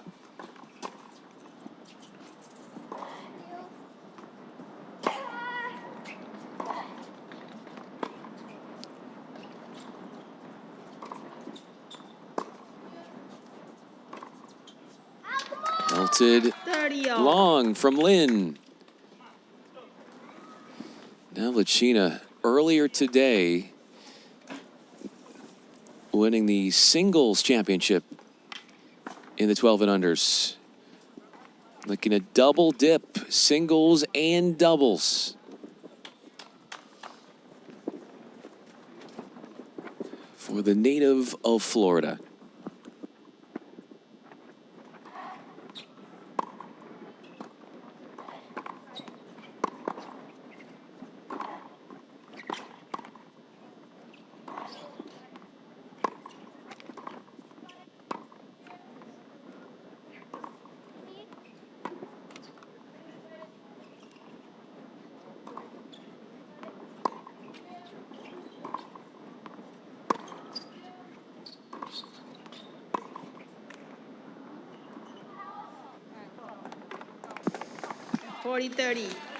Manchala long on that try with the forehand. She bowed out in the quarterfinals of the singles draw. Lost to the 2 seed.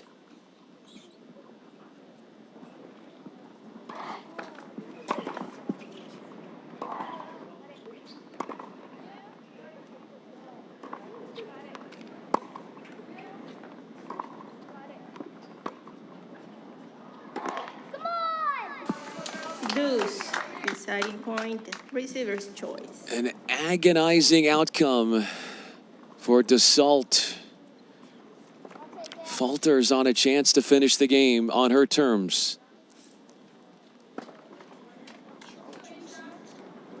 And Manchala has, elected to receive on this deciding point.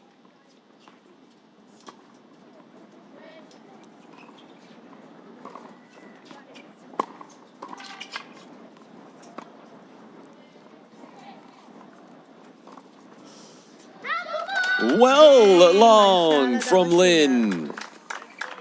That's 2 games in a row. Davashina leads 6 games to 5. Second set. Heading to the chair with a chance to take the match from the serve, with the serve coming up.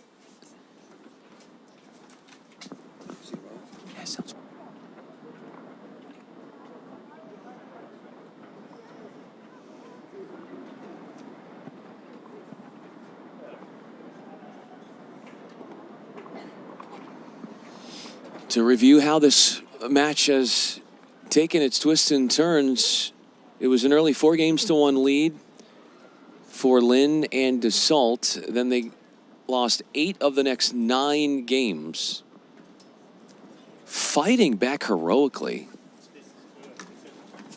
Put themselves right in the thick of things here in the second.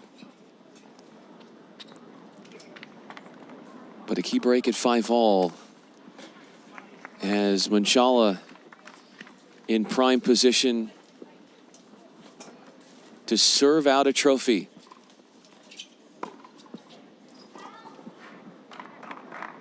Love.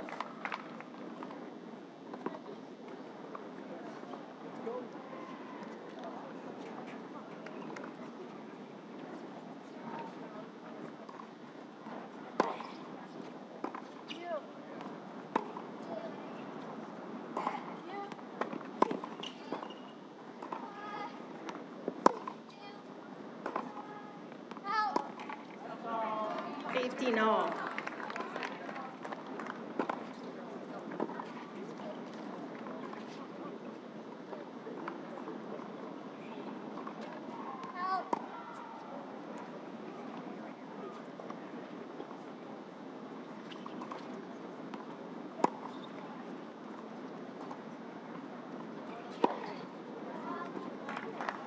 Love. Davlashina, as mentioned, it's already the singles champ at this division.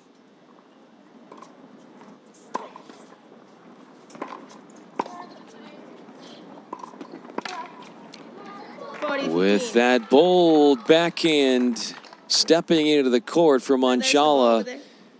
Davlashina a point away from sweeping the girls' 12 and unders singles and doubles trophies.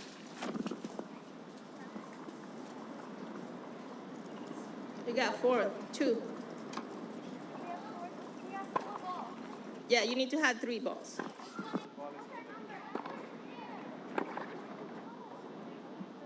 You got number 1s? Thank you.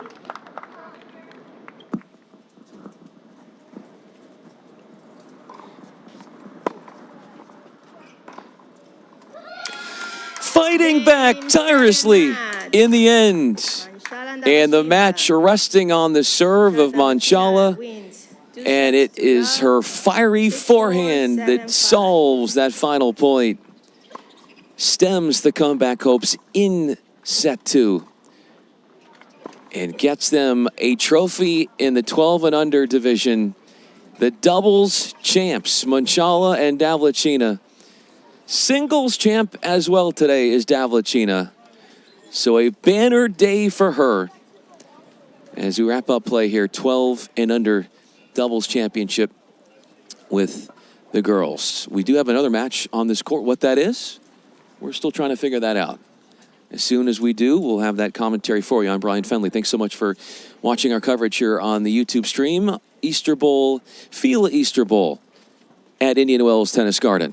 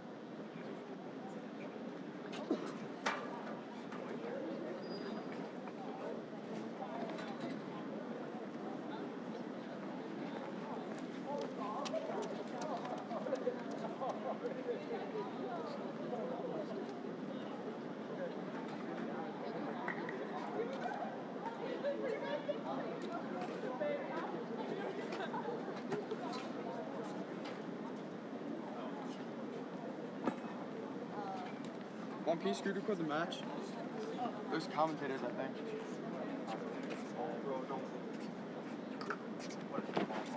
My whole family's watching. Hey guys.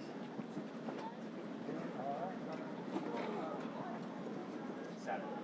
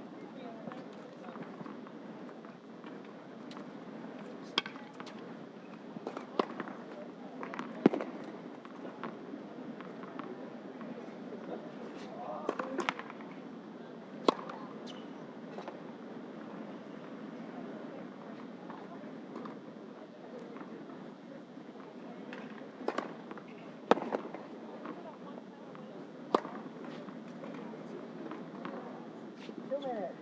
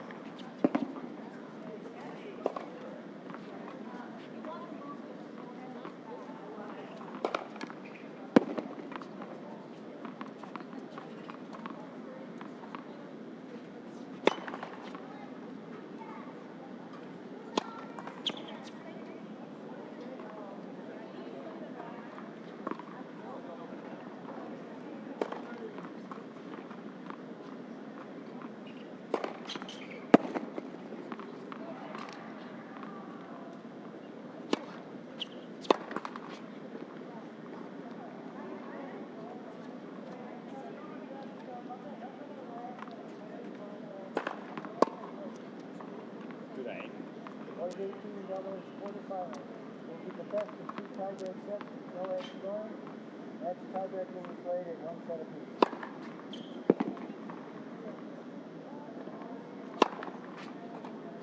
To the right of the chair, Mr. Sheldon and his partner, William Belford. Left of the chair, Ron Carson and his partner, Jeff Satterfield. Dr. Satterfield won the toss and elected to serve.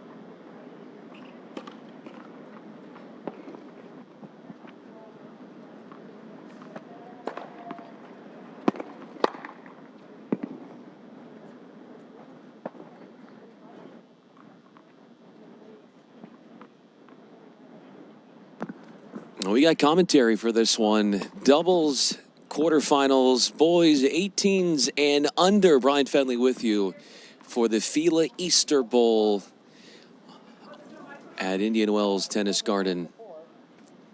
Trying to get that microphone to work with our chair umpire so we can hear him as this one gets underway. But our matchup features Mitchell Sheldon and Nolan Balthazar taking on Ronit Karki and Jack Satterfield. Got the mic all working, ready to rock and roll with our chair umpire. We'll play no ad scoring, 2 full tiebreak sets, sets 1 and 2. And if we do need to go to a third set, it will be a condensed set in the form of a super tiebreaker to 10 points, win by 2.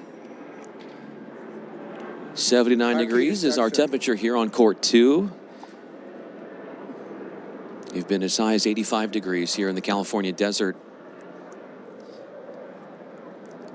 Satterfield and Karki, they won the coin toss, and they have elected to serve. Far side of your screen, Satterfield wearing the white ball cap. Karki, the gray shorts. Near side and identifying Sheldon. He's got the white ball cap. Balthazar has got Karki to serve. The black headband. Ready, play. Karki to serve first.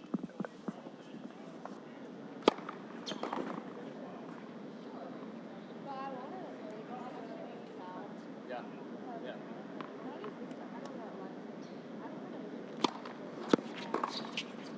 15 love.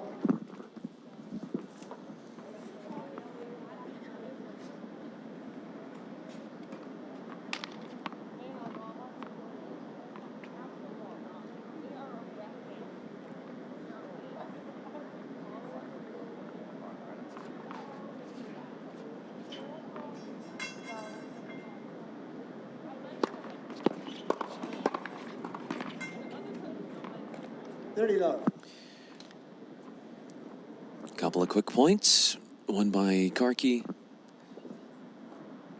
A service winner. And then an out.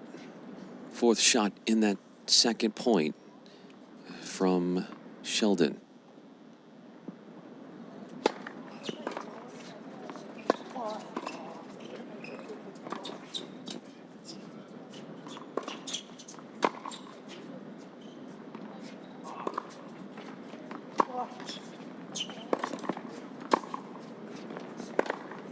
Bye. 30-15. Sheldon doing all he can to wear down the defenses of Satterfield. Forcing shot for the Michigan State commit.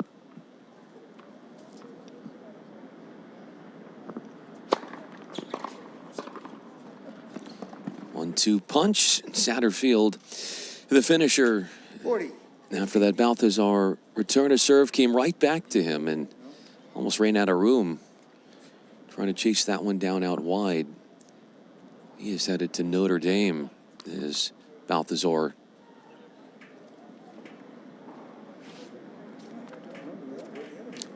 They're missing a ball or two, so they have to make sure they get that figured out.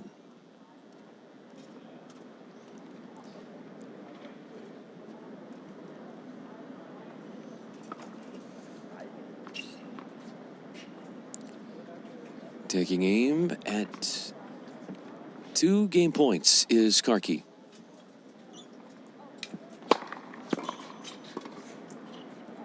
Game, Carfield, Scatterfield. First game.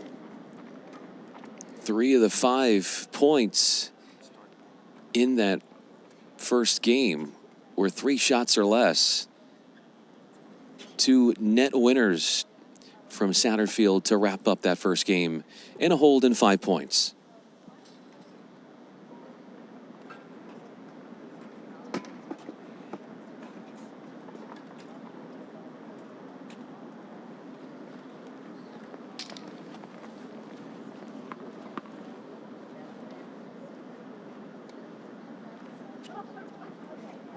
So this is Mitchell Sheldon. He's going to be serving. 5-star recruit. Arlington Heights, Illinois is where he's from. Class of 2024. Mitchell Sheldon to serve. He's ranked 2nd in the state of Illinois.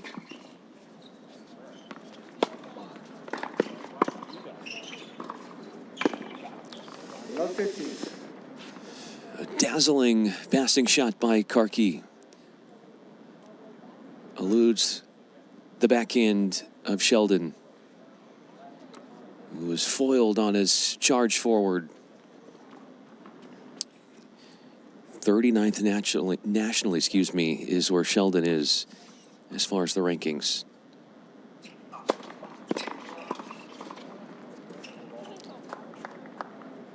Balthazar redirecting at the feet of Karki to square up this second game at 15 all.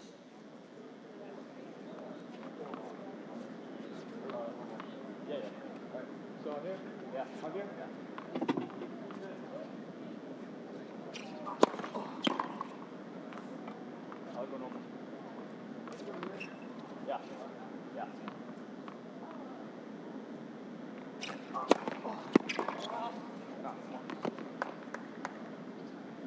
30-15.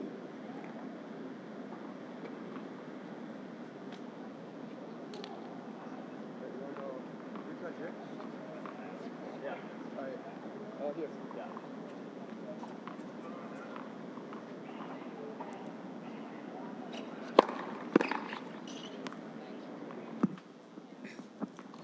40-50. A misjudge on that big first serve from Satterfield on the return. Grew up in the Bay Area and then transitioned Satterfield over to Florida, where he's full-fledged into training.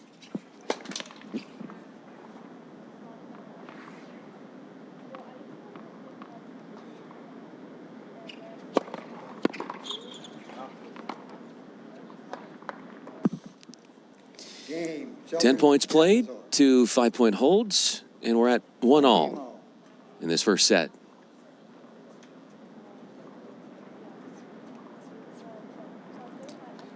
Boys 16 clay. Satterfield won that in July of last year. And in the final, he took out his current doubles teammate, Ronan Karki.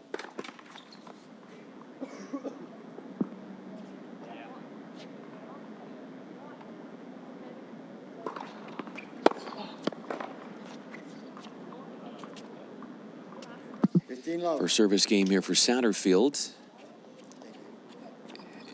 And the depth on the comebacker off that Sheldon backhand was debilitating, to say the least.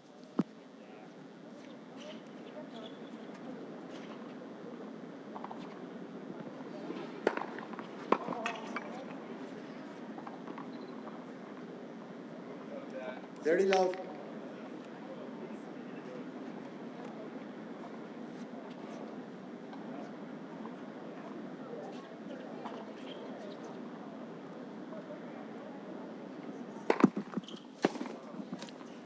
Second serve.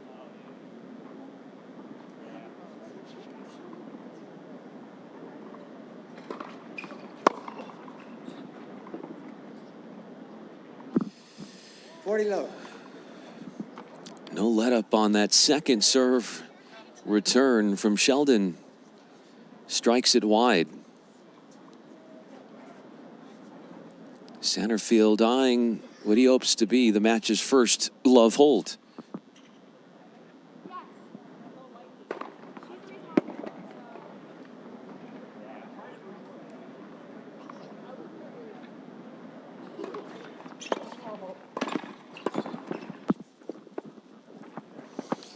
A feverish swing at the net is a miss from Sheldon.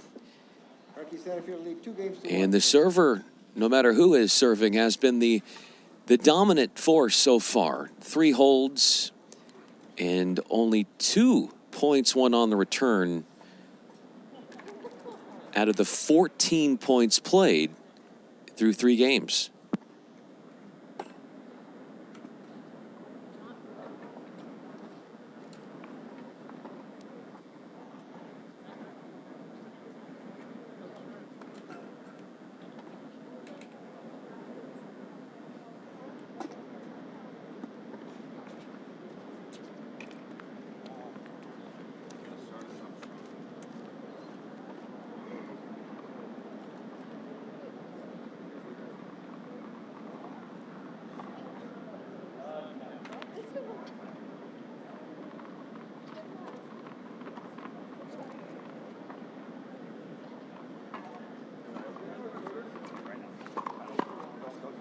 We have the third ball.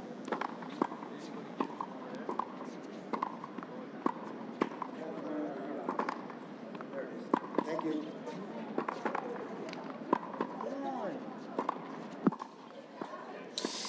Here is Nolan Balthazar, repping ICL Academy, the junior class of 2025.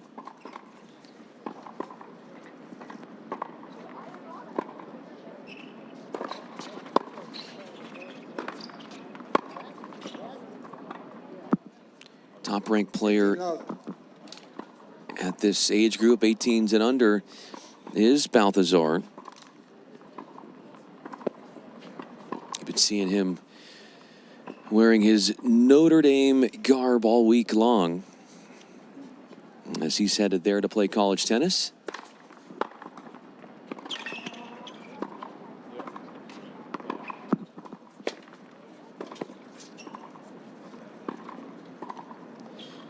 A misplay from Balthazar on the defensive shot down through the center of the court after a smash off a sitter from Satterfield. Wait, please.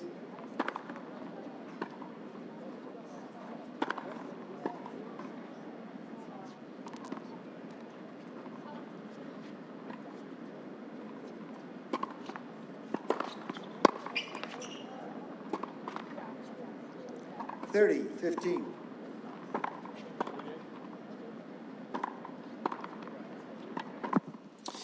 These two in Sheldon and Balthazar, you might remember back all the way in November of last year, they won the 18s boys singles, USTA National Indoors. 40, 50.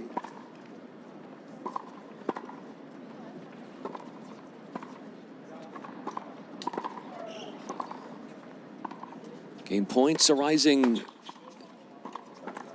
and only one needed 2 games to out. accomplish the task for Balthazar. It's a third out of 4 games where a serve has been held in 5 points.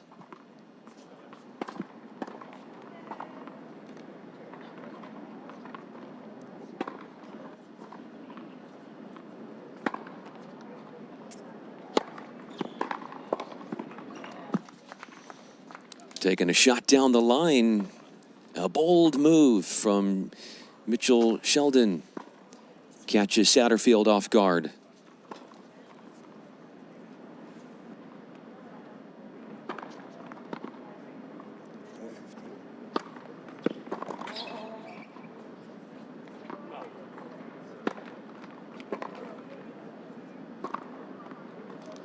Out.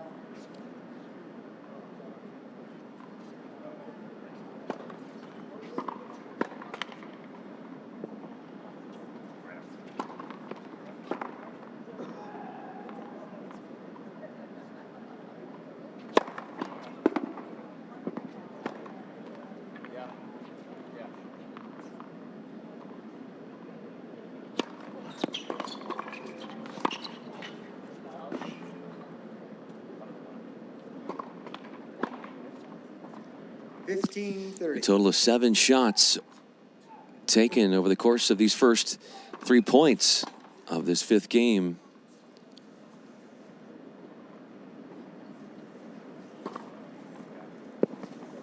Karki finds himself in a place he hasn't been, behind in a service game, 15-30.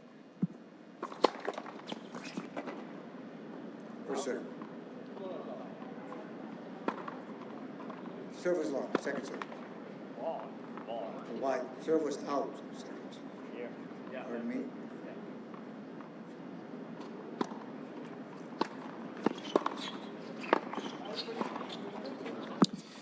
Excellent pickup, and that took some fancy footwork from Karki.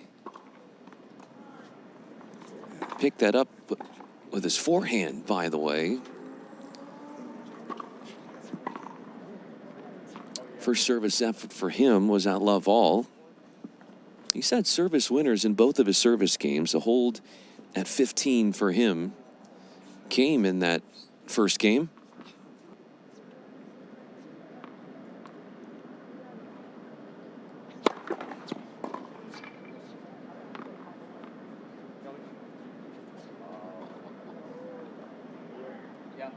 Yeah.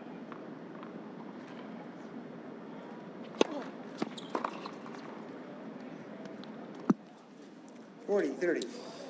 Despite not making as many first serves as he'd like in this game, Karki bolsters the cause with a well-placed second serve and unlocks a game point in the hopes of reinserting his team on the front side of this score for a third time.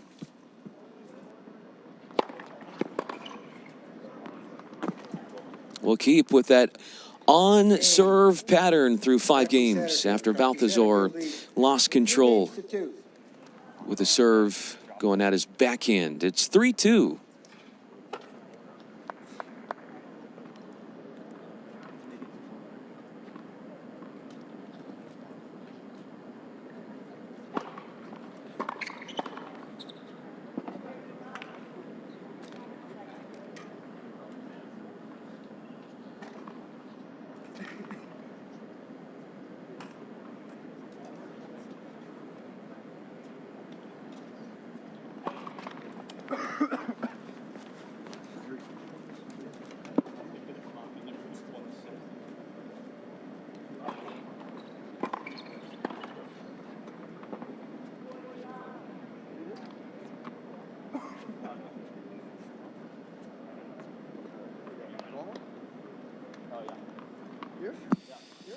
Second time to serve for Mitchell Sheldon.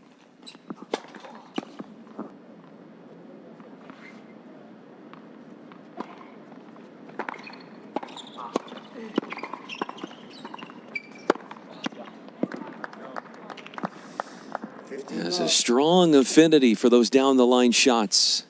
likes to take them early in points. He's beaten Satterfield at the net with those down-the-line shots on multiple occasions. And scores a point off a second serve.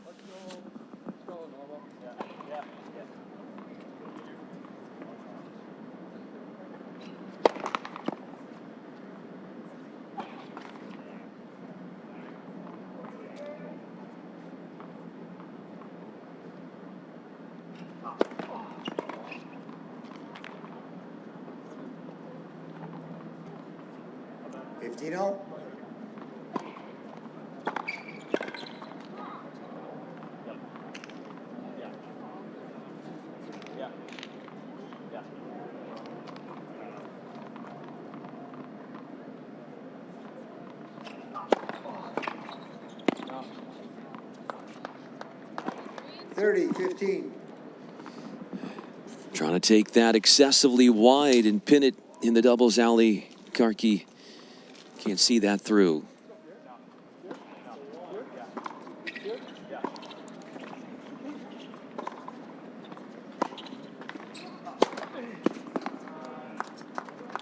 But the way these courts are playing and how slow they are, aces are a rare commodity, and that's the first of the match.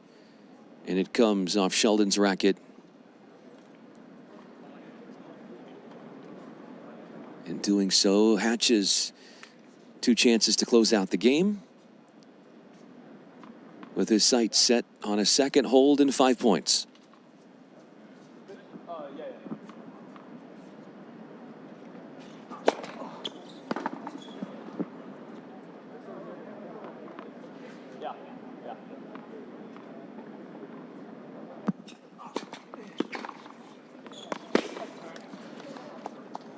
It was almost if he knew, Karki, where that serve was going because of how well he was able to sit on it and jump on it and punish Sheldon with a devastating cross-court cut.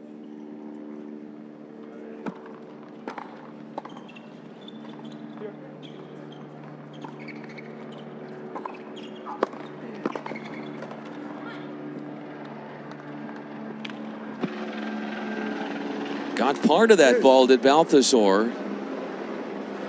That one was a straightforward put away. Could not get it done, so our first deciding point appears.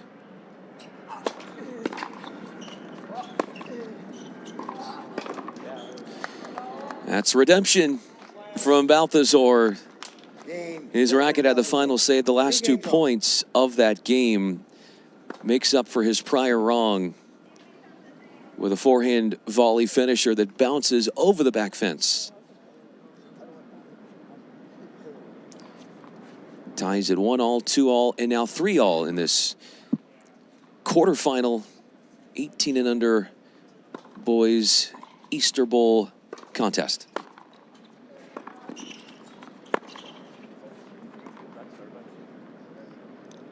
Love.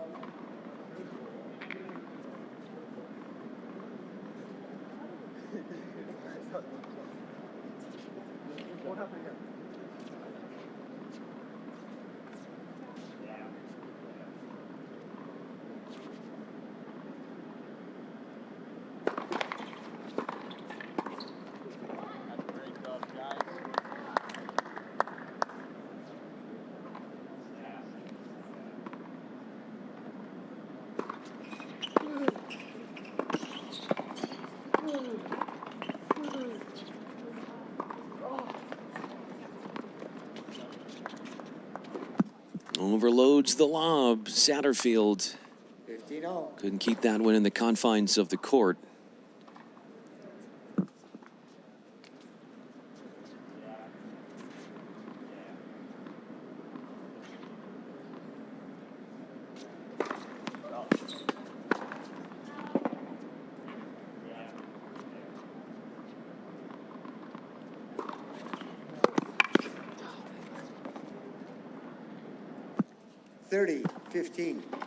The native of California and Satterfield is the author of the only love hold in this match so far.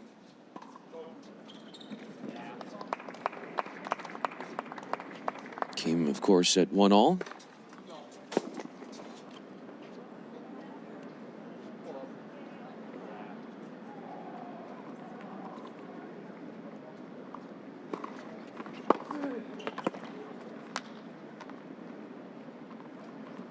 Forty, 15.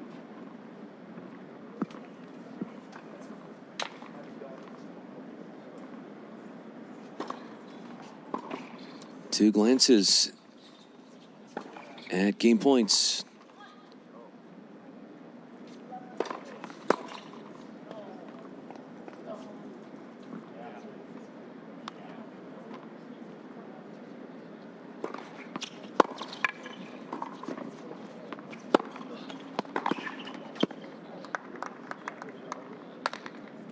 Forty, 30.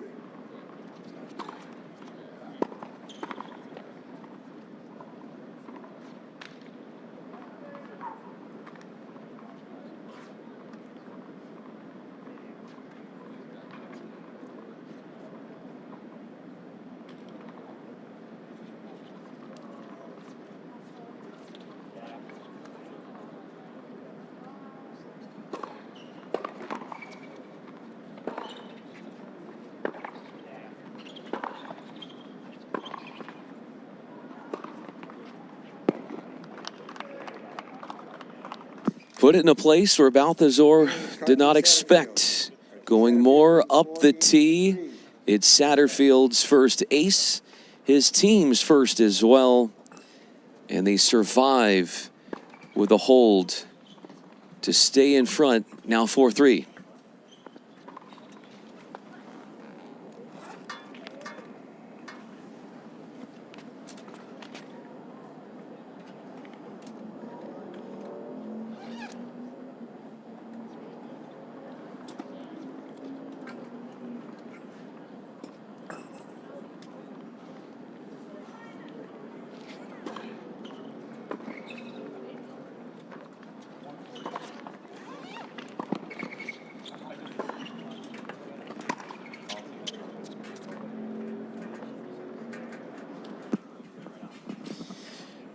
Doubles quarterfinals here. FILA Easter Bowl. Brian Fenley with you. 32 doubles teams in this 18 and under. A ticket to the Final Four is at stake. 18 and under doubles championship will be on Saturday here on the grounds of Indian Wells. Here's Balthazar.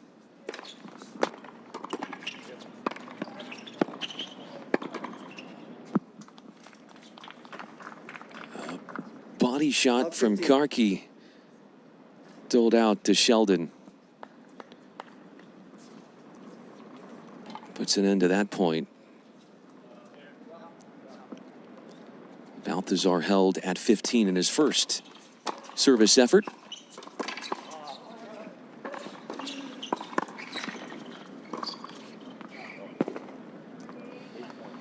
Out long from Balthazar as Karki amazes with his rapid reaction around the net. The anticipatory skills from him are top shelf.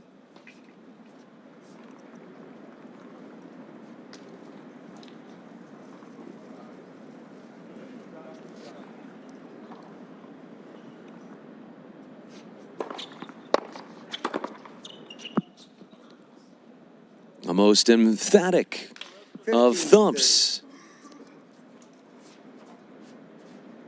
Finishing the floater off of Karki's racket.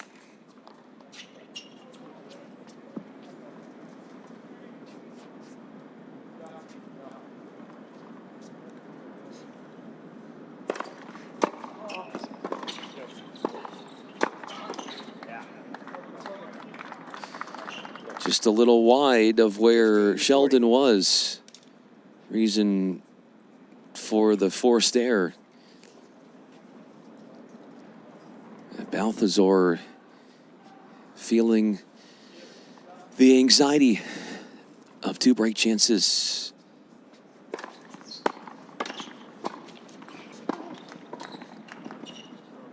30-40. But his trusty netmate in Sheldon helps fight off one of those threats.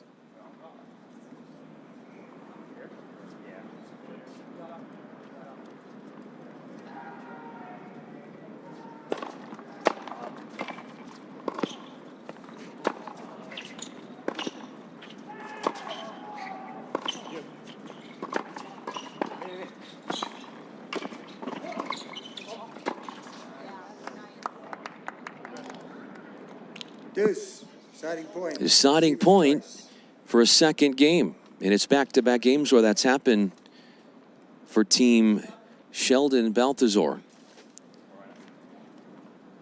It was Balthazar at that 2-3 game where he had a winner at the net to hold, fight off a break chance.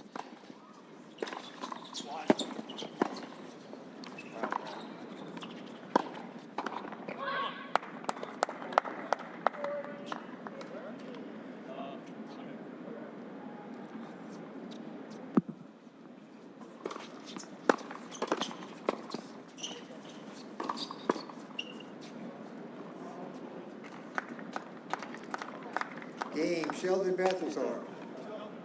Balthazar attempting the tweener, but the ball was out. So 3 break chances eradicated. Balthazar mounts the hold through deuce, putting the conversion rate for break chances for Team Karki Satterfield at 0 for 4 in the match.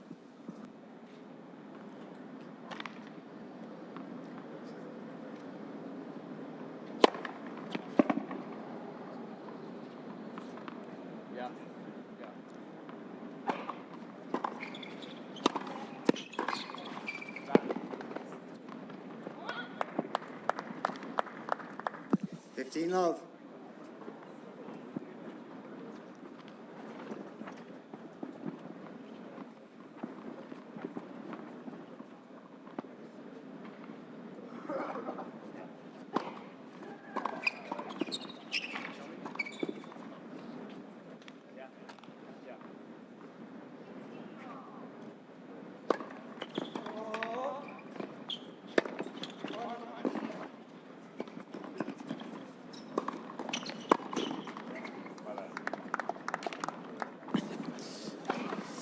Dodging danger, nearly hitting rackets in the middle of the court, going after the same ball. Sheldon and Balthazar, they survive by pushing back. Karki getting him to air 15 all.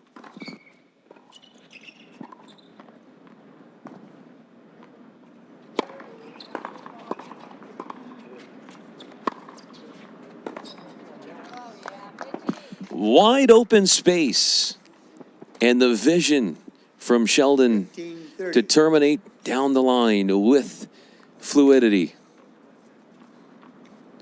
Was Satterfield cheating more towards the middle, left himself exposed to his backhand side.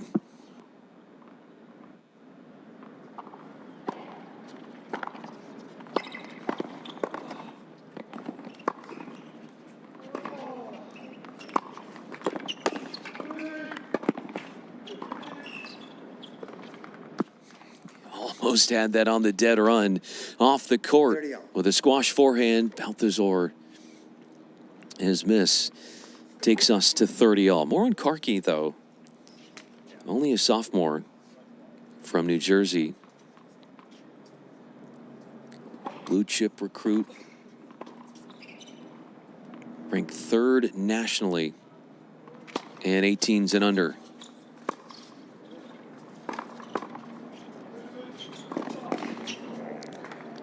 Pace absorption from Satterfield, and then getting the racket in a place to redirect. 40-30. Only enhancing the difficulty for Sheldon to cover a ton of distance.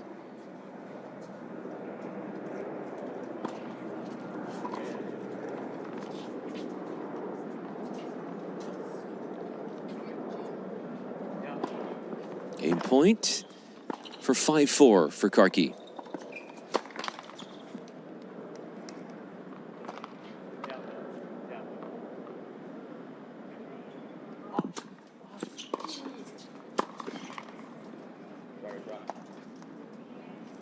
Deuce.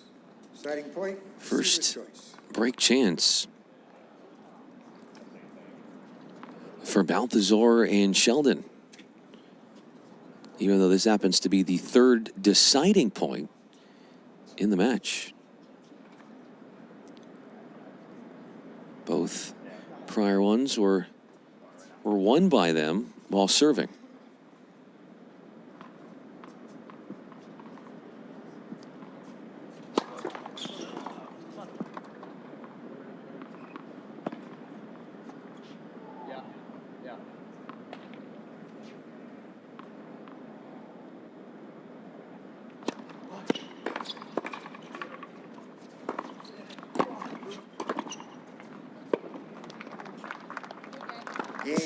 He's got like a pouty face emoji there. If you could see Sheldon, his reaction after missing the swing volley, brushing it long. So the serving team has won all three deciding points. And we continue on with this on-serve trend in this holding pattern, if you will, in the opening set.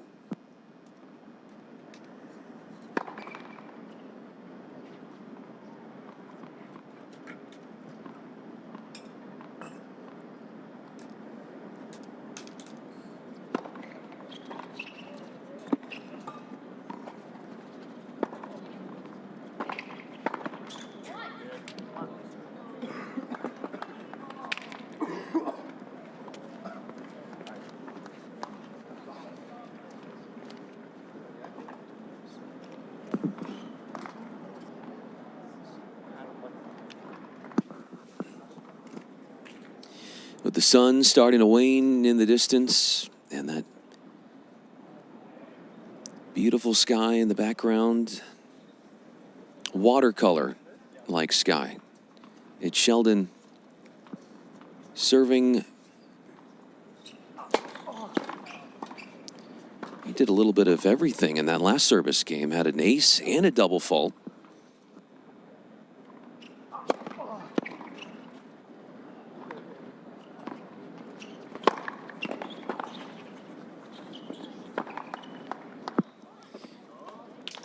A power play with the smash from deep in the court.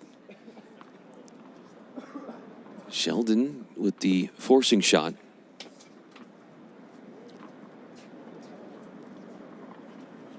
He held back at 2-3 on a deciding point.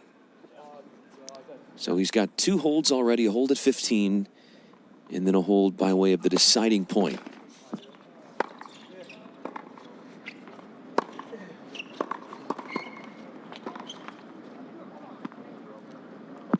Right there in that gimme range. Missing the bunny conversion, Balthazar.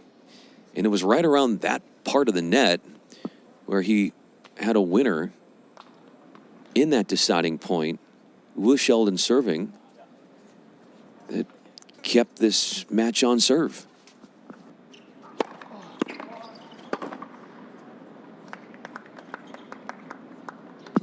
It's interesting because that's the second time that Balthazar has made a blatant unforced error at the net, only to the very next point. Hammer an overhead and bounce it over the back fence. He's done it twice. He's a man who atones for his sins. You going yet? Yeah.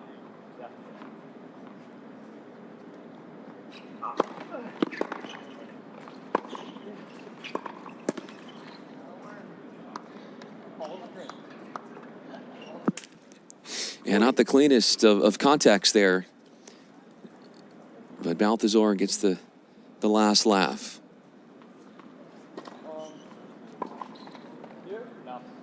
5-all, a point away for our serving Sheldon.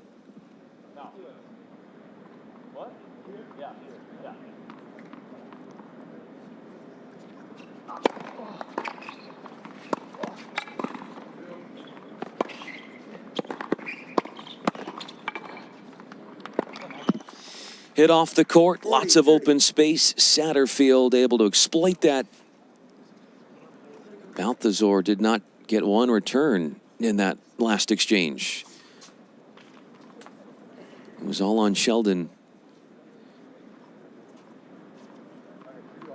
who gets a second crack at a game point.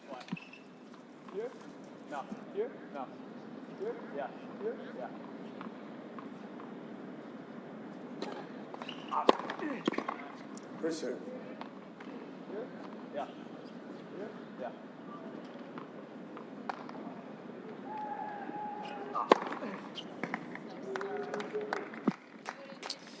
He's got aces in back-to-back service games. In fact, he has the only 2 aces of this match. And you might have just heard what he said, depending upon where the microphones pick up the audio, but he said he's serving great, and he's the only one with aces, and he's got 2. This is Satterfield. He must have heard me, because he goes right up the tee himself.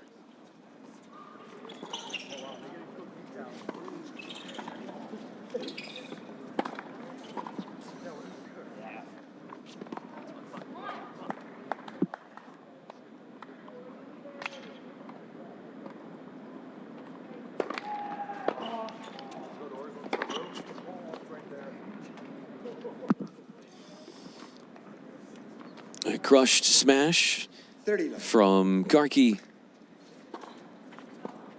the finisher on the 1-2 punch.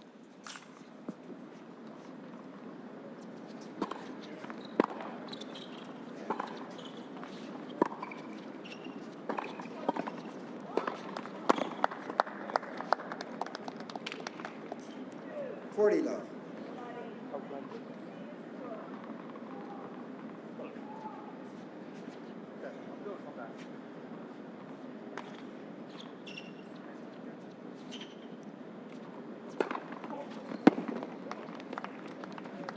Game. Karki Satterfield. Satterfield leads 6 games to 5. Book ended with aces. In point 1 and point 4, it's a love hold for Satterfield. Takes us to 6 games to 5. He is the only one with love holds, and he's got 2 in the opening set.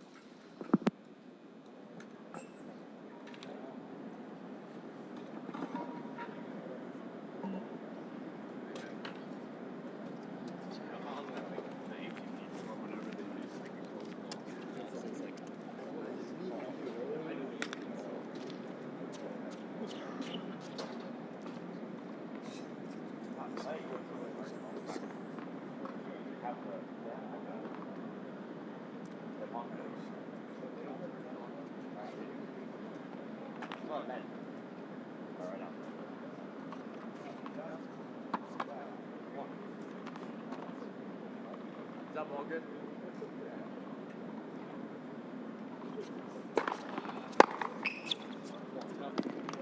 Always good. Called good. That's Karki. That's not the first time either he's had a return ace.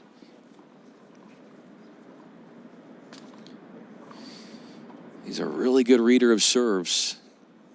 Only a sophomore.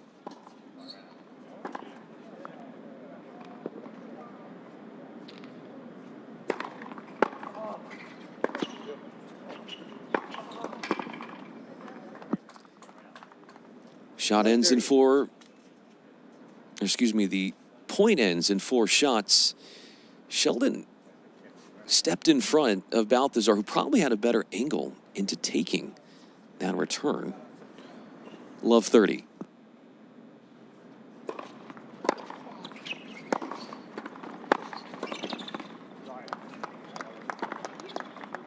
$15.30.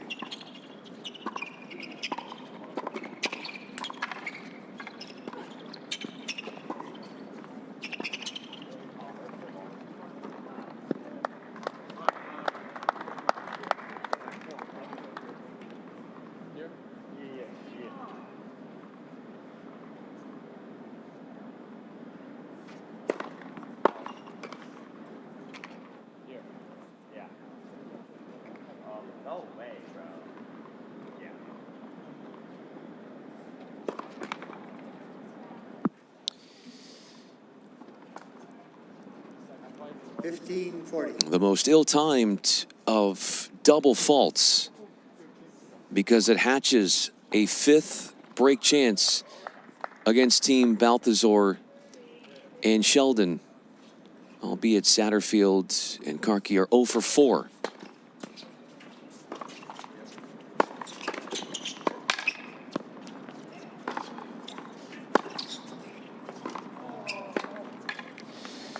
Not anymore. They've got their first conversion. Karki Satterfield.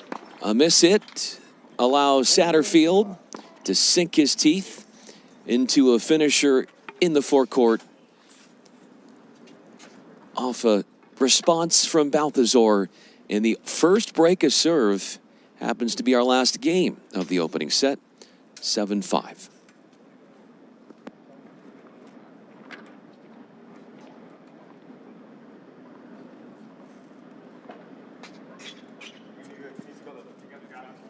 That's great.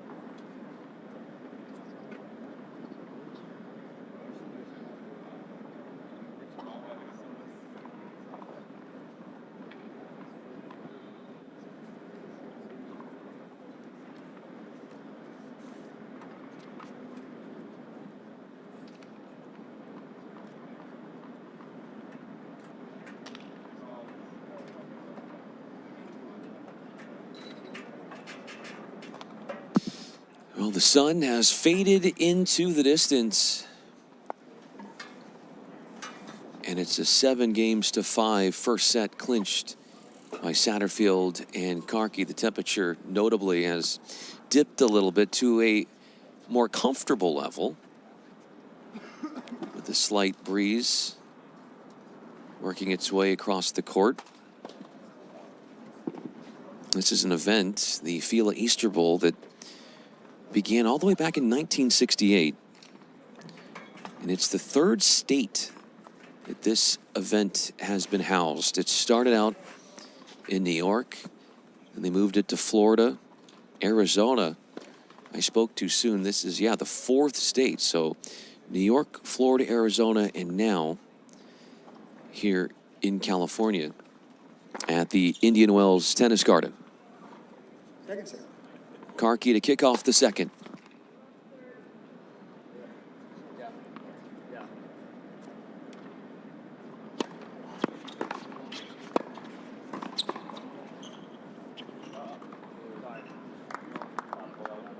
Love 15.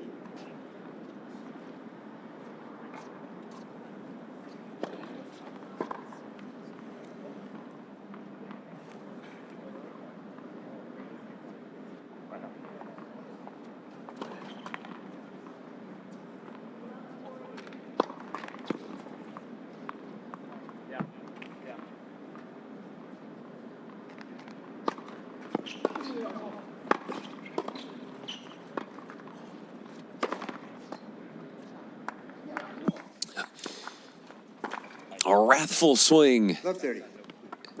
A forehand finisher from Balthazar.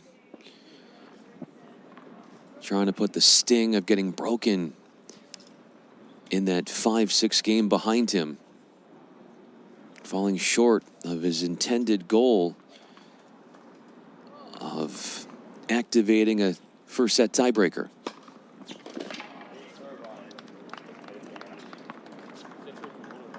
$15-30.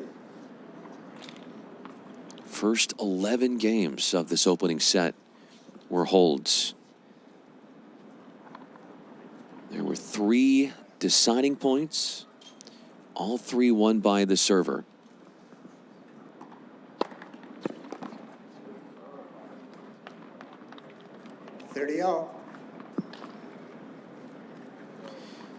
Rapidly elevating him out of a slow start to this service game. It's 30-all for Karki.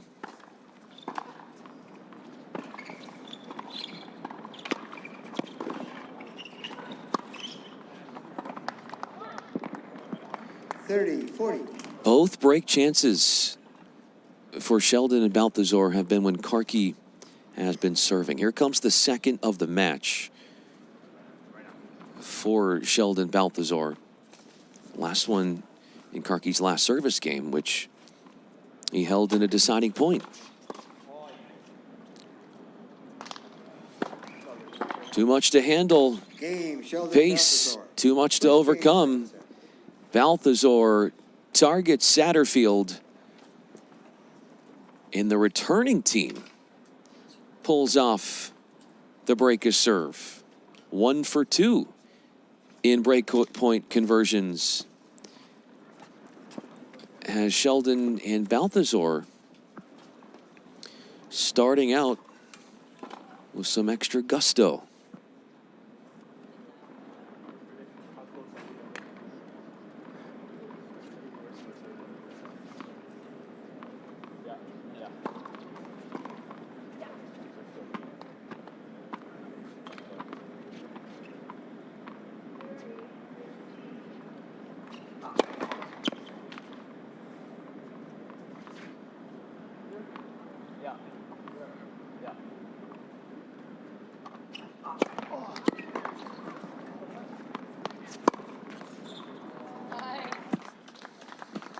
He'd make for a good billiards player. 15 low.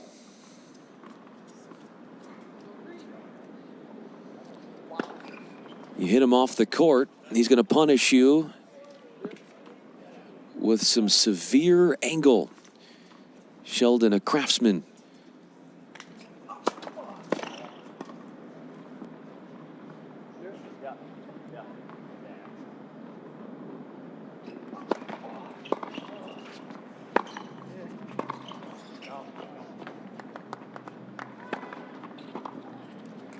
Low.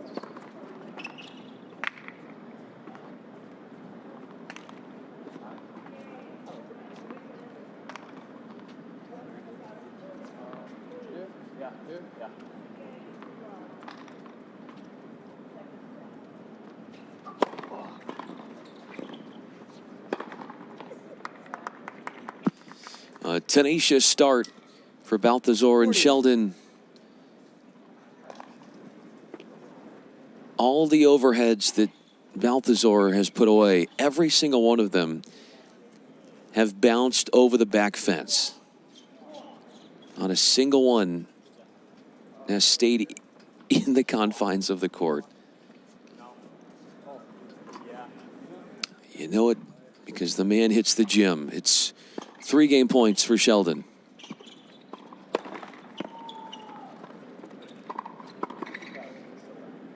Here? Yeah. Here.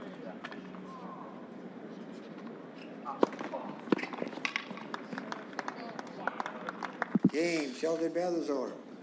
Sheldon Balthazar lead 2 games to love. Second. Thanks to the slider out wide.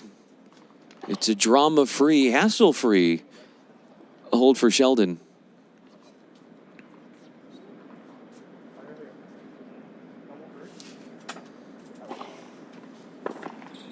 Two love, down a set. Here's Satterfield trying to inch back into the second.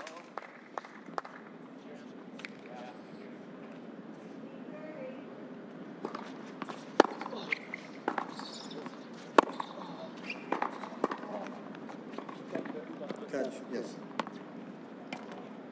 They ruled out a touch on Karki, instantly stopping the point.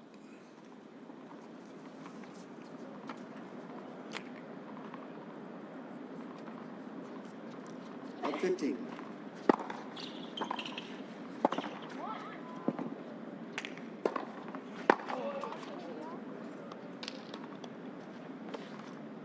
15-0.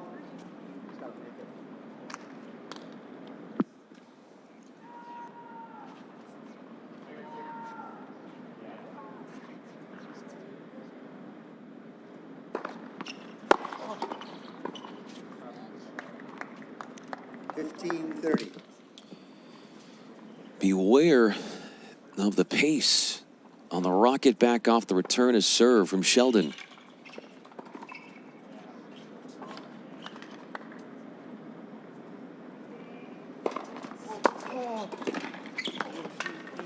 That is so good. The way he spun that, it was darting away from the forward charging Balthazar. It wasn't just a drop shot, but the way the ball was pulled out wide, it kept going away from Balthazar.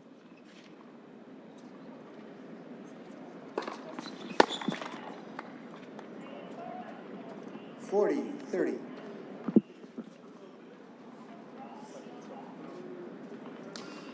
The beneficiary of 2 service winners, Satterfield, now training in Florida, looks to finish off this game in 6 points.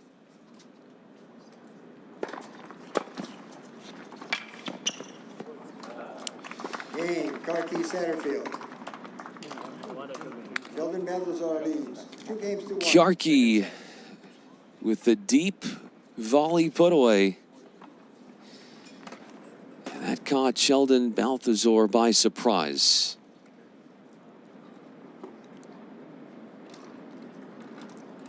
And the first sit down, it is 2-1.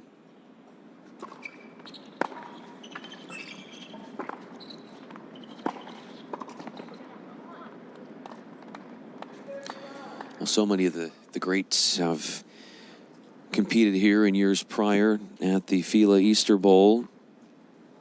Winners like John McEnroe and Tracy Austin and Jennifer Capriati, Andy Roddick, Taylor Fritz, Emma Navarro. The list goes on.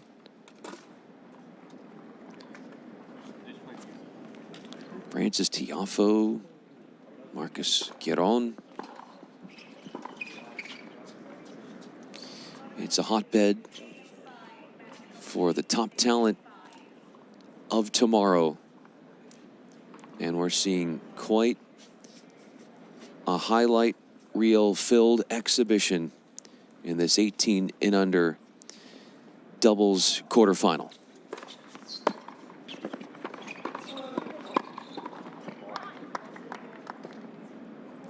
$15-0.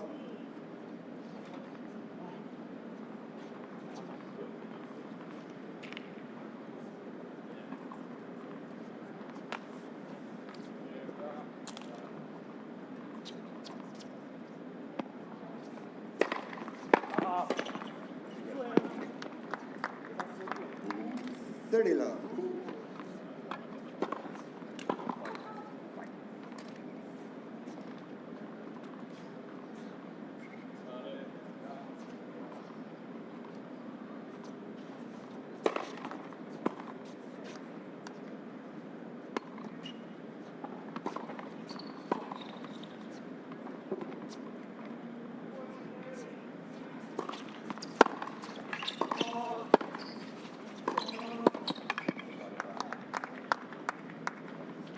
$40-0. The least resistance that Balthazar has faced in one of his service games. This is service game number 4 for him. He's had break chances against 2 of his service games.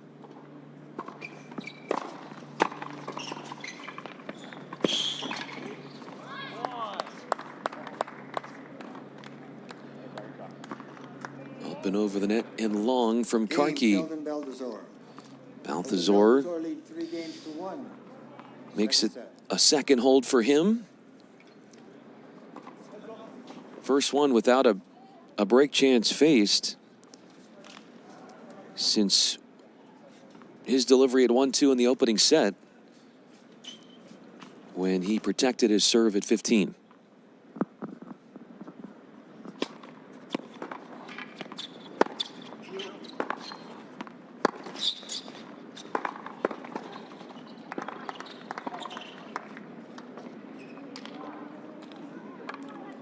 15.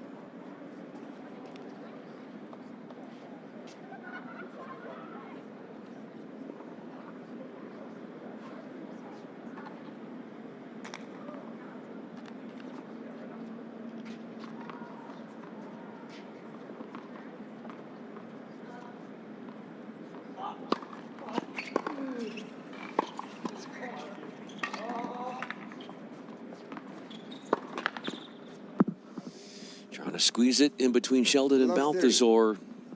Open stance, forehand from Karki.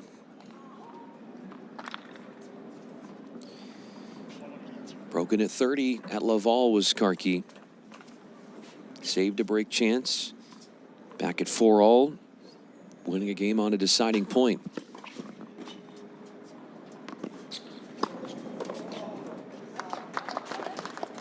Just getting out of the way and letting the racket do the rest. Balthazar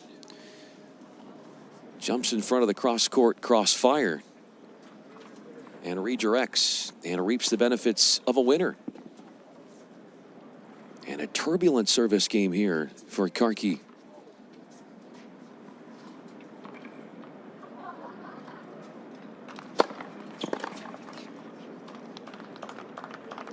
$15.40.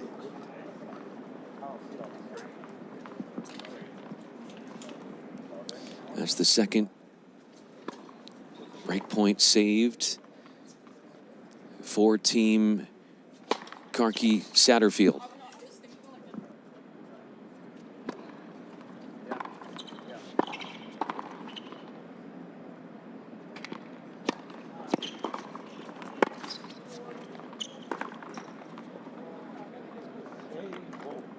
$30.40.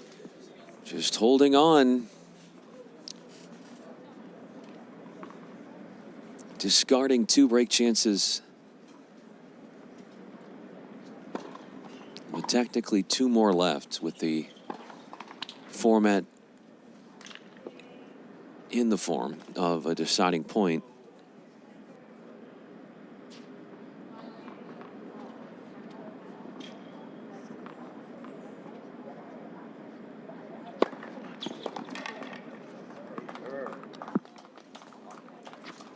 Big points, serving strong. Deuce.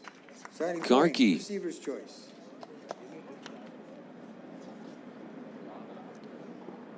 Has a deciding point. Come up on his serve for a second game. First time it happened, as mentioned, his duo held.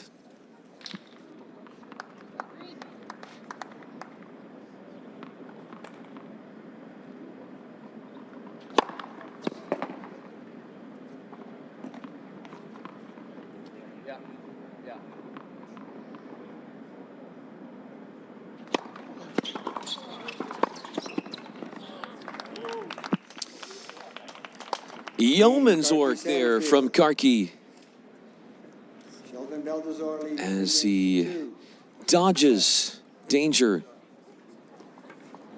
with his team scoring the last 4 points of that game.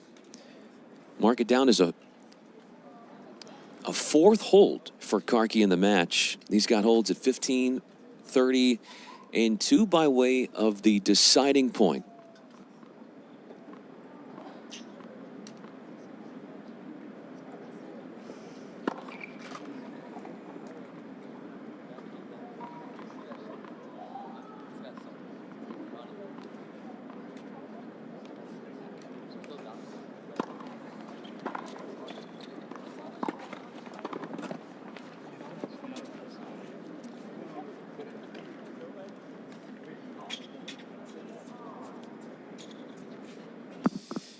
Just past an hour in this 18 and under doubles quarterfinal. Brian Fenley with you here.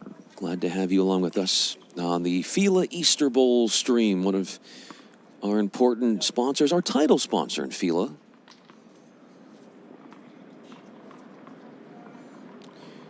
Sheldon up to the task, ready to serve.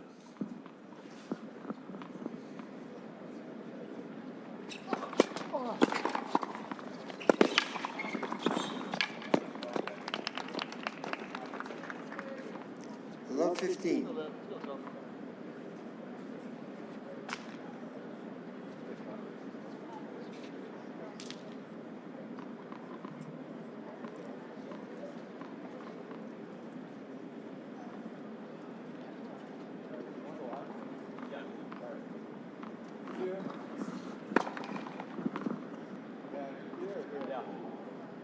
No. But yeah.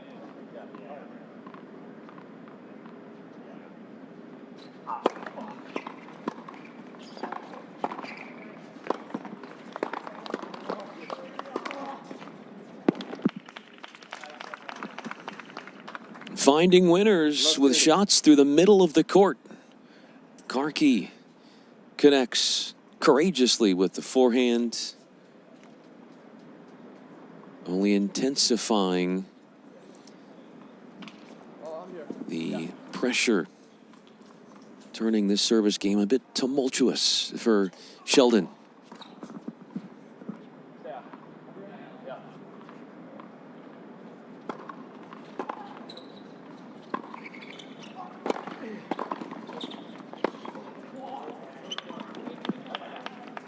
Try off the back foot. Forehand cannot find the court for Sheldon. Biggest point of the match right here. Considering that break lead, our only break a serve in the second set, which was at love all, is on a lifeline right now.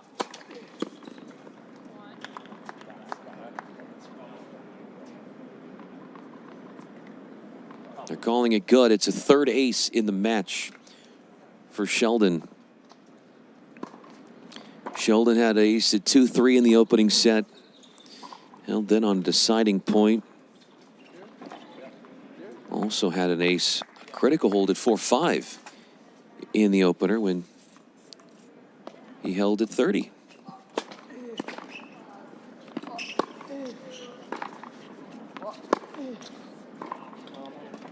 But an ace is not going to be enough. Game, Karki Satterfield.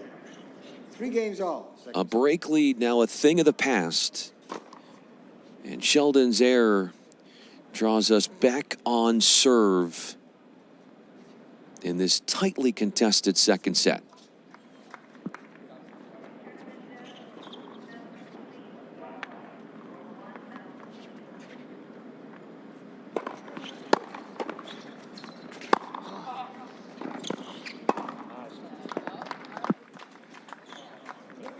A gratifying swing volley finish for Balthazar.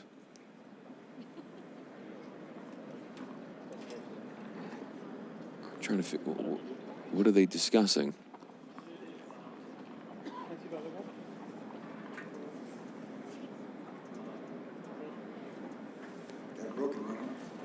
Are they displeased with the tennis balls and how they're functioning?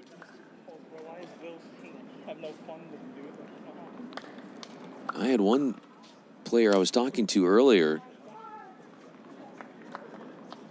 mentioning the tennis balls and how they're not, some of the players think they're not functioning right.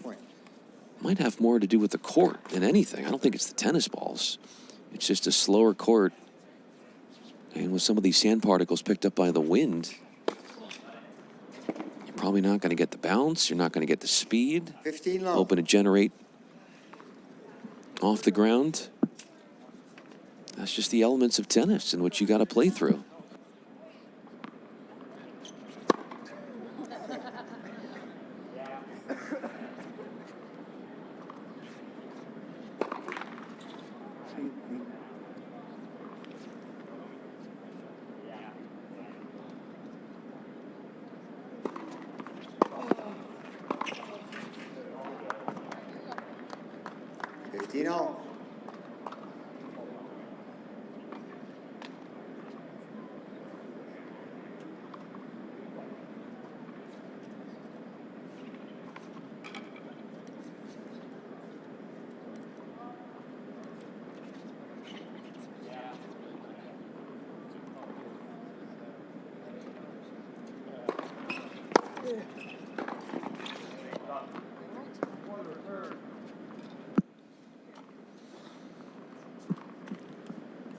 40-15. Tough to mess with return of serve from Sheldon. He's the ace leader in this match with 3. Satterfield has 2. He's not the only one, Sheldon, who can read serves and send them back with ridiculous interest.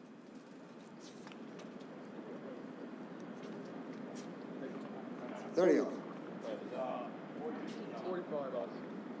Yes. 40-15.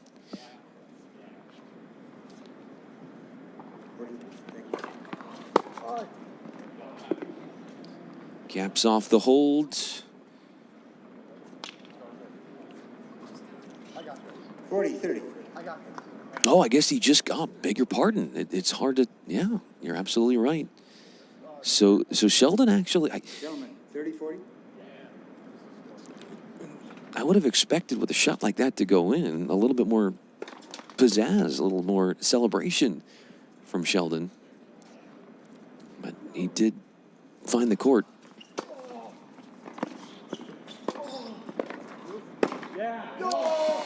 A punishing shot from Sheldon.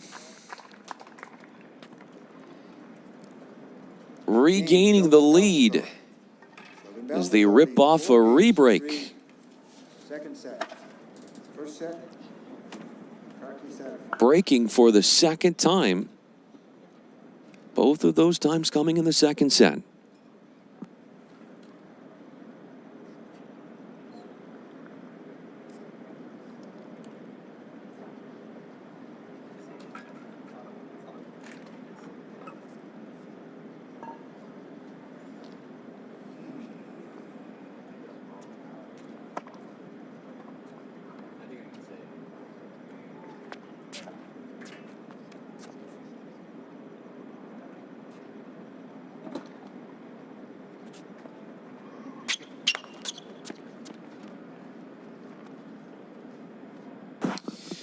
We had a turnstile of service holds opening set. First 11 games were holds.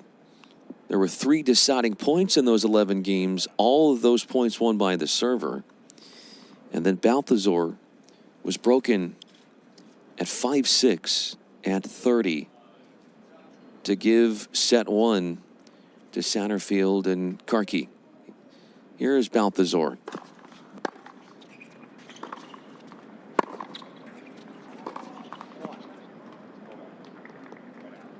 Love 15.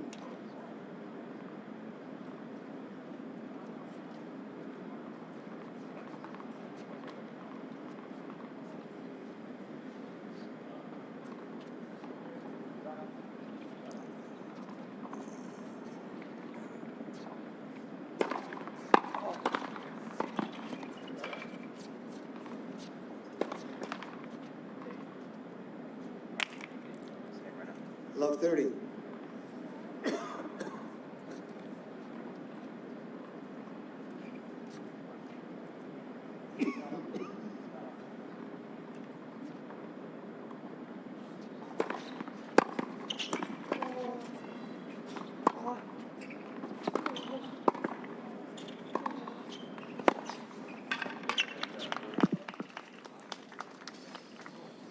A nasty finish from Karki with a well-fueled forehand. We could see a third service break in a row. With a potluck of chances here, 3 to win the game on the return.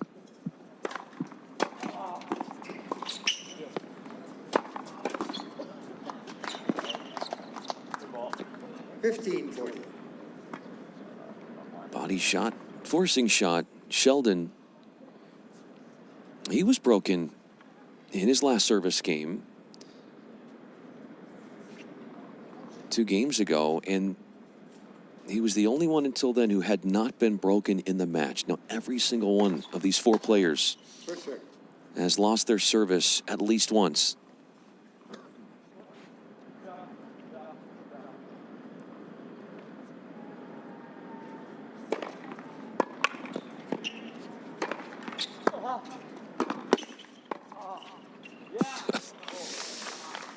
There's times to be selfish and times to let your teammate do the rest. Sheldon had a couple of good cracks at it, but sometimes proactivity isn't always what's best.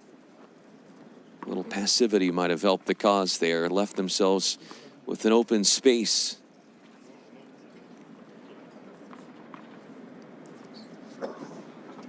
That would be for 4 all.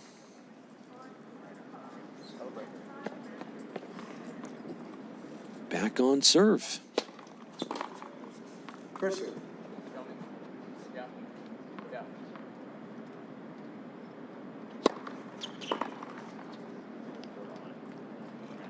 15 love.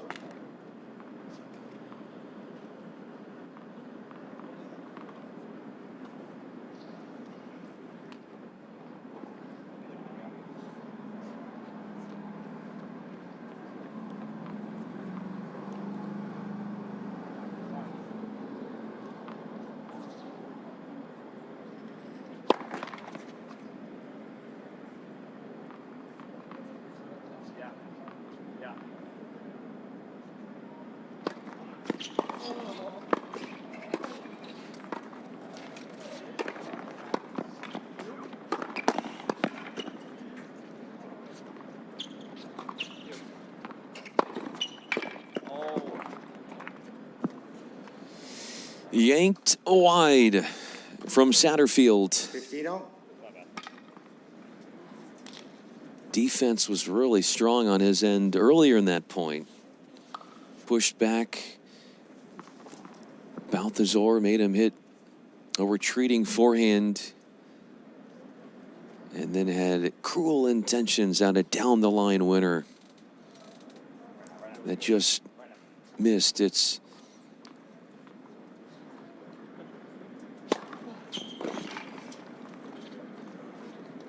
intentions. 30-15 with a Karki service winner. At no stage of the second set has Karki and Satterfield had a lead in set 2.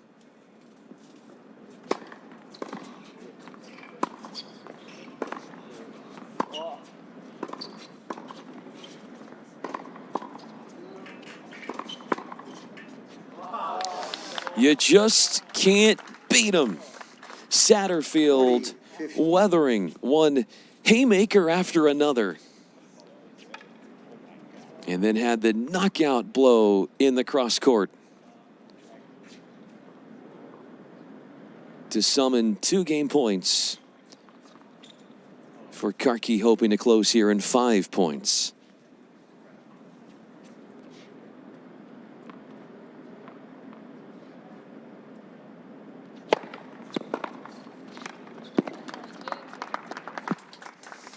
A fancy finish from one elite service returner.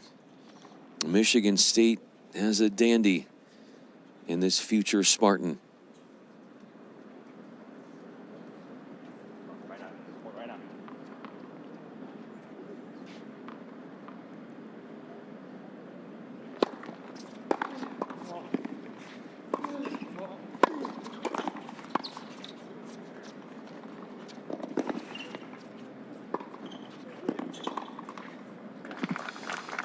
For the very first time in the second set, on the front side of the score is Karki and Satterfield willing away the breakpoint-minded Balthazar and Sheldon. Deciding point won by them, Satterfield, Karki. Karki had to play a really low pickup on a defensive shot with his forehand in that point.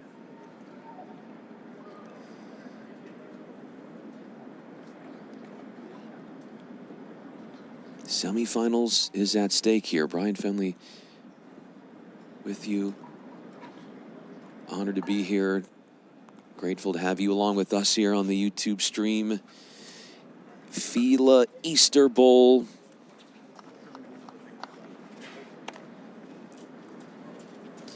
FILA might be our title sponsor, but we've got Smith Stearns Academy, ICL Academy, Ethos, and Gata Tennis, all marquee supporters of this fine event here in the California desert.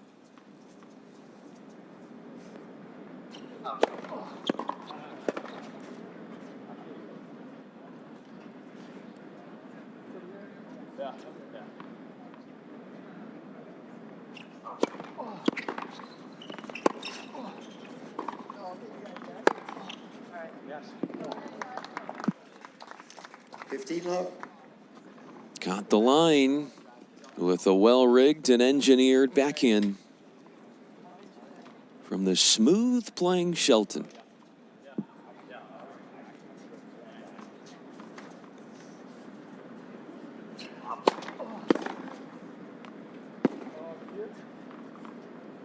Ball coming back.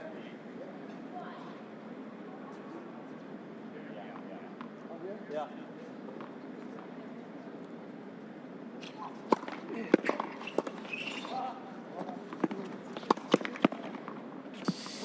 Just got there a little bit late. Had to hit up on the ball. If he got there a little earlier, not saying it was an easy task to do. Might have had himself a little bit of an easier look to clear the net. 15 all. Both 2 points. The outcomes, Sheldon responsible for. An error and a winner.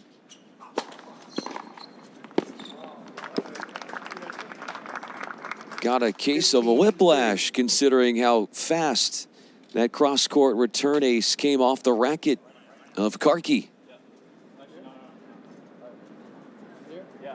Oh, here. Yeah.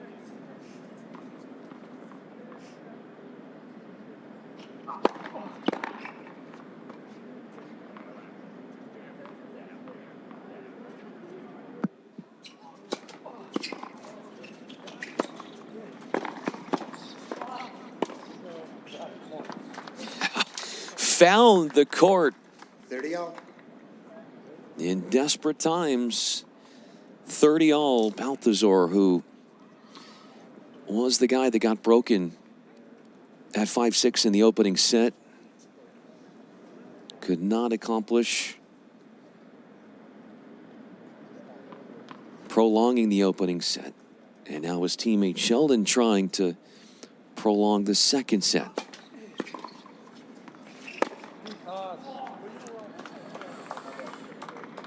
So a break a serve in game 11 of the opening set. And now a match point in game 10 of the second. Closing out sets with serves from Team Sheldon and Balthazar. That's been a tough proposition.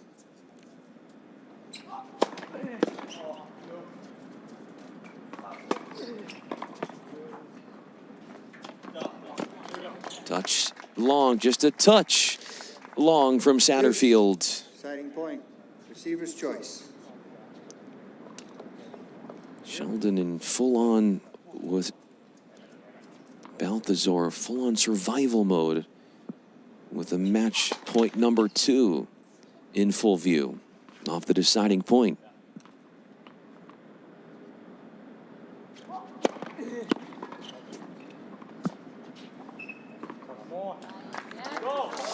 Let's play some more tennis. 2 courageous set/match point saves off Sheldon's serve. And despite an arduous and some would say turbulent start to that service game, he's the one who has the final say. 15 love. North of 100 miles an hour. That serve from Satterfield. Clocked at 1:04. We're 1 hour and 21 minutes in to this 18 and under quarterfinal.